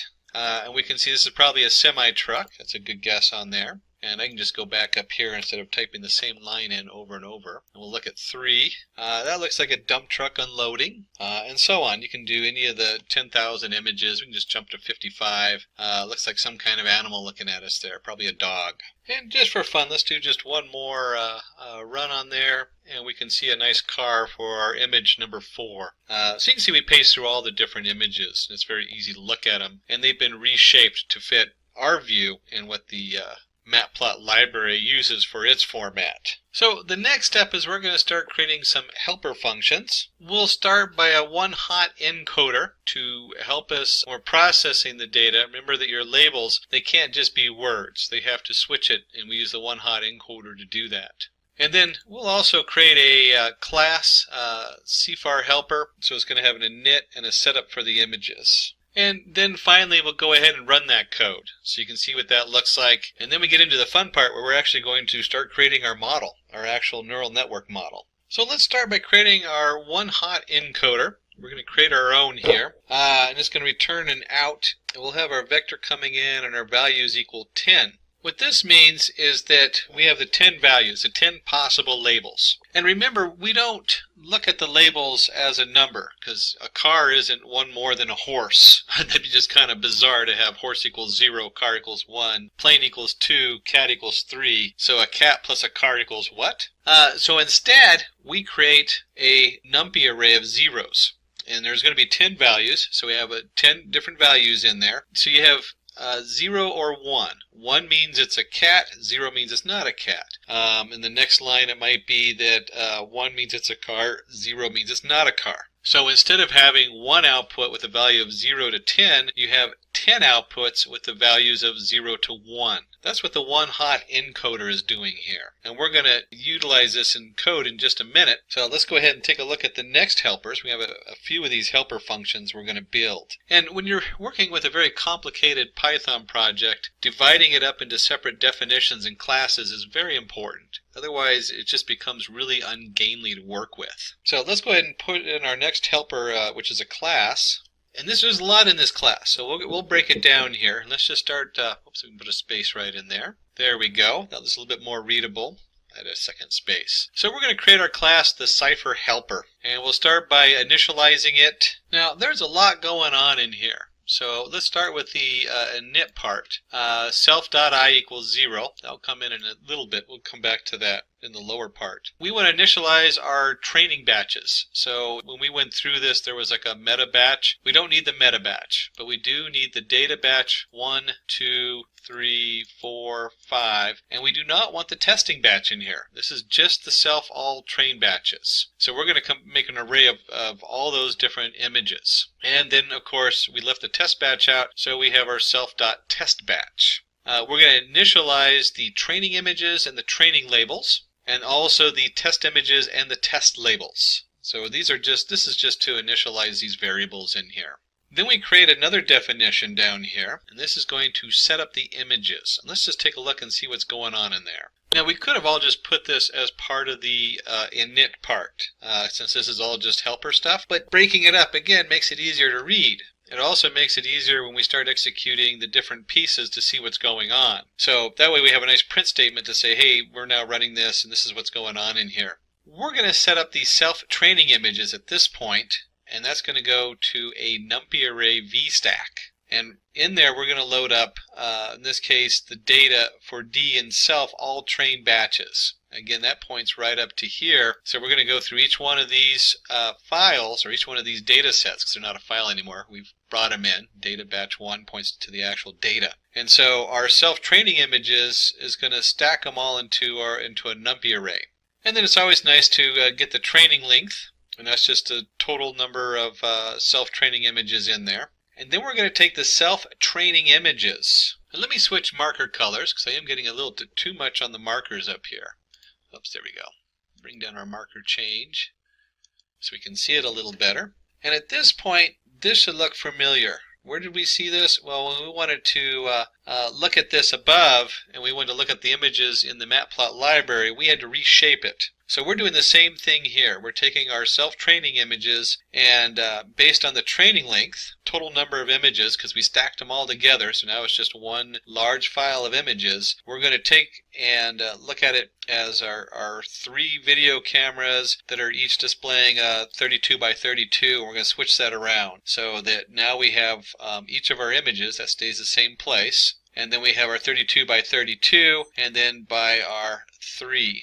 Our 3 different values for the color. And of course we want to go ahead and they run this where you say divide by 255. That was from earlier. It just brings all the data into 0 to 1. That's what this is doing. So we're turning this into a 0 to 1 array, which is all the pictures 32 by 32 by 3. And then we're going to take the self-training labels, and we're going to pump those through our one-hot encoder we just made, and we're going to stack them together. And again, we're converting this into an array that goes from, instead of having horse equals 1, dog equals 2, and then horse plus dog would equal 3, which would be cat. No, it's going to be an array of 10 where each one is 0 to 1. Then we want to go ahead and set up our test images and labels. And when we're doing this, you're going to see it's the same thing we just did with the rest of them. We just changed colors right here. This is no different than what we were doing up here with our training set. We're going to stack the different images. We're going to get the length of them so we know how many images are in there.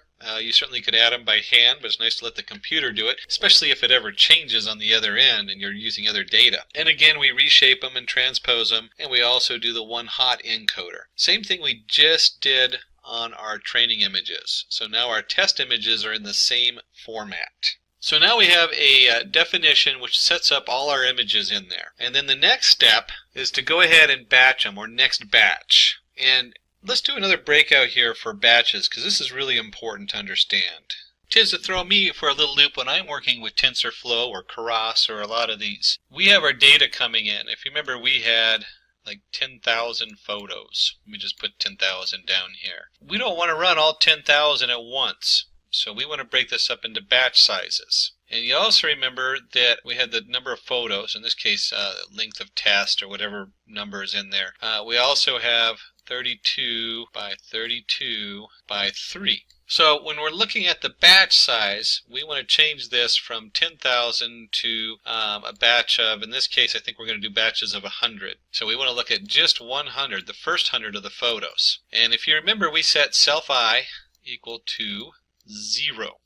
So what we're looking at here is we're going to create X. We're going to get the next batch from the very initialized. We've already initialized it for 0. So we're going to look at X from 0 to batch size, which we set to 100. So just the first 100 images. And then we're going to reshape that into, and this is important to let the data know, that we're looking at 100 by 32 by 32 by 3. Now, we've already formatted it to the 32 by 32 by 3. This just sets everything up correctly so that X has the data in there in the correct order and the correct shape. And then the Y, just like the X, is our labels. So our training labels, again, they go from 0 to batch size. In this case, they do self-I plus batch size because the self-I is going to keep changing. And then finally, we increment the self-I because we have 0. So the next time we call it, we're going to get the next batch size. And so basically, we have X and Y.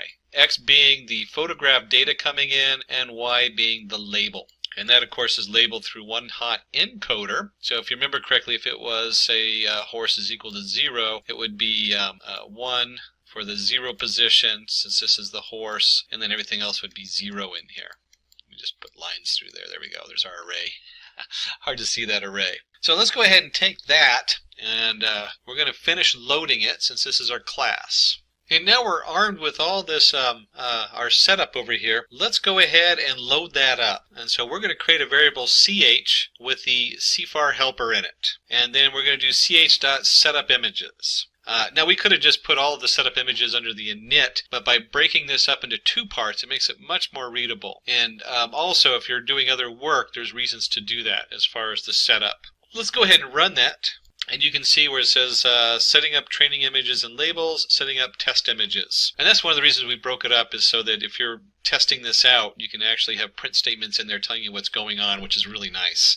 They did a good job with this setup. I like the way that it was broken up in the back. And then one quick note, you want to remember that batch, to set up the next batch, since we have to run batch equals ch next batch of 100, because we're going to use the 100 size. But we'll come back to that. We're going to use that. Just remember that that's part of our code we're going to be using in a minute from the definition we just made. So now we're ready to create our model. First thing we want to do is we want to import our TensorFlow as TF. I'll just go ahead and run that so it's loaded up. And you can see we got a warning here.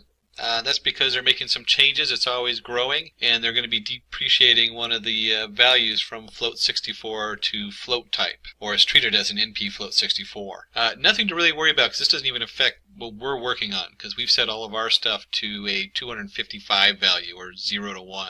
And do keep in mind that 0 to 1 value that we converted to 255 is still a float value, but it'll easily work with either the NumPy float64 or the NumPy D-type float. It doesn't matter which one it goes through, so the depreciation would not affect our code as we have it. And in our TensorFlow, we'll go ahead, let me just increase the size in there just a moment so you can get better view of the what we're typing in. We're going to set a couple placeholders here. And so we're going to set x equals tf placeholder tf float 32. We just talked about the float 64 versus the numpy float. We're actually just going to keep this at float 32. More than significant number of decimals for what we're working with. And since it's a placeholder, we're going to set the shape equal to, and we've set it equal to none, because at this point we're just holding the place on there. We'll be setting up as we run the batches, that's what that first value is. And then 32 by 32 by 3, that's what we reshaped our data to fit in. And then we have our y true equals placeholder tf float 32, and the shape equals none, comma 10. 10 is the 10 different labels we have, so it's an array of 10. And then let's create one more placeholder. We'll call this hold prob, or hold probability. And we're going to use this, we don't have to have a shape or anything for this. This placeholder is for what we call dropout. If you remember from our theory before, we drop out so many nodes it's looking at, or the different values going through, which helps decrease bias. So we need to go ahead and put a placeholder for that also. And we'll run this, so it's all loaded up in there. So we have our 3 different placeholders. And since we're in TensorFlow, when you use Keras, it does some of this automatically, but we're in TensorFlow direct. Keras sits on TensorFlow. We're going to go ahead and create some more helper functions. We're going to create something to help us initialize the weights, initialize our bias. If you remember that each layer has to have a bias going in. We're going to go ahead and work on our convolutional 2D, our max pool, so we have our pooling layer, our convolutional layer, and then our normal full layer. So we're going to go ahead and put those all into definitions, and let's see what that looks like in code. And you can also grab some of these helper functions from the MNIST, the NIST setup. We just put that in there if you're under the TensorFlow. So a lot of these are already in there, but we're going to go ahead and do our own. And we're going to create our init weights. And one of the reasons we're doing this is so that you can actually start thinking about what's going on in the back end. So even though there's ways to do this with an automation, sometimes these have to be tweaked and you have to put in your own setup in here. Now we're not going to be doing that. We're just going to recreate them for our code. And let's take a look at this. We have our weights, and so what comes in is going to be the shape, and what comes out is going to be random numbers. So we're going to go ahead and just init some random numbers based on the shape with a standard deviation of 0.1. Kind of a fun way to do that. And then the TF variable, init random distribution. So we're just creating a random distribution on there. That's all that is for the weights. Now, you might change that. You might have a higher standard deviation. In some cases, you actually load preset weights. That's pretty rare. Usually you're testing that against another model or something like that, and you want to see how those weights configure with each other. Now remember, we have our bias, so we need to go ahead and initialize the bias with a constant. In this case, we're using 0.1. A lot of times the bias is just put in as 1, and then you have your weights to add on to that. But we're going to set this as 0.1. So we want to return a convolutional 2D, in this case a neural network. This is would be a layer on here. What's going on with the Con2D is we're taking our data coming in, we're going to filter it. Strides, if you remember correctly, strides came from, here's our image, and then we only look at this picture here, and then maybe we have a stride of 1, so we look at this picture here, and we continue to look at the different filters going on there. The other thing this does is that we have our data coming in as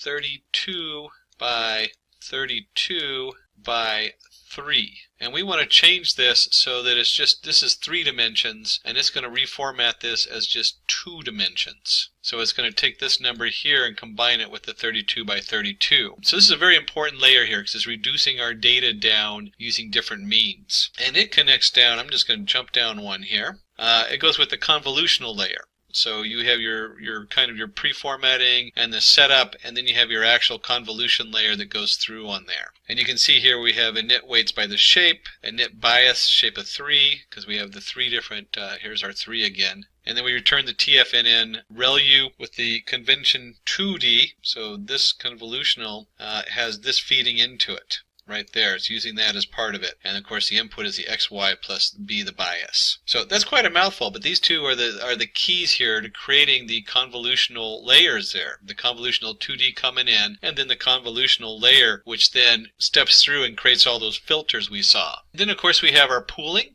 So after each time we run it through the convectional layer, we want to pool the data. If you remember correctly on the pool side, and let me just get rid of all my marks, it's getting a little crazy there. And in fact, let's go ahead and jump back to that slide. Let's just take a look at that slide over here. So we have our image coming in. We create our convolutional layer with all the filters. Remember, the filters go, the filters coming in here, and it looks at these 4 boxes, and then if it's a step, let's say step 2, it then goes to these 4 boxes, and then the next step, and so on. So we have our convolutional layer that we generate, or convolutional layers. They use the ReLU function. There's other functions out there. For this, though, the ReLU is the one that works the best, at least so far. I'm sure that will change. And then we have our pooling. Now, if you remember correctly, the pooling was max.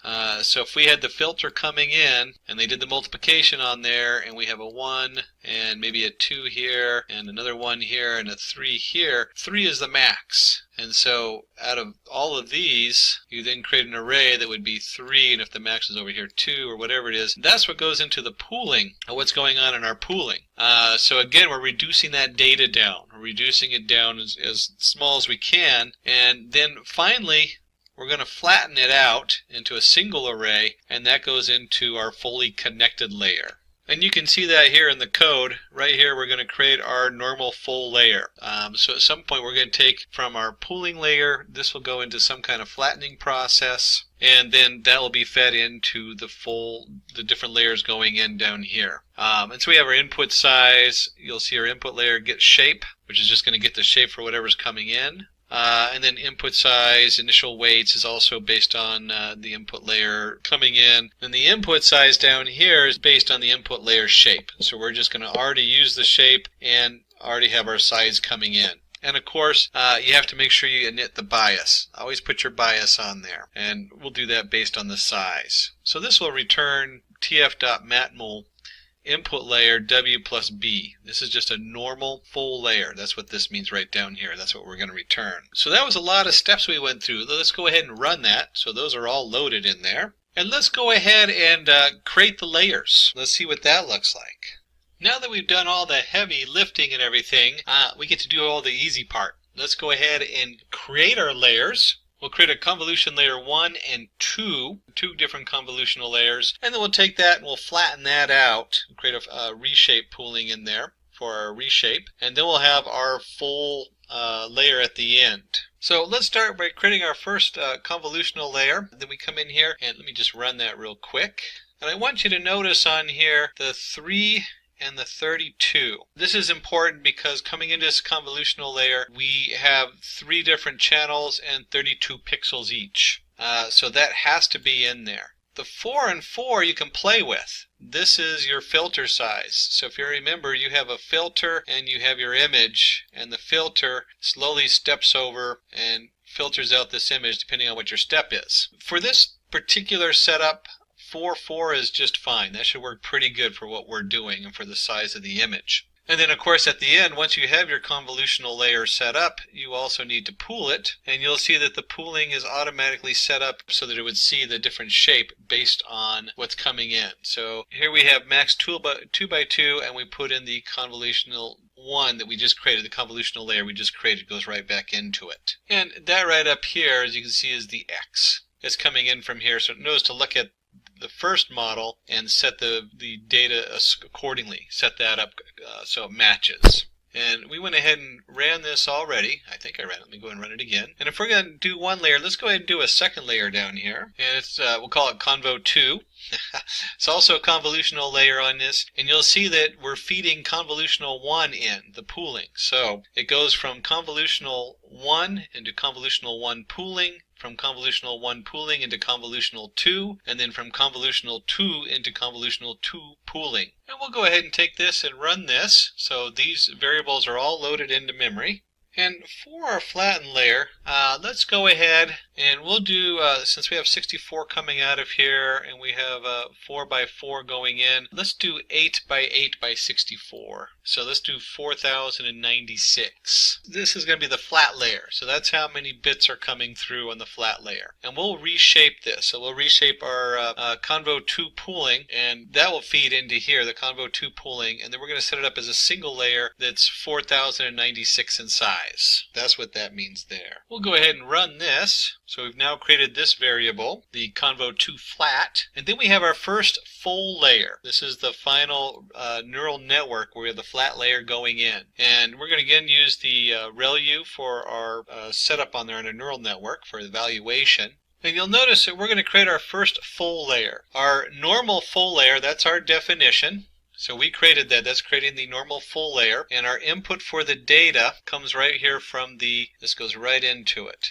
The convo2 flat. So this tells it how big the data is. And we're going to have it come out. It's going to have 1024. That's how big the layer is coming out. We'll go ahead and run this. So now we have our full layer 1. And with the full layer 1, we want to also define the full 1 dropout to go with that. So our full layer 1 comes in, keep probability equals hold probability. Remember we created that earlier. And the full layer 1 is what's coming into it. And this is going backwards and training the data. We're not training every weight. We're only training a percentage of them each time, which helps get rid of the bias. So let me go ahead and run that. And finally, we'll go ahead and create a Y-predict, which is going to equal the normal full 1 dropout and 10, because we have 10 labels in there. Now, in this neural network, we could have added additional layers. That would be another option to play with. You can also play with, instead of 1024, you can use other numbers for the way that sets up and what's coming out and going into the next one. We're only going to do just the 1 layer and the 1 layer dropout. And you can see if we did another layer, it'd be real easy just to feed in the full 1 dropout into full layer 2. And then full layer 2 dropout would have full layer 2 feed into it. And then you'd switch that here for the Y prediction. For right now, this is great. This particular data set is tried and true, and we know that this will work on it. And if we just type in Y predict and we run that, we'll see that this is a tensor object, shape $10, D-type 32. A quick way to double check what we're working on. So now we've got all of our, we've done a setup all the way to the Y predict, which we just did. We want to go ahead and apply the loss function and make sure that's set up in there. Create the optimizer. And then train our optimizer and create a variable to initialize all the global TF variables. So before we dive into the loss function, let me point out one quick thing, or just kind of a rehab over a couple things. And that is, when we're playing with these setups, we pointed out up here we can change the 4-4 and use different numbers there. They change your outcome. So depending on what numbers you use here will have a huge impact on how well your model fits. And that's the same here with the 1024 also. This is also another number that if you continue to raise that number, you'll get possibly a better fit. You might overfit. And if you lower that number, you'll use less resources. And generally, you want to use this in the exponential growth. An exponential being 2, 4, 8, 16. And in this case, the next one down would be 5, 12. You can use any number there, but those would be the ideal numbers when you look at this data. So the next step in all of this is we need to also create a way of tracking how good our model is. And we're going to call this a loss function. And so we're going to create a cross-entropy loss function. And so before we discuss exactly what that is, let's take a look and see what we're feeding it. We're going to feed it our labels, and we have our true labels and our prediction labels. So coming in here is the two different variables we're sending in, or the two different probability distributions, is one that we know is true and what we think it's going to be. Now this function right here, when they talk about cross-entropy, in information theory, the cross-entropy between two probability distributions over the same underlying set of events measures the average number of bits needed to identify an event drawn from the set. That's a mouthful. Really, we're just looking at the amount of error in here. How many of these are correct and how many of these are incorrect? So how much of it matches? And we're going to look at that. We're just going to look at the average. That's what the mean, the reduced to the mean means here. So we're looking at the average error on this. And so the next step is we're going to take the error. We want to know our cross entropy or our loss function, how much loss we have. That's going to be part of how we train the model. So when you know what the loss is and we're training it, you feed that back into the back propagation setup. And so we want to go ahead and optimize that. Here's our optimizer. We're going to create the optimizer using an atom optimizer. Remember, there's a lot of different ways of optimizing the data. Atom's the most popular used. So our optimizer is going to equal the TF train atom optimizer. If you don't remember what the learning rate is, let me just pop this back into here. Here's our learning rate. when you have your weights, you have all your weights in your different nodes that are coming out. Here's our node coming out, and it has all its weights. And then the error is being sent back through in reverse on our neural network. So we take this error and we adjust these weights based on the different formulas. In this case, the atom formula is what we're using.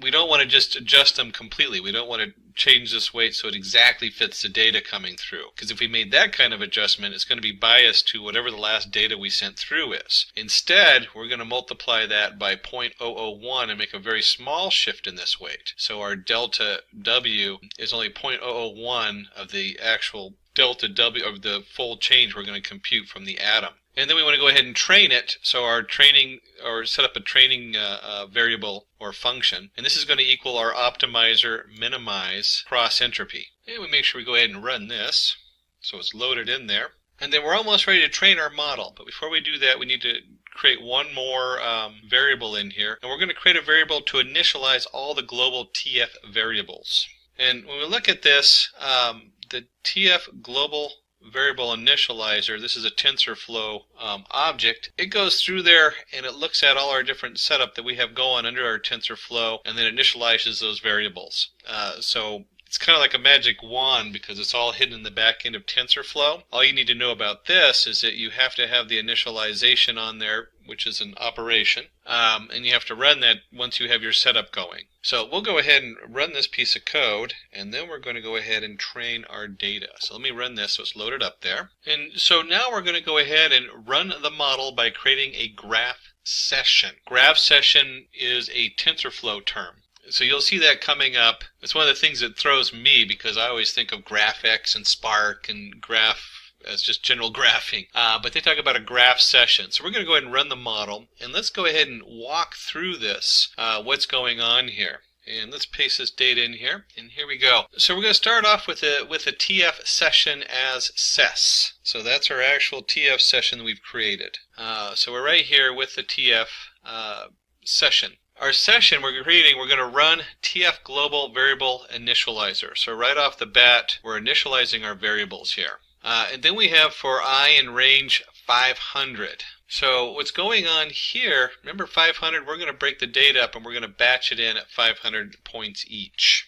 We've created our session run, so we're going to do with TF session as session right here. We've created our variable session. And then we're going to run and we're going to go ahead and initialize it. So we have our TF global variables initializer that we created. That initializes our session in here. The next thing we're going to do is we're going to go for I in range of 500, batch equals ch.next batch. So if you remember correctly, this is loading up 100 pictures at a time. And this is going to loop through that 500 times. So we are literally doing, 500 times 100 is 50,000. So that's 50,000 pictures we're going to process right there. In the first process is we're going to do a session run. We're going to take our train. We created our train variable or our optimizer in there. We're going to feed it the dictionary. We had our feed dictionary that we created. And we have x equals batch 0 coming in, y true, batch 1, hold the probability, 0.5. And then just so that we can keep track of what's going on, we're going to, every 100 steps, we're going to run a print. So currently on step, format, accuracy is, and we're going to look at matches equals tf dot equal tf argument y prediction 1, tf dot arg max y true, comma 1. So we're going to look at this as how many matches it has. And here our ACC, all we're doing here is we're going to take the matches, how many matches they have, it generates a chart. We're going to convert that to float. That's what the TF cast does. And then we just want to know the average. We just want to know the average of the accuracy. And then we'll go ahead and print that out, print session run accuracy feed dictionary. So it takes all this and it prints out our accuracy on there. So let's go ahead and take this. Oops, flip screens there. Let's go ahead and take this and let's run it. And this is going to take a little bit to run. So let's see what happens on my old laptop. And we'll see here that we have our current, we're currently on step 0. It takes a little bit to get through the accuracy. And this will take just a moment to run. We can see that on our step 0, it has an accuracy of 0.1 or 0.1028. And as it's running, we'll go ahead, you don't need to watch it run all the way, but this accuracy is going to change a little bit up and down. So we've actually lost some accuracy during our step 2. But we'll see how that comes out. Let's come back after we run it all the way through and see how the different steps come out. I was actually reading that backwards. The way this works is the closer we get to 1, the more accuracy we have. So you can see here we've gone from a 0.1 to a 0.39, and we'll go ahead and pause this and come back and see what happens when we're done with the full run. Alright, now that we've prepared the meal, got it in the oven, and pulled out my finished dish here, if you've ever watched any of the old cooking shows, let's discuss a little bit about this accuracy going on here, and how do you interpret that? We've done a couple things. First, we've defined accuracy. The reason I got it backwards before is you have loss or accuracy. And with loss, you'll get a graph that looks like this. It goes, oops, that's an S, by the way. There we go. You get a graph that curves down like this. And with accuracy, you get a graph that curves up. This is how good it's doing. Now, in this case, 1 is supposed to be really good accuracy. That means it gets close to 1, but it never crosses 1. So if you have an accuracy of 1, that is phenomenal. In fact, that's pretty much unheard of. And the same thing with loss. If you have a loss of 0, that's also unheard of. And the 0 is actually on this axis right here as we go in there. So how do we interpret that? Because, if I was looking at this and I go, oh, 0.51, that's 51%. You're doing 50-50. No, this is not percentage. Let me just put that in there. It is not percentage. This is logarithmic.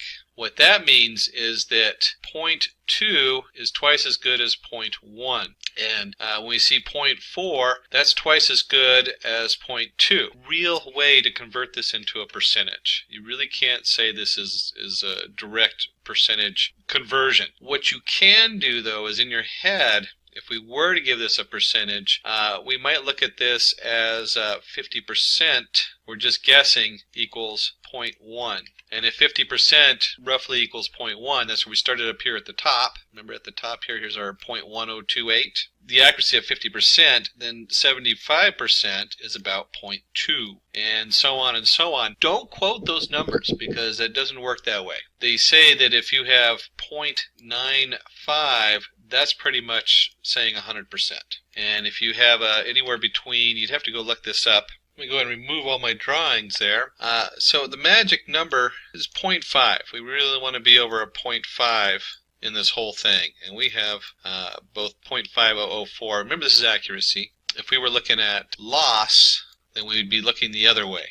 But 0.0, instead of how high it is, we want how low it is. But with accuracy, being over a 0.5 is pretty valid. That means this is pretty solid. And if you get to a 0.95, then it's a direct correlation. That's what we're looking for here in these numbers. And you can see we finished with this model at 0.5135, so still good. And if we look at when they ran this in the other end, remember there's a lot of randomness that goes into it when we seed the weights. They got 0.5251, so a little better than ours. But that's fine. You'll find your own comes up a little bit better or worse depending on just that randomness. And so we've gone through the whole model. We trained the model, and we've also gone through on every 100th run to test the model to see how accurate it is. Welcome to the RNN tutorial. That's the recurrent neural network. So we talk about a feed-forward neural network. In a feed-forward neural network, information flows only in the forward direction, from the input nodes through the hidden layers, if any, and to the output nodes. There are no cycles or loops in the network. And so you can see here we have our input layer. I was talking about how it just goes straight forward into the hidden layers. So each one of those connects and then connects to the next hidden layer, connects to the output layer. And of course we have a nice simplified version where it has a predicted output, and they refer to the input as X a lot of times and the output as Y.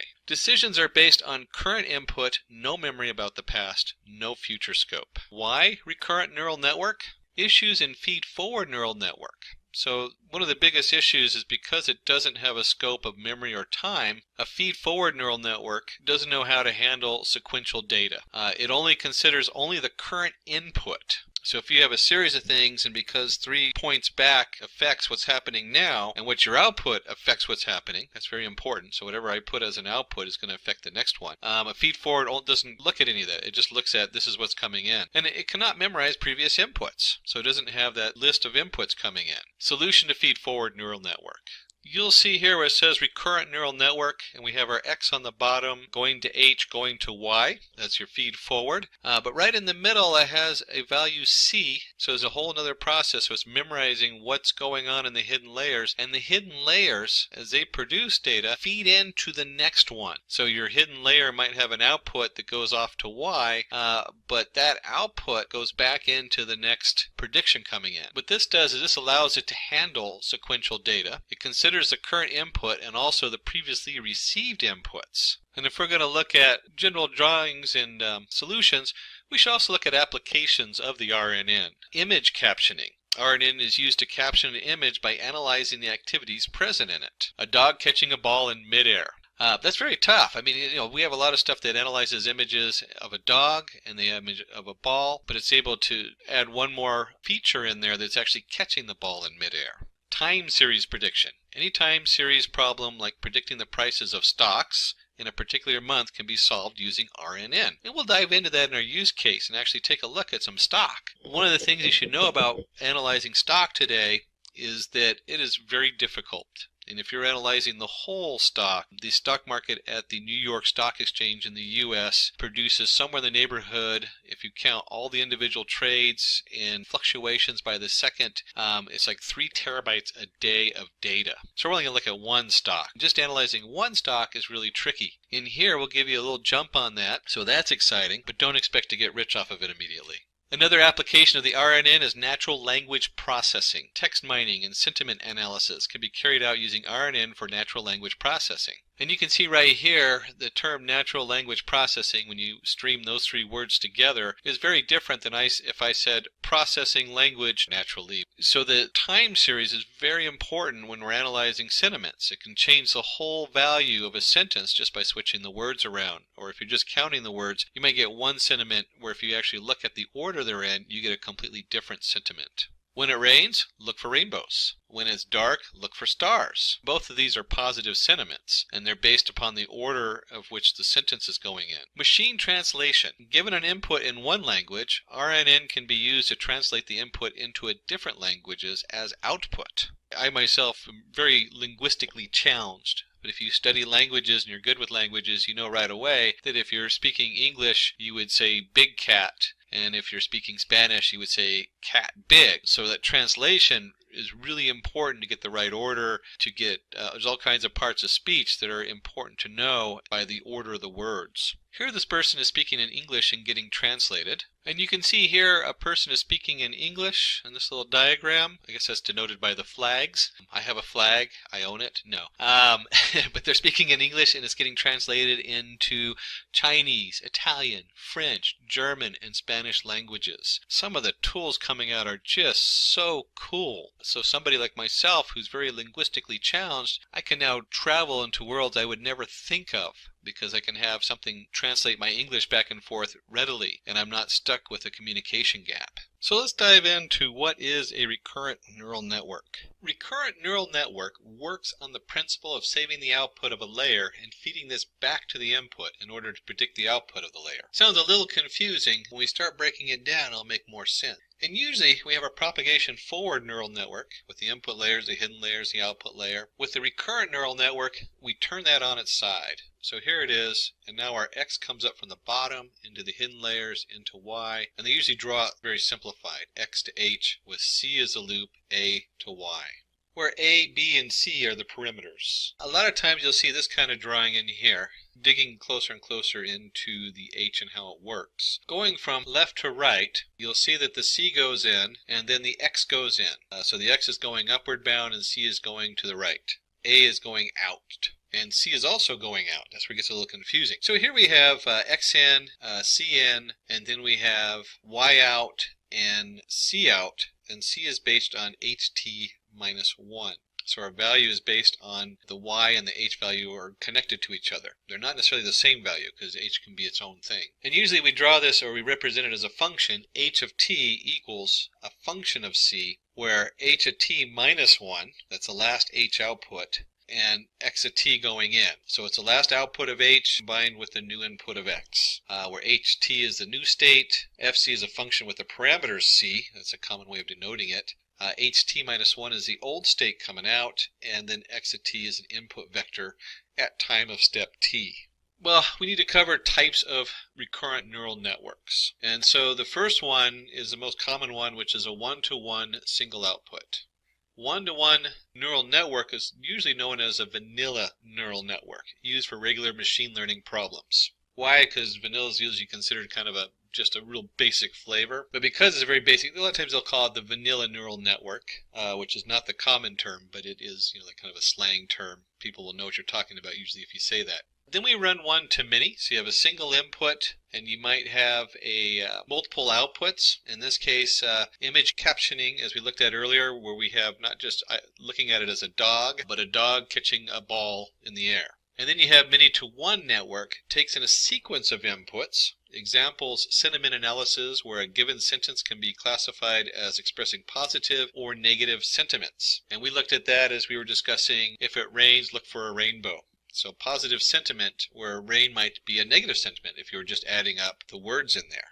And then, of course, if you're going to do a one-to-one, many-to-one, one-to-many, there's many-to-many networks, takes in a sequence of inputs and generates a sequence of outputs. Example, machine translation. So we have a lengthy sentence coming in English and then going out in all the different languages. Just a wonderful tool. Very complicated set of computations. If you're a translator, you realize just how difficult it is to translate into different languages. One of the biggest things you need to understand when we're working with this neural network is what's called the vanishing gradient problem. While training an RNN, your slope can be either too small or very large, and this makes training difficult. When the slope is too small, the problem is known as vanishing gradient. And you'll see here they have a nice image, loss of information through time. So if you're pushing not enough information forward, that information is lost, and then when you go to train it, you start losing the third word in the sentence or something like that, or it doesn't quite follow the full logic of what you're working on. Exploding gradient problem. Oh, this is one that runs into everybody. When you're working with this particular neural network, when the slope tends to grow exponentially instead of decaying, this problem is called exploding gradient. Issues in gradient problem: long training time, poor performance, bad accuracy. And I'll add one more in there. Your computer, if you're on a lower end computer testing out a model, will lock up and give you the memory error. Explaining gradient problem. Consider the following two examples to understand what should be the next word in the sequence. The person who took my bike and blank, a thief. The students who got into engineering with blank from Asia. And you can see in here we have our x value going in, we have the previous value going forward, and then you back propagate the error like you do with any neural network. And as we're looking for that missing word, maybe we'll have the person took my bike and blank was a thief. And the student who got into engineering with a blank were from Asia. Consider the following example, the person who took the bike. So we'll go back to the person who took the bike was blank a thief. In order to understand what would be the next word in the sequence, the RNN must memorize the previous context, whether the subject was singular noun or a plural noun. So was a thief is singular. The student who got into engineering, well, in order to understand what would be the next word in the sequence, the RNN must memorize the previous context, whether the subject was singular noun or a plural noun. And so you can see here the students who got into engineering with blank were from Asia. It might be sometimes difficult for the error to back propagate to the beginning of the sequence to predict what should be the output. So when you run into the gradient problem, we need a solution. The solution to the gradient problem. First, we're going to look at exploding gradient, where we have three different solutions depending on what's going on. One is identity initialization. So the first thing we want to do is see if we can find a way to minimize the identities coming in instead of having it identify everything, just the important information we're looking at. Next is to truncate the back propagation. So instead of having whatever information it's sending to the next series, we can truncate what it's sending. We can lower that particular set of layers, make those smaller. And finally is a gradient clipping. So when we're training it, we can clip what that gradient looks like and narrow the training model that we're using. When you have a vanishing gradient, the option problem, we can take a look at weight initialization, very similar to the identity, but we're going to add more weights in there so it can identify different aspects of what's coming in better. Choosing the right activation function. That's huge. So we might be activating based on one thing and we need to limit that. We haven't talked too much about activation functions, so we'll look at that just minimally. There's a lot of choices out there. And then finally there's long short-term memory networks, the LSTMs. And we can make adjustments to that. So just like we can clip the gradient as it comes out, we can also expand on that. We can increase the memory network, the size of it, so it handles more information. And one of the most common problems in today's setup is what they call long-term dependencies. Suppose we try to predict the last word in the text. The clouds are in the, and you probably said sky. Here we do not need any further context. It's pretty clear that the last word is going to be sky.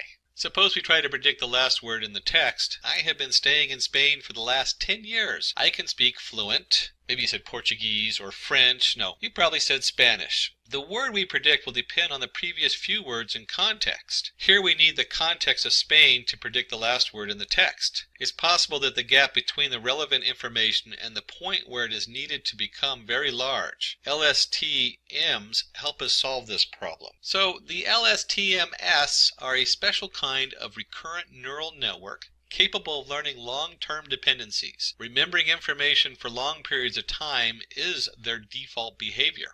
All recurrent neural networks have the form of a chain of repeating modules of neural network connections. In standard RNNs, this repeating module will have a very simple structure such as a single tangent H layer. LSTMs also have a chain-like structure, but the repeating module has a different structure. Instead of having a single neural network layer, there are 4 interacting layers communicating in a very special way.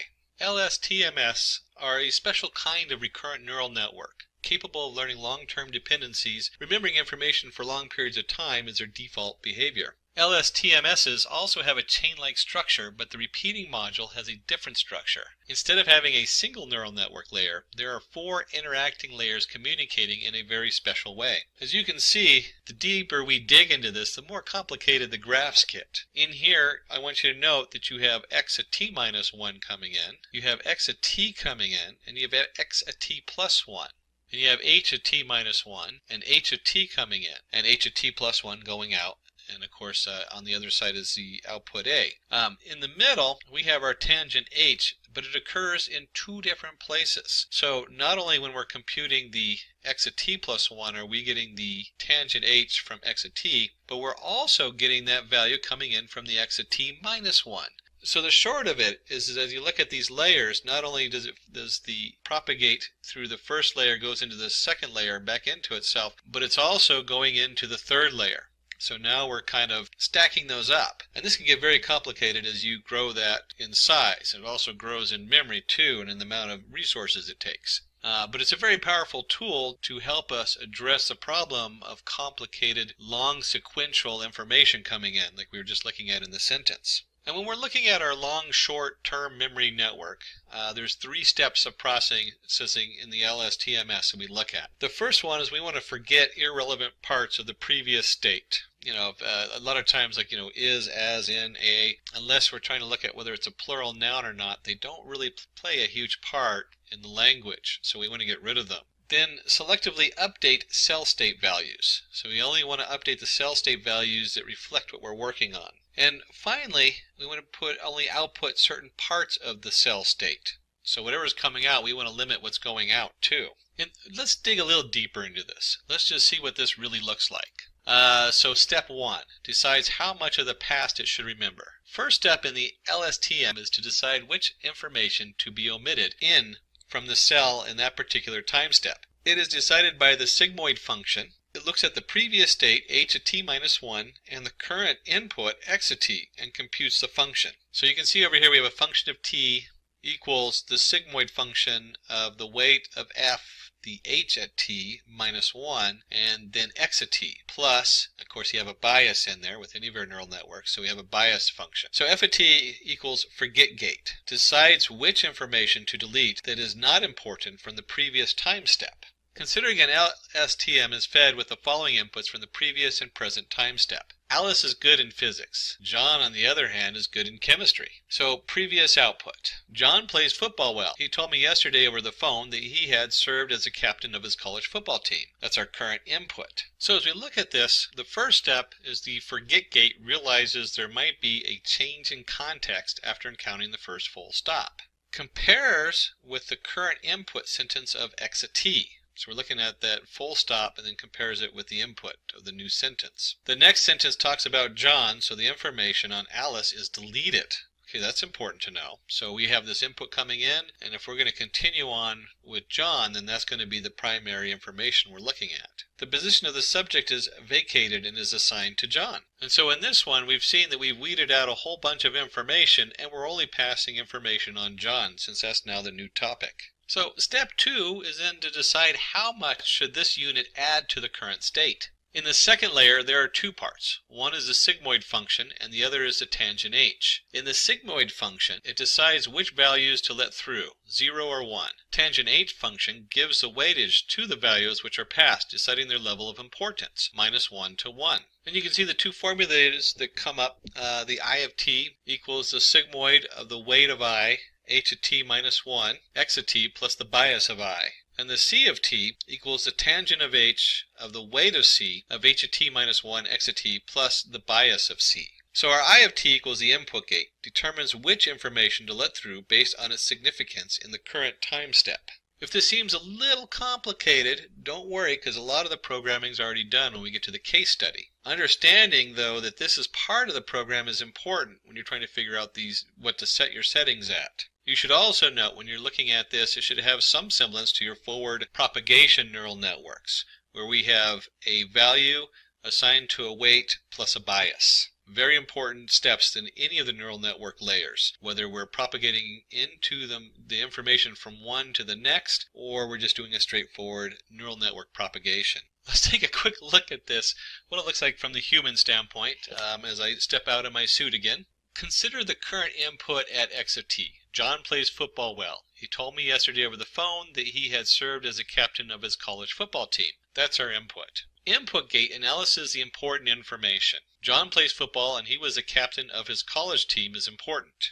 He told me over the phone yesterday is less important, hence it is forgotten.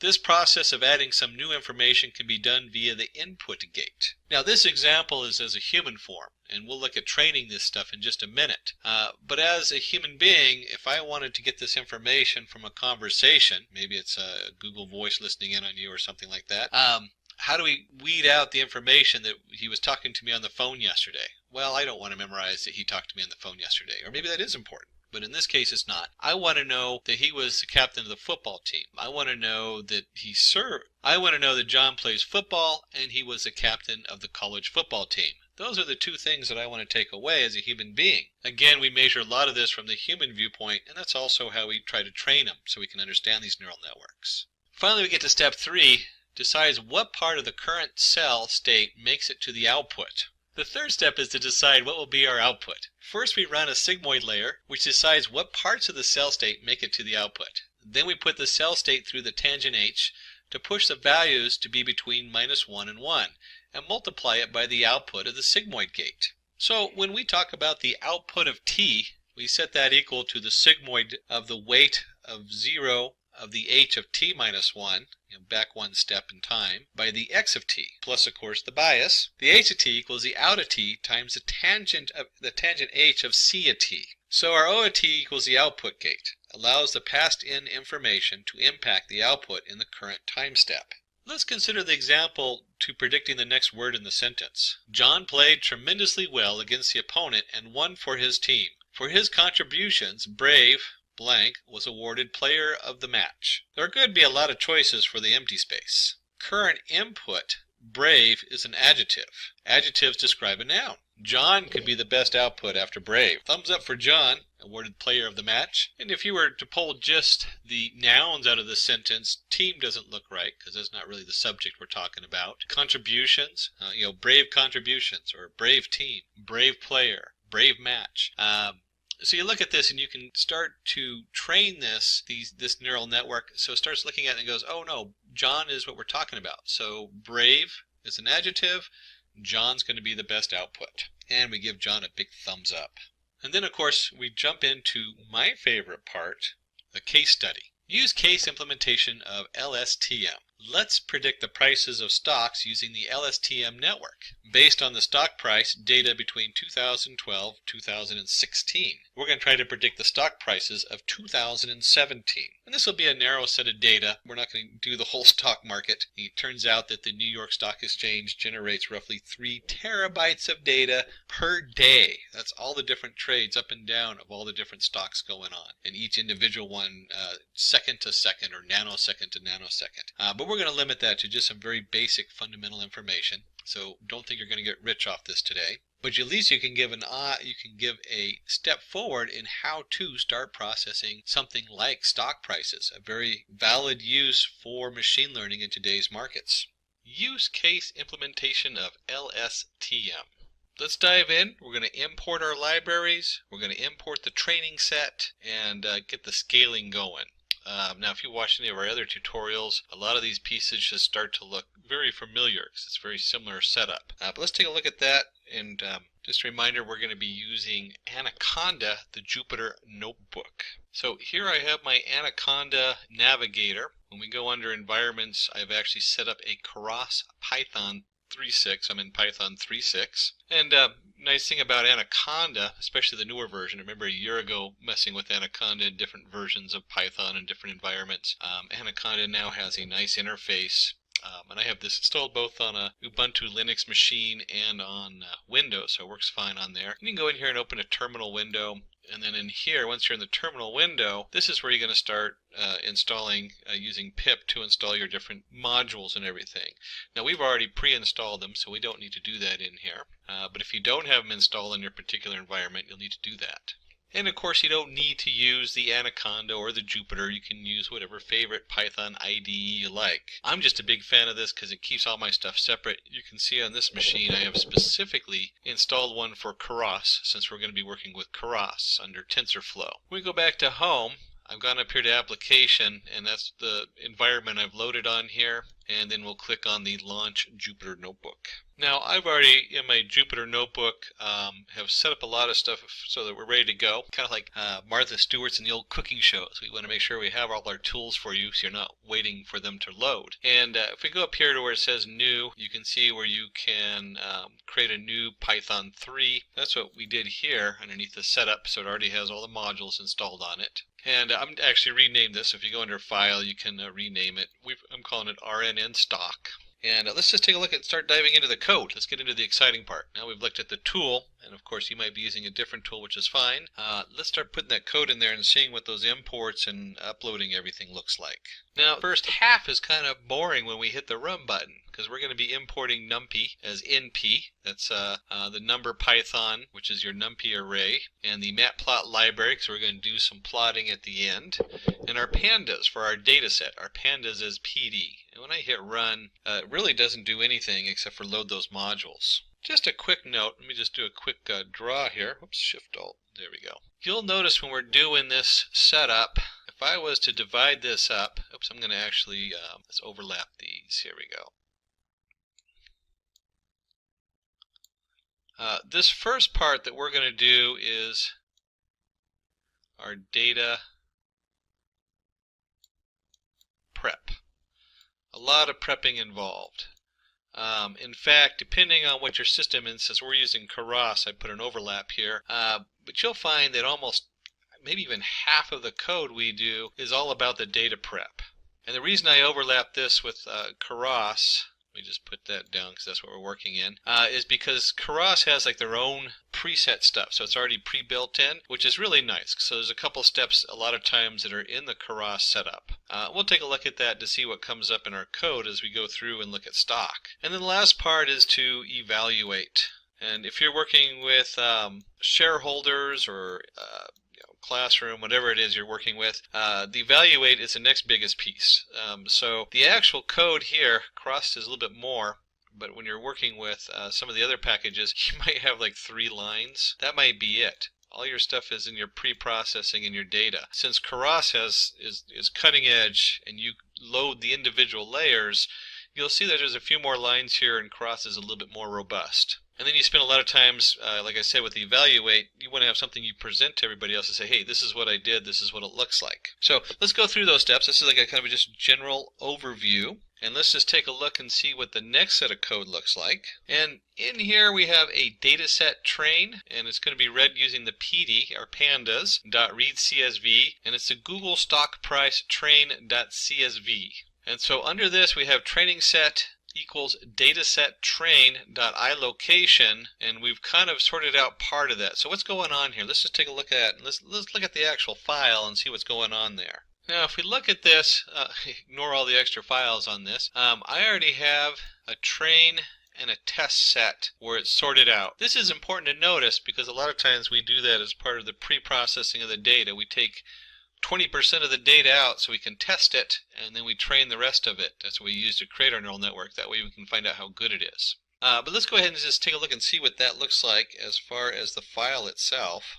And I went ahead and just opened this up in a basic WordPad and text editor just so we can take a look at it. Certainly you can open up an Excel or any other kind of spreadsheet. And we note that this is a comma-separated variables. We have a date, open, high, low, close, volume. This is the standard stuff that we import into our stock, or the most basic set of information you can look at in stock. It's all free to download. In this case we downloaded it from Google. That's why we call it the Google stock price. And it specifically is Google. This is the Google stock values from, as you can see here, we started off at 1/3/2012. So when we look at this first setup up here, we have a dataset train equals PD_CSV. And if you noticed on the original frame, let me just go back there, they had it set to home Ubuntu downloads Google stock price train. I went ahead and changed that because we're in the same file where I'm running the code. So I've saved this particular Python code, and I don't need to go through any special paths or have the full path on there. And then of course we want to take out certain values in here. And you're going to notice that we're using our data set, and we're now in pandas. So pandas, basically it looks like a spreadsheet. And in this case we're going to do iLocation, which is going to get specific locations. The first value is going to show us that we're pulling all the rows in the data. And the second one is we're only going to look at columns 1 and 2. And if you remember here from our data, as we switch back on over, columns, we always start with 0, which is the date. And we're going to be looking at open and high, which would be 1 and 2. We'll just label that right there so you can see. Now, when you go back and do this, you certainly can extrapolate and do this on all the columns.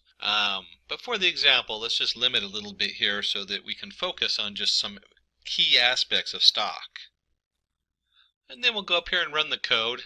And again, I said the first half is very boring. Whenever you hit the run button, it doesn't do anything because we're still just loading the data and setting it up. Now that we've loaded our data, we want to go ahead and scale it. We want to do what they call feature scaling. And in here we're going to pull it up from the sklearn or the skKit pre-processing import min-max scaler. And when you look at this, you got to remember that biases in our data, we want to get rid of that. So if you have something that's like a really high value, let's just draw a quick graph. And I have something here like maybe the stock has a value, one stock has a value of 100 and another stock has a value of 5. You start to get a bias between different stocks. And so when we do this, we go ahead and say, okay, 100 is going to be the max, and 5 is going to be the min, and then everything else goes, and then we change this, so we just squish it down. I like the word squish.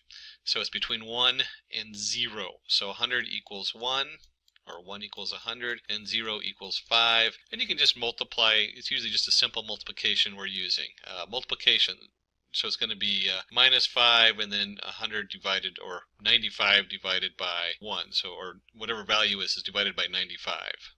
And once we've actually created our scale, we're telling us going to be from 0 to 1. We want to take our training set and we're going to create a training set scaled. And we're going to use our scaler, SC, and we're going to fit. We're going to fit and transform the training set. So we can now use the SC, this particular object. We'll use it later on our testing set. Because remember, we have to also scale that when we go to test our model and see how it works. And we'll go ahead and click on the run. Again, it's not going to have any output yet because we're just setting up all the variables. Okay, so we paste the data in here, and we're going to create the data structure with the 60 time steps and output. First note, we're running 60 time steps, and that is where this value here also comes in. So the first thing we do is we create our xtrain and ytrain variables, and we set them to an empty Python array. Very important to remember what kind of array we're in and what we're working with. And then we're going to come in here, we're going to go for I in range 60 to 1258. There's our 60 time steps. And the reason we want to do this is as we're adding the data in, there's nothing below the 60. So if we're going to use 60 time steps, we have to start at point 60 because it includes everything underneath of it. Otherwise, you'll get a pointer error. And then we're going to take our xtrain and we're going to append training set scaled. This is the scaled value between 0 and 1. And then as I is equal to 60, this value is going to be 60 minus 60 is 0. So this actually is 0 to I. So it's going to be 0 to 60, 1 to 61. Let me just circle this part right here. 1 to 61, 2 to 62, and so on and so on. And if you remember, I said 0 to 60. That's incorrect because it does not count. Remember, it starts at 0, so this is a count of 60. So it's actually 59. Important to remember that as we're looking at this. And then the second part of this that we're looking at, so if you remember correctly, here we go. We go from 0 to 59 of I, and then we have a comma, a 0 right here. And so finally, we're just going to look at the open value. Now, I know we did put it in there for 1 to 2. If you remember correctly, it doesn't count the second one, so it's just the open value we're looking at, just open. And then finally, we have ytrain.append training set I to 0.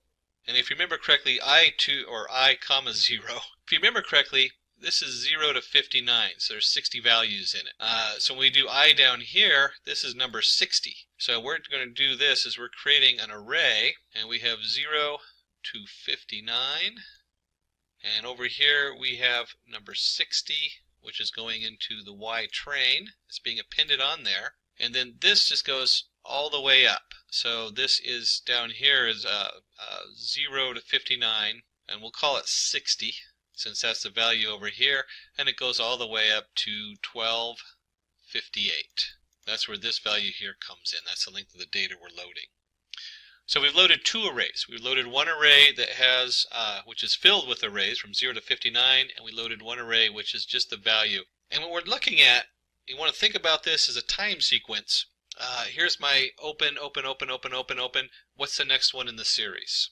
So we're looking at the Google stock, and each time it opens, we want to know what the next one, 0 through 59, what's 60? 1 through 60, what's 61? 2 through 62, what's 62? And so on going up. And then once we've loaded those in our for loop, we go ahead and take xtrain and ytrain equals np.array xtrain.nparray ytrain. We're just converting this back into a numpy array. That way we can use all the cool tools that we get with numpy array, including reshaping. So if we take a look and see what's going on here, we're going to take our xtrain, we're going to reshape it. Wow, what the heck does reshape mean? That means we have an array, if you remember correctly, so many numbers by 60. That's how wide it is. And so when you do xtrain.shape, that gets one of the shapes. And you get xtrain.shape of 1 gets the other shape. And we're just making sure the data is formatted correctly. And so you use this to pull the fact that it's 60 by, in this case, where's that value? 60 by 1199, 1258 minus 60, 1199, and we're making sure that that is shaped correctly. So the data is grouped into 1199 by 60 different arrays. And then the 1 on the end just means at the end, because when you're dealing with shapes and NumPy, they look at this as layers. And so the end layer needs to be one value. That's like the leaf of a tree, where this is the branch, and then it branches out some more, and then you get the leaf. np.reshape comes from and using the existing shapes to form it. We'll go ahead and run this piece of code. Again, there's no real output. And then we'll import our different Keras modules that we need. So from Keras models, we're going to import the sequential model. We're dealing with sequential data. We have our dense layers. We have actually 3 layers we're going to bring in. Our dense, our LSTM, which is what we're focusing on, and our dropout. And we'll discuss these 3 layers more in just a moment. But you do need with the LSTM, you do need the dropout, and then the final layer will be the dense. But let's go ahead and run this, and that'll bring port our modules. And you'll see we get an error on here. And if you read it closer, it's not actually an error, it's a warning. What does this warning mean? These things come up all the time when you're working with such cutting edge modules that are completely being updated all the time. We're not going to worry too much about the warning. All it's saying is that the H5PY module, which is part of Keras, is going to be updated at some point. And if you're running new stuff on Keras and you start updating your Keras system, you better make sure that your H5Pi is updated too, otherwise you're going to have an error later on. And you can actually just run an update on the H5Pi now if you wanted to. Not a big deal, we're not going to worry about that today. And I said we were going to jump in and start looking at what those layers mean. I meant that. And we're going to start off with initializing the RNN, and then we'll start adding those layers in. And you'll see that we have the LSTM and then the dropout. LSTM, then dropout. LSTM, then dropout. What the heck is that doing? So let's explore that. We'll start by initializing the RNN, regressor equals sequential, because we're using the sequential model, and we'll run that and load that up. And then we're going to start adding our LSTM layer and some dropout regularization. And right there should be the cue, dropout regularization. And if we go back here and remember our exploding gradient, well, that's what we're talking about. The dropout drops out unnecessary data, so we're not just shifting huge amounts of data through the network. So we go in here, let's just go ahead and add this in. I'll go ahead and run this. And we had 3 of them, so let me go ahead and put all 3 of them in, and then we can go back over them. There's the second one, and let's put 1 more in. Oops, put that in, and we'll go ahead and put 2 more in. I said 1 more in, but it's actually 2 more in, and then let's add 1 more after that. And as you can see, each time I run these, they don't actually have an output. So let's take a closer look and see what's going on here. So we're going to add our first LSTM layer in here. We're going to have units 50. The units is the positive integer, and it's the dimensionality of the output space. This is what's going out into the next layer. So we might have 60 coming in, but we have 50 going out. We have a return sequence, because it is a sequence data, so we want to keep that true. And then you have to tell it what shape it's in. Well, we already know the shape by just going in here and looking at xtrain shape. So input shape equals the xtrain shape of 1, 1. It makes it real easy. You don't have to remember all the numbers that put in 60 or whatever else is in there. You just let it tell the regressor what model to use. And so we follow our STM with a dropout layer. Now, understanding the dropout layer is kind of exciting because one of the things that happens is we can overtrain our network.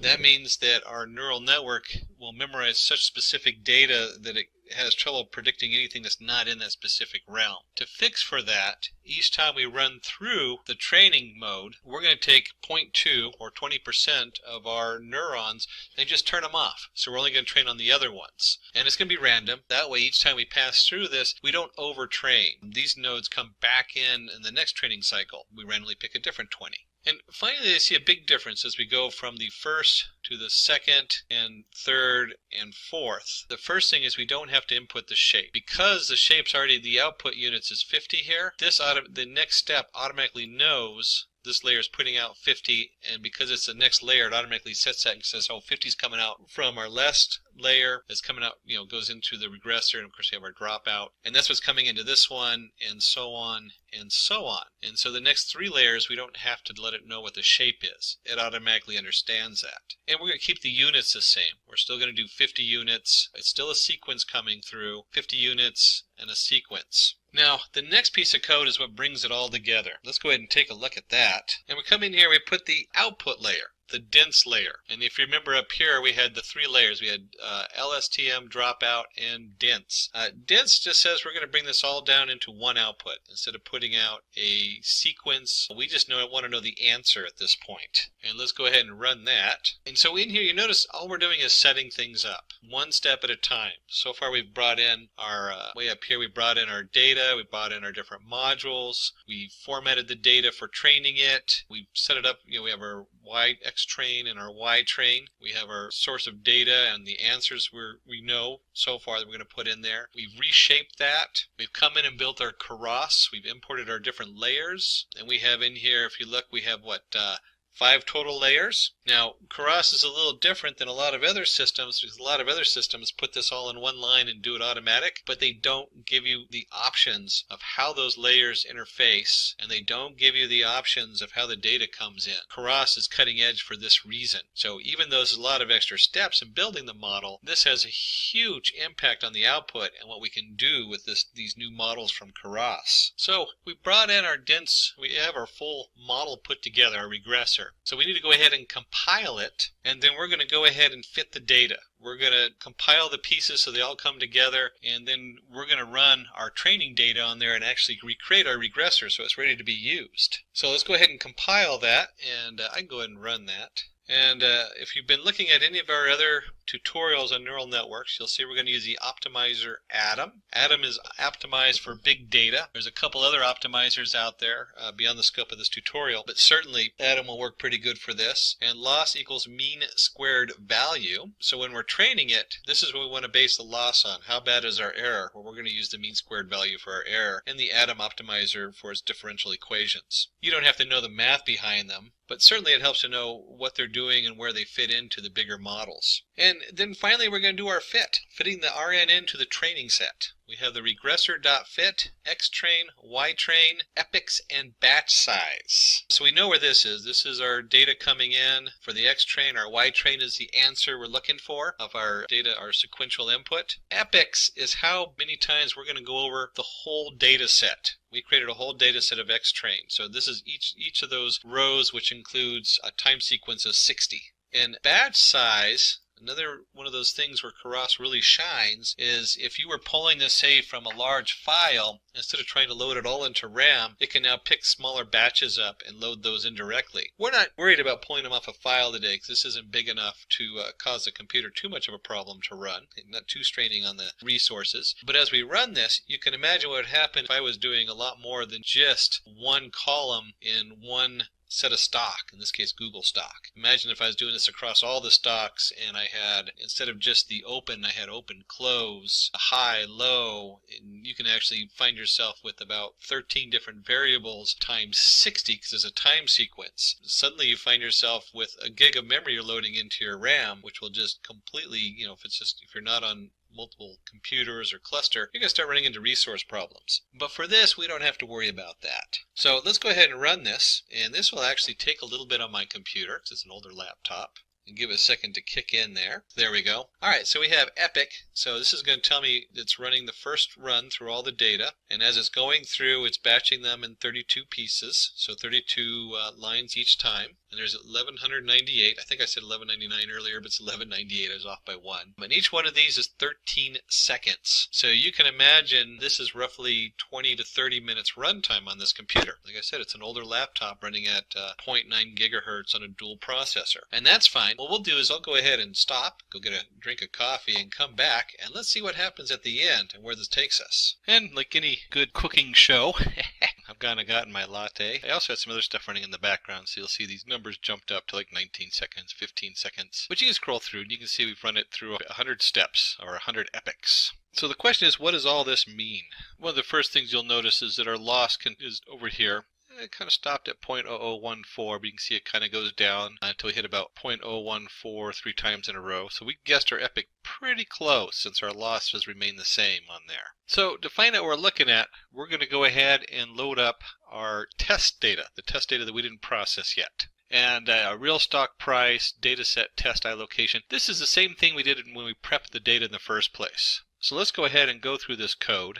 And we can see we've labeled it Part 3, Making the Predictions and Visualizing the Results. So the first thing we need to do is go ahead and read the data in from our test CSV. And you see I've changed the path on it for my computer. And then we'll call it the real stock price. And again, we're doing just the one column here and the values from iLocation. So it's all the rows and just the values from that one location. That's the open. Stock open. And let's go ahead and run that. So that's loaded in there. And then let's go ahead and we have our inputs. We're going to create inputs here. And this should all look familiar because this is the same thing we did before. We're going to take our data set total. We're going to do a little pandas concat from the data set train. Now remember, the end of the data set train is part of the data going in. And let's just visualize that just a little bit. here's our train data. Let me just put TR for train, and it went up to this value here, but each one of these values generated a bunch of columns. So it was 60 across, and this value here equals this one, and this value here equals this one, and this value here equals this one, and so we need these top 60 to go into our new data. So to find out what we're looking at, we're going to go ahead and load up our test data, the test data that we didn't process yet. And real stock price, data set, test allocation. This is the same thing we did when we prepped the data in the first place. So let's go ahead and go through this code. And we can see we've labeled it Part 3, Making the Predictions and Visualizing the Results. So the first thing we need to do is go ahead and read the data in from our test CSV. And you see I've changed the path on it for my computer. And then we'll call it the real stock price. And again, we're doing just the one column here and the values from iLocation. So it's all the rows and just the values from that one location. That's the open, stock open. And let's go ahead and run that. So that's loaded in there. And then let's go ahead and we have our inputs. We're going to create inputs here. And this should all look familiar because this is the same thing we did before. We're going to take our data set total. We're going to do a little pandas concat from the data set train. Now remember, the end of the data set train is part of the data going in. And let's just visualize that just a little bit. Here's our train data. Let me just put TR for train. And it went up to this value here. But each one of these values generated a bunch of columns. So it was 60 across, and this value here equals this one, and this value here equals this one, and this value here equals this one. And so we need these top 60 to go into our new data, because that's part of the next data, or it's actually the top 59. So that's what this first setup is over here, is where we're going in, we're doing the real stock price, and we're going to just take the data set test, and we're going to load that in, and then the real stock price is our data test location. So we're just looking at that first column, the open price. And then our data set total, we're going to take pandas and we're going to concat, and we're going to take our data set train for the open and our data set test open. And this is one way you can reference these columns. We've referenced them a couple different ways. We've referenced them up here with the 1, 2, but we know it's labeled as a panda set as open. So pandas is great that way. Lots of versatility there. And we'll go ahead and go back up here and run this. There we go. And you'll notice this is the same as what we did before. We have our open data set. We appended our concatenated our two data sets together. We have our inputs equals data set total length, data set total minus length of data set minus test minus 60 values. So we're going to run this over all of them. And you'll see why this works. Because normally when you're running your test set versus your training set, you run them completely separate. But when we graph this, you'll see that we'll be looking at the part that we didn't train it with to see how well it graphs. And we have our inputs equals inputs dot reshape, so reshaping like we did before. We're transforming our inputs. So if you remember from the transform between 0 and 1. And finally we want to go ahead and take our X test, and we're going to create that X test, and for I in range 60 to 80. So here's our X test, and we're appending our inputs I to 60, which remember is 0 to 59, and I comma 0 on the other side. So it's just the first column, which is our open column. And once again, we take our X test, we convert it to a numpy array. We do the same reshape we did before, and then we get down to the final 2 lines, and here we have something new. Right here on these last 2 lines, let me just highlight those or mark them. Predicted stock price equals regressor.predicts X test. So we're predicting all the stock, including both the training and the testing model here. And then we want to take this prediction and we want to inverse the transform. So remember, we put them between 0 and 1. Well, that's not going to mean very much to me to look at a float number between 0 and 1. I want the dollar amounts. I want to know what the cash value is. And we'll go ahead and run this, and you'll see it runs much quicker than the training. That's what's so wonderful about these neural networks. Once you put them together, it takes just a second to run the same neural network that took us, what, a half hour to train? Head and plot the data. We're going to plot what we think it's going to be, and we're going to plot it against the real data, what the Google stock actually did. So let's go ahead and take a look at that in code. And let's pull this code up. So we have our PLT. That's our, if you remember from the very beginning, let me just go back up to the top. We have our matplot library.pyplot as PLT. That's where that comes in. And we come down here, we're going to plot, and let me get my drawing thing out again. We're going to go ahead, and PLT is basically kind of like an object. It's one of the things that always threw me when I'm doing graphs in Python, because I always think you have to create an object, and then it loads that class in there. Well, in this case, PLT is like a canvas you're putting stuff on. So if you've done HTML5, you'll have the canvas object. This is the canvas. So we're going to plot the real stock price. That's what it actually is. And we're going to give that color red, so it's going to be in bright red. We're going to label it real Google stock price. And then we're going to do our predicted stock, and we're going to do it in blue, and it's going to be labeled predicted. And we'll give it a title, because it's always nice to give a title to your graph, especially if you're going to present this to somebody, to your shareholders in the office. And the X label is going to be time, because it's a time series. And we didn't actually put the actual date and times on here, but that's fine. We just know they're incremented by time. And then, of course, the Y label is the actual stock price. PLT.legend tells us to build the legend on here so that the color red and real Google stock price show up on there. And then the plot shows us that actual graph. So let's go ahead and run this and see what that looks like. And you can see here we have a nice graph, and let's talk just a little bit about this graph before we wrap it up. Here's our legend I was telling you about. That's why we have the legend to show the prices. We have our title and everything. And you'll notice on the bottom we have a time sequence. We didn't put the actual time in here. Now we could have. We could have gone ahead and plotted the X, since we know what the dates are, and plotted this to dates. But we also know that it's only the last piece of data that we're looking at. So last piece of data, which ends somewhere probably around here on the graph, I think it's like about 20% of the data, probably less than that. We have the Google price, and the Google price has this little up jump and then down, and you'll see that the actual Google, instead of a turn down here, just didn't go up as high and didn't go down. So our prediction has the same pattern, but the overall value is pretty far off as far as stock. But then again, we're only looking at one column. We're only looking at the open price. We're not looking at how many volumes were traded. And like I was pointing out earlier, when we talk about stock,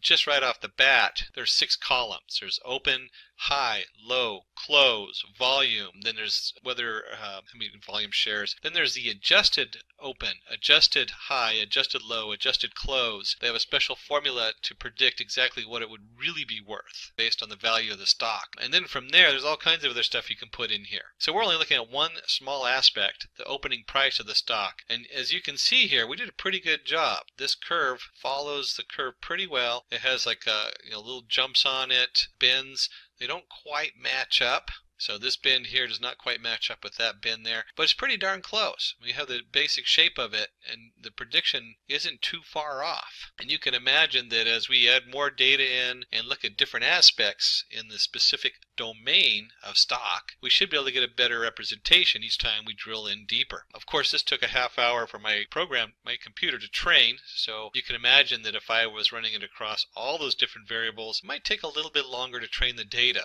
Not so good for doing a quick tutorial like this. So we're going to dive right into what is Keras. We'll also go all the way through this into a couple of tutorials, because that's where you really learn a lot, is when you roll up your sleeves. So when we talk about what is Keras, Keras is a high-level deep learning API written in Python for easy implementation of neural networks. It uses deep learning frameworks such as TensorFlow, PyTorch, etc. as backend to make computation faster. And this is really nice because as a programmer, there is so much stuff out there and it's evolving so fast, it can get confusing. And having some kind of high-level order in there, we can actually view it and easily program these different neural networks is really powerful. It's really powerful to have something out really quick and also be able to start testing your models and seeing where you're going. So Keras works by using complex deep learning frameworks such as TensorFlow, PyTorch, MLPlade, etc. as a backend for fast computation, while providing a user-friendly and easy-to-learn front-end. And you can see here we have the Keras API specifications, and under that you'd have like TF Keras for TensorFlow, Thano Keras, and so on. And then you have your TensorFlow workflow that this is all sitting on top of. And this is, like I said, it organizes everything. The heavy lifting is still done by TensorFlow or whatever underlying package you put in there. And this is really nice because you don't have to dig as deeply into the heavy end stuff while still having a very robust package you can get up and running rather quickly. And it doesn't distract from the processing time because all the heavy lifting is done by packages like TensorFlow. This is the organization on top of it. So the working principle of Keras. The working principle of Keras is Keras uses computational graphs to express and evaluate mathematical expressions. And you can see here we put them in blue. They have the expression expressing complex problems as a combination of simple mathematical operators, where we have like the percentage, or in this case in Python that's usually your remainder, or multiplication. You might have the operator of x to the power of 0.3. And it is useful for calculating derivatives by using back propagation. So if we're doing with neural networks, when we send the error back up to figure out how to change it, this makes it really easy to do that without really not banging your head and having to hand write everything. It's easier to implement distributed computation, and for solving complex problems, specify input and outputs and make sure all nodes are connected. And so this is really nice as you come in through, is that as your layers are going in there, you can get some very complicated different setups nowadays, which we'll look at in just a second. And this just makes it really easy to start spinning this stuff up and trying out the different models. So when we look at Keras models, Keras model, we have a sequential model. Sequential model is a linear stack of layers where the previous layer leads into the next layer. And this, if you've done anything else, even like the sklearn with their neural networks and propagation and any of these setups, this should look familiar. You should have your input layer, it goes into your layer 1, layer 2, and then to the output layer. And it's useful for simple classifier or decoder models. And you can see down here we have the model equals a Keras sequential, and this is the actual code. You can see how easy it is. We have a layer that's dense, your layer 1. As an activation, they're using the ReLU in this particular example. And then you have your name layer 1, layer dense ReLU, name layer 2, and so forth. And they just feed right into each other. So it's really easy just to stack them, as you can see here, and it automatically takes care of everything else for you. And then there's a functional model. And this is really where things are at. This is new. Make sure you update your Keras, or you'll find yourself running this doing the functional model, you'll run into an error code because this is a fairly new release. And it uses multi-input and multi-output model. The complex model which forks into 2 or more branches. And you can see here we have our image inputs equals your Keras input shape equals 32 by 32 by 3. You have your dense layers, dense 64 activation ReLU. This should look similar to what you already saw before, but if you look at the graph on the right, it's going to be a lot easier to see what's going on. You have 2 different inputs. And one way you could think of this is maybe one of those is a small image and one of those is a full-sized image. And that feedback goes into, you might feed both of them into one node because it's looking for one thing, and then only into one node for the other one. And so you can start to get kind of an idea that there's a lot of use for this kind of split and this kind of setup. Where you have multiple information coming in, but the information's very different even though it overlaps. And you don't want it to send it through the same neural network. And they're finding that this trains faster and also has a better result depending on how you split the data up and how you fork the models coming down. And so in here we do have the 2 complex models coming in. We have our image inputs, which is a 32 by 32 by 3, or 3 channels, or 4 if you're having an alpha channel. You have your dense, your layers, dense is 64 activation using the ReLU, very common. X equals dense inputs, X layers dense X64 activation equals ReLU, X outputs equals layers dense 10X, model equals Keras, model inputs equals inputs, outputs equals outputs, name equals minced model. So we add a little name on there. And again, this is this kind of split here. This is setting us up to have the input go into different areas. So if you're already looking at Keras, you probably already have this answer. What are neural networks? But it's always good to get on the same page, and for those people who don't fully understand neural networks, to dive into them a little bit or do a quick overview. Neural networks are deep learning algorithms modeled after the human brain. They use multiple neurons, which are mathematical operations, to break down and solve complex mathematical problems. And so just like the neuron, one neuron fires in and it fires out to all these other neurons, or nodes as we call them, and eventually they all come down to your output layer. And you can see here we have the really standard graph input layer, a hidden layer, and an output layer. One of the biggest parts of any data processing is your data pre-processing.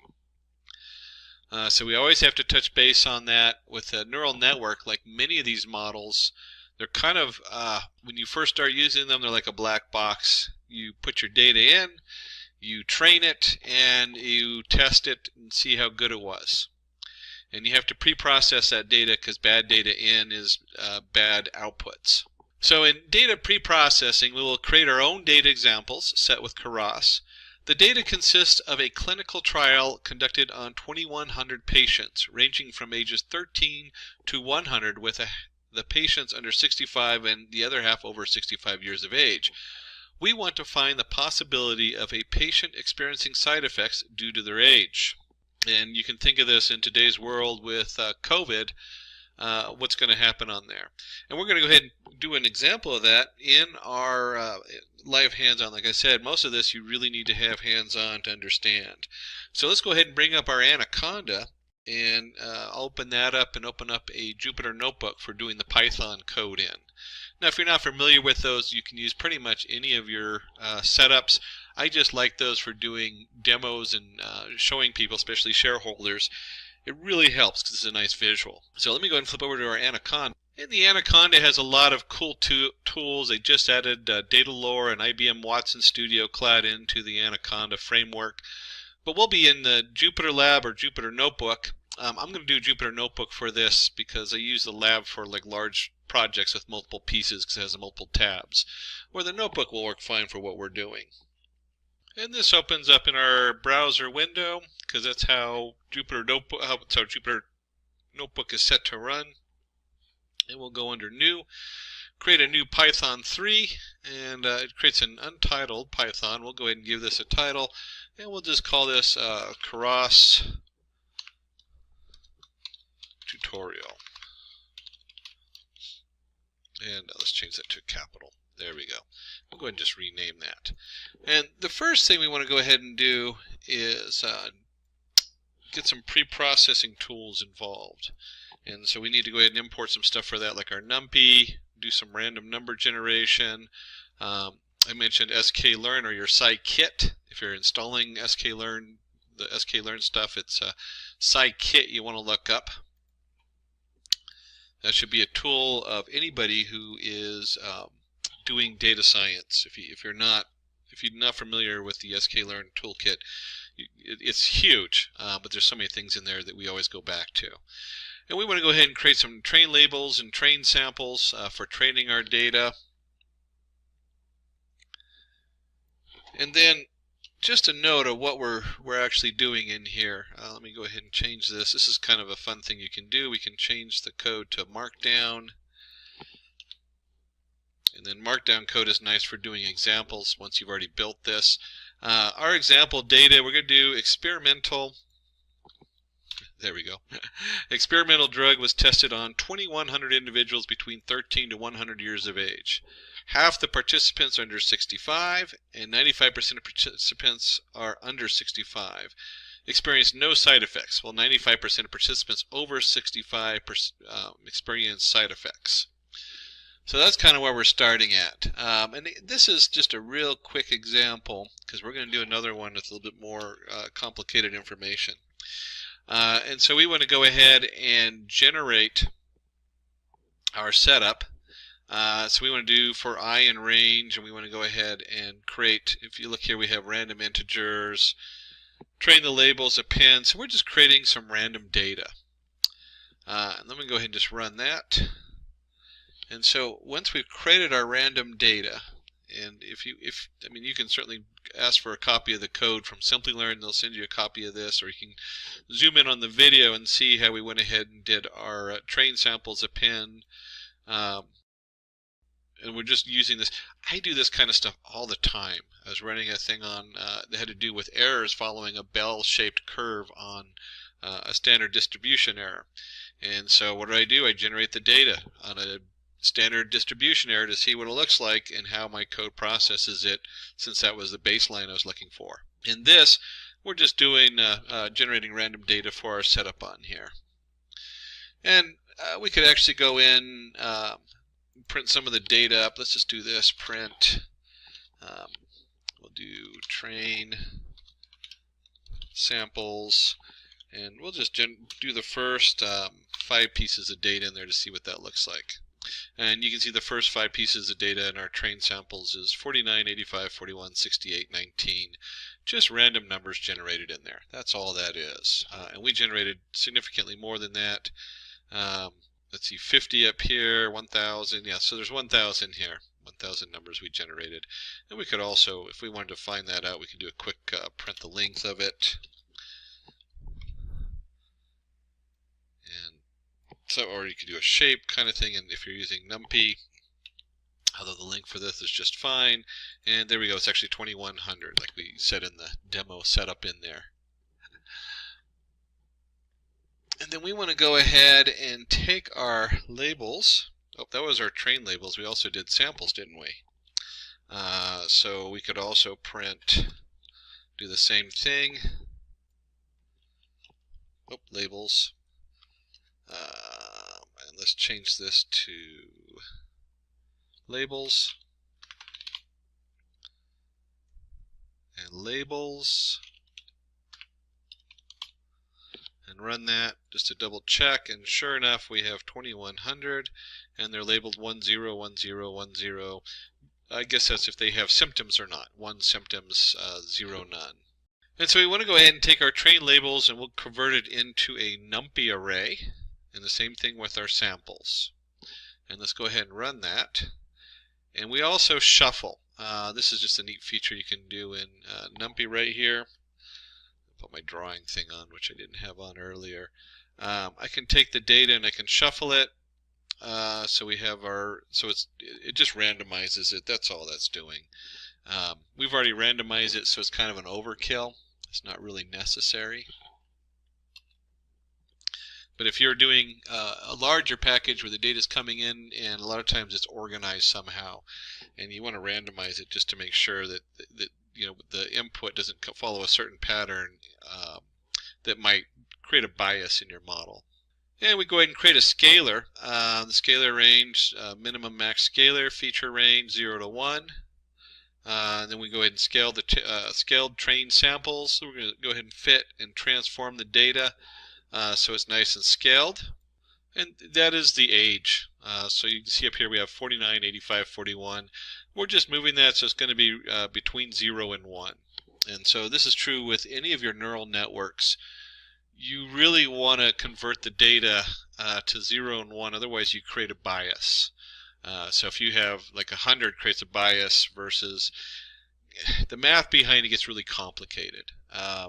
If you actually start multiplying stuff, because there's a lot of multiplication and addition going on in there, that higher end value will eventually multiply down, and it will have a huge bias as to how the model fits it, and then it will not fit as well. And then one of the fun things we can do in Jupyter Notebook is that if you have a variable and you're not doing anything with it, and it's the last one on the line, it will automatically print. And we're just going to look at the first 5 samples on here, and so it's going to print the first 5 samples. And you can see, here we go, 0.9195, 0.791, so everything's between 0 and 1. And that just shows us that we scaled it properly and it looks good. It really helps a lot to do these kind of print-ups halfway through. You never know what's going to go on there. I don't know how many times I've gotten down and found out that the data sent to me that I thought was scaled was not. And then I have to go back and track it down and figure it out on there. So let's go ahead and create our artificial neural network. And for doing that, this is where we start diving into TensorFlow and Keras. TensorFlow, if you don't know the history of TensorFlow, It helps to jump into, we'll just use Wikipedia. Be careful, don't quote Wikipedia on these things because you get in trouble. But it's a good place to start. Back in 2011, Google Brain built Disbelief as a proprietary machine learning setup. TensorFlow became the open source for it. So TensorFlow was a Google product, and then it became open sourced, and now it's just become probably one of the de factos when it comes for neural networks as far as where we're at.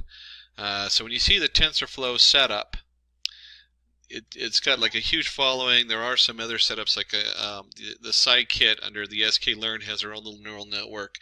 But the TensorFlow is the most robust one out there right now. And Keras sitting on top of it makes it a very powerful tool, so we can leverage both the Keras easiness in which we can build a sequential setup on top of TensorFlow.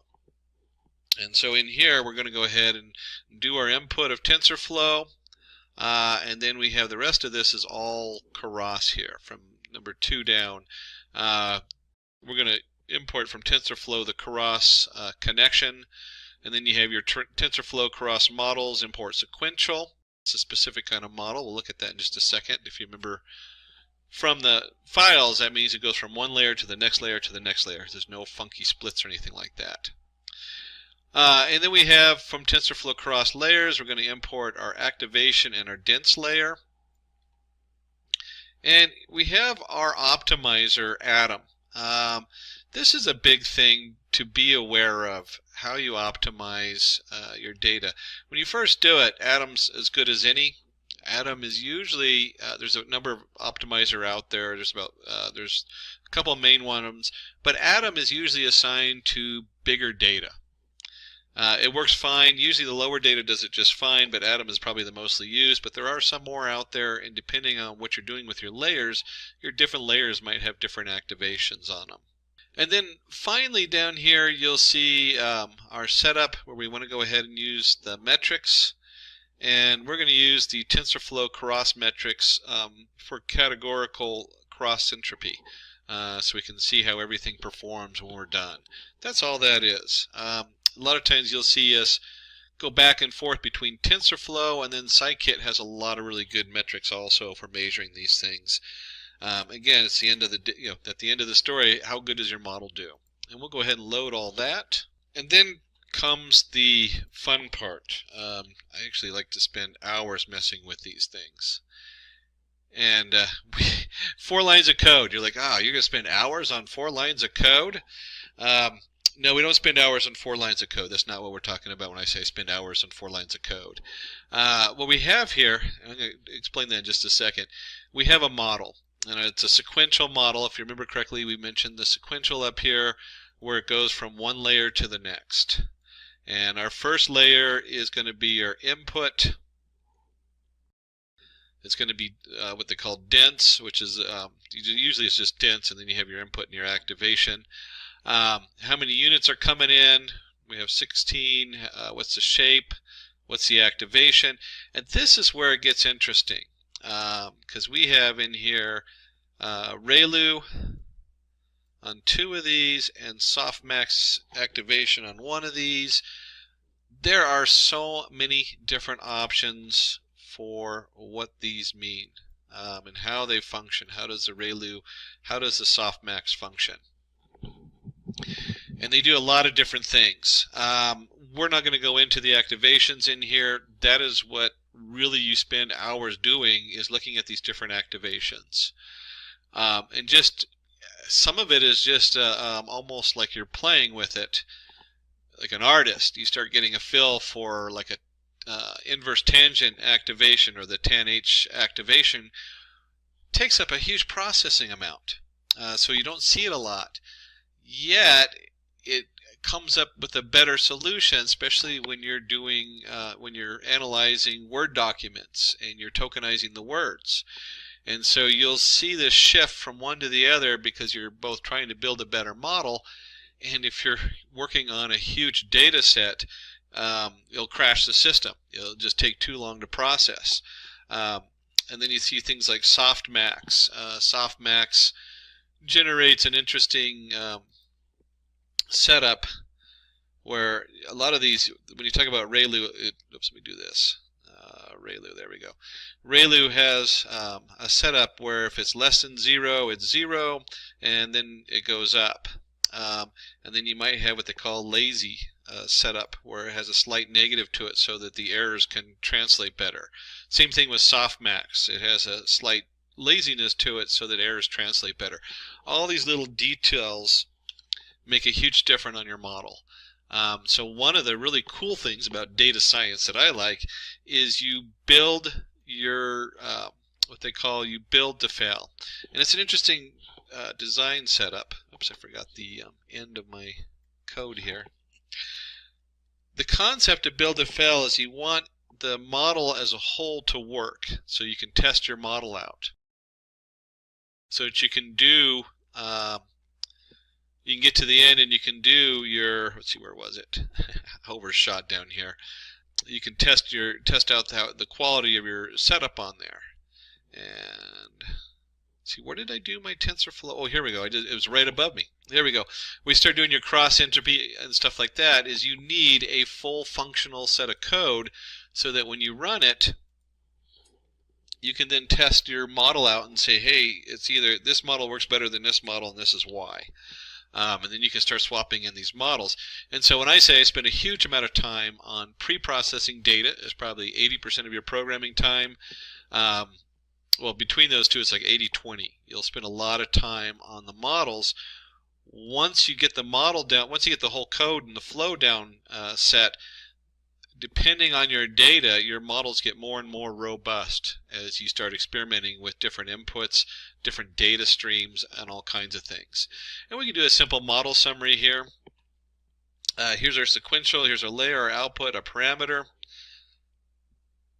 This is one of the nice things about Keras is you can see right here, here's our sequential 1 model.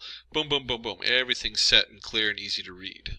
So once we have our model built, the next thing we're going to want to do is we're going to go ahead and train that model. And so the next step is, of course, model training.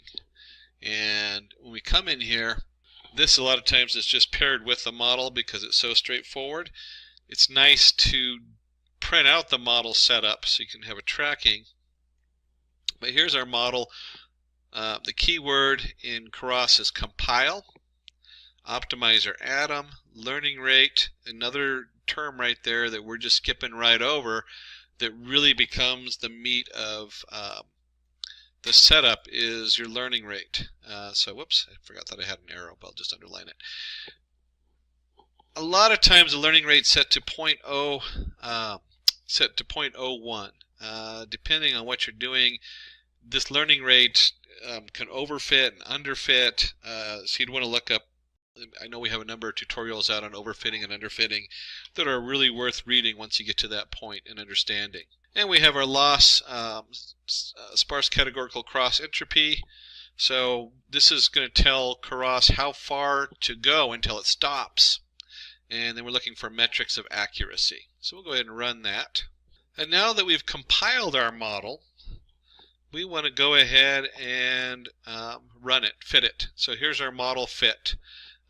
We have our scaled train samples, our train labels, our validation split. In this case, we're going to use 10% of the data for validation. Batch size, another number you kind of play with. Not a huge difference as far as how it works, but it does affect how long it takes to run, and it can also affect the bias a little bit. Most of the time, though, a batch size is between 10 to 100, depending on just how much data you're processing in there. We want to go ahead and shuffle it. We're going to go through 30 epochs and put a verbose of 2. Let me just go ahead and run this. And you can see right here, here's our epoch, here's our training, here's our loss. Now, if you remember correctly up here, we set the loss. Let's see, where was it? Compiled our data. There we go, loss. So it's looking at the sparse categorical cross entropy. This tells us that as it goes, how much does the error go down? Is the best way to look at that. And you can see here, the lower the number, the better. It just keeps going down. And vice versa, accuracy we want, let's see, where's my accuracy? Value accuracy at the end. And you can see 0.619, 0.69, 0.74, it's going up. We want the accuracy, would be ideal if it made it all the way to 1. But we also, the loss is more important because it's a balance. You can have 100% accuracy and your model doesn't work because it's overfitted. Again, you want to look up overfitting and underfitting models. And we went ahead and went through 30 epochs. It's always fun to kind of watch your code going. To be honest, I usually, the first time I run it, I'm like, oh, that's cool, I get to see what it does. And after the second time of running it, I'm like, I'd like to just not see that. And you can repress those, of course, in your code. Repress the warnings in the printing. And so the next step is going to be building a test set and predicting it now. So here we go. We want to go ahead and build our test set. And we have, just like we did our training set, a lot of times you just split your initial set up. But we'll go ahead and do a separate set on here. And this is just what we did above. There's no difference as far as the randomness that we're using to build this set on here.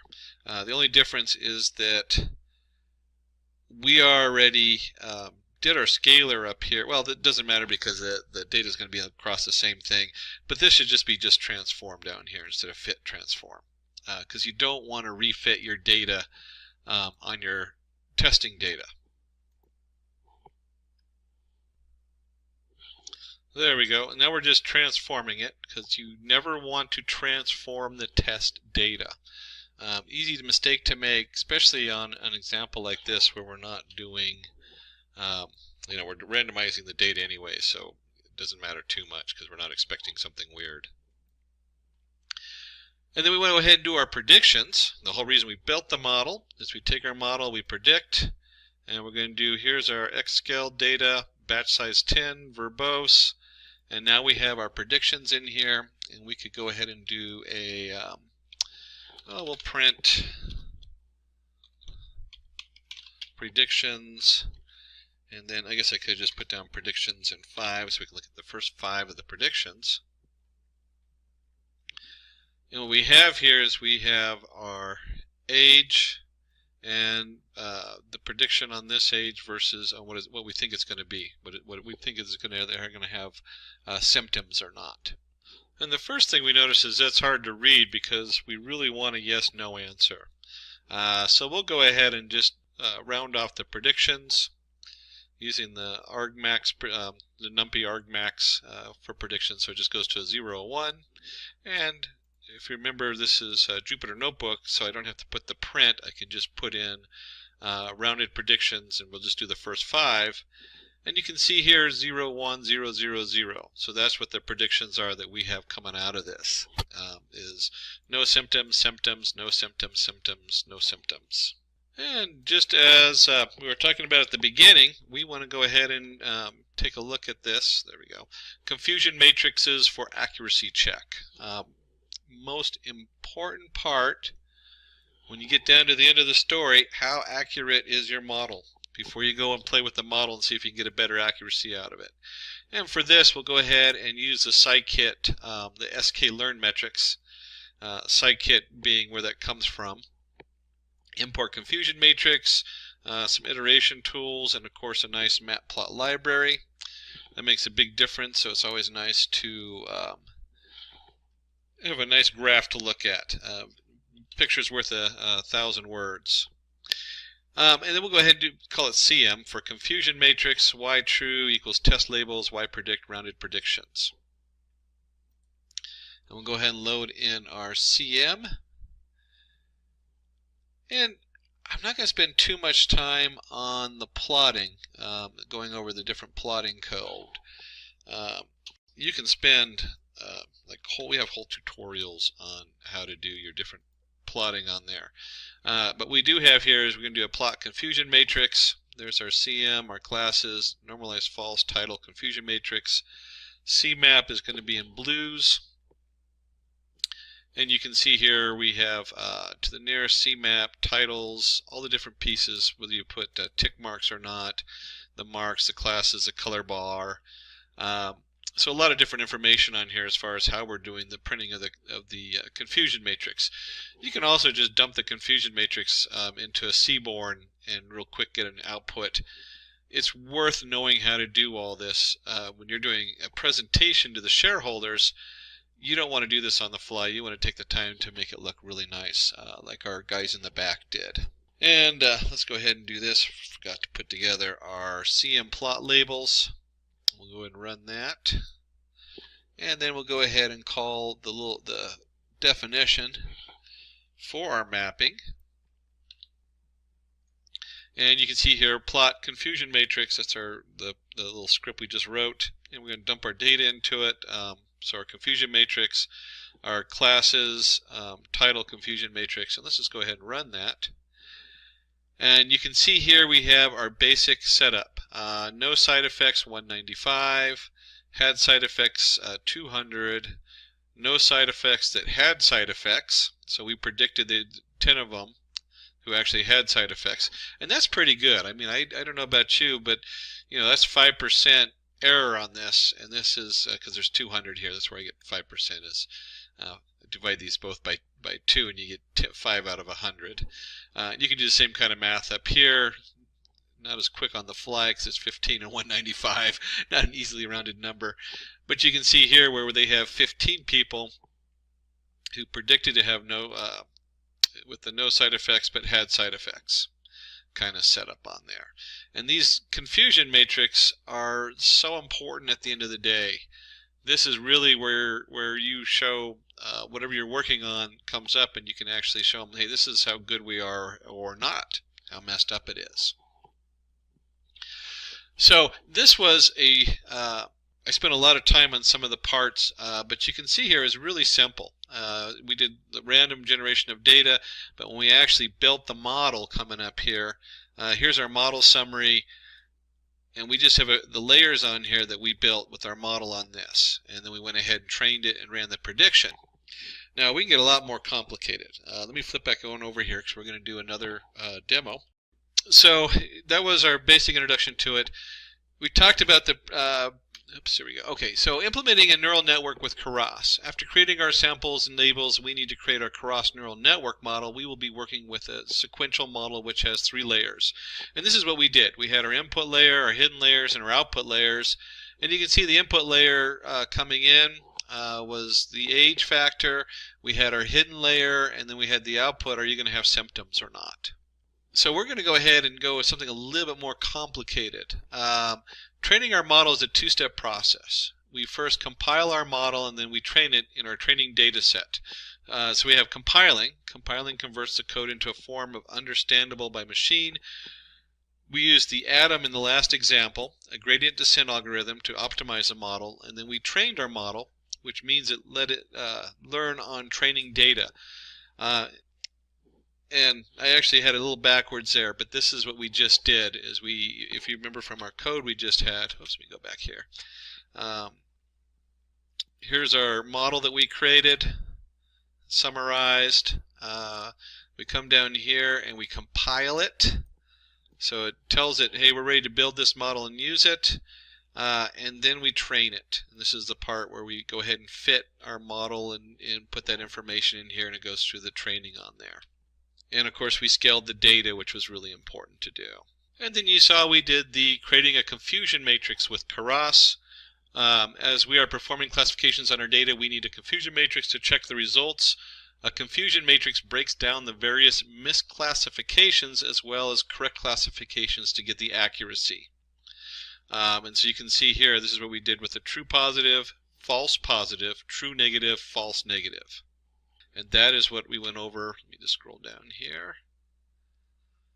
On the end, we printed it out, and you can see we have a nice printout of our confusion matrix with the true positive, false negative, true negative. And so the blue ones, we want those to be the biggest numbers because those are the better side. And then we have our false predictions on here as far as this one. So it had no side effects, but we predicted let's see, no side effects predicting side effects and vice versa. If getting your learning started is half the battle, what if you could do that for free? Visit SkillUp by Simplilearn. Click on the link in the description to know more. Now, saving and loading models with Keras. We're going to dive into a more complicated demo. And you're going to say, oh, well, that was a lot of complication before. Well, if you broke it down, we randomized some data, we created the Keras setup, we compiled it, we trained it, we predicted, and we ran our matrix. So we're going to dive into something a little bit more fun. Is we're going to do a face mask detection with Keras. So we're going to build a Keras model to check if a person is wearing a mask or not in real time. And this might be important if you're at the front of a store. This is something today which is might be very useful as far as some of our, making sure people are safe. And so we're going to look at mask and no mask. And let's start with a little bit on the data. And so in my data I have with a mask, and you can see they just have a number of images showing the people in masks. And again, if you want some of this information, contact Simplilearn, and they can send you some of the information as far as people with and without masks, so you can try it on your own. And this is just such a wonderful example of this setup on here. So before I dive into the mask detection, talking about being in the current with COVID and seeing if people are wearing masks, this particular example I had to go ahead and update to a Python 3.8 version. It might run in a 3.7, I'm not sure. I kind of skipped 3.7 and installed 3.8. So I'll be running in a Python 3.8, and then you also want to make sure your TensorFlow is up to date, because the they call functional layers, that's where they split, if you remember correctly from back. Let's take a look at this. Remember, from here, the functional model and a functional layer allows us to feed in the different layers into different nodes into different layers and split them. Very powerful tool, very popular right now in the edge of where things are with neural networks and creating a better model. So I've upgraded to Python 3.8, and let's go ahead and open that up and go through our next example, which includes multiple layers, programming it to recognize whether someone wears a mask or not, and then saving that model so we can use it in real time. So we're actually almost a full end-to-end development of a product here. Of course, this is a very simplified version, and there'd be a lot more to it. You'd also have to do recognizing whether it's someone's face or not. All kinds of other things go into this. So let's go ahead and jump into that code, and we'll open up a new Python 3. Oops, Python 3. It's working on it. There we go. And then we want to go ahead and train our mask. We'll just call this train mask. And we want to go ahead and train mask and save it.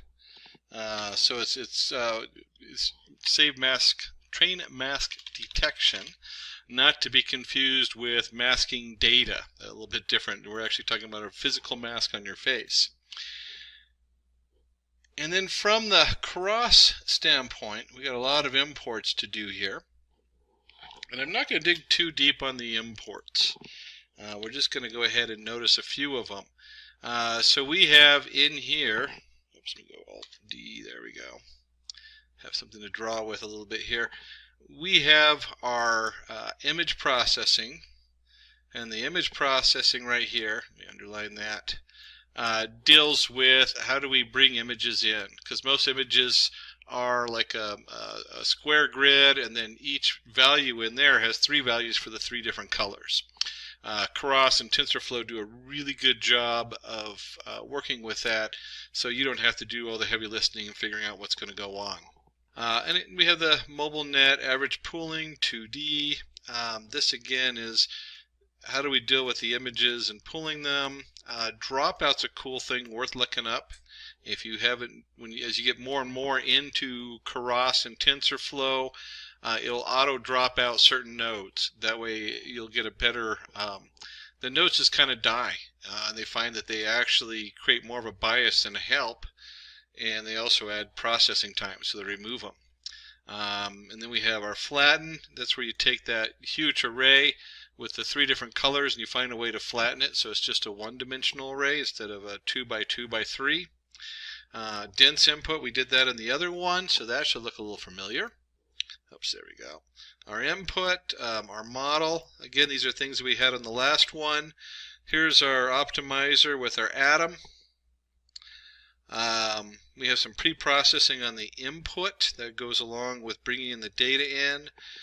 More pre-processing with image to array, loading the image. This stuff is so nice. It looks like a lot of work, so you have to import all these different modules in here. But the truth is it does everything for you. You're not doing a lot of pre-processing. You're letting the software do the pre-processing. And we're going to be working with setting something to categorical. Again, that's just a conversion from a number to a category. 0, 1 doesn't really mean anything. It's like true, false. Label binarizer, the same thing. We're changing our labels around. And then there's our train, test, split, classification report. Our IM utilities, let me just go ahead and scroll down here a notch for these. This is something a little different going on down here. This is not part of the TensorFlow or the sklearn. This is the scikit setup and TensorFlow above. The paths, this is part of OpenCV, and we'll actually have another tutorial going out with the OpenCV. So if you want to know more about OpenCV, you'll get a glance on it in this software, especially the second piece when we reload up the data and hook it up to a video camera. We're going to do that on this round. But this is part of the OpenCV thing, and you'll see CV2 is usually how that's referenced. But the IM utilities has to do with how do you rotate pictures around and stuff like that, and resize them. And then the matplot library for plotting, because it's nice to have a graph, tells us how good we're doing, and then of course our numpy numbers array and just a straight OS access. Wow, so that was a lot of imports. Like I said, I'm not going to I spent a little time going through them, but we didn't want to go too much into them. And then I'm going to create some variables that we need to go ahead and initialize. We have the learning rate, number of epochs to train for, and the batch size. And if you remember correctly, we talked about the learning rate to the negative 4.00001. A lot of times it's 0.001 or 0.001. Usually it's in that variation depending on what you're doing and how many epochs, and they kind of play with the epochs. The epochs is how many times we're going to go through all the data. And now I have it as 2. The actual setup is for 20, and 20 works great. The reason I have it for 2 is it takes a long time to process. One of the downsides of Jupyter is that Jupyter isolates it to a single kernel. So even though I'm on an 8-core processor with 16 dedicated threads, only one thread is running on this, no matter what. So it doesn't matter. So it takes a lot longer to run, even though TensorFlow really scales up nicely. And the batch size is how many pictures do we load at once and process. Again, those are numbers you have to learn to play with depending on your data and what's coming in. And the last thing we want to go ahead and do is there's a directory with a data set we're going to run. And this just has images of masks and not masks. And if we go in here, you'll see data set, and then you have pictures with masks. They're just images of people with masks on their face. And then we have the opposite. Let me go back up here. Without masks. So it's pretty straightforward. They look kind of askew because they tried to format them into very similar setup on there. So they're mostly squares. You'll see some that are slightly different on here. And that's kind of an important thing to do on a lot of these data sets. Get them as close as you can to each other. And we actually will run in this processing of images up here, and the cross layers and importing and dealing with images. It does such a wonderful job of converting these that a lot of it we don't have to do a whole lot with. So you have a couple things going on there. And so we're now going to be, this is now loading the images, and let me see. And we'll go ahead and create data and labels. Here's our here's the features going in, which is going to be our pictures, and our labels going out. And then for categories in our list directory, and if you remember, I just flashed that at you. It had face mask or no face mask. Those are the two options. And we're just going to load into that. We're going to append the image itself and the labels. So we're just going to create a huge array. And you can see right now this could be an issue if you had more data. At some point, thankfully I have a 32 gig hard drive or RAM. Even that, you could do with a lot less of that. Probably under 16 or even 8 gigs would easily load all this stuff. And there's a conversion going on in here. I told you about how we are going to convert the size of the image so it resizes all the images. And that way our data is all identical the way it comes in. And you can see here with our labels, we have without mask, without mask, without mask. The other one would be with mask. Those are the two that we have going in there. And then we need to change it to the one-hot encoding. And this is going to take our, up here we had, what was it, labels and data. We want the labels to be categorical. So we're going to take labels and change it to categorical. And our labels then equal a categorical list. We'll run that. And again, if we do labels and we just do the last, or the first 10, let's do the last 10 just because minus 10 to the end. There we go. Just so we can see what the other side looks like. We now have 1. That means they have a mask. 1, 0, 1, 0, so on. 1 being they have a mask and 0 no mask. And if we did this in reverse, I just realized that this might not make sense if you've never done this before. Let me run this. 0, 1. So 0 is, do they have a mask on? 0. Do they not have a mask on? 1. So this is the same as what we saw up here without mask. 1 equals, the second value is without mask. So with mask, without mask. And that's just with any of your data processing, we can't really, if you have a 0, 1 output, it causes issues as far as training and setting it up. So we always want to use a one-hot encoder if the values are not actual linear value or regression values, are not actual numbers, if they represent a thing. And so now we need to go ahead and do our train X, test X, train Y, test Y, train split test data. And we'll go ahead and make sure it's going to be random, and we'll take 20% of it for testing and the rest for setting it up as far as training their model. This is something that's become so cool. When they're training these sets, they realize we can augment the data. What does augment mean?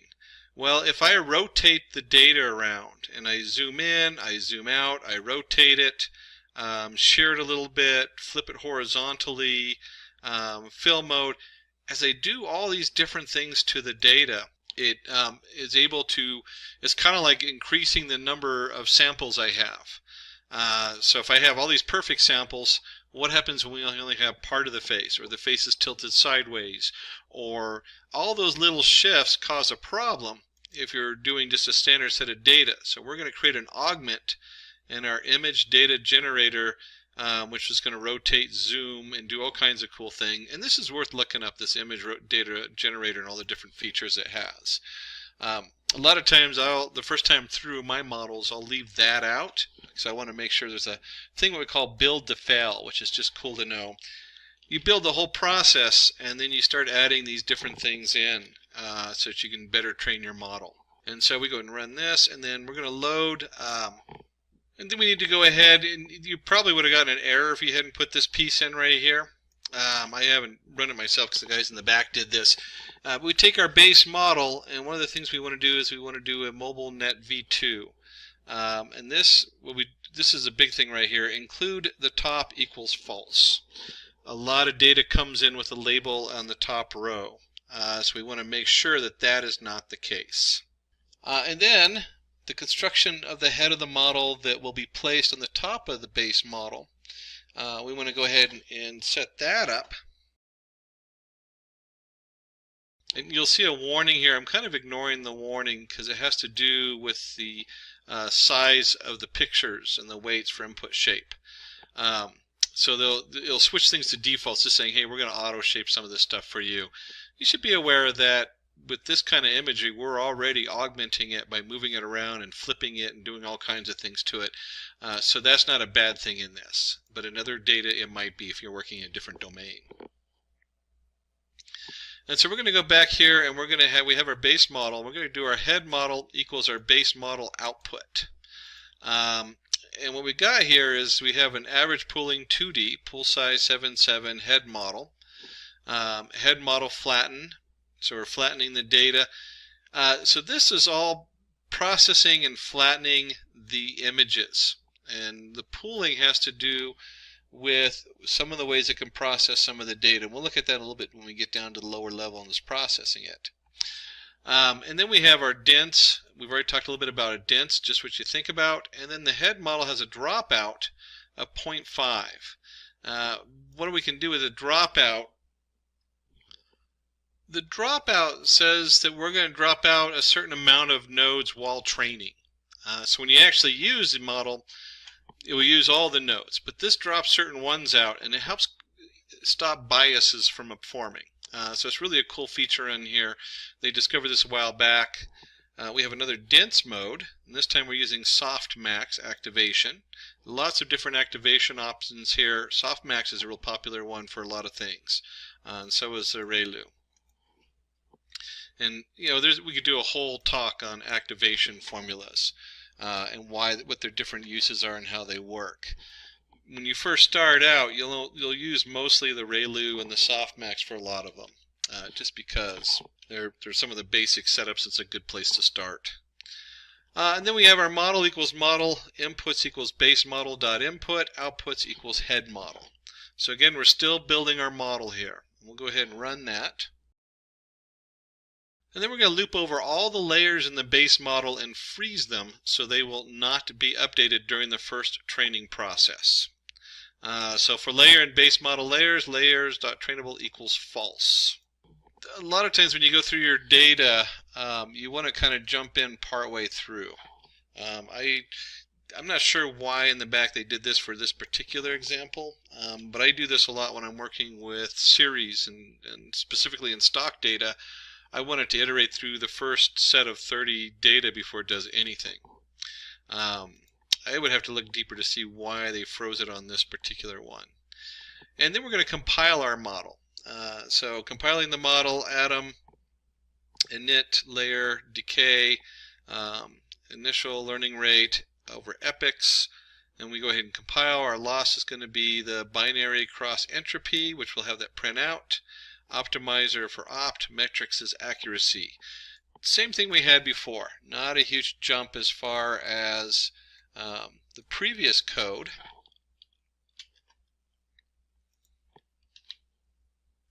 And then we go ahead and we've gone through all this, and now we need to go ahead and fit our model. So train the head of the network, print info training head, run. Now I skipped a little time because you'll see the run time here is at 80 seconds per epoch. It takes a couple minutes for it to get through on a single kernel. One of the things I want you to notice on here while it's finishing the processing is that we have up here our augment going on. So anytime the train X and train Y go in, there's some randomness going on there, and is jiggling it around what's going into our setup. Of course, we're batch sizing it, so it's going through whatever we set for the batch values, how many we process at a time. And then we have the steps per epoch, the train X, the batch size, validation data. Here's our test X and test Y, where we're sending that in. And this, again, it's validation. One of the important things to know about validation is when both our training data and our test data have about the same accuracy, that's when you want to stop. That means that our model isn't biased. If you have a higher accuracy on your testing, you've trained it, and your accuracy is higher on your actual test data, then something in there is probably has a bias and it's overfitted. So that's what this is really about right here with the validation data and validation steps. So it looks like let me go ahead and see if it's done processing. It looks like we've gone ahead and gone through 2 epochs. Again, you could run this through about 20 with this amount of data, and it would give you a nice refined model at the end. We're going to stop at 2 because I really don't want to sit around all afternoon, and I'm running this on a single thread. So now that we've done this, we're going to need to evaluate our model and see how good it is. And to do that, we need to go ahead and make our predictions. These are our predictions on our test X to see what it thinks are going to be. So now it's going to be evaluating the network, and then we'll go ahead and go down here, and we will need to turn the indexing, because remember it's either 0 or 1. It's 0, 1, 0, 1. So you have 2 outputs: not wearing a mask, not wearing a mask. And so we need to go ahead and take that argument at the end and change those predictions to a 0 or 1 coming out. And then to finish that off, we want to go ahead and let me just put this right in here and do it all in one shot. We want to show a nicely formatted classification report so we can see what that looks like on here. And there we have it. We have our precision. It's 97% with a mask. There's our F1 score, support without a mask, 97%. So that's pretty high setup on there. You know, 3 people are going to sneak into this store who are without a mask and thinks they have a mask, and there's going to be 3 people with a mask that's going to flag the person at the front to go, oh hey, look at this person, he might not have a mask. That's I guess if it's a setup in front of a store. So there you have it. And of course, one of the other cool things about this is if someone's walking into the store and you take multiple pictures of them, you know, this is just it would be a way of flagging, and then you can take that average of those pictures and make sure they match or don't match if you're on the back end. And this is an important step because this is just cool. I love doing this stuff. So we're going to go ahead and take our model and we're going to save it. So model save maskdetector.model. We're going to give it a name. We're going to save the format. In this case, we're going to use the H5 format. And so this model we just programmed has just been saved. So now I can load it up in the model. Now they can use it for whatever. And then if I get more information and we start working with that, at some point I might want to update this model, make a better model. And this is true of so many things, where I take this model and maybe I'm running a prediction on making money for a company, and as my model gets better, I want to keep updating it, and then it's real easy just to push that out to the actual end user. And here we have a nice graph. You can see the training loss and accuracy as we go through the epochs. We only did the, only shows just the one epoch coming in here, but you can see right here as the value loss, train accuracy, and value accuracy start switching and they start converging. And you'll hear converging. This is the convergence they're talking about when they say I know when I work in the scikit with sklearn neural networks, this is what they're talking about, a convergence, is our loss and our accuracy come together, and also up here, and this is why I'd run it more than just 2 epochs. As you can see, they still haven't converged all the way. So that would be a cue for me to keep going. But what we want to do is we want to go ahead and create a new Python 3 program. And we just did our train mask. So now we're going to go ahead and import that and use it and show you in a live action. Get a view of both myself in the afternoon along with my background of an office, which is in the middle still of reconstruction for another month. And we'll call this mask detector. And then we're going to grab a bunch of a few items coming in. We have our MobileNet v2 import preprocessing input, because we're still going to need that. We still have our TensorFlow image to array. We have our load model. That's where most of the stuff's going on. This is our CV2 or OpenCV. Again, I'm not going to dig too deep into that. We're going to flash a little OpenCV code at you, and we actually have a tutorial on that coming out. Our NumPy array, our IM utilities, which is part of the OpenCV or CV2 setup. And then we have, of course, time and just our operating system. So those are the things we're going to go ahead and set up on here. And then we're going to create This takes just a moment.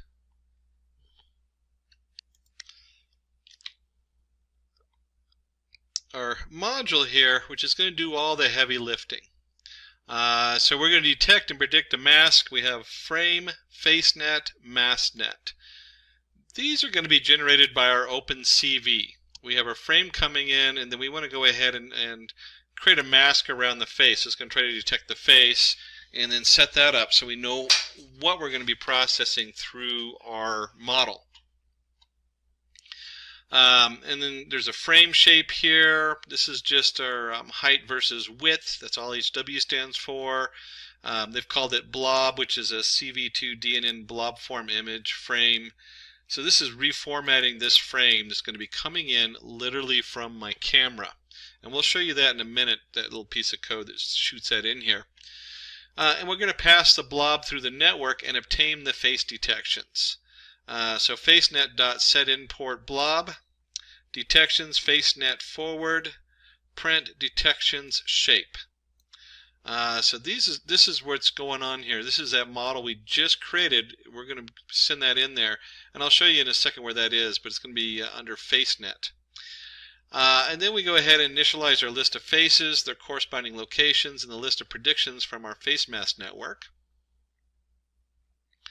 We're going to loop over the detections, and this is a little bit more work than you think as far as looking for different faces. What happens if you have a crowd of faces? So we're looping through the detections and the shapes going through here. And probability associated with the detection. Here's our confidence of detections. We're going to filter out weak detection by ensuring the confidence is greater than the minimum confidence. So we've set it, remember, 0 to 1. So 0.5 would be our minimal confidence, probably is pretty good. And then we're going to put in compute bounding boxes for the object. If I'm zipping through this, it's because we're going to do an OpenCV, and I really want to stick to just the Keras part. And so I'm just kind of jumping through all this code. You can get a copy of this code from Simplilearn and take it apart, or look for the OpenCV coming out. And we'll create a box. The box sets it around the image. Ensure the bounding boxes fall within the dimensions of the frame. So we create a box around what we hope is going to be the face. Extract the face, ROI, convert it from BGR to RGB channel. Again, this is an OpenCV issue. Not really an issue, but it has to do with the order. I don't know how many times I've forgotten to check the order colors when working with OpenCV. Causes all kinds of fun things when red becomes blue and blue becomes red. And we're going to go ahead and resize it, process it, frame it, face frame, setup. Again, the face, the CVT color, we're going to convert it. We're going to resize it, image to array, pre-process the input, pin the face, locate face, start X, start Y, and X. Boy, that was just a huge amount, and I skipped over a ton of it, but the bottom line is we're building a box around the face, and that box, because the OpenCV does a decent job of finding the face, and that box is going to go in there and see, hey, does this person have a mask on it? And so that's what all this is doing on here. And then finally we get down to this where it says predictions equals masknet.predict faces batch size 32. So these different images of where we're guessing where the face is are then going to go through and generate an array of faces, if you will. And we're going to look through and say, does this face have a mask on it? And that's what's going right here is our prediction. That's the big thing that we're working for. And then we return the locations and the predictions. The location just tells where on the picture it is, and then the prediction tells us what it is. Is it a mask or is it not a mask?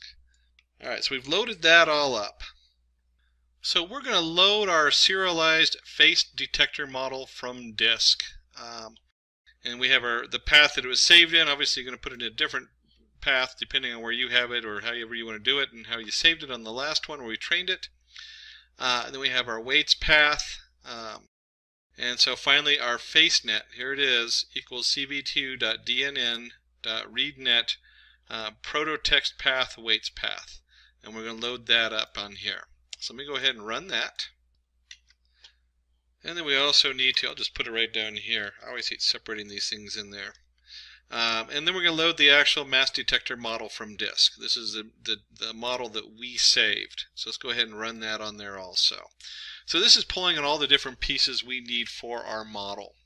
And then the next part is we're going to open up our video. And this is just kind of fun because it's all part of the OpenCV video setup. And let me just put this all in as one. There we go. So we're going to go ahead and open up our video. We're going to start it and we're going to run it until we're done. And this is where we get some real kind of live action stuff, which is fun. This is what I like working about with images and videos, is that when you start working with images and videos, it's all right there in front of you. It's visual and you can see what's going on. So we're going to start our video streaming. This is grabbing our video stream source 0 start. That means it's grabbing my main camera I have hooked up. And then, starting video, you're going to print it out. Here's our video source equals 0 start. Loop over the frames from the video stream. Oops, a little redundancy there. Let me close.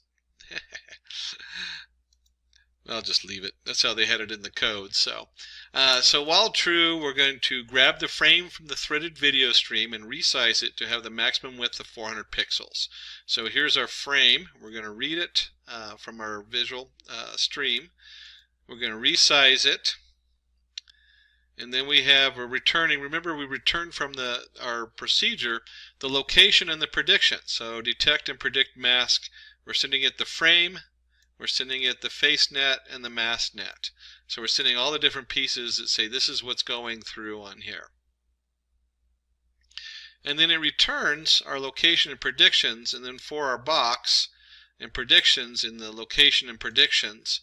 And the box is again, this is an OpenCV set that says, hey, this is a box coming in from the location, because you have the two different points on there.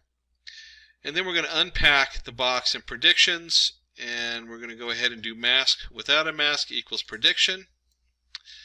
We're going to create our label, no mask. We're going to create color if the label equals mask L00225. And this is going to make a lot more sense when I hit the run button here. But we have the probability of the label. We're going to display the label and bounding box rectangle in the output frame. And then we're going to go ahead and show the output from the frame, CV2 IM show frame. And then the key equals CV2 wait key 1. We're just going to wait till the next one comes through from our feed. And we're going to do this until we hit the stop button pretty much. So are you ready for this? Let's see if it works. We've distributed our model. We've loaded it up into our distributed code here. We've got it hooked into our camera. And we're going to go ahead and run it. And there it goes. It's going to be running, and we can see the data coming down here, and we're waiting for the pop-up. And there I am in my office with my funky headset on. And you can see in the background my unfinished wall, and it says up here, no mask. Oh no, I don't have a mask on. I wonder if I cover my mouth, what would happen? You can see my no mask goes down a little bit. I wish I'd brought a mask into my office. It's up at the house. But you can see here that this says, there's a 95, 98% chance that I don't have a mask on. And it's true, I don't have a mask on right now.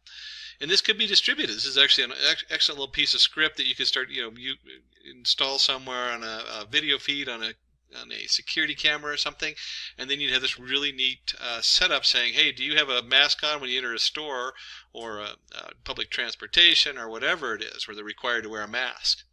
Let me go ahead and stop that. Now, if you want a copy of this code, definitely give us a holler.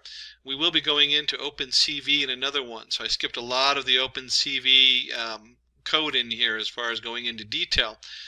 Really focusing on the Keras, saving the model, uploading the model, and then processing a streaming video through it so you can see that the model works. We actually have this working model that hooks into the video camera, which is just pretty cool and a lot of fun. So I told you we're going to dive in and really roll up our sleeve and do a lot of coding today. We did the basic demo up above for just pulling in a Keras, and then we went into a cross model where we pulled in data to see whether someone was wearing a mask or not. So very useful in today's world as far as a fully running application.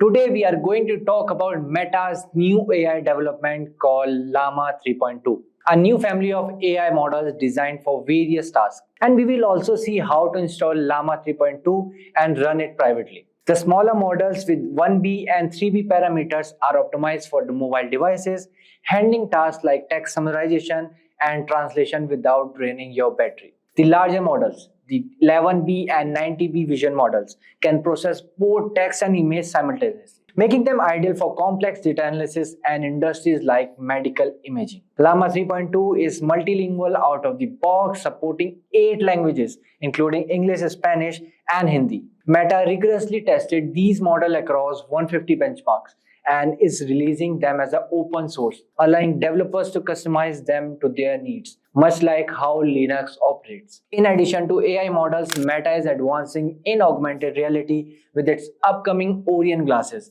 aiming to overlay digital images onto the real world. While these are expected around 2027, their Ray-Ban Meta smart glasses are already popular, indicating a strong interest in wearable AI gadgets. Overall, Meta is pushing the boundaries of AI, AR, and VR technologies, making them more accessible and customizable for everyone. It's an exciting time for tech enthusiasts as these innovations shape our digital future. So without any further ado, let's jump into the demo part. So welcome to this demo part of how to install Llama 3.2 privately on your system locally. So first you will, okay, I will give you this Olama link. All this link I will give to you in the description. You can check. So first you have to install this Llama. Okay, you have to install Olama. So please select your this OS. So my OS is Windows. I have already installed it, but again I'm telling you the steps. Okay, you can download it.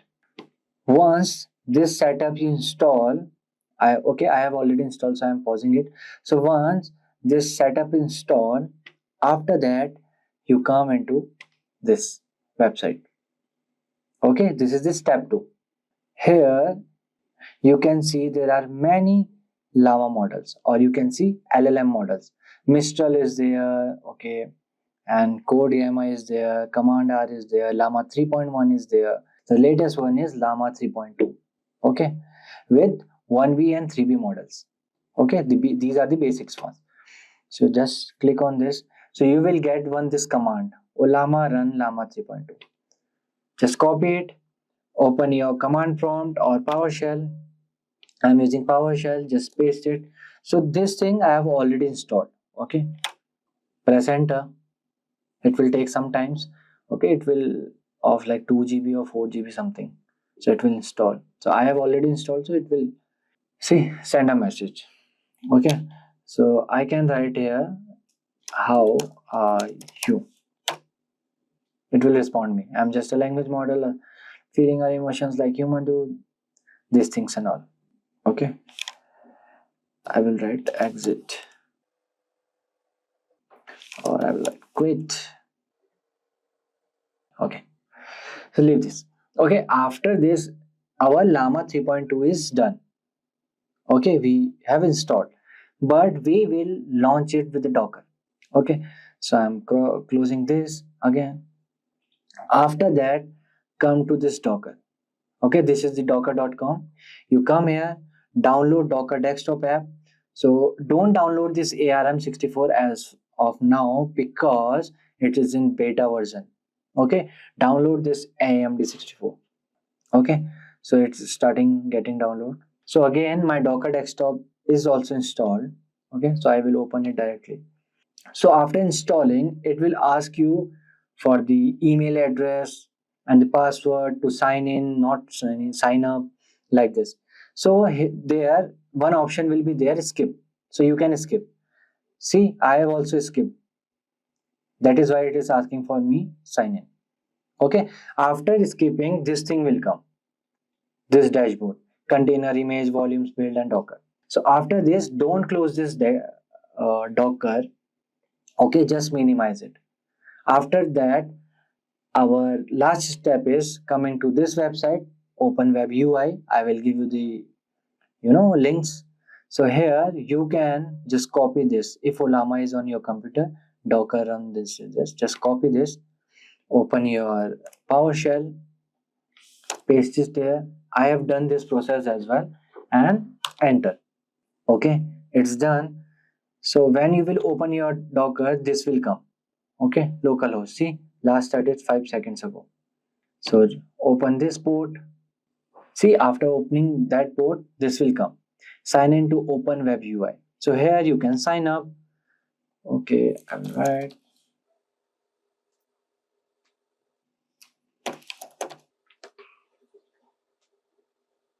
See, after signing up, so this came. Again, you can see we are in local host. Okay, you can select a model. See, 3.1 and 3.2, the latest one. Okay, you can set as default. Okay, default model set. Here you can ask anything to Llama 3.2. Okay, any questions. Okay, here are some suggested, like, okay, give me ideas. What are the 5 creating things I could do with my kids art? Okay, press enter. So you can see Llama 3.2 latest. So there are 2 more models of this, 11B and 90B, which are multi-models which use for big things. Okay, so this is how you can run Llama locally into your systems. You can ask anything, you can create scripts. Okay, wait, I want to start my Instagram. Okay, I will write I want to build community on Reddit. What should I do? Okay, it will give answer. So here you can see, gave me these things, these 5 creative things. Okay, it's thinking, I guess, or something it's doing. So this is how you can run Llama 3.2. See, it took time, I know, because we are running locally. That's why. See, building community on Reddit can be rewarding experience for this. This is choose the right subreddit. And the second thing, create high quality content. So like this. So this is how you can run Llama 3.2. Okay, you can use Llama 3.2 in this terminal as well. But if you will, run locally, deploy with Docker, so it will give you the good UI as well. See, good UI. Okay, you can sign out settings and these things. So what are confusion matrices and why do we need them? So in machine learning, classification is used to divide data into different categories. But after we have prepared the data and trained our model, how we can tell if the model is performing well? So there is where confusion matrix come in handy. So a confusion matrix is a tool that helps measure the performance of a classifier in detail. It goes beyond just giving an overall accuracy score. It shows exactly where the model is making mistake and how it is classifying each category. For example, if there is an imbalance in the data where one category has many more instances than other, the model might predict the majority category most of the time and still show a high accuracy. But this wouldn't be helpful because the model is not accurately predicting the minority categories. The confusion matrix helps visualize these outcomes by showing a table of all the predicted and the actual values, allowing you to see where the model is performing well and where it needs improvement. So moving forward, let's see confusion matrices parts or how to create 2 by 2 matrix. So we can get 4 different outcomes when comparing the predicted actual values from a classifier. The first one is true positive. This is when the model correctly predicts a positive outcome. You predicted positive and it was actually positive. The second one is false positive. This happens when the model incorrectly predicts a positive outcome for something that is actually negative, or a predictive positive but it was actually negative. The third one, true negative. This is when the model correctly predicts a negative outcome. You predicted negative and it was actually negative. And the fourth one, false negative. This occurs when the model incorrectly predicts a negative outcome for something that is actually positive. You predicted negative and but it was actually positive. So moving forward, let's see some matrices of confusion matrix. So this is a graph. So we know there are 4 parts: true positive, false negative, and true negative. So this one is true positive, this one is false positive, this one is false negative, this one is true negative. So just consider a confusion matrix made for a classifier that classify people based on whether they speak English or they speak Spanish. Okay, from this diagram you can see that. Fine. So these are some values: TP, FN, FP, TN. There is nothing true positive, true negative like this. Just from looking at the matrix, the performance of our model is not very clear. So to find out how accurate our model is, we use the following matrices. The first one is accuracy. So this is the formula of accuracy. TP means true positive, means this 86 value. So the accuracy is used to find the portion of correctly classified values. It tells us how often a classifier is right. It is the sum of all the true values divided by total values. So in this case, this is 88%. Okay, 86 plus 79, true positive plus true negative divided by this. It will come 88.23. Okay, and the second one is precision. So precision is used to calculate the model ability to classify positive value correctly. It is the true positive divided by the total number of predicted positive value. So this is the formula. It is true positive divided by true positive plus false positive. So in this case, the value will come 87.75%. Okay, and the third one is recall. So recall is used to calculate the model's ability to predict positive values. How often does the model predict the correct positive values? So it is true positives divided by the total number of actual positive values. So in this case, the value is 88.93. Okay, and the last one is F1 score. So it is the harmonic mean of recall and precision. It is useful when you need to take both precision and recall into an account. So in this case, the value is 88.77%. So now let's jump into the demo part and see how we can get these values: accuracy, precision, recall, and F1 score from our dataset using hands-on. So I'm performing this in Google Colab. So first I will rename it to confusion matrix. Okay, so yes, let's start. So first we will import some basic libraries of Python like NumPy and the pandas. So here I will like import NumPy as np and import pandas as pd. Why I'm writing this np and pd? Because I don't want to write again and again NumPy and pandas. Okay, this is a short form, np. So everyone knows, I guess, NumPy and pandas because these are the basic library. So NumPy is used for mostly linear algebra stuff, and pandas is used for the creating data frames, data processing, or if you want to read files, csv files like that. Okay, yeah. So now let's import our data. Okay, so data equals to pd dot read underscore csv, then file name data.csv. So I will upload this file on the description box below. You guys can check out from there. Okay, yes. So okay, what is saying? No such file or directory on data.csv. I guess it's there. Okay, it's not. Let me import it. Okay, yeah. Okay, now file is there. So, yeah, it's working fine. So now let's check. Okay, 5 rows. Yeah, so this is our data. You can see we have columns with data dot columns. Okay, so we have this 32 columns in our data set: id, diagnosis, radius means, texture means, parameter mean. So I just simply took this data. There is nothing related to confusion matrix and all. Okay, we can perform confusion matrix to any data. So head is used for displaying top 5 rows of our data set. Okay, if I will write data simply, you can see the full data.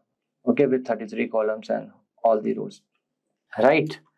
So now we don't need this id, and one is this unnamed data because there is no values. Okay, so what I will do, I will write data dot drop id comma. Okay, let me copy it because I don't want any spelling mistake. Yeah, copy paste here.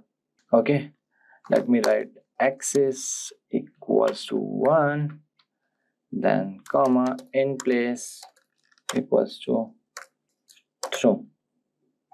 Okay, let me run it. Okay, if you will check data dot head, now I guess there will be no id and all. See, there is now no id and all. Okay, this we remove that large column as well, unnamed 32.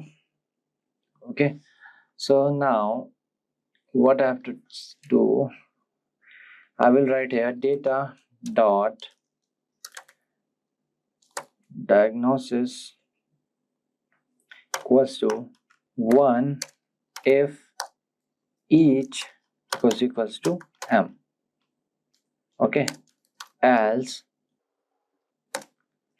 0 for each in data dot diagnosis. Yeah, so if you can see, there is mmm value and there is other values as well. So for m I am putting 1, for the rest I will put 0. Okay, let's check again.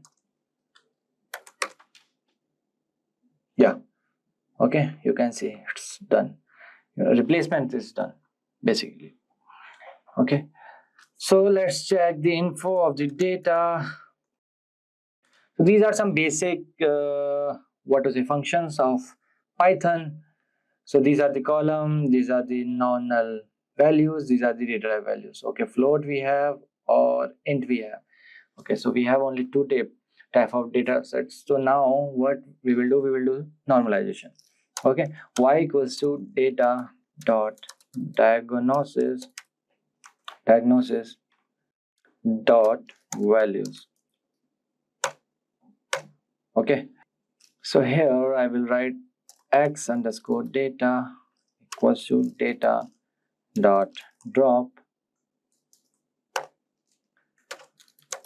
diagnosis comma axis equals to 1.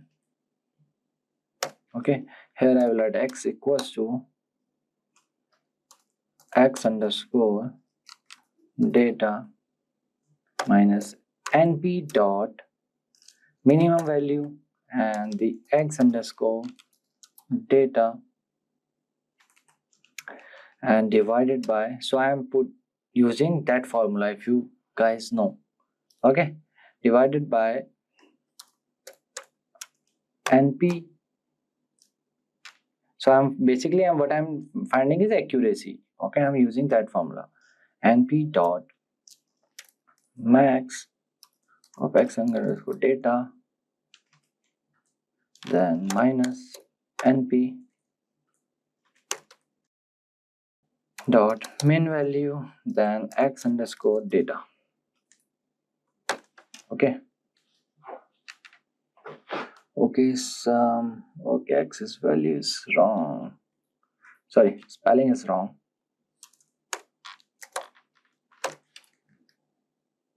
Now fine, yes, it's fine. So now we will do train test split. So what is train test split? Okay, so first let me write underscore selection import train test split. Okay, so what is train test split? So what we do, we split our data set into training and the testing. mostly we train and the some part of data we test. Okay, so here I will set the ratio. So x underscore train comma x underscore test comma y underscore train comma y underscore test equals to train test split, then x comma y comma test underscore size equals to 0.15. Means 85% we are on the training and 15% we are on the testing part.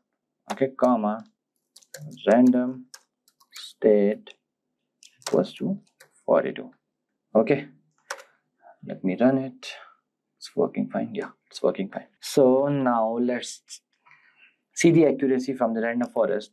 So I will write from sklearn dot ensemble import random forest classifier. Okay, then rf equals to random forest classifier and n underscore estimators equals to 100, and here I will set random state to 1. Okay, then rf, this is a short form of random forest, dot fit x underscore train comma y underscore train, then print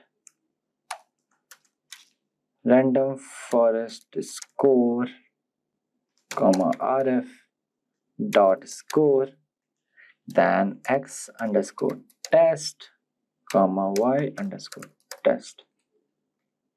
Okay, now let's check how much the accuracy. So accuracy is coming 95%.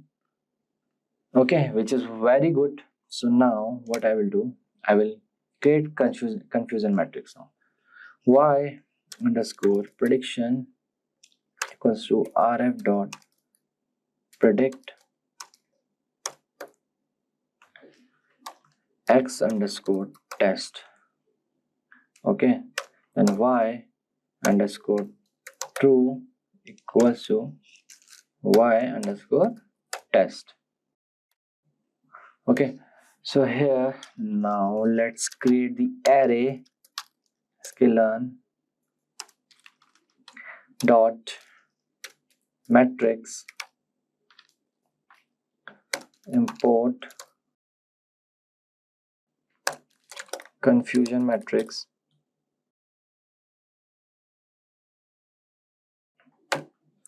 Okay, then I will write cm, short form of confusion matrix. Here I will write y true comma y prediction, then confusion matrix.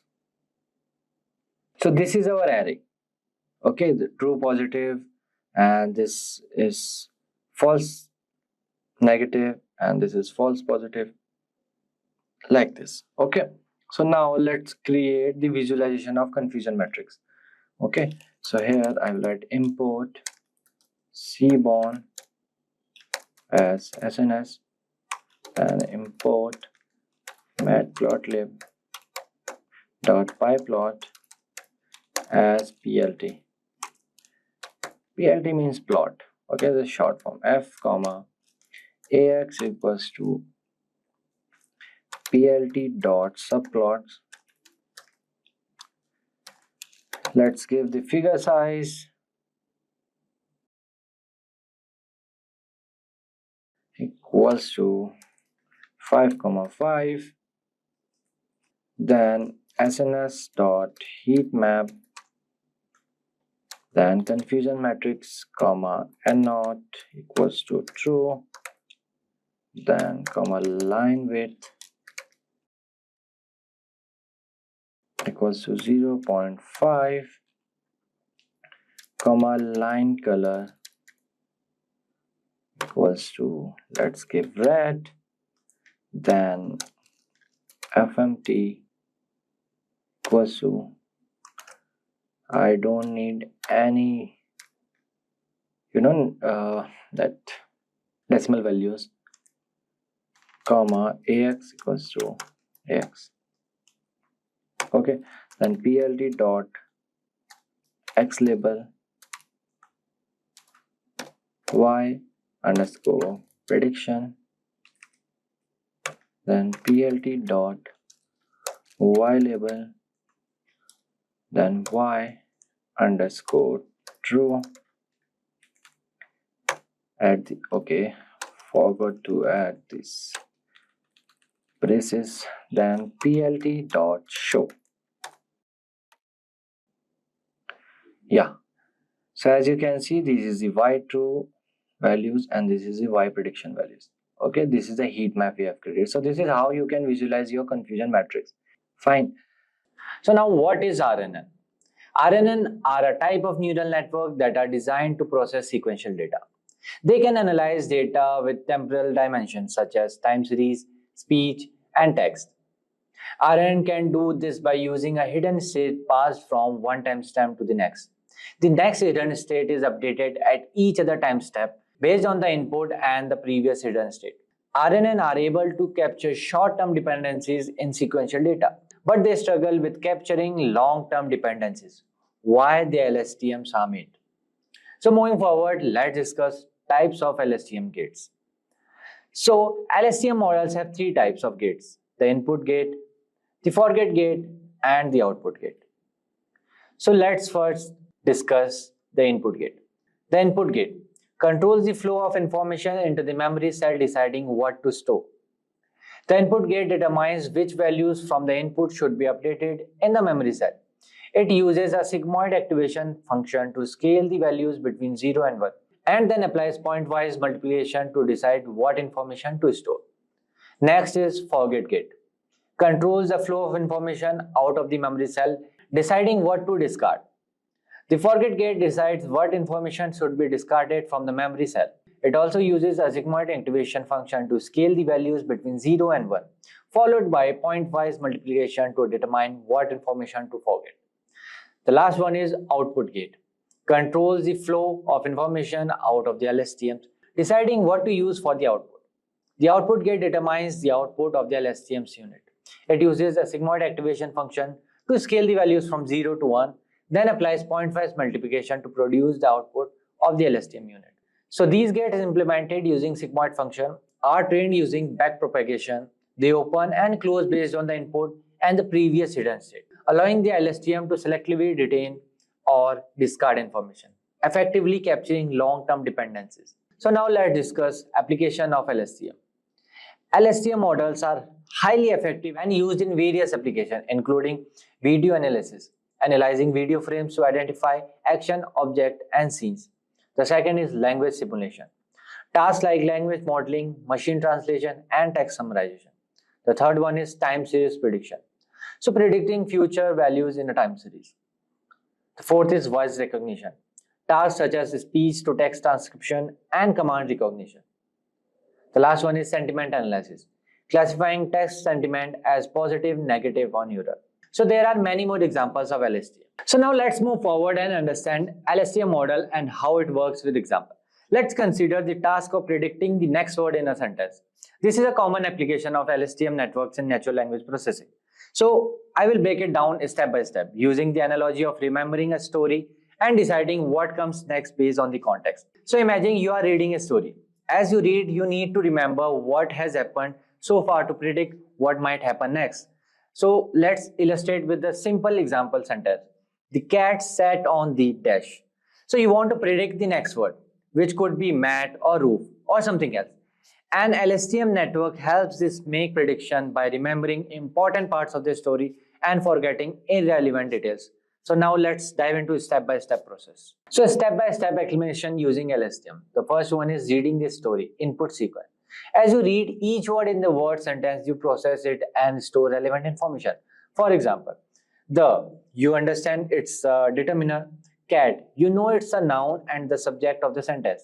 Sad indicates the action performed by the subject.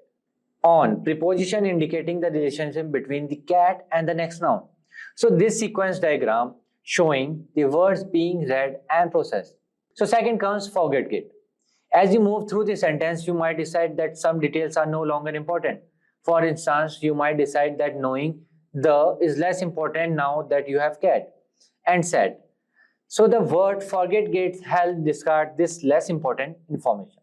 So this sequence diagram you can see on the screen showing how relevant information is discarded. So the third one, input get. When you read on, you need to decide how relevant this information is. So this sequence diagram in the screen is showing how new information is integrated with the last one. Okay, the fourth one is the cell state, memory part. So this is like your memory of the story so far. It carries the information about the subject cat and the action sat on. So it updates the new information as you read each word. Okay, the cat sat on the, retaining the important context. So this sequence diagram showing how the memory is updated with the new information. So the last one is output gate. When you need to predict the next word, the output gate helps you decide based on the current memory, cell state. So it uses the context, the cat sat on the. So the predict the next word might be mat because cat and mat are often associated with the context. So it can predict anything. The cat sat on the table or on the sofa, anything. But mat, why I'm saying mat? Because cat and mat are often associated in the same context. So this diagram is showing the prediction of the next word based on the current memory. So there are many applications where you can use LSTM in predicting time series or next word in the sentence. So by the using of LSTM gates, input gate, forget gate and output gate, and updating the cell state, the network can predict the next word in a sequence by maintaining relevant context and discarding unnecessary information. This step-by-step process allows LSTM network to effectively handle sequence and make accurate prediction based on the context. Do you know, friends, that according to the lending statistics, the demand for AI and ML specialists is projected to surge by 40% between 2023 to 2027. And on an average, an ML engineer is expected to earn around $133 and $336 per year. So if you are an aspiring ML engineer and thinking about what innovative projects you can show in your portfolio, then your wait is over. Because in this video, I'll be covering 8 amazing ML projects that you can showcase in your resume. So guys, let's start first with a beginner level project. And the first project that we are going to encounter, that is home value prediction. So guys, this project aims to develop a predictive model to estimate the value of residential properties. The model will analyze various features such as location, square, footage, number of bedrooms and bathrooms, age of the property, and other relevant factors. By leveraging historical property data, the model will be able to provide accurate home value predictions, which can be useful for real estate agents, buyers, and sellers. So guys, the programming language that we are going to use all over here will be Python, and machine learning libraries that we will be using will be scikit-learn, TensorFlow, Keras, and for data handling libraries we have Pandas, NumPy, and for visualization we have to use Matplotlib and Seaborn. Now what will be the approach for this one, guys? So guys, the first one that we have a data collection.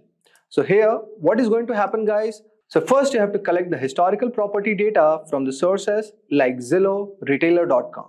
You can also get database from the public real estate databases like Kaggle datasets where you have Zillow home value prediction. Ensure that the dataset include features like location where you have latitude, longitude, square footage, number of rooms, year built, property type, and previous sales. The next step that comes is data cleaning. You have to handle the missing values by using imputation techniques or removing incomplete records, removing outliers that may skew the model's prediction, normalize or standardize the data to ensure consistency. The third one that we have is feature engineering. You have to create new features such as proximity to schools, crime rates, and access to the public transportation. Encode categorical variables, example property type, location, using techniques like one-hot encoding. Generate interaction features that capture relationship between existing features. The fourth one that we have is model selection. Use regression models like linear regression, random forest, gradient boosting, neural networks. Experiment with different models to identify the best performing one. Now, in the next phase, all you have to do, guys, is model training and evaluation. Split the data set into training and test sets. Train the model on the training set and evaluate their performance on the testing set using metrics like RSME, which means root mean squared error. You can use cross-validation to ensure the model's robustness and avoid overfitting. The sixth one that we have all over here is hyperparameter tuning. You can optimize the model's hyperparameter using techniques such as grid search or random search to improve accuracy. And if you're looking forward to deploy your model, then you can develop a web interface using Flask or Django to allow users to input property features and get predictions. You can deploy the model on the cloud platform like AWS for scalability. Now, if we talk about the complexity level of this, we all know that it is a beginner level project. Now let us move on to the one more set, that is music genre classification and generation. So guys, this is also one of the most beginner level project. This project aims to develop a system that can classify music tracks into different genres and generate new music composition within specified genre. The goal is to build a model that analyzes audio features to categorize music and uses deep learning techniques to create new music. This project introduces advanced concept of audio processing, deep learning, and generative models. So guys, what will be used in this? So we'll have programming language that will be Python. For audio processing, we'll be using Librosa. For machine learning libraries, we'll be using TensorFlow, Keras, PyTorch. For data handling libraries, we'll be using Pandas, NumPy. For visualization, we'll be using Matplotlib, Seaborn. For the dataset, guys, you can use GTZan music genre dataset, or you can get it from Free Music Archive. So guys, in the first phase, we are going to have data collection. You can obtain datasets containing music tracks and their corresponding genre from the sources, from GTZan music genre dataset and the Free Music Archive. Ensure that a dataset includes diverse genre and substantial number of tracks per genre. Next, we'll go for data preprocessing. Use library Librosa to load and preprocess audio files, including feature extractions such as mil frequency, cepstral coefficients, chroma features, and spectral contrast. You can normalize the extracted features to ensure consistent input for the given models. Now, if we talk about feature engineering, guys, you can extract additional features from the audio files such as tempo, beat, zero crossing rate, etc. Create a feature matrix that represents the extracted audio features. Then go for the model selection. Use convolutional neural network or recurrent neural networks for the music genre classification. Split the dataset into training and testing dataset. Now, if we talk about model training and evaluation, guys, then you can train the selected classification model on the training set. Evaluate the model's performance on the testing set using metrics like accuracy, precision, recall, and F1 score. Use confusion matrices to understand the classification performance across different genres. Now, if we talk about model selection and training for the music generation, what you will do, guys, you can use the generative adversarial networks or recurrent neural networks such as LSTM, long short-term memory for music generation. Train the generative model on the dataset to create new music sequences. Next, we have model training and evaluation. You can train the generative model on sequences of audio features. You can evaluate the generated music by listening tests and by objective metrics like inception score or Friche audio distance. If I talk about hyperparameter tuning, guys, you can optimize the model. You can use the hyperparameters using techniques like grid search or random search to improve performance. If I talk about deployment, guys, you can deploy these models on cloud platforms like AWS. Now, let us move on to our next project. So guys, the complexity of this project is at the beginner level. Now, let us move to the intermediate level projects. Next project that we have all over here is sentiment analysis of Twitter data. This project aims to develop a sentiment analysis model that can classify tweets as positive, negative, or neutral. The goal is to analyze public sentiment on various topics or events using natural language techniques. So guys, what will be used all over here? So in this, we will have programming language like Python, okay, NLP libraries, NLTK Spacey. For machine learning libraries, you can use scikit-learn, TensorFlow, Keras. For data handling libraries, we have Pandas, NumPy. For visualization, we have Matplotlib, Seaborn, and we can use the API Twitter for data collection. Now, how you're going to work on it, guys? So guys, if I talk about the data collection, use a Twitter API to collect tweets based on specific hashtags like keywords or topics. Extract relevant fields like tweet text, user information, timestamp, etc. Then if I talk about data pre-processing, guys, clean the tweet text by removing special characters, links, mentions, hashtags, and stop words. Tokenize the text and perform lemmaization or stemming to reduce the words to their base form. Next, if we talk about feature engineering, guys, you convert the clean text data into numerical representation using TF-IDF, bag of words, or word embedding. Now, if I talk about model selection, guys, you can choose the classification algorithms such as logistic regression, naive Bayes, or LSTM. Split the data set into training and testing data set. Now, if I talk about model training and evaluation, then you can train the selected model on the training set. Evaluate the model's performance on the testing set using metrics like accuracy, precision, recall, and FN score. Use cross-validation to ensure the model's robustness. If I talk about hyperparameter tuning, guys, you can optimize the model's hyperparameters using grid search or random search to improve the performance. For deployment, which can be optional, you can deploy your model on AWS for real-time sentiment analysis. So if I talk about the complexity level, guys, its complexity is intermediate. So guys, our next project is customer segmentation using k-means clustering. This project aims to segment customers into distinct groups based on their purchasing behavior and demographic information. The objective is to understand customer segments and tailor marketing strategies accordingly. So guys, what programming languages we'll be using? So basically, we'll be using Python. For machine learning libraries, we'll have scikit-learn. For data handling libraries, we'll have pandas, numpy. For visualization libraries, we'll have matplotlib, seaborn.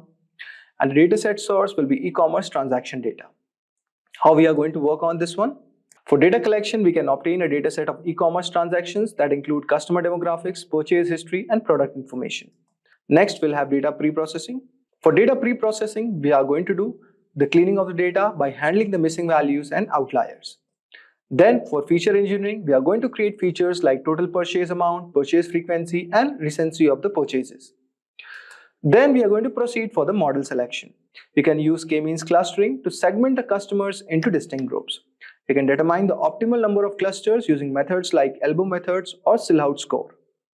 Now, if I talk about model training and evaluation, you can train the k-means model on the processed dataset. You can evaluate the quality of clusters by analyzing intra-cluster and inter-cluster distances. Next, we have the evaluation. You can visualize the clusters using techniques like PCA, principal component analysis, TSNE, etc. Next, we have the hyperparameter tuning. Now you can tune this model and interpret the characteristic of each segment. You can develop a target marketing strategies for each segment based on unique behavior and preferences. Now, deployment is optional. You can develop a dashboard using Flask or Django to visualize customer segments and track marketing campaigns. So guys, if I talk about the complexity of this project, so this is an intermediate level project. So guys, for dataset, you can use the Kaggle's customer segmentation dataset, which is available at the Kaggle's platform. Now, the third intermediate level project that we have all over here is building a chatbot with RASA. This project aims to build an intelligent chatbot using RASA framework.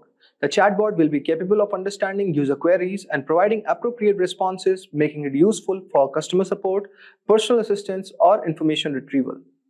What languages we are going to use? So it will be Python based. We'll have the NLP libraries like RASA, NLTK, Spacey. For machine learning libraries, we are going to have scikit-learn, TensorFlow, Keras, etc. For data handling libraries, we are going to use pandas, numpy. So guys, this was what we are going to do it. And how you can work on this one? By collecting the data, collect the conversation data and FAQs from the target domain. Annotate the data to create training examples for the chatbot. Next comes is data pre-processing. Clean the text data by removing special characters and normalizing the text. You can tokenize and limitize the text to prepare for a training. The third one, we have the models training. You can use RASA's NLU's component to train a model for intent recognition and entity extraction. You can define the dialogue management policies to handle different conversation flows. Next guys, you can perform the feature engineering and integration. You can integrate the RASA's NLU and core components to build complete chatbot. You can connect the chatbot to messaging platform like Facebook, Messenger, etc. For model selection and testing, what you can do guys, you can test this chatbot with various inputs to ensure that it handles the scenarios appropriately. And you can also select the right model using this. Now, If I talk about model training, guys, what do you have to do? You have to collect the user feedback and conversational logs to continuously work on training the model. Next, similarly, you have to retrain the model periodically with the new data to see how it is working. So that will be your evaluation. Now, for the hyperparameter tuning, what are you going to do, guys? You have to check in those scenarios where it is able to tune up with those scenarios where it can handle the input appropriately. And next is deployment. So guys, for deploying it, you can use AWS. So guys, for a data set, you can use RASA's open source. So that's a very good data set for you to proceed. So guys, if you talk about difficulty of this project, this is an intermediate level project. Now let us move on to the advanced level projects. For advanced level projects, the first one that comes up to my mind is movie similarity from plot summaries. Now, this project aims to develop a system that can find out recommended movies similar to a given movie based on their plot summaries. By analyzing the textual content of the movie, plot summaries, the model will identify similarities and suggest movies with similar themes, storylines, or genres. This project introduces beginners to natural language processing, text similarly measures, and recommendation systems. What languages we are going to use, guys? We'll be using Python, NLP libraries like NLTK, Spacey, machine learning libraries like scikit-learn, data handling libraries like pandas, numpy, visualization we can use numpy, and dataset source will be IMDb or Kaggle. So guys, this process is also involving the data collection, then you have to go for data cleaning, then feature engineering, next model selection. So similar process as I have discussed in other projects, so you have to also go through the same one. Next, what do you have to do, guys? Similarly, what do you have to do? You have to train the model, then evaluate the model, then hypertune it, and finally proceed for the deployment. So this is overall process of this project. Try to research on the website a lot, like how you can extract it. So guys, you can use Kaggle or Towards Data Science to research more about this project. Now guys, if I talk about the difficulty of this project, then this is an advanced level project. Now, let us move on to the next one that we have all over here. That is image segmentation project for brain tumor prognosis. This is a very amazing project and definitely you can put up on your portfolio. Basically guys, this project aims to develop an image segmentation model to identify and delineate brain tumors from MRI scans. The goal is to accurately segment the tumor regions which can aid in prognosis, treatment planning, surgical interventions. This project introduces intermediate level concepts of computer vision, deep learning, and medical image analysis. So guys, what we'll be using all over here? For programming languages, we can use Python. For deep learning libraries, we can use TensorFlow, Keras, PyTorch. For image processing libraries, we can use OpenCV, scikit-image. For data handling libraries, we can use Pandas, NumPy. For visualization, we can use Matplotlib, Seaborn. Now, if I talk about what is the process of developing this project, the first step will be the same, data collection. So next step, you have to go for data pre-processing. Third step, you have to do the model selection where you can use CNN models for image segmentation task. Then you go for model selection. Moving ahead, you're going to have the model training and evaluation. You have to split the data set into training and validation and testing data sets. Next, proceed for the evaluation phase.